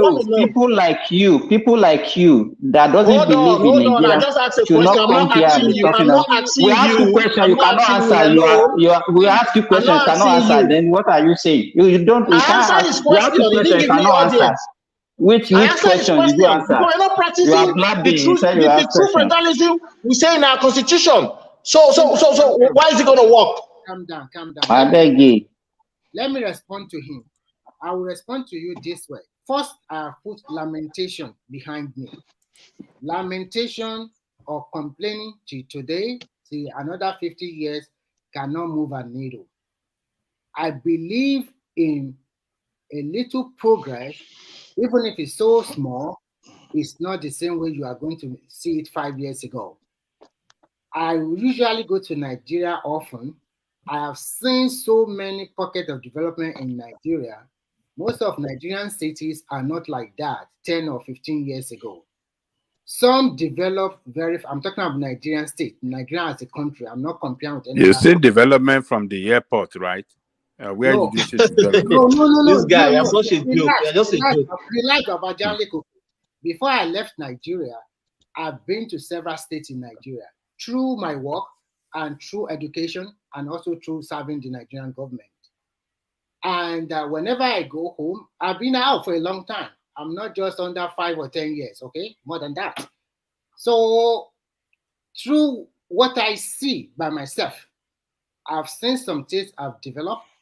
Maybe not in a pace we want, but they are not static. So for me, I put lamentation behind me. This is a new government. What Nigerians are more aware politically. And unfortunately for us, technology can bring everybody together easily.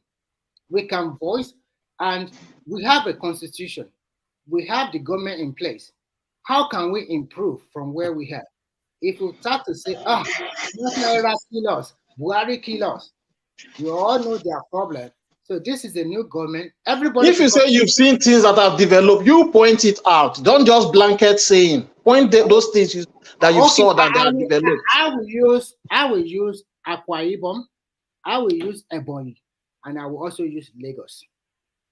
I want you to go to YouTube after this class.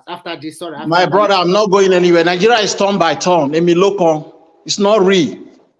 So you ask a question. Do you want me to respond, or you don't want me to respond? No, he just came here to say Nigeria is redeemable. Please go ahead. Go ahead. Because you say you can see development. So I'm asking you to point it out. So let me continue.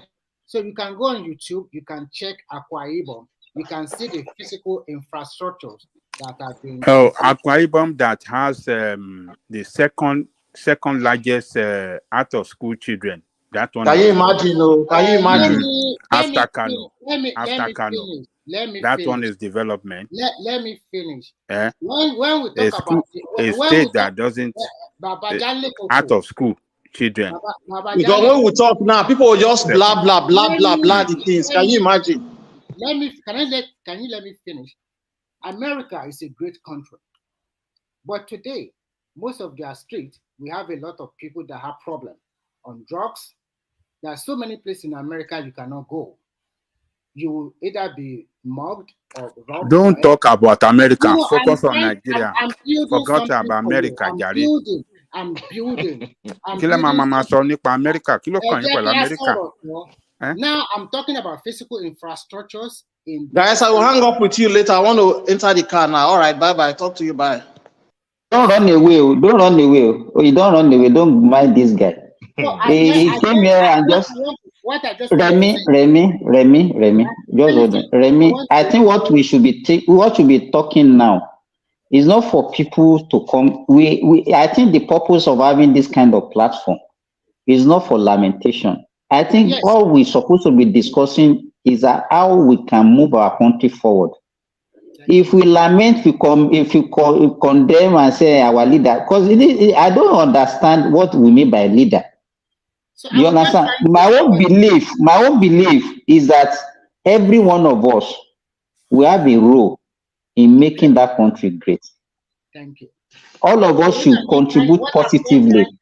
But I don't know what we will gain by just pointing out bad things that are not good, and not provide solution to it. I appreciate everybody's opinion. What I talk about development, it does not mean that all facets of development will develop. What is governance? It's a continuity process. Even there is none, we can always start from a point.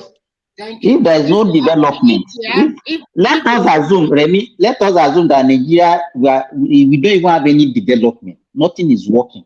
Yes. Fine. Let us start from now. How can we? Those are the things that we're supposed to be discussed. It's not only good, but it's very easy. Nigeria has the highest infant mortality rate. The GDP is low. The debt is this. Okay, I will agree. We have all those things. What is the solution? What is the solution? Okay, let me say this. The thing is that who is going to implement those solutions? Who are the people who implement the solutions? The issue. Let me just hold on. Sorry for yes. There was a time all the people that are there today, they were not a leader. We don't call them leader. And the question I used to ask, because when we call some people our leader, it's just as if God created some people that say, okay, these are the people that will be ruling you. And we put them in a pool and we are just taking out of them. The so-called leaders that we are talking about today, that we are condemning, that we say they are not good, they were followers of yesterday. What I can see that if you have a bad pool where you are picking anything from, if you have a bad pool of orange, you cannot bring out a good orange from bad ones. So if you have bad pools of followers, then you pick your leaders among those bad pools of followers. So your nation is doomed. So your nation is doomed. That's what the issue is not doom. It's not doom. Me, I don't believe in that. What I'm saying, just hold on. That are leaders today, they were followers yesterday. Now they are in the position they are bad. That's constitute that we are all bad people and we can't do good. We can have a reorientation. Anybody, people can change. Simba. We always like shortcuts. Even if you change the Nigerian constitution to whatever you want it to be, as we speak now, the people, it's a people problem, not the constitution or whatever. It's a people problem.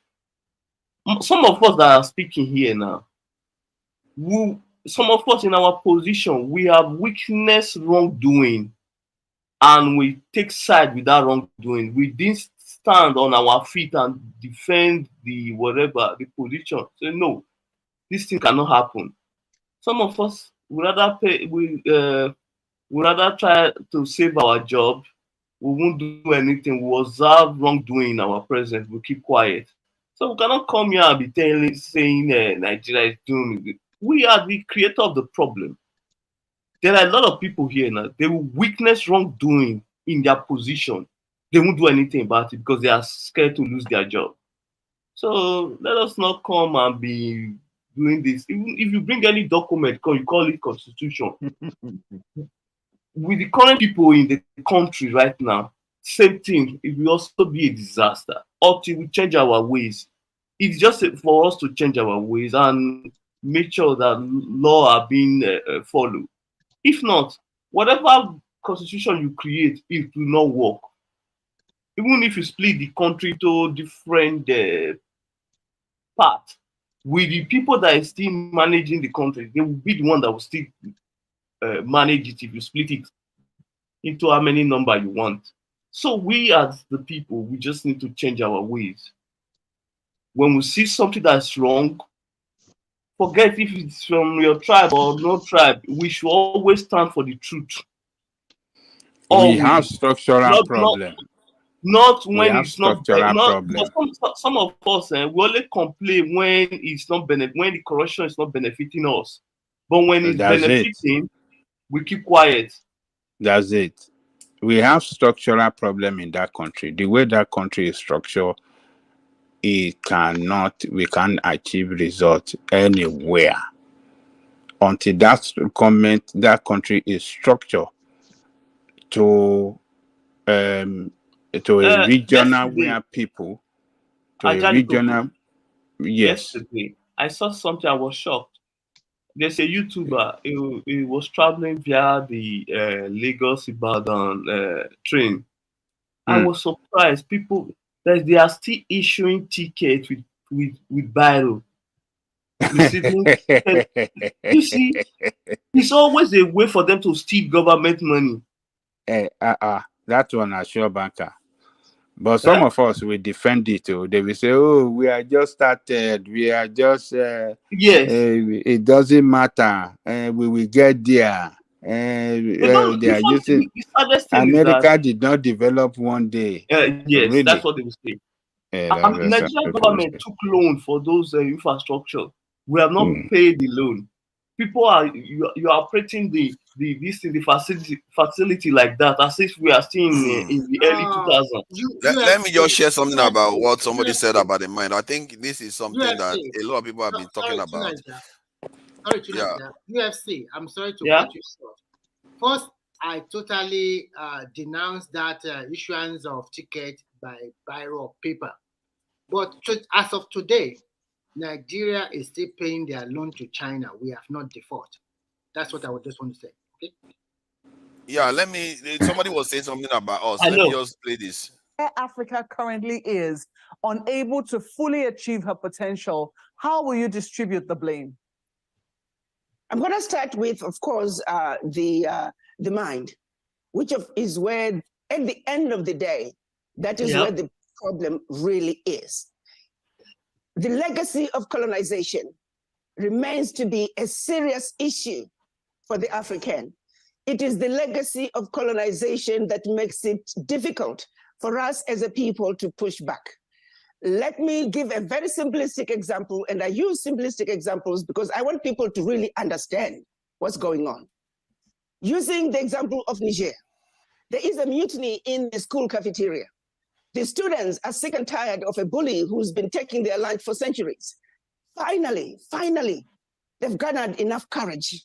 They now have enough knowledge to understand, and they're ready to stand up and push back against the bully. The question then becomes, why has it taken the students so long to stand up and push the bully back? It's because the students have been made to believe that you are inferior. The students have been threatened. The students believe that they're not as good as the bully. The headmaster, some have been smart enough and have tried to push back. Guess what? They were assassinated. But finally, the students now have enough knowledge. Question is, why has it taken this long? So basically what she's saying is our problem is colonial mentality. Like Fela got it right all this while, and it's never really changed. We don't aspire. If you look at our leaders in front of foreigners, they don't have any ambition. It's like, what is wrong with them? They should be shooting for the moon. Like, anytime people come in front of you, ask for the highest thing that they have. Then when they go, they will come back and they will start offering you more. To Nigeria, why should we be asking? Why can't we develop on our own? Why do we need to be asking? I agree with you on that. But I'm saying that when you have an opportunity, because alliances is how nations break out of controls. All the nations that Nigeria, let me even tell you this legacy of colonization. You know there was a time Kenya had the bilateral agreement with, I will not mention the country in the Middle East, for exporting meat to their country. Can you imagine? Is that not slavery? Imagine. So when they now, no, just hold on, no. They now saw the repercussion in a situation whereby some of these slaves, this same meat, their citizens were being killed, maimed, and they will send them back to Kenya. They stop it. You know what now happened? This country, they went back to Kenya, giving them some soft loan or grant to tire some few roads and all those things. They now sign another agreement. Well, they are not. It's not like a trade agreement to that. Okay, I will be giving you coffee. You'll be giving us this to export their own citizen to go and serve as maid in their country. That was the agreement that they had. Wow. So you can see a lot. This same Ruto that you are talking about is the copy to Ruto. This guy that will come and be blabbing whenever they go on international engagement. Do you know that was happening in Nigeria too? I don't know whether it's still happening today. From that Akwa Ibom, then they export people to Lagos for maid.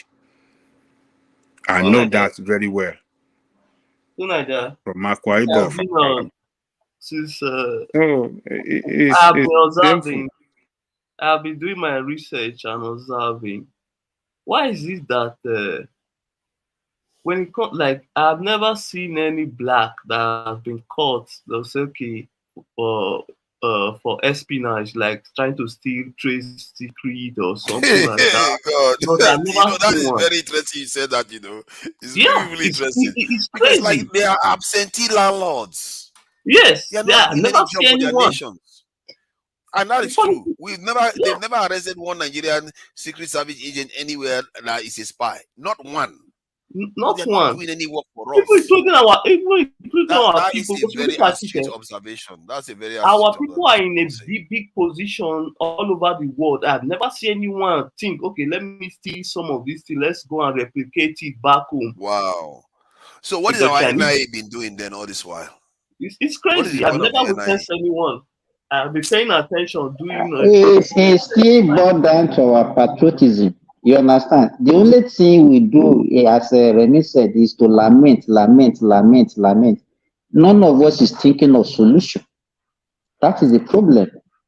And you see, you see, even if you mention some of us, the country where we are residing, we see the way we are so committed to those countries, we are so patriotic to it that even if you mention anything negative of such a country, they will come at you.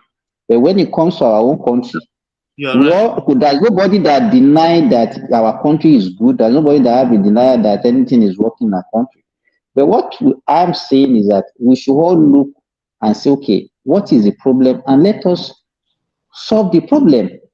Lamentation is not a solution.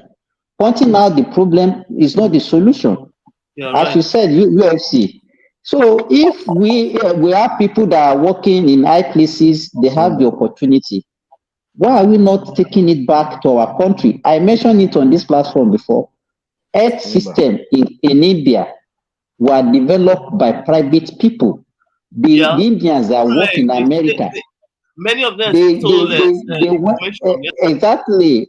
They even all those abandoned CT scan, MRI that they were not using. Those are the ones that let me tell you, they have so many things. I remember I used to have a consultant that I served under that left for America. They have, by the time they have all these equipment, maybe they use for like 2 or 3 years, they will say it's outdated. And they'll be looking for country that will just take them for cheap prices. You will never see Nigerians bringing such things to Nigeria and say, okay, You this will don't know. benefit You our don't know. country. Stop there. Who told you that you never see Nigerians ship this thing? A lot of Nigerians have done that in the United States to Nigeria to help some hospital and health services. Do you know what happened to this equipment? Hold on. Doctors like you stole it now. They stole those Yeah, that's serious. doctors like you. Like me.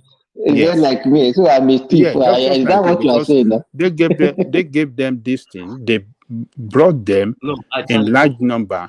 I like what you just said. Now look at it now. Yeah, Those doctors that are stole this thing, are they leaders? So what I'm saying, what we are saying here is that Nigerian people have done so much to help that country, but because we don't have the right leadership in place. No, the doctors, as you said, they stole these things. Are they leaders? Yeah, Hold on. What I'm saying is that it's not stealing equipment. What I'm saying is that hold on, let me land now. Hold on. There is an information how to make these things. That's what I'm talking about. Steal those information, those vital trade secrets I'm talking about, not buying. No, you can't achieve that. Forget that. What do you mean by vital? Don't It's say a country that really. Hold on, don't say no. Let's see. Come. Let us say that every other country. Hold on now. Wait. Okay, let me find out. What you are asking for is not achievable. Hold on. There's a Chinese woman working for Coca-Cola. You know what she did? She stole their main information, how to make it, the ingredients, what they use, all the details that they need. He stole it. He wanted to go and sell it to a company in China for $100 million, and he was caught by the FBI. I saw the video online. So those are the kind of things I'm saying. I'm not telling you to steal. She didn't do it on a look. Technology. She did not do it. This technology. We should speak the technology. No, hold on. That woman was sent by the state of China to do it. It is not by our own volition to steal those information and go and sell it. But the state sent it. But we don't have a country that want to even develop. We don't have leaders that want to even develop that country. Talk less of sending people to go and spy and steal some vital information from another country. They don't have the will to do it. They don't have the will. So let us even don't go. Okay, let us agree that we have bad leaders. Yeah. How do we source for good leadership among Nigerians? How we can source for good leadership? We have to start it from our electioneering process, our political party process. We have to first of all elect people that are not part of this corrupt system and corrupt parties. How do you identify a corrupt person? What do you say, corrupt person? How do you identify somebody that is corrupt? Look, it is clear. Group of people. We are talking of political party administration now. We have seen the party that have governed the state for so many years that have not done well. Why must we continue to recycle within those parties? So how do you get the electorate for our leadership? So let's look another way. How do you change the mentality of because you can't talk of a leader, because you cannot tell me that as good as you think Sowore is, it's not as if he has won any election in Nigeria, because people don't vote for him. If you can put the link, please open the link in the. So if the people, the so-called people that we are fighting for, they are the one that elect these so-called bad leaders. Don't you think there's a problem with the electorate also? No. Let me see those people. You see those people that you're referring to. Yes. Good morning, everybody. You see those people you are referring to that who are the people? Which one? The electorate? Yeah, the electorate you are talking about, majority of them are illiterate. People that doesn't know what to do and what not to do. Okay. People that have been impoverished by, you know, this corrupt politician. So they don't know other way. They just looking for what to eat. So they give them money, they vote, they just go their way because they have been impoverished, they have been put into poverty by this person. So poverty has So been how do you stop weaponized. that? How do you stop that? So how do we stop that? Is for me and you that are well enlightened to educate them. And to educate them is for us not to, for us to follow another set of politicians that are not part of this corrupting. When they see us and we are telling them that, look, we cannot allow these people to destroy this country today and destroy it for our coming generation, they will listen to us. But you see, most of us that are educated, we just like to talk. We don't like to engage. We don't like to do anything. We don't like to get closer. And we are the problem. Okay, A lot of Babajide us Koko, collude. let A me lot ask of you us we now. collude. Let me ask you a question. Yes. You are a Showore Yes. supporter. Yes. Let be honest though. Be honest.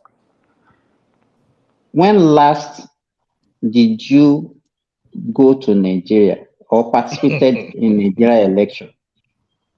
When That last did I? you say okay, you supported. Just wait. That I would dedicate maybe 1 or 2 months to go for this cause that I believe in. I will go there. I will go to Nigeria and go and campaign and do the grassroots this thing campaign for the person that I believe can change the country. Have you ever done that? Well, I've not done that recently. To be Well, factual. I'm Hold asking. on. I didn't ask you for recently. I said last. Have you ever done it before? Oh yes, I've done it in the past, long time When? ago. When was when? Not When? the. When? Hold on. When? Hold on. What is your question to be Baba asking? said When the did I do devil this? tell the Look, truth. but what I'm telling you is this: it doesn't matter when I've done that or whether I've not done that. But the fact of the matter is that we cannot continue to package corrupt politicians for the reason of Babajide tribe Koko, or religion as the this I thing. put it as a challenge to you today. Mm. If you are ready, I'm ready to follow you. You are Are in you ready to America, yeah? follow? Are you ready to follow Showerewe? I know, not on the platform. Oh. No. Are you ready to If follow you can Showerewe? say that next election, you are Yes. going to spend 2 months in Nigeria for campaign, I'm ready to put Are you my ready to vacation follow towards. Showerewe? I will be you. I'm not talking about Showore. You. If you No, tell me if you that are you not, are I going to am following Nigeria, Showerewe. If you are don't, not following, you are if ready to I follow follow you, I'm Showerewe. following Showore. That's what I'm saying. That Yeah. you dedicate 2 months. It's not this Don't one that worry you about. sneak. Don't worry. You Are you? sneak to Let me. Nigeria. You sneak Look. out. I Look. want to follow you. Hold on. I Are want to you? follow No, you. I am not Simba, contesting. I'm not Simba contesting. and Ajali Koko, when I it am not see, can we be contesting an can we election. be serious? I said, See, one thing I don't understand is some people who want to run for president or want to do something. See, I always say this. That's why I respect Malima. Yes, his aim is to become president later, become president one day, but he started from somewhere. We must know how to start somewhere first. Let's see what you can do in a smaller position first before you move, before you transit. At least that with your current position, people can see what it's like. This guy can do it. Too. Let's push him further. You understand me? Okay. Do any what do you call it? So what are you trying to Hold say? on, AAC, do they have any local leader in any state like a state house of assembly, council or anything? Did they have anything like that? Did the AAC have anything on the ground like that? Do you people support them? You see, they don't. When you see when you see Hold on. When you hold start, on, okay, for hold instance, on, look hold at on. Agab. They have been doing their thing in the regional, this thing in their state in Anambra. Start from somewhere like that. He's from one of those states. Let him start there first. Let's see. Hold on. So you want Showore with his level of intelligence to go and start from local government, right? Which level of intelligence are you To talking about? reduce himself when he is better What than has he even most of achieved? the What people has he at home. achieved? Sowore better than me? Hold on. What do you see mean? what he's doing? It is not about Showore. Look, It's not hold about on. Let him lead other people to those positions first. It Hold doesn't mean it on. must be him. He has never been tested. So how do we trust him? Let me tell you this. Showore is Or not. he should run for senator. It is the look. Showore is not the Governor. issue.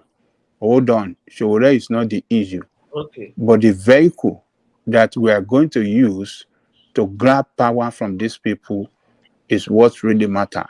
And Showore provided that vehicle for us, but we are not ready to jump into that vehicle. Hey, because most of Sowore's supporter, like you only talk from America. You don't go to Nigeria to go and do the campaign for him. Hold on. And I'm challenging you. I said if you are ready, I'm ready to follow you. You did not answer my question. They are not He realistic. provided They are living in a dream world. he provided a political party for us to join and then use that political party to wrestle power away from this criminal. But rather, you choose to go the other way. Then continue to complain now. Continue to complain. It is not Showore is not the issue. It's you people that are the issue. And you are seeing the country is collapsing on you. It's you ask just simple question. Simple question. Simple questions. You only talk, no action. I challenge you today. I challenge you today. Just hold on. I said, dedicate your time. Dedicate your time. We are ready to follow Showore. We are ready to follow you. You are not even helping your candidate. We will follow if you how can you do this? You can't follow Showore. You are Agbado supporter. Sorry, Baba Jale Koko. Àgbàdo tó ti yan ni tẹ máa tó ti yan yín jẹ. Àgbẹ̀yìn tó ti yan lágbàdo jẹ. Tell me, Showore, what has it done to Nigeria? What has it done in the public space? Tell me what Macron done to be the president of France. Tell me what he did to the president of France. Macron did not just come from anywhere. He was working within the government before. He was working. It was working within the government. Okay. As an elected official or appointed official? Appointed official. Okay, fine. Appointed. So from no party. Nothing. Look at you people. He said he's working from government. He said he's working. He said, what has Macron done before he became president? Before he became president? What has Macron done before he became president? Government in France, and they also sent him to Nigeria. He spent a lot of years representing France. The French don't give this excuse. Ready. You guys are not ready to do anything. It's just mouths. You guys are colluders. You go and collude with your corrupt politician against the people of the country. We are not living in a fantasy world. We are being realistic. Oh, Mr. Realistic. There we go. You have achieved whatever you want to achieve now, Abi. See what you are saying right now. You got your country. Hold on, let me ask you. Your country is where you like it now. Hold on. If you believe AAC the way it stands currently and Showore, they are going to win any election in Nigeria, that means you are not serious. Yes. Oh, okay. All right. Yeah. So your party that are winning they will continue to win and they will deliver a good government. I mean, good Because governance for you. Shewore himself have not shown any seriousness himself. He's just like an activist. Okay, tell me who is serious. Hold on. Serious. Forget about Shewore. So, okay, who is serious that can take this country to the greater height for you? Currently, I don't know. You don't know. See, Yes, look at you. I don't know. Look at you. Look Look at I don't you. know. Can you see? You don't even have Let me tell you something. nobody. I don't know. You don't, and you are a Nigerian. You can't point to one person that we you always know make that this can mistake. be We always president make that this can run that country well. One You don't leader know. can just come in and fix Nigeria. That's the mistake we keep on Who making. is your own candidate? Who is your own candidate? Is Shewore that can take us Who is your own candidate?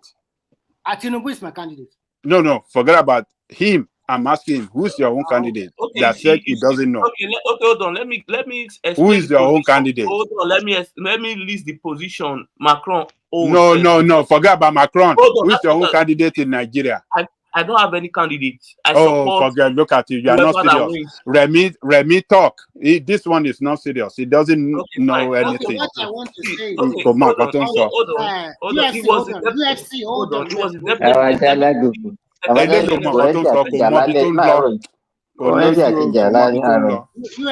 on. Èmi tí mo ready tí mo offer ara mi on the platter of good, you are not ready to accept me. Okay, Ibo ló ń lọ Ibo. Mo fẹ́ tẹ̀lé ṣe wó rí. Ó yá dìṣó. Ọkọ̀ ti dúró. Máa sanwó tíkẹ̀tì ẹ láti Saudi lọ. Nídẹ̀, máa sacrifice yẹn náà. Naja, please open the link I sent. So let's check where he worked before he became president. Macron. But Baba Ajay Koko, don't you think that UFC is making a statement? You know the same question that we asked Prince Ajewole when he came here. Let me tell you, you cannot just come and say you want to be when people have not seen you doing anything. You know, I asked that Mr.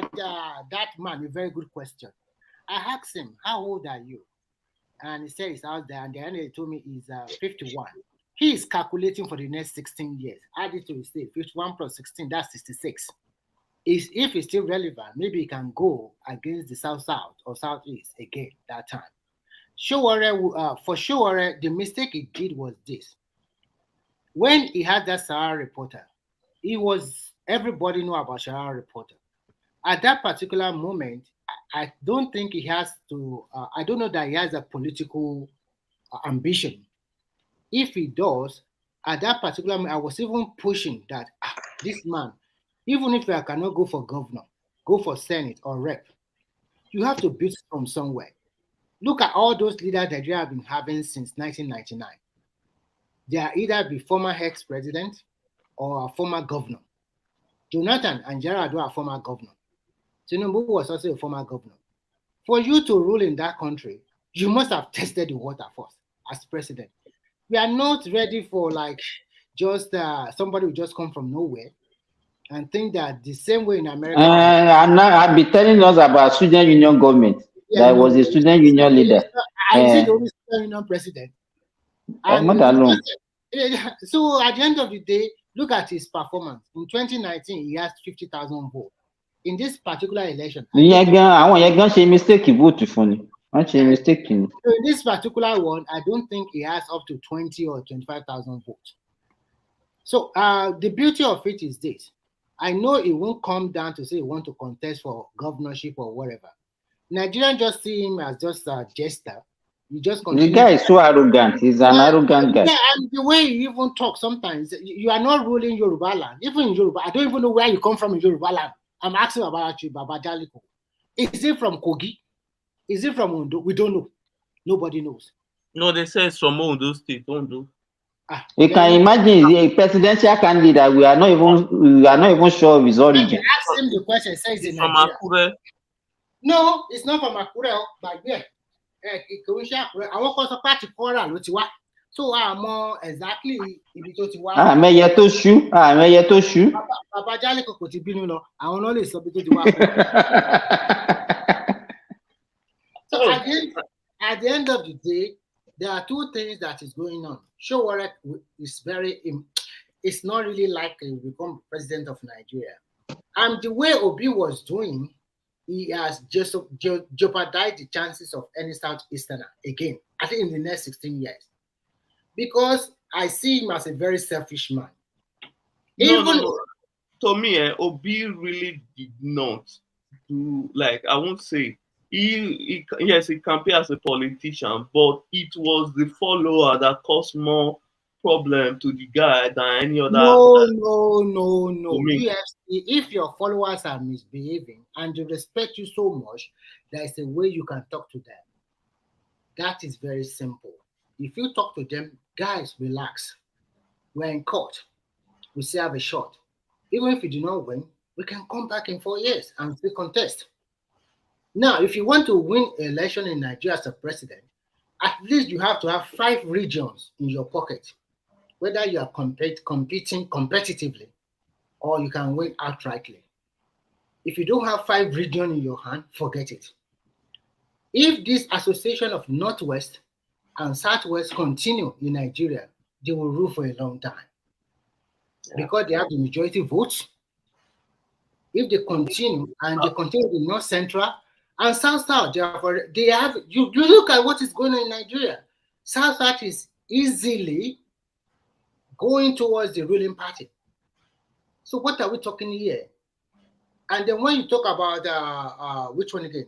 South, Southwest, Northwest, Northeast, North Central. How can you defeat that kind of ruling party? If not because Buhari that did a lot of terrible things and also all those Naira stuff and the rest, they would have won a lot. It jeopardized their chances because of his own personal, interest or whatever. So, and among the 3 political parties, among the 3 leading parties, if you really put them side by side and look at their achievement, this is not about being Tinubu supporter. He outperformed the other 2. He's the best out of the 3. And time will tell. So UFC, you have the ground. You can go ahead. Yeah, yes, I get it. But as I was saying before, anyone who is planning to become president of Nigeria in the future should please start from somewhere first. Because if you look at it, you have to impress the power broker first in Nigeria before they can even say, okay, they will give you the support. Because one thing about running for presidency, you need a lot of money. Let's not deceive ourselves here. Even most Nigerians, they will leave their house if you don't give them something. Mostly those that can pay for you, that will be in your team. They will need something. They won't do it. They won't do it for free now. They won't do it for free. They won't do it for free. So you need a lot of money. Obama in the 1990s was carrying a back case behind Clinton. Bill Clinton. He was behind him carrying briefcase. Everybody, you have to pay your price. It's not easy in some country. You just jump from nowhere and then blah like that. They give you the presidency on a platter of gold. You said Obama was a senator first before he became president. The reason why Obi was able to gather that kind of vote, I will tell you. About it. Sometimes you have to be creative. Look at Trump. Trump, from what I gathered, the first time he became president, most of his funding for his campaign came from the media themselves. Because also Democrat Party for a long time. Yes, apart from that one, Trump has been a successful businessman that was known in the United States. A lot of money. Even that is not living in the United States. I knew all I'm saying is that it can be creative. Yeah, you are right. You are right. There's flexibility there. If Showore have kowtow, I'm not really bending down. But to Naija, I want to say something here. I always tell people, if you have a political opponent, always be careful the way you pass on your opponent. Sometimes you passing on your opponent too much, you end up giving that your opponent what they call sympathy votes. Yes. There's what they call sympathy. And you may even campaign for him. Thank you. because you are trying to use negative to destroy him. It will rule in his favor. If you look at Trump, I would say if Trump win the current ticket, let anybody not deceive you. He might win the presidency again. Yeah, it's possible. It's possible. Because the Democrats they are giving him all the ammunition he needs. But to be frank with you, it's not going to be easy for him. Of course, they also know what they are doing. And Because as currently speak now, the richest man in the world, Elon Musk, is fully supporting Trump. He's a Trump supporter. That one. What about those people? Those are men with big, deep pockets. The issue here, all of them have big pockets. But what is going to pan out is that if Democrats are unable to send that guy to jail, then there is a lovely possibility that if it's him and against Biden, there's a possibility. It's not going to be easy. Maybe 50-50 chance to any one of them this time around.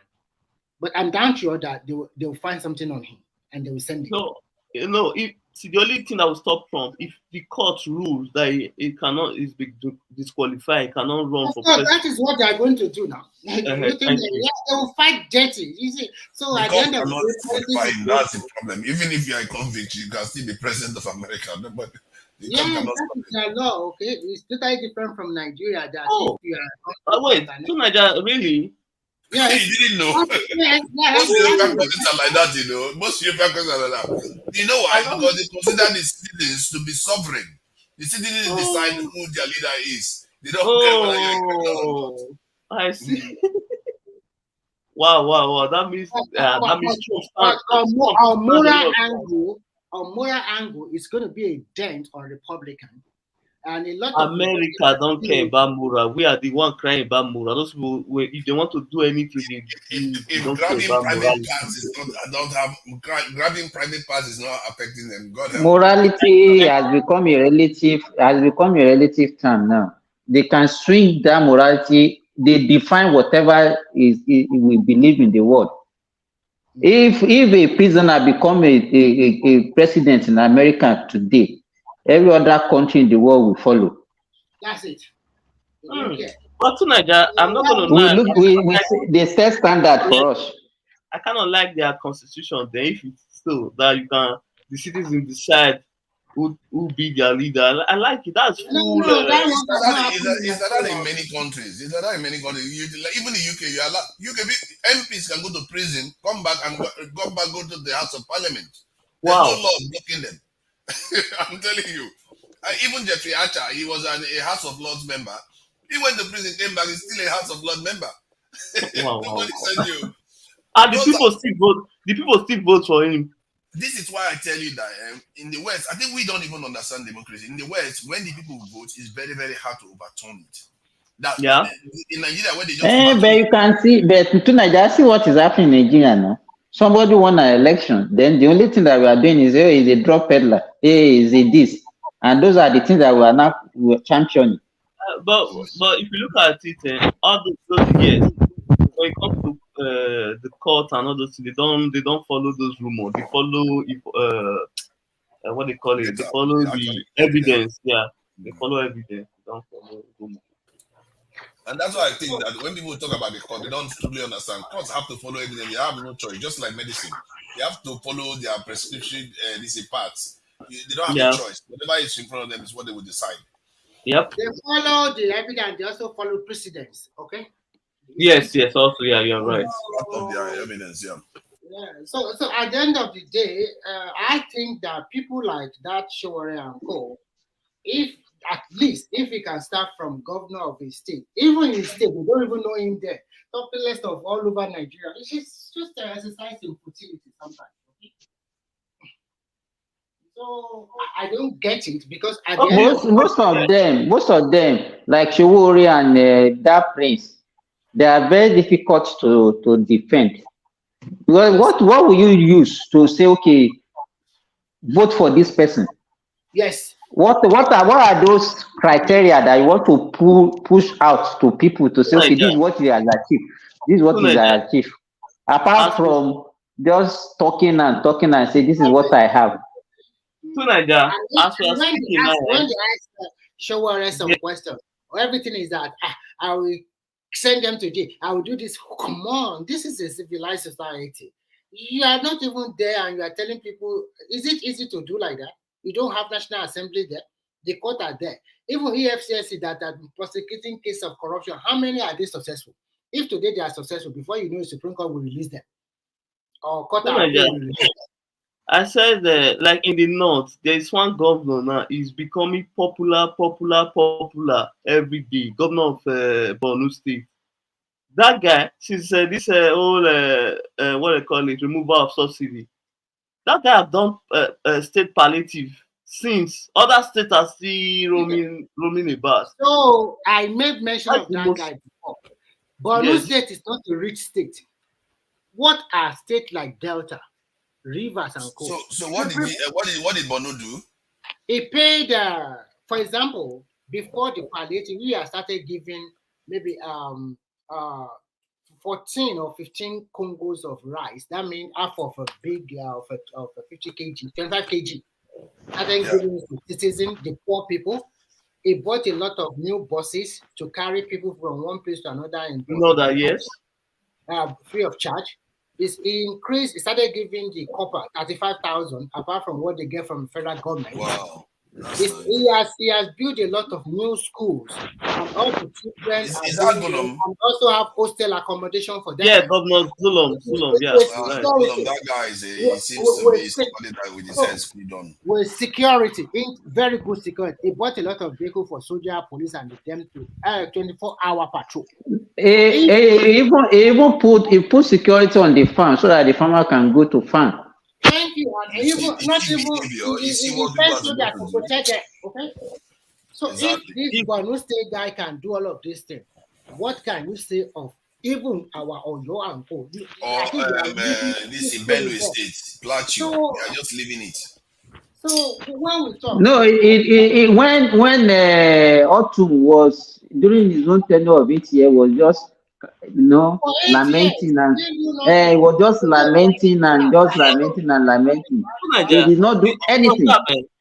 To Nigeria, that guy doesn't stay in his office and distribute this thing. He always there while they are distributing it. He doesn't want any story because he understands Nigeria. He goes to the war zone. He goes to the war zone. He will be there to deliver those palliatives to the people by himself. He always there to observe. We have certain leaders that are capable of doing this. You see Zulum doing this type of things, and you see someone like Wike doing it. Wike is a criminal, but he also is very hands-on. He goes there. No. People are doing. If Wike play his game very well, in the next 8 years, there's a possibility between him and Umahi that can be vice presidential candidate. You see all of these people. But, Remy, you see people coming here now, they will say he's one of the criminals, he's a thief, he's corrupt, he's doing this. But the people that have not been tested, are you sure they are not corrupt also? Remember, Wike was commissioning projects every week, inviting governor of other states to come and commission, inviting people to come and commission. The same money they gave to him. Even Obi commission for him. Even Obi. I said everybody. Even Delta State received the same amount as Rivers. What did they do in Delta? Okowa was the failure in Delta. That one is a big rogue. That Okowa. They are just eating money left and right. Some people like Okowa, like the people in Agbo area. They like that they built a lot of things in that area. Yeah, because if you look at it, in the Buhari 8 years in government, Delta State received the highest allocation. Nothing to say, my brother. Yeah, they received the highest allocation. You know what? To Nigeria is from Delta State. Yeah. You should be able to even give us an insight to what happened in Delta more. Yeah, let me know. And I think it's from the Igbo side of Delta. What Okowa did was to pull all the resources, everything that he did for 8 years in Nasaba. I don't know where I'm from. I don't have my school certificate. My birth certificate, I don't even know where it is. Okay, you visited Nigeria is having another discussion somewhere. No, somebody. There's a somebody. He's listening to another thing. He's listening to another thing. Lie. No, he said lie. Is it lie? Lie, you need So to that guy is mute very your. important. Muted him No. now. Okay, mute him. Yeah. So what As I are we was are saying, just I don't trying have to my birth certificate. If anybody knows where it is, they should let me know. I don't know where I'm from. I could be Fulani for all you know.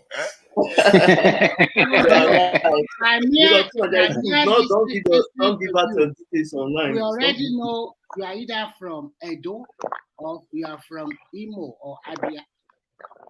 No, to Nigeria, I can bet it with my left ventricle. It's from Delta State.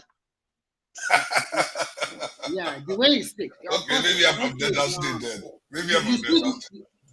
You speak more or less. And even to be more specific, is from the Ika, is an Ika man. Yeah, you should be checking out your left side, okay? Oh my God. Or whatever, what we are just trying to say is that look at that governor performing wonders like that. So that is an achievement.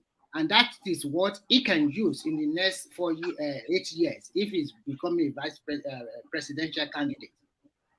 That this is what I've done. Look at our Bonu from war-torn city. Look at us. Go and check Bonu now. I checked them on YouTube. New school building, very good. New buses, new everything. Working hard for his own people. Actually, he also enjoyed. Don't let us be blind to the fact that he also enjoy a lot of security. No, it's not about security. The NGO project also. Because of aid. They also get aid from World Bank and that's what I'm saying. Because of what is happening in that that state. money to people like Okowa and the rest. Where would they be? They will eat it. They won't do nothing. In fact, I'm even very angry with some of the southwestern governors from where I come from. Especially the governor of Ogun and Oyo. Those two, they are just useless. Even this guy that is sick, it's only that he's sick, so we should just leave him for now. Even the Ondo guy did not do well. He did not perform to expectation, to be frank. And our dancing governor have not done anything for the last 1 year. He continued to dance for that. That's what Oshu want. So when you look at the Southwest, to be frank, dancing governor have shown nepotism in another scale. Appointing a member of his family in local government. That guy does not even appoint one. No, there are like 3 or 2 there. Yeah. That is what is good for that people for sure. You know what he did? You remember when he was attacked during the Eid Kabir prayer in Oshobo? You can imagine, how can you call yourself a Muslim? I don't even know the kind of Muslim, Nuruddin Jackson. Because I don't know where Jackson and Nuruddin comes together. We don't even get it. And you not turn back and you did not pray. How can you justify that? That because of talk did not allow you to pray, you turn back and you went home. Are you kidding me? Blame if you take that man serious, then that's on you. I don't take that guy serious.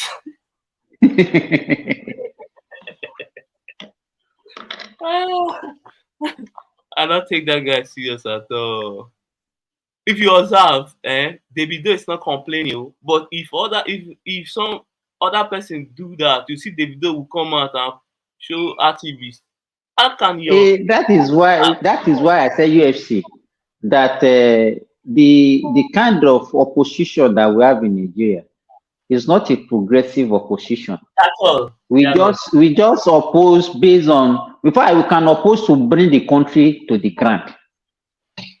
Now, if it is an APC governor that is behaving the way this guy is behaving, you will see the kind of what arise all those media house will be bringing and be talking about. Yeah. But now they are silent to all this. So, you know Femi Falana's son, Faz? Yes, Faz. Yeah. Yes, you know him. You know there was a time that Tinubu went to UK or France or where to do knee operation. Yep. Yes. Like, why can't he do it in Nigeria? Blah blah blah blah. This same Faz, he also have a problem of knee. He went to UK and do the operation there. I think it just returned to Nigeria, it's still there, recuperating. So people, hypocrisy. Hypocrisy, yes, it's our number one. It's just too much in that country. We don't have the technology to do that operation. So everybody can go abroad and do it. And I think that I like what the federal government want to do. If they can carry it out, that would be very marvelous. Only the Federal Indian Revenue Service will now take all the revenue to one pause. Custom will no longer charge you money before. You already know if you bring your vehicle, you just pay to the revenue service. I mean the tax FRSC directly. That would be very good. Because the custom, they will just do double, and they say you should pay this. No, they negotiate now. It's something that is supposed to pay 2 million for, they can say bring 1 million. And they will issue you, they will share the money. And they share the money. So, but now you bring the vehicle and you already know, if I'm bringing a 2015 vehicle and this particular brand, you already know how much you are going and to pay. You pay for a 211. So it's a lot of way that we cheat ourselves in Nigeria, thinking that we are cheating. Let me even tell you this, and we can generate a lot of money from that tax. Just recently here, how can a country that has a population of about just 35 million people, they said they are losing from VAT, only VAT, that they are losing about more than 3 trillion naira. I just converted to naira yearly to people that are not remitting VAT, businesses that are not remitting VAT. Imagine, for more than 3 trillion naira. That only on VAT. People that are not remitting, you cannot imagine how much they are getting from VAT alone.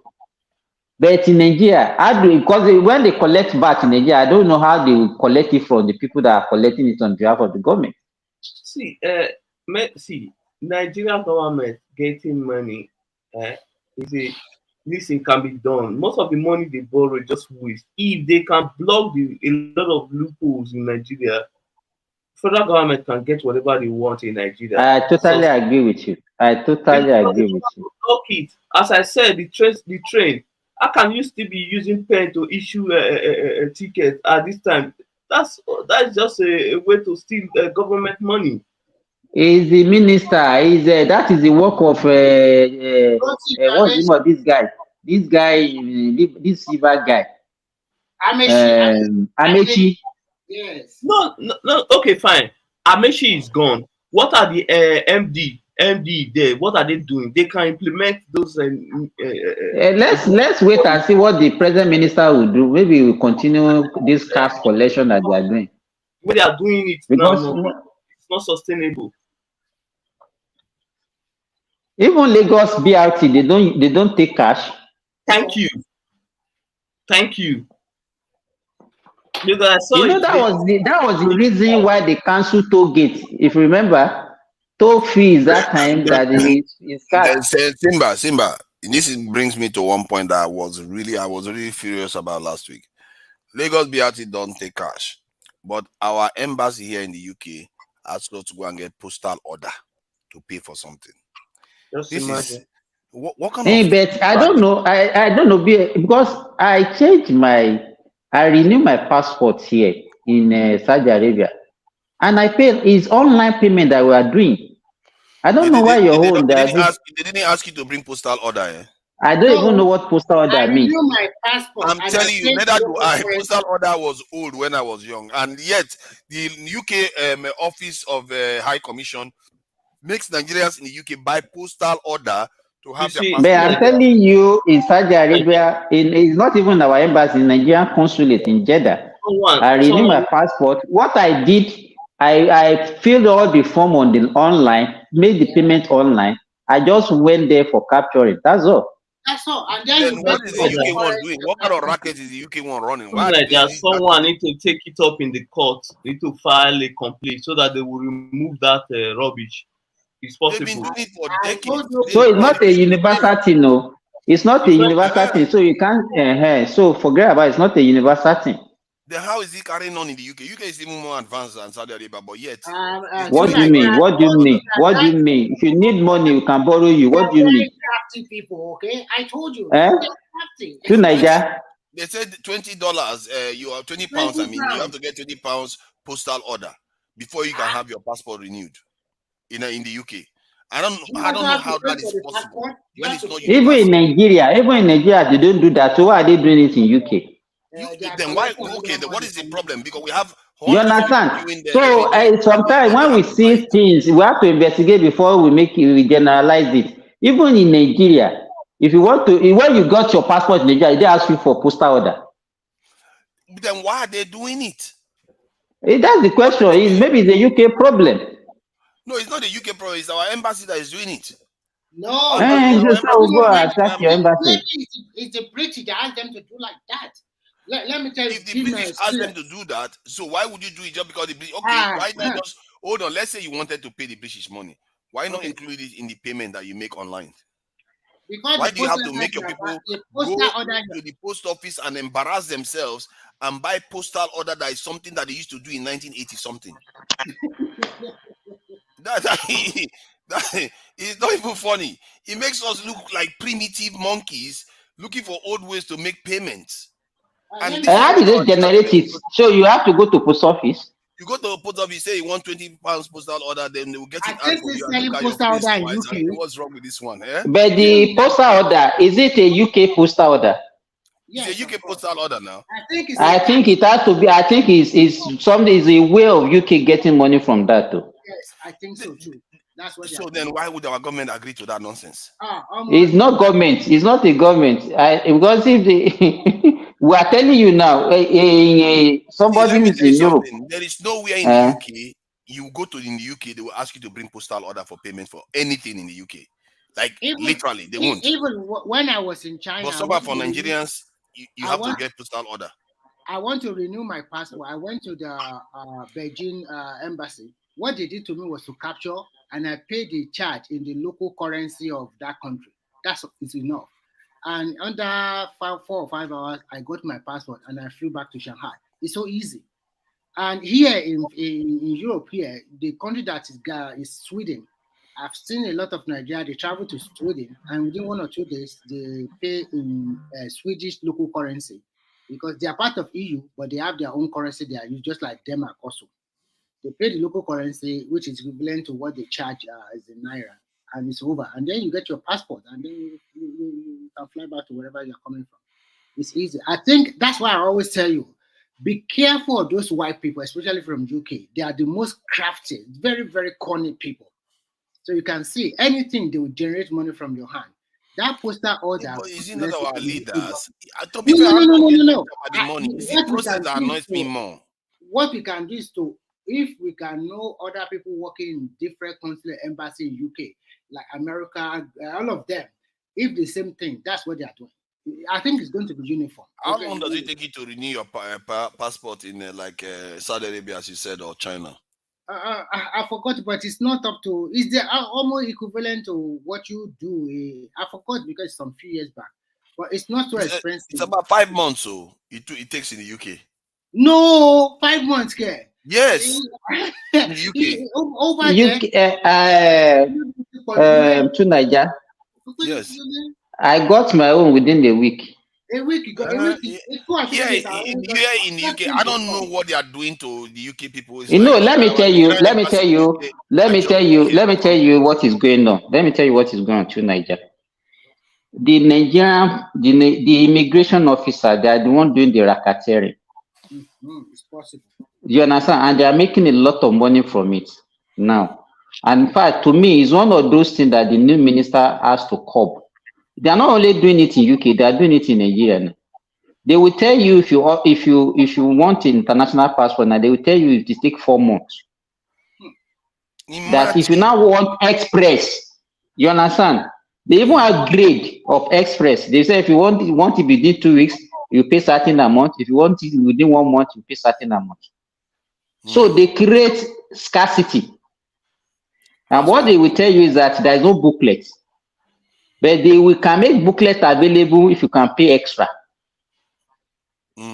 Exactly. I think somebody told me that in the UK, that if you pay more, they give you this in relatively quickly, maybe even the same day. Yeah, But what I exactly. observe with them is that even to book the appointment, when you pay online, they give you 3 months appointment to show up. 3 months So ahead. that means there are some people doing racket sales in Simba is totally right. Then when Because you go in on the day, me, and they give you I 2 just months to come and get it. I fill my form, and once you fill your form online and everything is okay, the second day or third day you can go to, because in China they have an embassy in Beijing, and they have 2 consulate office in Shanghai and Guangzhou.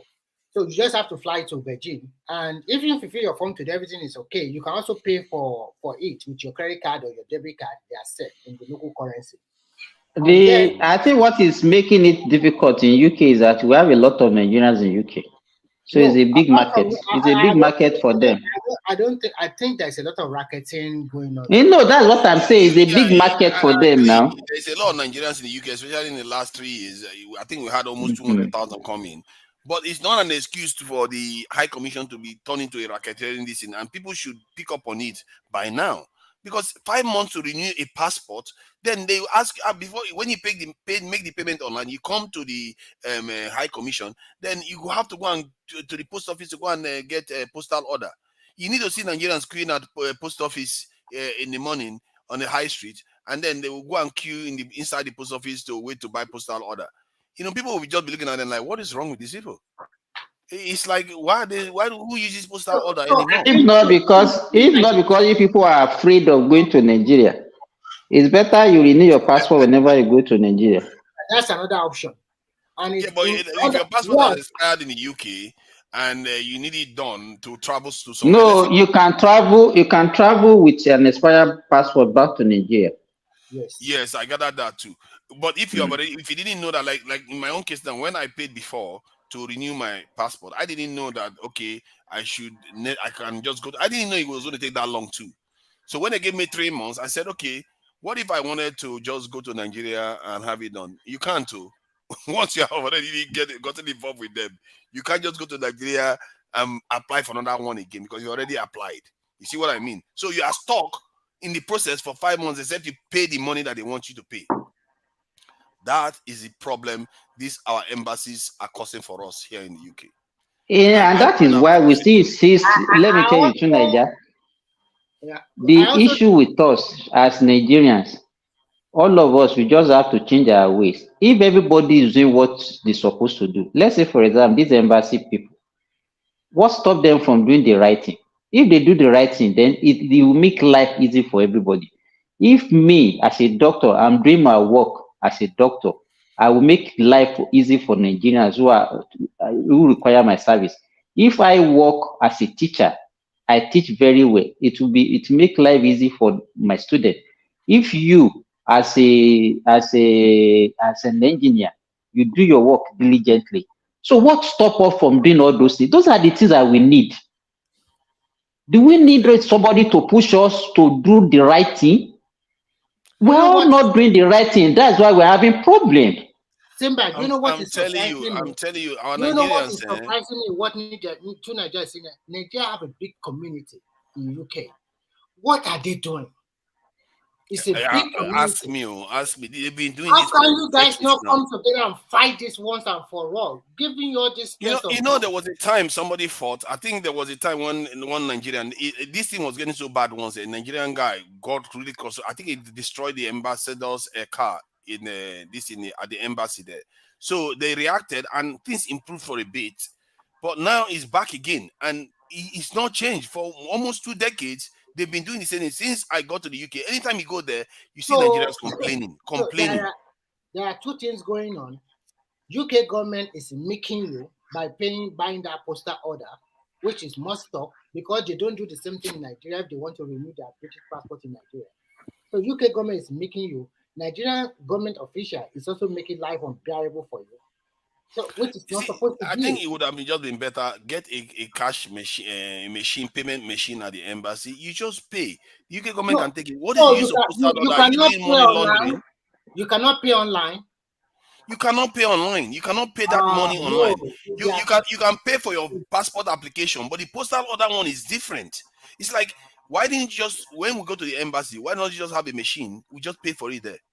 No, No, know you why? send us to To market Niger, an archaic system. to Niger, you know what? You know the solution to your problem.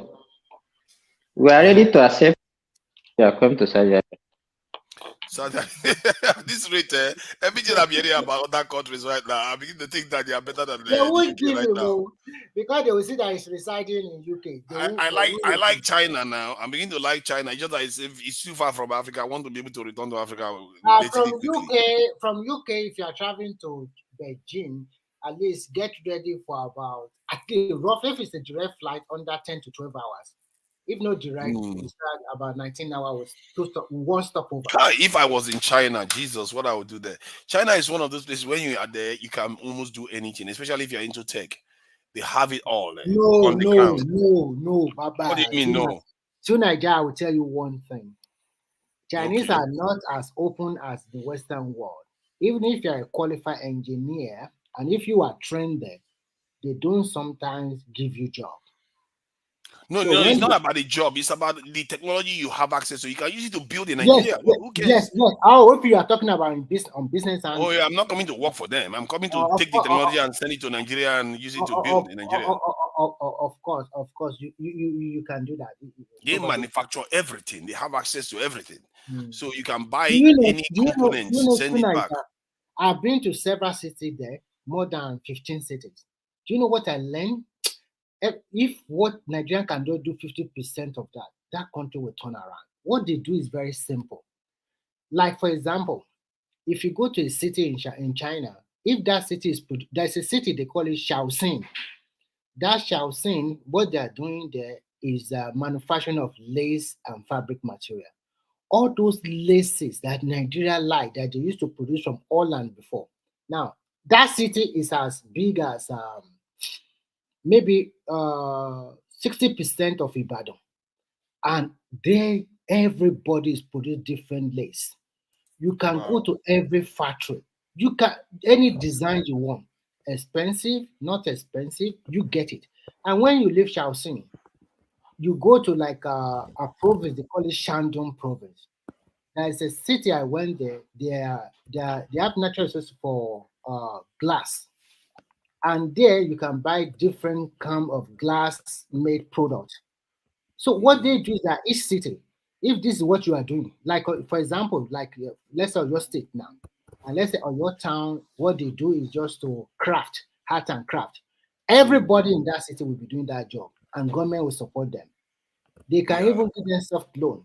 But in Nigeria, you cannot say, okay, this city is known for this. Everybody want to do everything. So they use that advantage very well. The Chinese, did they wear lace? No, they are producing for Africa and Imagine that. Can you imagine that? Every Chinese wear t-shirt and short and normal. Imagine. They are making gare now. They are even growing gare for us now. Yeah, they can package it. And so that is what they do. And what I like, Shenzhen is the one I'm interested in because of the tech. Shenzhen is just like the Silicon Valley of America. In Shenzhen, they produce a lot of that. That is where they have the biggest factory in the world. They call it Foxconn. This Foxconn have its own city with almost close to 500,000 people working for them. Wow. In this their place, they have their machine never stop. They have hostel for their workers. They will give them breakfast and dinner, and they have recreation facilities. So people work there. They are the one assembling all those things we are using, like laptop from Apple, from HP, from Samsung. Samsung is not included. All of those famous were except Samsung and mobile phone, iPad, whatever. Anything you want, you get in Shenzhen. Shenzhen is another city in Guangdong province. So anything you want, you will get it in China. If you want, a friend of mine came from America, and then we went from where I stay in Shanghai, we went to another city. What he did that we went to go and do logo because it's a redeemer. We went to go and do a logo for face cap, for tie, and for clip, like cufflinks, just to put the logo there. The guy spent about roughly $3,000, and when he went back to America, he sold everything for $21,000. It was crazy. In the next 6 months later, he came back again. It's a good friend of mine. So you can see opportunity abound there, which that kind of opportunity can also be in Nigeria, big population. But one thing I learned from these people is that no matter what happens, they are country first. Nobody is abusing leaders. They can abuse, but they're not going to do it. They love one another to this. This is business. Oh, Jimmy, Thomas, Simba, Junaja, let's come together and do business. Not that we want to outplay one another or cheat one another. So the patriotic something is there. But when you look back into our home country, it's not the same thing at all. If we truly love ourselves and we take ourselves as one, then the sky is the limit. If we follow this kind of example, I think that they have done very well for themselves, really, to be frank. Yeah, they did very. In those guys, they are manufacturing this thing, man. If I was there, my God, I would have built a very, very large institution right now. Most of the companies you see in the West, that's where they do their manufacturing. But now they move out. If you really want, I don't know what you want, but if you want to produce lace or fabric material now, China is not the end thing. You have to go to a country like Bangladesh, Sri Lanka, and also Indonesia. But China is moving from that manufacturing base to more technology and service-based industry. Yeah, and they're into robotic and AI now. They're one of the best in the world. That's what I'm interested in. Yes, all these things you are seeing all over the world. When you see electric bus in your city, try to check the back of that bus. You will see something like Yongkong, Chinese wall. They are the one producing them from China. So they have really moved away. So they don't want to be manufacturing hub anymore. They are moving to high-end technology services. When you see things they have done or they have acquired over years, but that's also telling me that a country must be relatively stable. And then you are right, not a lot of interference from the external world, but that depends on the people themselves. Yeah, I think what they've done is a strategy. They said they are trying to start their own hardware manufacturing, especially in robotics, and in building hardware instead of just software alone. Do you know that in Shanghai City, if you go out from your apartment, as you are opening the door of your apartment, want to go into the elevator, there's a camera. Of course, everywhere the camera will catch you. And once you step your feet on the road, anywhere you go, there is camera everywhere. I've never seen a large chunk of camera like that in my life. Any alley, anywhere, they will catch you. Camera will catch you. As you are leaving, going to bank, just they follow you all around. And they have facial recognition with it. Yes, I wanted to say that they have been using facial recognition for a while now. The facial recognition is one supermarket in a city close to Shanghai started that one. So you go into this supermarket, and once you finish whatever you are doing, they already capture your eyes. You just use your eyes to pay because your eyes is already connected to your wallet. Your wallet can be on your phone. So nobody carry cash. Nobody even carry card. So you still carry debit card, credit card. They don't need that, okay? All your money is on your phone through their WeChat application. Through that application, you can buy your train ticket. You can buy your boat ticket or whatever, and you can pay for anything. Everybody use that in China. Nobody carry cash. So your money is already on. If they want to pay your salary, they can pay directly to your wallet on your phone. That's all what they do. So it's so easy. Yeah. When it comes to technology, Asia countries are far, far, far ahead. No, they are number one. They are They far, are far good. ahead. Yeah, they are good. They are good. And they continue to innovate. All this TikTok you are speaking about, TikTok is from China. They used to call it Douyin in China, and in the outside world they call it TikTok. If you know that app alone, what they use it to do in China, it makes life easy for everybody. Anything, you can even make money through it. You even can get some, if you shake your phone, you can get some 0.05 or so many things. They have a shared bike. before I want to introduce that shared bike to Nigeria, I went to a company by myself, thinking if I can bring that shared bike to Nigeria, that would be very good. But what they share told me, bike. yes, yeah, they use that one a lot. They have a lot of shared bike stations. You ride the bike as low as one renminbi, maybe to naira is around, I don't know now, maybe around 100 plus or 200 plus naira per 1 hour or more than that, or for 30 minutes or 1 hour. So the more you ride more, the more they give you incentives. So people can ride bike from one station to another station. You can ride now, and then you put it at another. Let's say, for example, Lagos. Let's say you ride from, let's say, from National Stadium in Surulere in Lagos. You ride to Yaba, and in Yaba there are several stations. You just park the bike, you lock it in, and then once you use your phone to unlock it, and then once you put it there, you also use your phone to lock it back so that you are finished riding. They will not continue to charge you money because you attach your wallet to that app. I mean, you put your debit card or credit card information there so that they can take their 200 naira, 300 naira. So once you do that, another person can pick the bike. So there are different stations around the city, so you can ride your bike easily. There is no need for you to steal it because so many of them in the city. But the reason they discourage me is that they said that Nigerian people, maybe if they can destroy. I said that it destroys not, they won't destroy your thing, but they are afraid that maybe the government will not give them that opportunity to set up that kind of thing. But I think we should try, talk to them. But at the end of the day, it's like they are not interested. So there's no way I continue to do that. All these things we are talking about, there is no fuel, no blah blah blah. If we have that kind of platform in big city in Nigeria, who cares about car? And our road are motorable. In China, there is a road for people to ride their bicycle by the side. And you can ride an e-bike or this shared bike. You don't need vehicle. Why you going from Yaba to? You can ride a bike, which is healthy. So Nigerian people will love that, but unfortunately, we must have people should also change their orientation. Initially, when they start this kind of business in China, people also destroy their bike. Sometimes they take it to, they will throw it into the river or into the lake. But what they do is very simple. In connection with the police, before you register on their platform, they have your identity.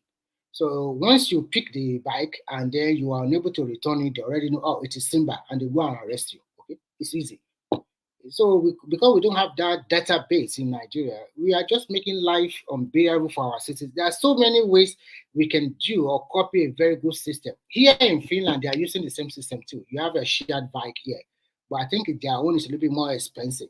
Even here, they have what we call shared, that kind of, what do you call it? That kind of, it's like a scooter, electric scooter that you can just stand on and then it will take you from one place to another. They have it here. I think probably they have in America or England too. It's also shared scooter here. People can also ride it from one destination to another destination. So many opportunities and so many ways you can make. If we do that in Lagos, for example, who cares about paying 1,000 or 2,000 for a bus? You can just from one point to another, maybe 10 or 20 minutes with a good road, you're already there where you are going. So when you look at it, the way they make life easy and meaningful for their citizens, fantastic, really.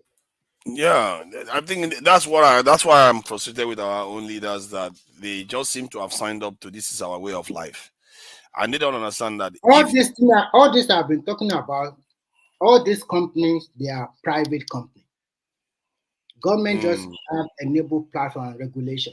It's not that it is government provided this bicycle. It's all private company. And we can have 2 or 3 types in a city. And they also give incentives. They might tell you, if you just register now, the first 2 or 3, 4 hours of your ride is free. And after that, you pay money. If you ride for so kilometer or so something, then you pay €1, 1 renminbi, or you pay 2 renminbi. It's so cheap that everybody can afford, okay? And so I just don't understand our people. Even all of this thing, I'm thinking about introducing this kind of service around universities area.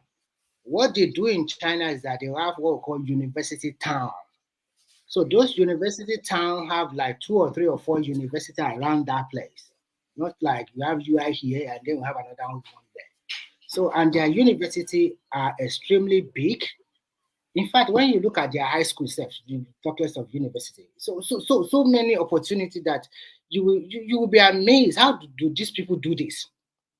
University has tries of size of UI, different faculties, and they have laboratory equipment. You would love to go to school, or you would love to work there.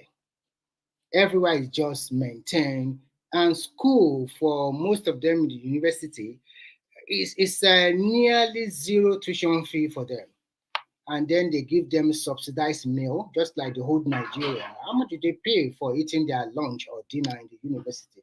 The library is super equipped, and they continue to encourage you to study. That is why you see most Asian kids, they can study very well. Averagely, you can see them wearing glasses, studying, and they come out big. And they are men. They like something like mechanical engineering. They like something like software, mechanical engineering, hardware engineering. They also like computer and IT services. But there are women, they prefer to go for human resources management, or something like teaching, education. So, and everybody is living fine, no problem. It's a very good system, really. Yeah, that's the kind of stuff we want to be, wanting for our own people to, instead of, settling for rock clearing, mine clearing vehicles, when you have opportunity to change your country's destiny. For me, when I heard that guy saying, "Just tell us what you want, be honest," then he says, "My team are eager." Ah, yeah. I don't know how many times you're going to hear that. I don't know how many times you're going to hear that. Okay, guys, I have to go. It's nice talking to you today. Yeah, it's been nice having you on too. I appreciate your time and all.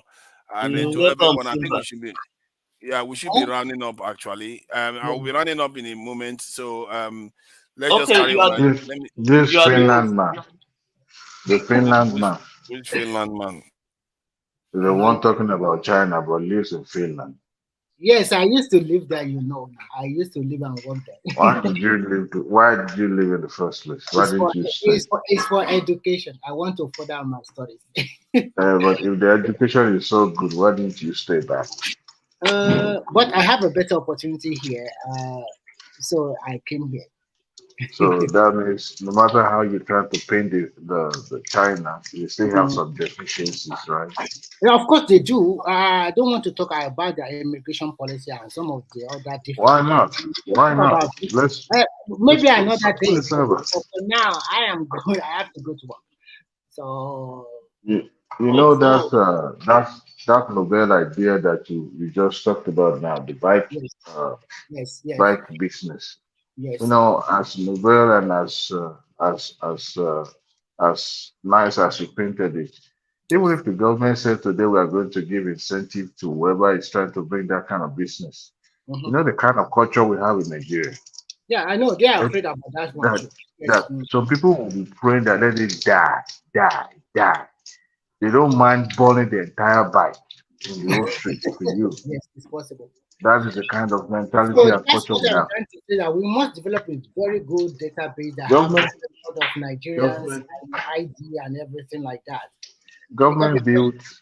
mm, Even if you like, have all the data of even the ancestors and even unborn children. Go and have their data. Some people in Nigeria they are hell bent in destroying.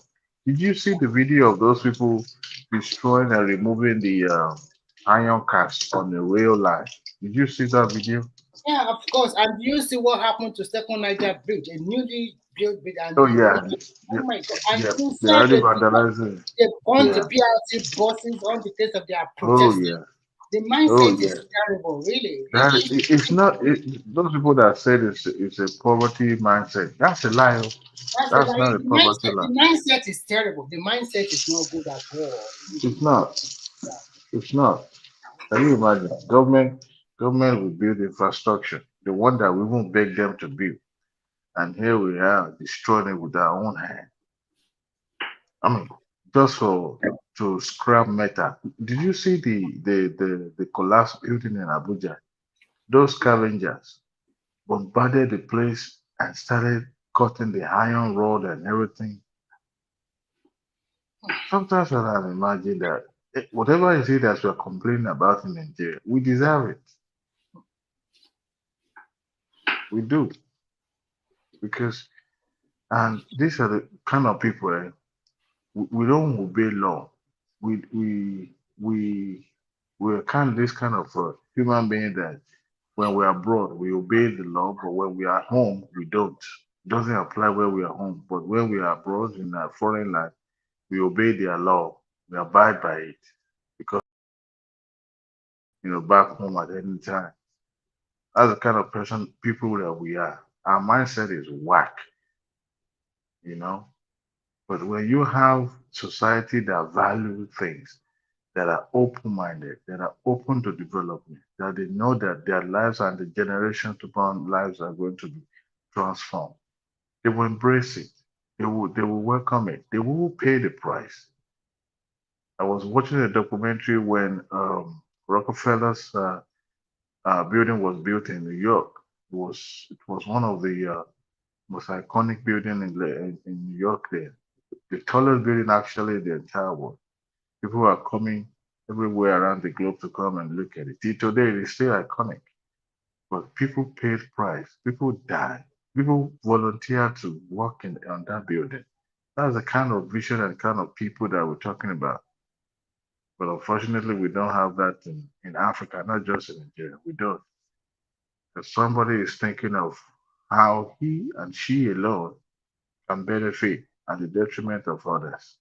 So don't bring back, if you bring back and say the government want to introduce that kind of scheme and people to invest their money in it, guess what we will do? Tomorrow you will see it on the pages of newspaper. We will come on a show like this.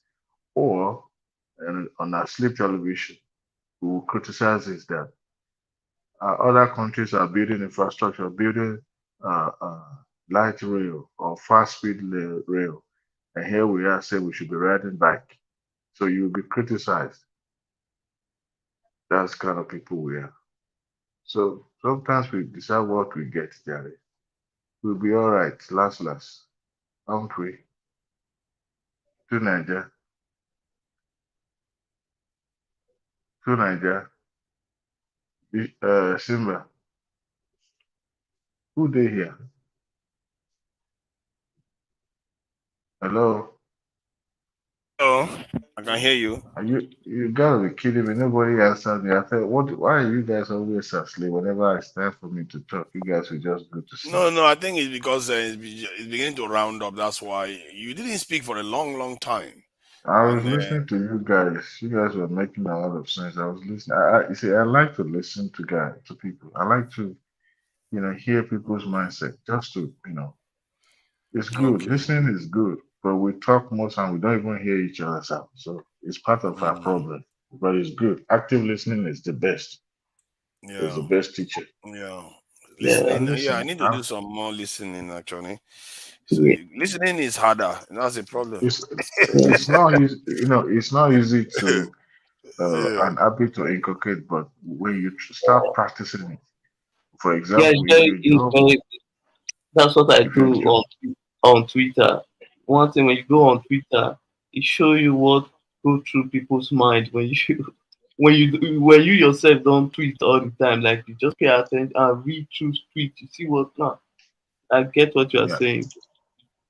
to Yeah. Nigeria, if your job involves talking to people, interviewing people, psychologically reading their mind and picking from everything that they say, you before you know it, it becomes part of you.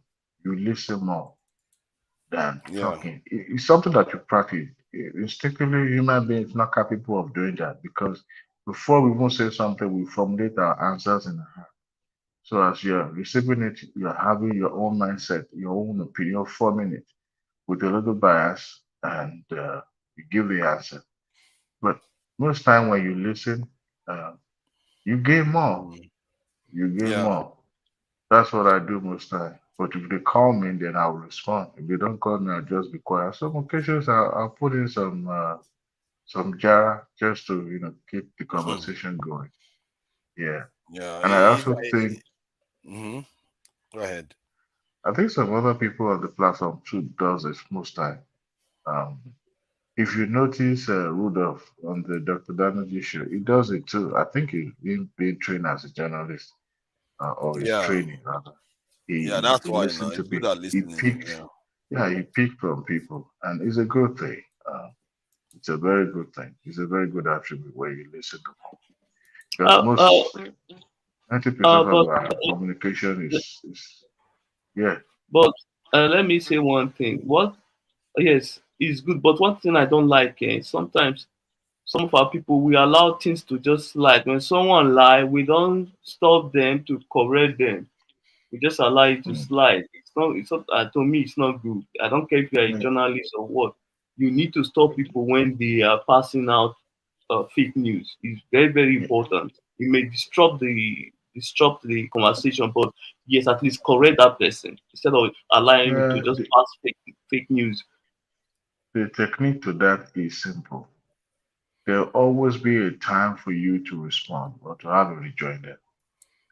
When you respond, immediately that person is making that submission. Guess what you're doing? You are kind of like you're foiling that person because it's going to be defensive. Now you are putting him on the spot. Now, when it comes to your turn, I remember the quote of this John Lewis, Congressman John Lewis, and it was the one. Was it John Lewis or the other man? I forgot. It might be the Is other it guy, but is it late John Lewis? yes, Oh, John Lewis. I think it was John Lewis or the other man, the other guy from is it South Carolina or North Carolina? Both of them are dead now. It was talking about having the opportunity of 3 minutes to make submission House of Assembly, and said this opportunity, if I don't make of it, I'm done. If I make of it, good for me and humanity.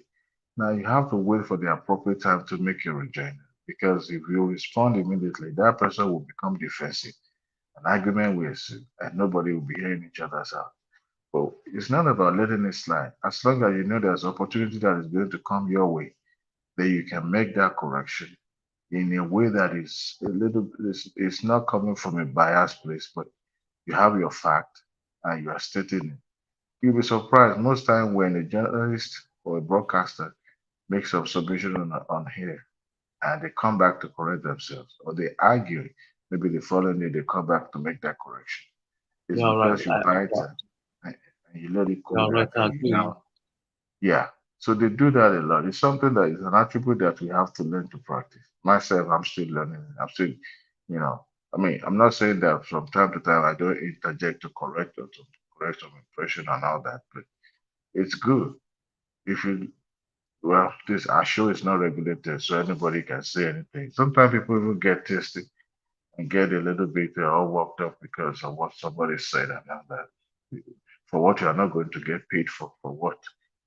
It doesn't make any sense. In as much as you disagree with that individual, it's all about opinion, not necessarily that what he or she said is correct, right?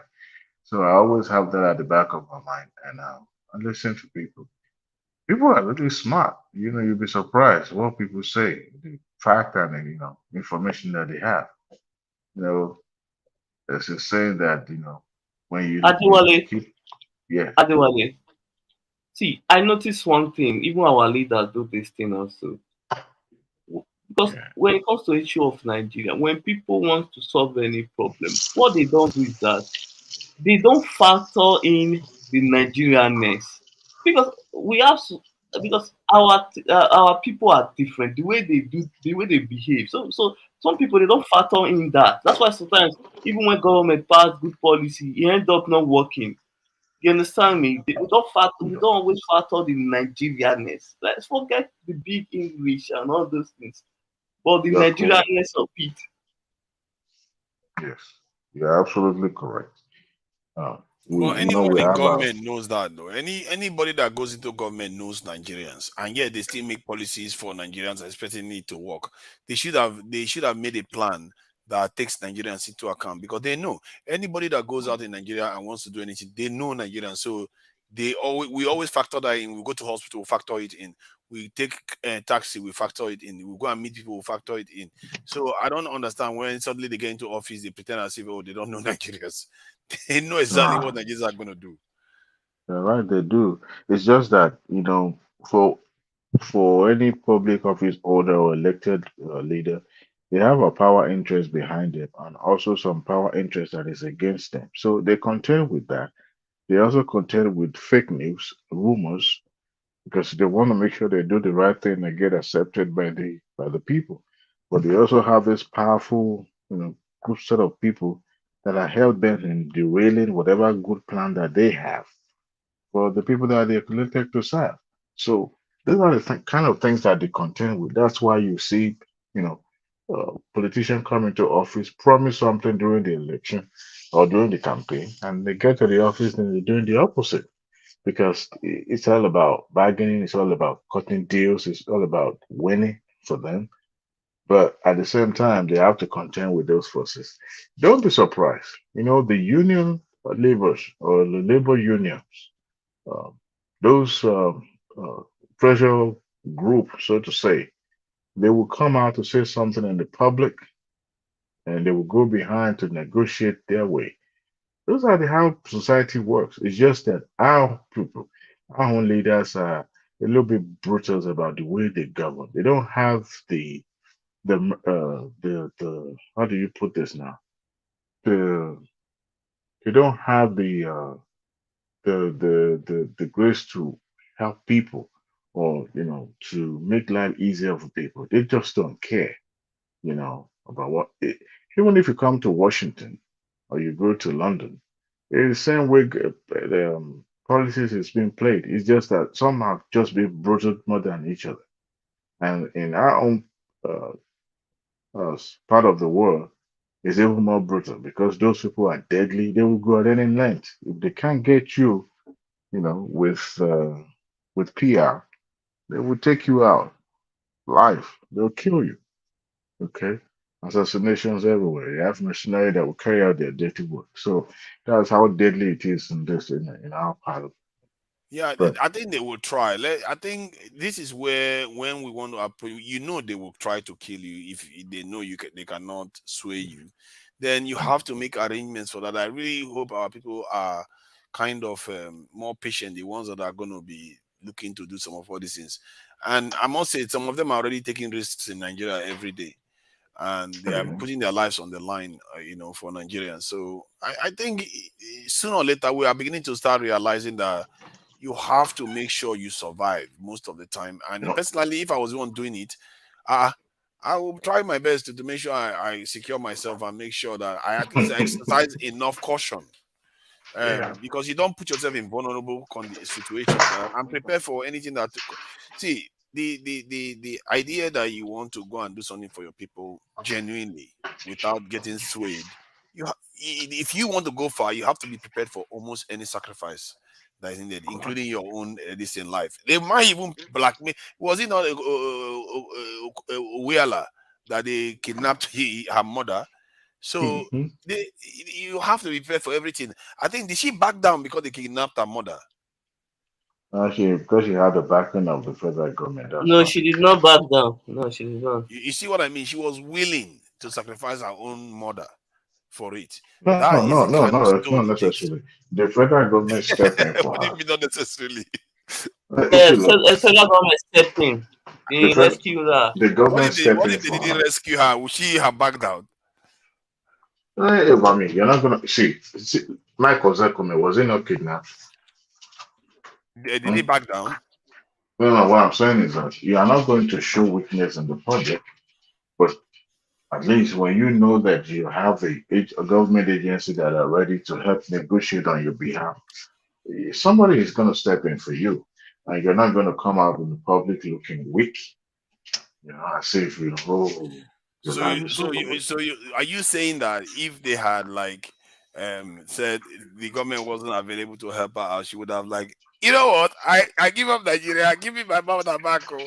Do you think that's what she was gonna do? Well, I mean, we all know the reason why her parents were, kidnapped in the first place, right? Because Mm-hmm. she wasn't willing to play ball. It's not just that. One thing is in any country, anywhere in the world, the worst enemy you could pick a fight with is with the government. If government doesn't have your back, talking about the government apparatus having your back at the end of the day, anytime you're on the wrong side. I'll give you an example. Um, Nnamdi Kanu right now, she's on the wrong side of the government. If anything happens to Peter Obi tomorrow, the government will rise up and defend him or protect him. Let me put it that way. Because it's not because he's into politics. It's now a prominent Nigerian, all right? Happens to be in politics. This game called politics. But the likes of Nnamdi Kanu will not have that kind of protection from the government. So the worst agency or the worst people you can have or pick a fight with is with government. If you doubt my statement, ask Emefiele and EFCC No, guy. I know that now. Government has the power of the people by his side now. So it's a very dangerous game. Even in the Bible, you were warned now. Don't mess about with leaders, man. Because So they are ordained from heaven. Mama Okonjo-Iweala, has the government backing, so that's why. But that is just the way it's been done. It's been played. This is what Well, I was trying to find out whether she was willing to sacrifice her mother. Do you think she was No, willing? I You don't don't think think she was anybody willing? would want to do that. I don't think anybody would want to do that. So are you telling me if your mother was at stake, and then the problem of Nigeria was on the other side, you're going to solve all the problem of Nigeria, and your mother was on the other No, side, you would choose your you will be mother over the surprised. Many Nigeria will not do it. Yeah, They will not to sacrifice their Nigeria, family. to Nigeria, it's Mm-hmm. two way thing. They are not If the government willing to back you, yes, we want to come out appearing tough. But if not, there's a way you play it out. Your But you're not. parents But that's too. not the question. The question is, you are the government. You Oh, have yeah. the power now to fix the entire Nigeria's problem. But somebody kidnapped your mother and say you have to stop what you are trying to do to fix all Nigeria's problem. Oh, Would you me back off? personally. Because yes, would you back off? Okay, I shouldn't make it personal. But what do you think people should do when they are put in that kind of position? I try to pick my brain. Well, if I happen to be in that position to make that call, it must have been the country that uh, are willing. I mean, anybody can die for, but Nigeria won't care good about you whether your parents are dead or not dead. No, I won't make that call. I will not So you can solve make that call. Nigeria's problem, and you are willing to sacrifice your mom. That you're No, willing I'm to not. keep your mom alive I'm to and yeah. leave I'll keep Nigeria's problem as it is. that by the grace of God. My parents will stay alive to reap the fruit of our labor. Not me sacrificing them for what in Nigeria. But if the Nigeria, country this have is a good, this is a good one. if the country have my back, Oh then my I will tell God! my parents. Even your Yes. mom will tell you, "What are you doing? Let me No, no, go." no.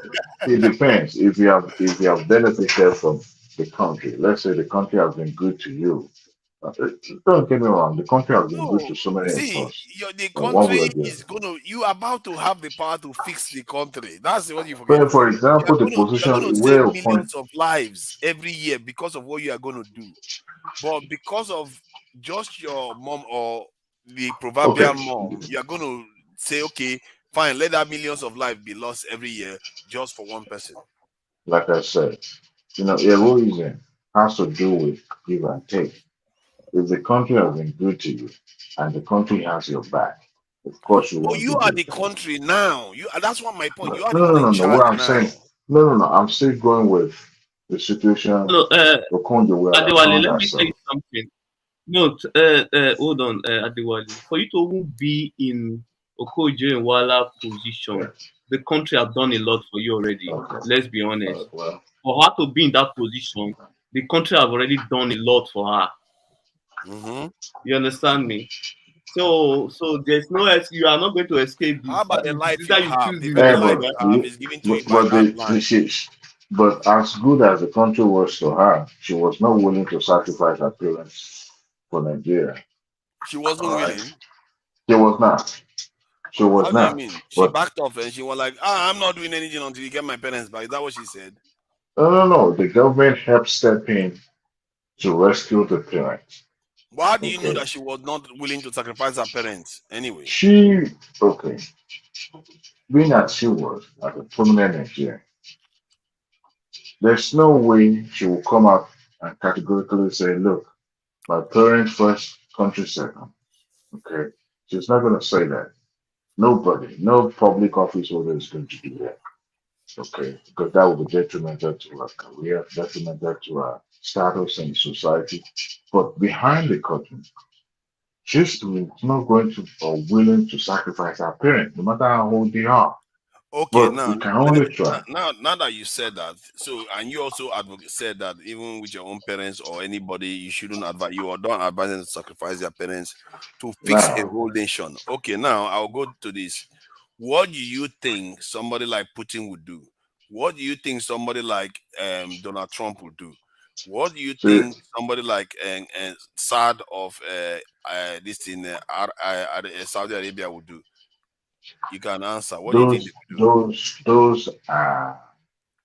those are um, selfish, egoistic, devil incarnate kind They of are people all that you like are that. mentioned. What do you think Rishi Sunak could do?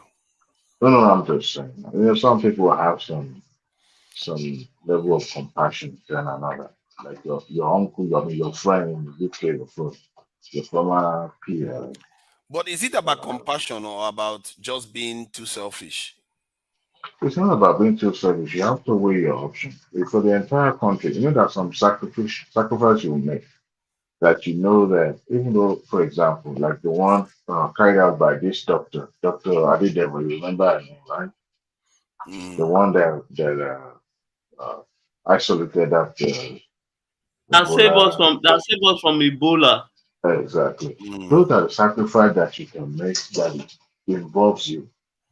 But we're talking about the parents. All right.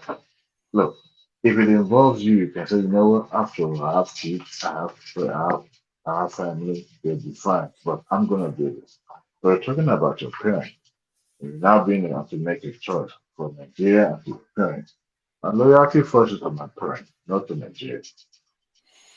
But your loyalty to your parents were given life by Nigeria itself, and given that Nigeria, you are representing millions of people, not just your parents. Isn't that a bit of a So betrayal? You are putting one I should, person's life to be more important than the life of millions. so I should let my parents stay in the den of the kidnappers and die there without making any move or anything. No, you will make move. That's don't make a mistake. You will make move to try to save them. But what it Okay. comes down to whether if let's say you lose your parent or you lose the nation, which one would you choose? As far as Nigeria is concerned at this moment, save my parents, lose the nation. Okay, that is quite a choice. Personally, I think that Sunaja, Sunaja, any Sunaja, leader that is worth their Sunaja, salt, that calculation is not even that hard Sunaja, to let me make. come in here. I kind of understand the Adewale's position because if you look at Nigeria, anytime you even try to save Nigeria, Nigeria would later turn against you. You that's made ultimate sacrifice or to save them or to help them. They will always come back to bite that hand and feed them. So I don't blame Adewale No, I think that That's that crazy. for picking his parents first. I don't think it's about them. It's about what the person wants to do that has the power to change the country. Because if you wonder why our nation never changes, because we have been lured to think that our lives are more valuable or our thoughts are more valuable than the thought of others. We forget that as a community we are an entity, so we are the expendable. Because we are always going to be expendable. We are all going to die eventually. So what difference does it make? If you make the necessary Yeah, but sacrifice and you are your children dying are for a better You off, are right. cause. That's guarantee. That's Yeah, but guarantee. listen, because you are dying for a purpose. But if you leave your mom and the mom, okay, let's say you save your mom and the nation suffers, your mom is still going to end up like everyone else, pass on peacefully on her bed, but for no purpose. the future of your people have just been imperiled or a kind of diminished because you were acting illogical. Because it's not logical. You put one person's life over the life of millions of people. You see what I mean? And this person's life you were talking about is somebody that has already had children, that has already lived a full life. You put Yeah, her but life before the life of but millions so coming. Nigeria, I think for me, I will pick. I will choose Nigeria because if we save the country and solve the problem, at least everyone will be in a good position. So I will pick solving Millions of lives will be saved. yeah, Millions of because children will be saved. Your own children, yeah, because you are not thinking about your children now. You sacrifice your children, yeah, your you are money, right. Your UFC, children. your own children's UFC, future. You sacrifice it on top of that too. UFC, Yeah. UFC. Let us be practical. Okay. I know in some instances we want to sound like, okay, yeah, this is what we would do in any ideal situation. But let us be practical here. You know, as it is right now, the scenario of Madam Okonjo that two Nigerian youths wasn't in that situation. She was working on behalf of the government, but the government has her backing. And I bet you if the government doesn't have her backing, she'll find a way to, pay ransom or even stop that idea that was even the reason why she was kidnapped in the first place. So the scenario I want us to play is this. You know, don't let us be too naive. Even people in government, those who are holding forth their constitutive authority, they are selective in what they do and what they get involved in. And if we are not careful enough to know the kind of battle we will fight, there's a chances that we will lose whatever fight we pick. The reason why I said we should be pragmatic with what decision we make is that there's some instances where you don't have to carry the entire workload of the entire country on your head. Even right now, the most celebrated politician that we think might be an hero will tell you were wrong when uh, um, that time comes. But if you're not selected, there are some fight that is not worth fighting. Now, why do I say this?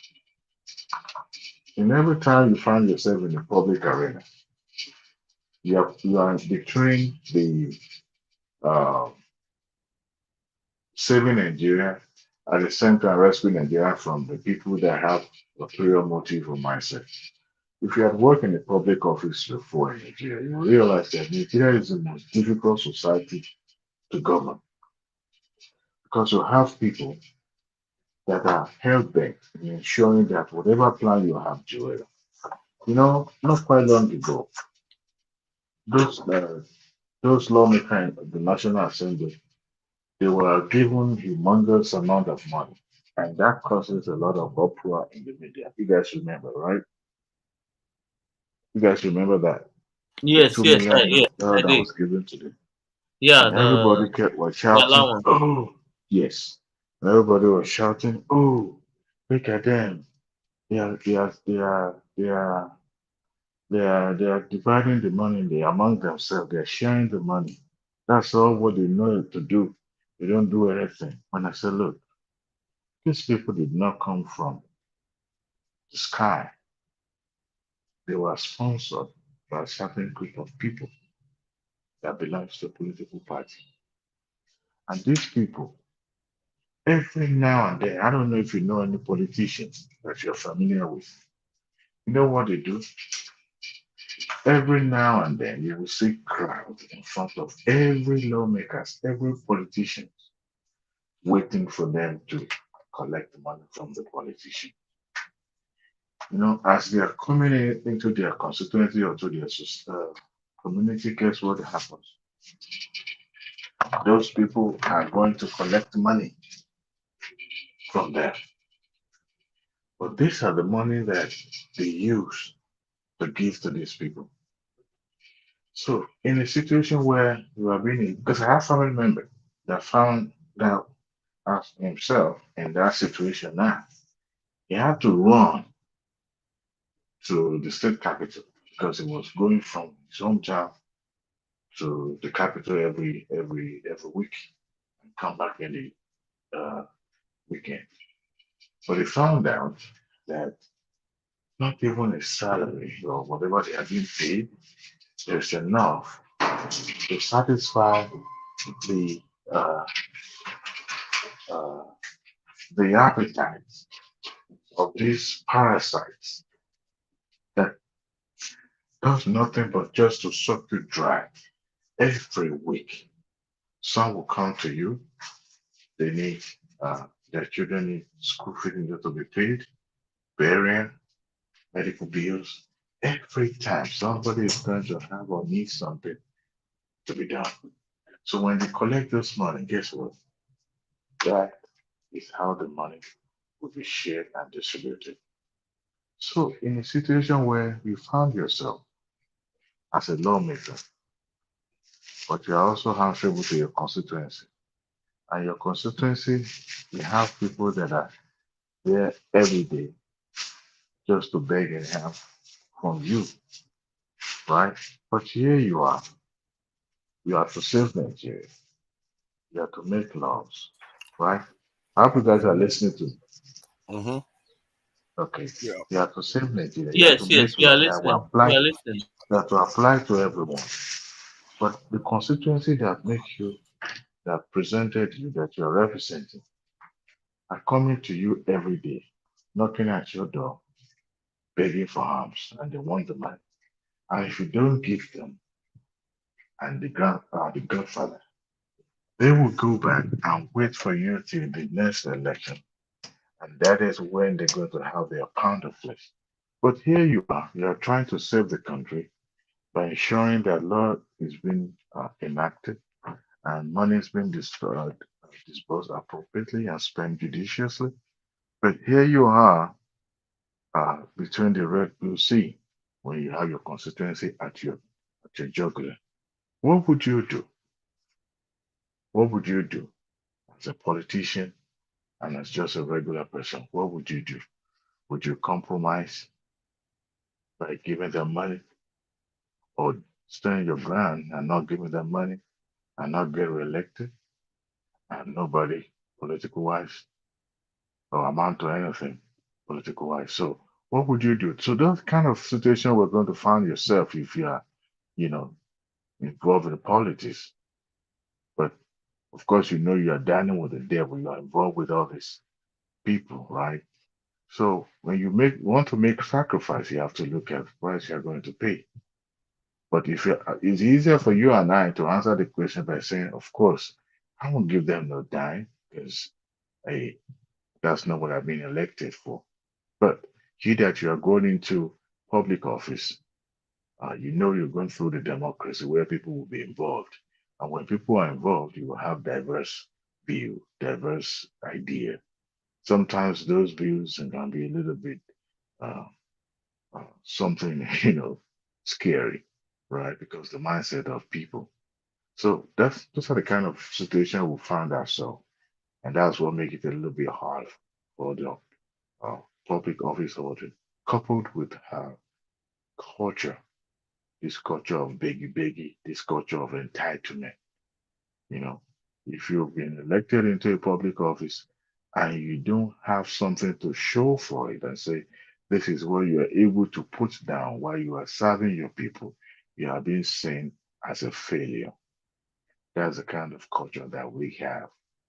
So you want to present yourself, you want to look good, you want to be, amount to something politically. So what do? You start putting your hands in the cookie jar, right? And the chef will give us is who people are going to draw closer to. If you are a stingy person, forget about OB. OB is still going to spend money. Don't listen to all those rhetoric. Politicians spend money one way or the other. They may not be stealing, like others, but they know that they have a way of spending money on money, exchange hand. But that's the kind of situation you find yourself. And every day you cut in the middle to defend the country, to make country right. But at the same time, here you are compromising. So I think the best choice is not to even go into it in the first place so that you would not find yourself in that situation. Or if you go into it, you go into it with your eyes open before you get your hand burnt. You can go back to your shell and remain who you are. You lose nothing, you gain nothing, right? So I think you are using a that's what. lot of words to describe even simple sacrifice. You understand that this world that we are in is the nations that are leading in the world right now. The sacrifices they made is beyond like words, really, for their people. And if we can't, if we hold on to too, we hog life without understanding that life for you to succeed in this life and make it livable, you have to also be ready to give it up at your own time and choosing, because you will give it up. That is one thing for sure. It's always going to come calling, but you have to be proactive about it, about what you do while you are alive. And I think this is this dying for nothing thing that we do. We don't know we are dying for nothing. We are just dying living for one day at a time, while other people are dying for something. Hence, they control our futures. So I think that's what the life is all about. It's about saying, you know what, you're here in this life, you're gonna die. What do you do in between? Are you just living for living sake, or you are living to make a difference? And the ones that should live to make a difference are the ones that go on to this to control the world. You know, I think I shared a video earlier on about innovation in the world and what is going on all around the world, from America, Europe, and the Asian countries. Africa is zero. The entire continent of Africa just disappeared, pew, completely. Like they don't even belong any into inside any innovation. So you have to have purpose for life. There is no purpose to our lives. So far, our purpose is to suffer and hopefully procreate. And even procreation, we don't even do it well. We are in a country, a continent 12 times the size of India, but with the same population of India. So even in procreation, we don't even do it as well as others. So what is our purpose? Are we a done people that are just going to fade Al- away? Also, also we have arable land. We cannot feed ourselves. You can't make it up. You just can't make it up. Foreign finalists, none of them working. There is no purpose to our lives. And this is something that our leaders have taken away from us. And they've ensured we remain like people somebody cast with a voodoo spell in that state, like zombies. No purpose to our lives. Where a foreign minister of another country came to your country. This is people that colonized you. They came to your country. The guy was sounding so nervous. I like, and I knew. You see, this what makes it so poignant is that to recognize it, you won't recognize it until you know that it's going to come. I knew these opportunities are going to show up, but in the front of our military official, they were telling him, "Tell us what you want. Be honest. We are eager to help you." And all he can come up with that, you know, that truck Oh, I where didn't watch the video though. yeah, I can show it to you. I can play it again so you can see now. Like, what else do you want people that used to oppress you to tell you anymore? They are telling you, tell me what you want. Because they know we have some advantage now. Because if Nigeria moves away from them, the major nations in Africa has moved away from them. Ethiopia has moved away from them. South Africa has moved away from them. Nigeria moves, they are done. Egypt has moved. So let me see. What is this thing again? So, so for me to be hearing that, and our military official is just sitting there like, you know, those husky tanks we're looking for mine detection.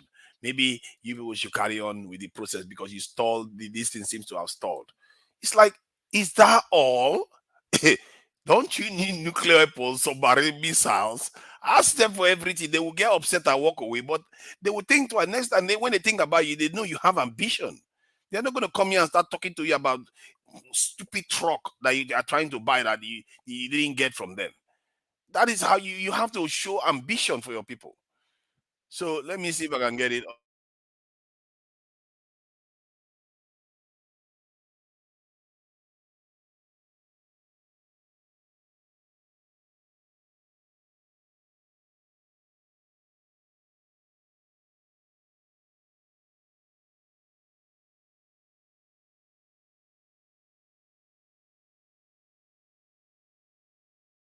with you and your team to understand what your ambitions are.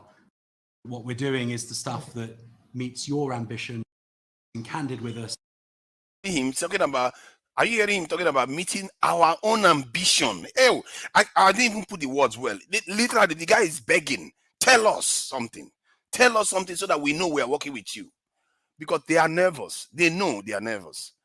Let me. It's like he's telling you about your own ambition, not for you, for himself. It's your own. And the guy, our guy wasn't even ambitious. New government in Nigeria and new chiefs appointed to introduce myself, to establish new friendships, and to build on what has gone before. To invite you to be honest and candid with us about the things that we've been doing that perhaps you no longer care for, and the things that we haven't been doing, and that you would like us to do anew. Because I think it's important to us that we don't, that what we're doing is the stuff that meets your ambition for your army, General, whilst it is under your command.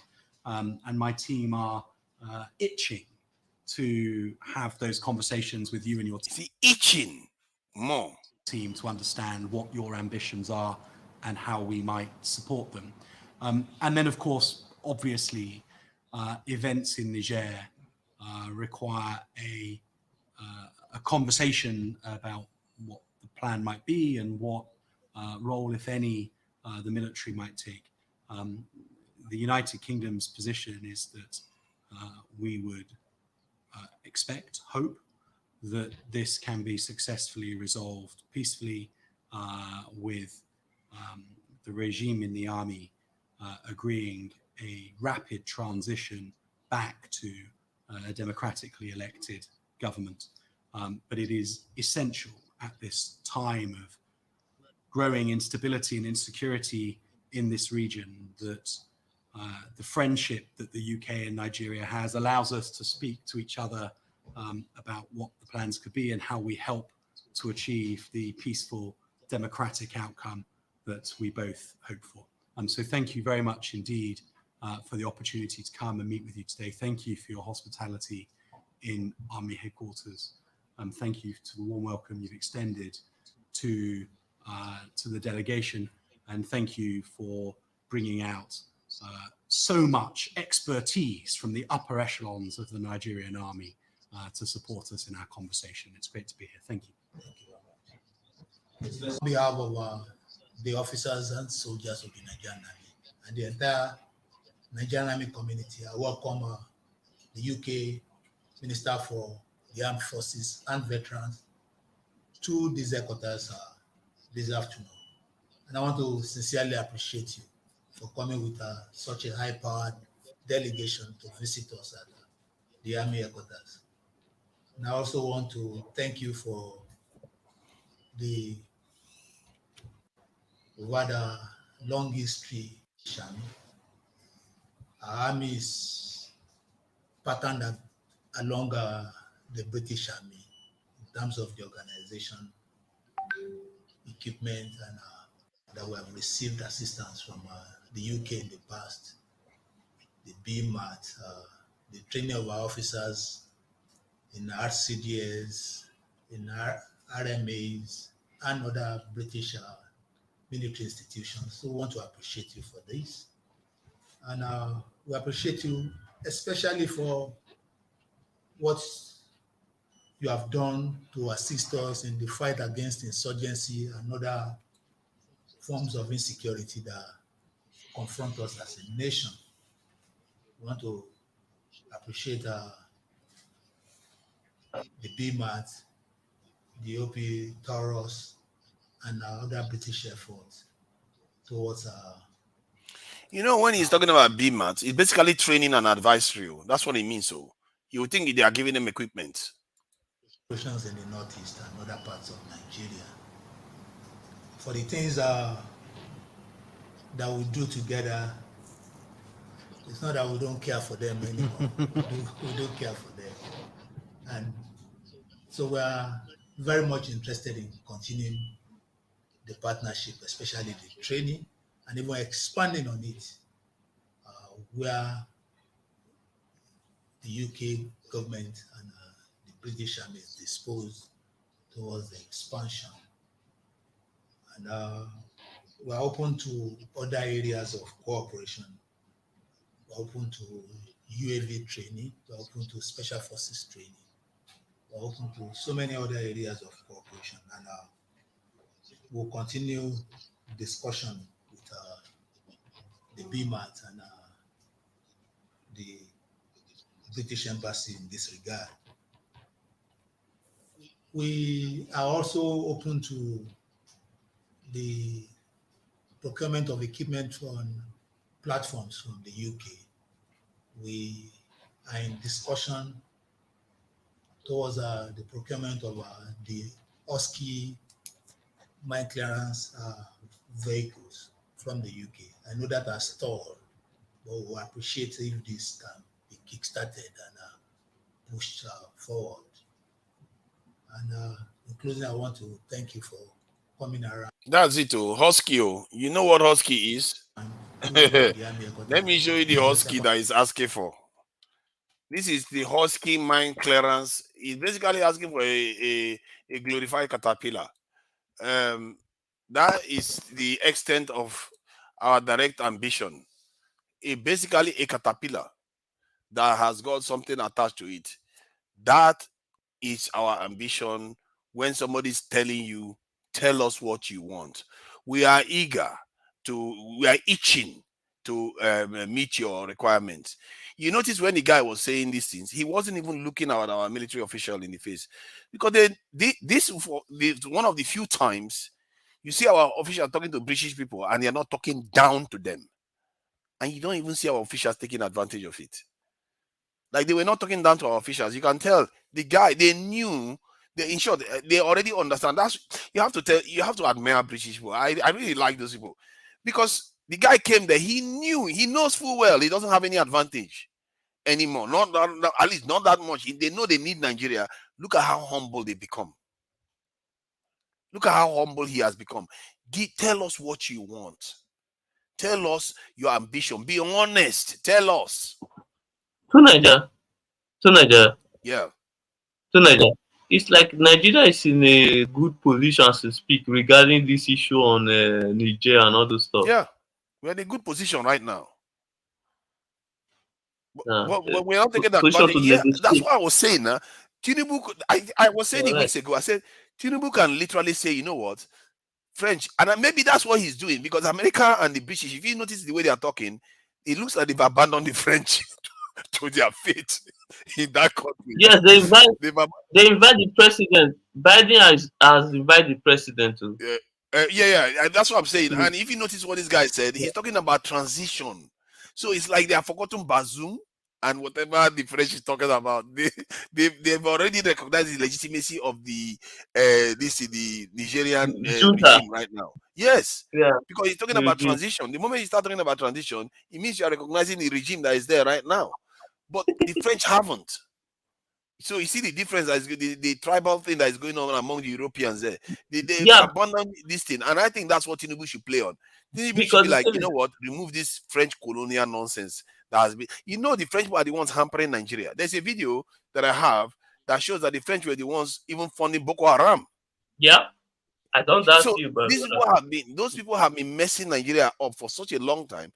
This is the time for this Tinubu to be like, even if you do it in the background, maybe that's what he's doing. Who knows?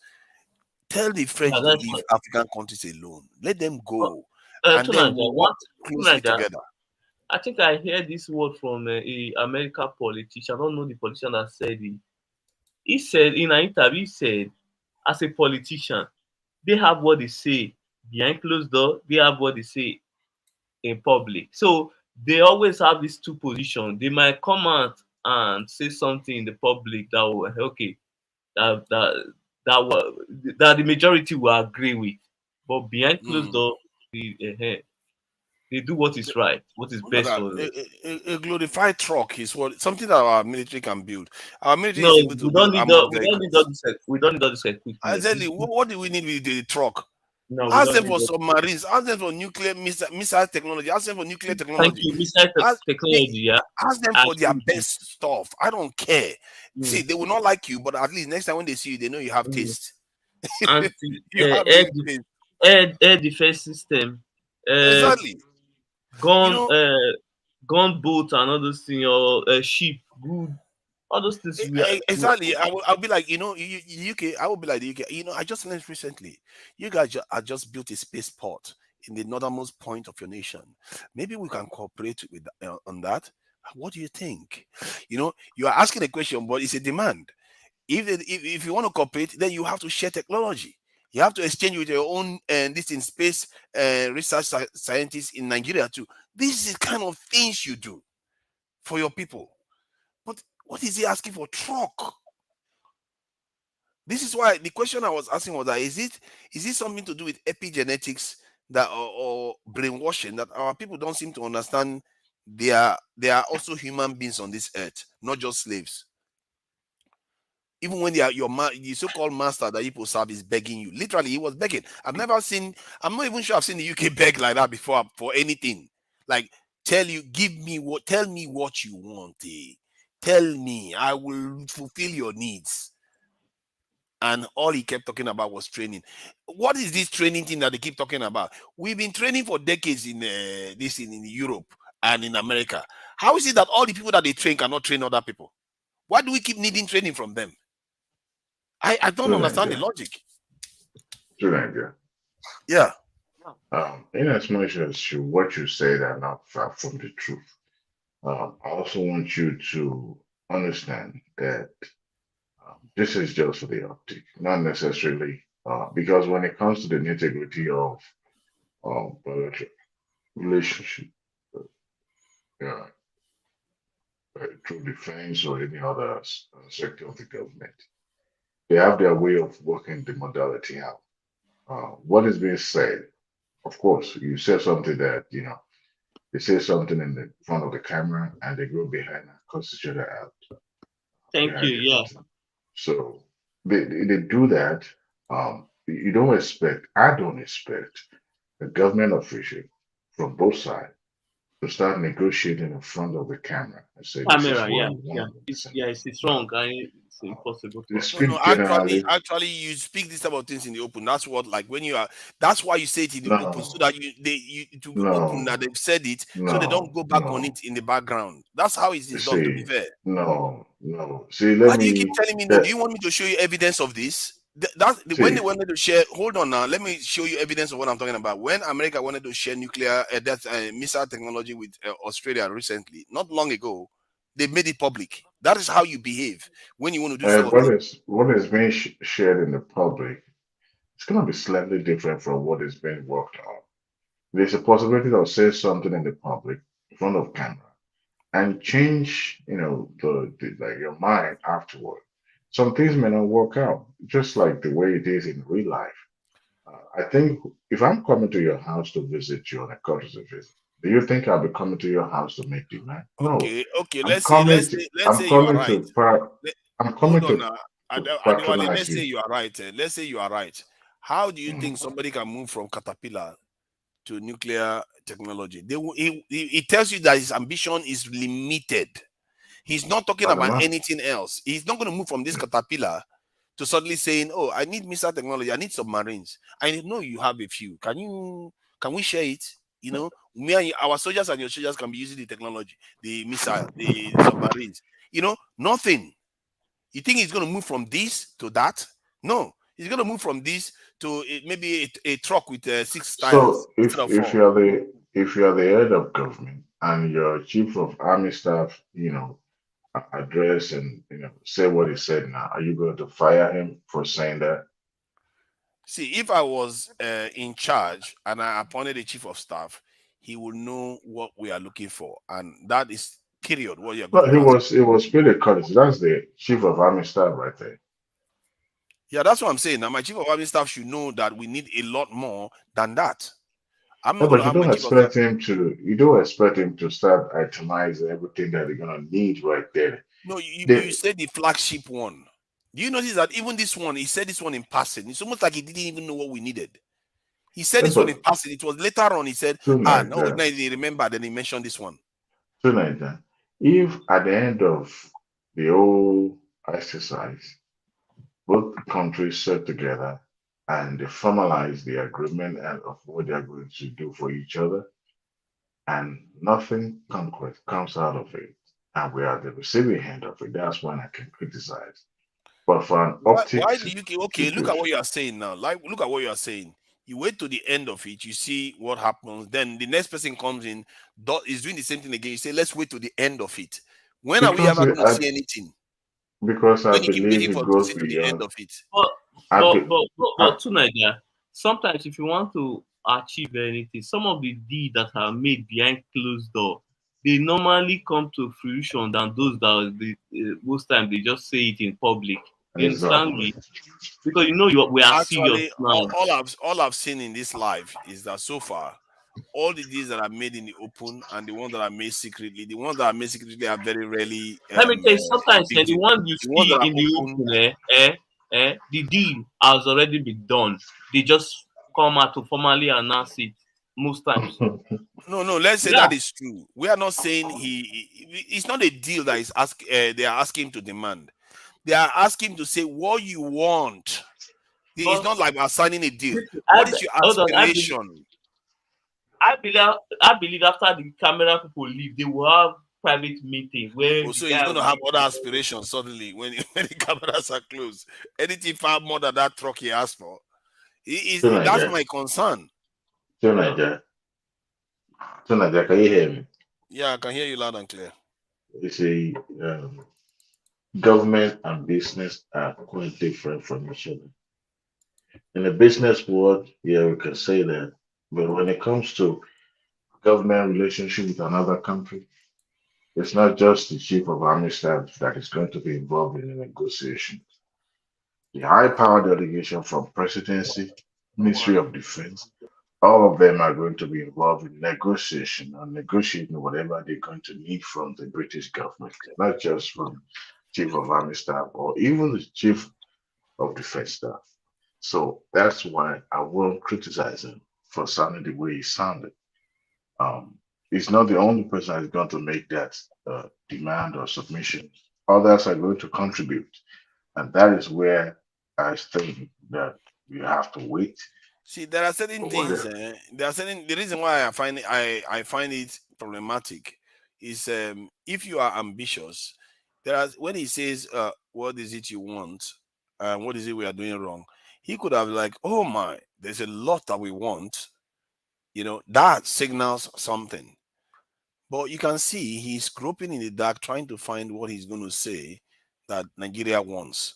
Like he didn't even have any real list of things that he wanted. Then he went on and said, "Yeah, we're going to cooperate in many areas." There is a way somebody would say something. That many areas means something. But you can see he's just saying it for the sake of it. He doesn't really. He's not thought it through. Maybe he has objective. Maybe he has ambitions, but he has not thought it through. It means the British seems to be ahead of him when they should be ahead of the British on this one. Because I saw this coming. I knew this was an opportunity for our people. But as always, UFC, I've had this conversation with you, or maybe you were watching it on the damages. When I said I fear that our people are going to squander these windows that will keep popping up over and over again. The second show that I made on my channel was about this opening window that is going to show up. And we are just going to squander it as we squandered it in the 60s and 70s. It will keep showing up, and our leaders need to start becoming far, far more ambitious. I don't understand why they are so scared. What are you scared about? What are they going to do to you? They need you.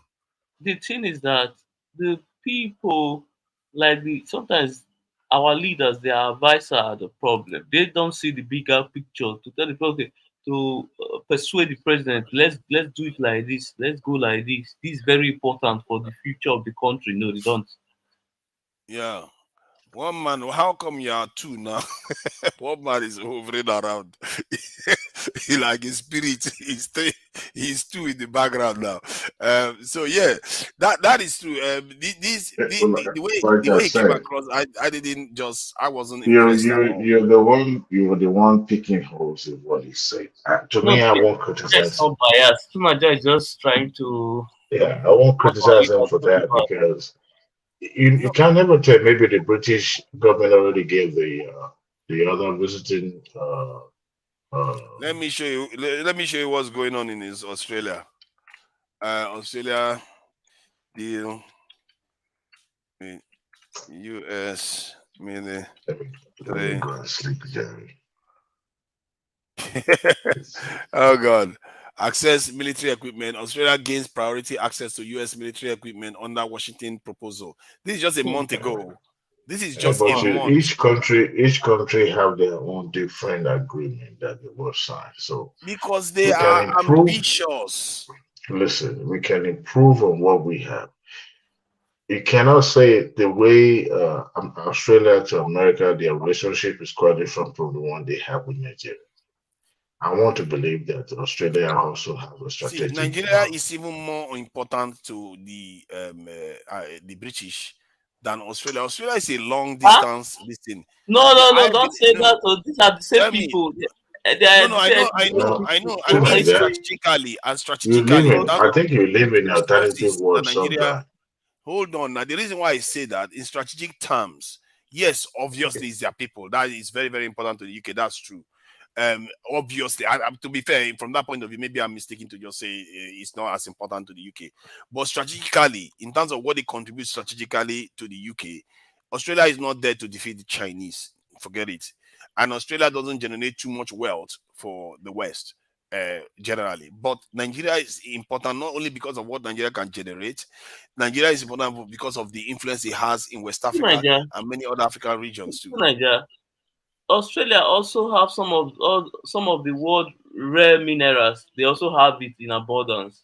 So Australia got Okay, a fair lot. point. That's a Yeah. fair point. I agree. I Good agree night, with you. Josh. Australia is important. Yeah. Good night. Good night. Thank you for coming in, Adewale, and as soft spoken as you are. So we do disagree now and again, but it's all good. Welcome. I'm not biased. I don't know why people are saying I'm biased. See, for us to have healthy conversation, sometimes we need to disagree and agree. So it's normal. So I get what you are Yeah. saying. I see everything you are trying to do or say is like you want our leaders to do better, to do more than they are doing. So I get it. Except behave like Mao Zedong thank when he you. went to China. Behave like that. The people Don't who are saying you are biased, they don't think. ask for the best thing that they have. That should scare them first. You think about some of the most advanced things that they have, bypass all the other things, go ask for that thing. That's the one that will shock them. Because that One shock man, value is important. one man is looking for super chat. What man doesn't mess about now? What are you people doing? He has to pay money to maintain this channel. They are just watching for free. So the super chat should be rolling in now. I think that's quite a good thing, marketing. For him to be doing. And this guy seems to be getting a lot of super chats lately. What's his name? Kezo and all. Yeah, because Kezo, you know why? Kenzo know how to spice things up, and when he spice things up, he normally make a lot of people donate. You see, people want to make their comment, they will just send super chat. you So think it's because of the spice up? That's why they donate. yes, I think look maybe at it's a it. cultural Sometimes thing. when the conversation is heated, you see, normally Kenzo normally receive more donations. The last time he received almost about 1,000 something, it was because of Nigeria and I think the Black America. They were like, we had a disagreement. So the Nigerians just started donating. I donate 500, yes. Oh, you Prince. donated 100. I didn't know it was up to 1,000. He almost got. I thought I saw Yes, around I 200. donate 500. Niger Prince 300. Then one Black America Oh my donate God, 200. that's a Yeah, lot of money. yeah, Well, Keso channel on balance is not even that big, but yeah. given how much he Kezo receives a lot of money. Is making a killing, though. I don't even think that the Damages ever got anything close to 1,000 before, really. And I must say that, and I'm not even sure. One man has gotten big donations, I think. The people some people encourage people to donate, and I must The say, thing is that Dr. case with Damage doctor China, encourage people to if you look donate. at Yeah. it, a lot of people would like to come there to speak, but they don't want to put their face out there. You understand me? Because what they want to say might be controversial. And because of maybe their current position where they work or what kind of It's business true. they won't allow you see. And I think I will have a word with him about it, because there has to be room for other things too. But he feels like because of the policy but I think it's something that, because the original policy that they came up with was that should be the case. And there is also the idea that you can cause and you can, have more robust conversation. So the conversation is going on now about, whether we can expand it to allow, certain segments. Like they know that if this person is coming to stream, they know this person is, they tend to Also, have robust conversations. So Naija, it's one, yep. let him do it like this. Dr. Damage have another channel. Yes. It should see that channel should be a channel where you can say whatever you want and you'll be like you won't turn on your camera and all the I stuff. think he said something like that too. I think he acknowledged that, do. and he already has another one. That, Yeah, but you should do that. it's Yeah. something. It's an ongoing conversation, because the Yeah. Dr. Damages itself is not even meant for this. From what I gather, it's supposed to be like some kind of comedy / conventional interview channel kind of stuff. I think from what I'm seeing, because he does it Dr. Damages Also, sessions and also the thing is that Dr. Damage's segments. I mean, yeah. segment most times he hardly requests for donations or. Oh, he doesn't. He doesn't promote himself at all. I even had to Thank do you. a lot He of the doesn't. promotion. Sometimes he doesn't promote himself at all. No, he And doesn't. even the first time one man came on Keizo, he wasn't even promoting himself. I was the one that promoted him. I like, you know what, this guy has 40-something thousand subscribers. So some of all those things. I guess sometimes it's good for other people to promote you. I like to promote our people. Like when I was on Niger Watch too. And then I went to speak to Peter B, and you took the opportunity to promote Niger Watch too, because I feel like if we are all having this conversation and sharing ideas, it helps us understand each other a bit more. I've learned a lot. My goodness, I've learned a lot. I don't know whether knowledge is a good thing. Sometimes knowledge can be a curse if you learn too many things. You see too much. I don't know whether it's a good thing, but I've learned a lot, and I'm grateful for it. I think it's going to help me. If I'm lucky, I'm in a position to make any decision. Every decision I make right now is in that kind of direction, to try to change things and improve things for people in Nigeria there, and generally for Black people. And You can also create awareness. Yeah. But another Mm. thing we also need to be doing on this platform is because if you look, many Nigerians don't know how the system works. Because sometimes, okay, like yesterday I saw it, someone said 20 million children out of school, but they don't know that is not federal government this thing. It is state responsibility. That is not federal government responsibility. So we should sometimes explain to the people how the system work, who to owe in a certain in some certain But areas. the government does set a standard though, that says they can ensure that every single state meets a certain standard. They will leave them to do what they want to, but they say, you know what, every child by law have to be in school, like in the UK. Yeah. They do that. So there are certain things you can Also, do. to Nigeria, also why the president don't drag some of these governors a lot is that because those governors have power. Because They president have will the run for immunity now. That's re-election. the problem. If you have any problem with any governor, so that's the issue. So the governors in Nigeria are very powerful, but Nigeria don't put it in the constitution. Very powerful set of people. Nigerians don't know that. Very powerful. They Most really Nigerians don't know about politics. So yes, many of them if don't. if I was National Assembly members, I would remove immunity from governors, because that Yeah, immunity is a dangerous thing that they are playing with. It's weakening the center from but changing things. to Nigeria, it will make them sit up. They will start working when they Yes. know they're not immune to anything.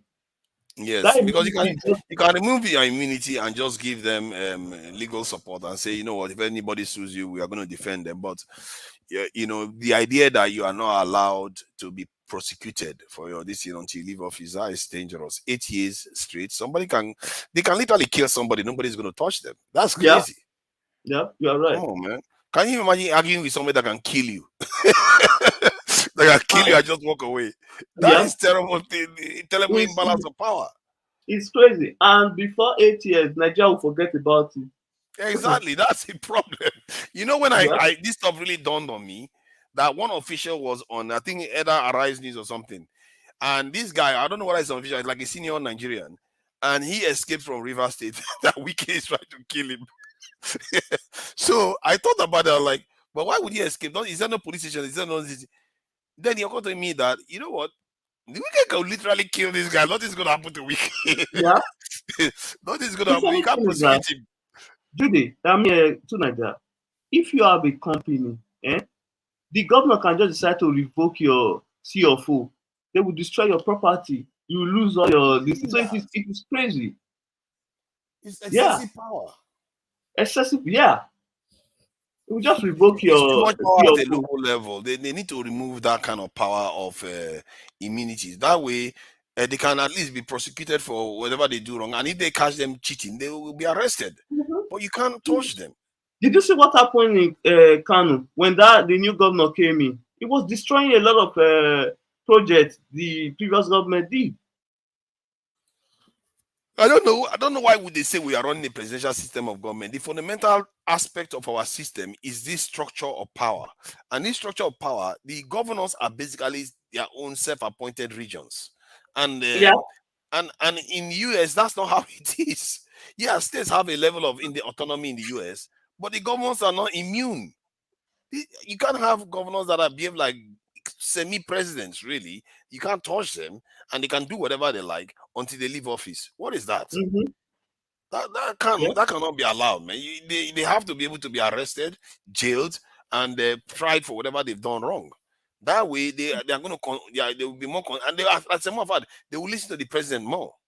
When the president says something, they will be more amenable. The president can pass rules that they will have to obey. But instead, it's the opposite now. They bully the president. Look at when this is about the currency, when Erofai just went and defied the president's order. Thank you.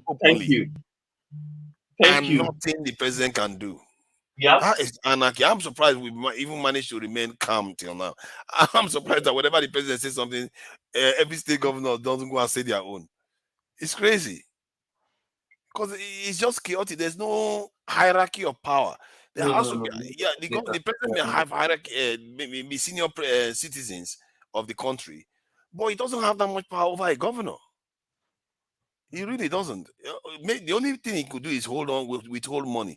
And if you withhold money, they can sue you, and the governors will win. They'll win because the constitution says that you are supposed to release the money. What are you going to do? It's a very, very strange state of affairs, you know. And some people are arguing for regional government. What is regional government going to do? We already have regional government in these governors we have now. No.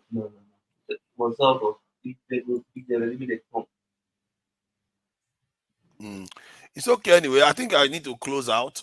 We've been here long enough. Hold on. I was on call. Was it? Yeah. I said I was on call before, but I'm back now. No, I need to close out anyway. I think it's about time now. We've done 10 hours and you know the day is moving on in the UK. You are right. Yeah. So let's start our day. Yeah, let's start the day. Thank you for coming in the UFC. I appreciate you coming in here, and you're always talking for Nigeria all the time. Yes, I'm from Nigeria because I want us to do better, and I know our potential. I just want our leaders to see it also. It's not all about stealing. If we grow and expand our economy, secure our country, we'll be in a better position. And I will say this in passing, our people should be ambitious. Let's not be so ambitious that people laugh at us for demanding stuff. Better that than being timid, I say. Be ambitious. Ask for the sky, and if you get the moon, you take it and walk away. But if you don't ask, if you go and ask for a rock, they will give you a rock. You will be throwing rocks forever. So right. Thank you. And thank you.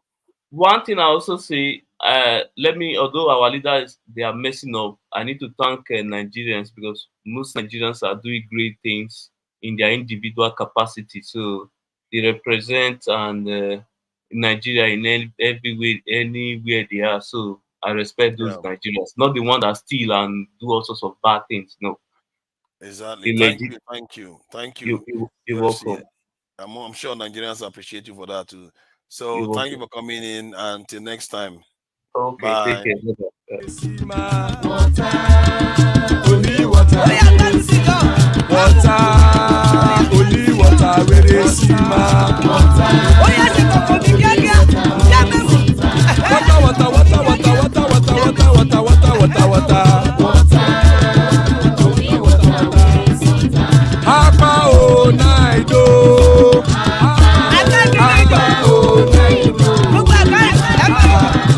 How you don't come home?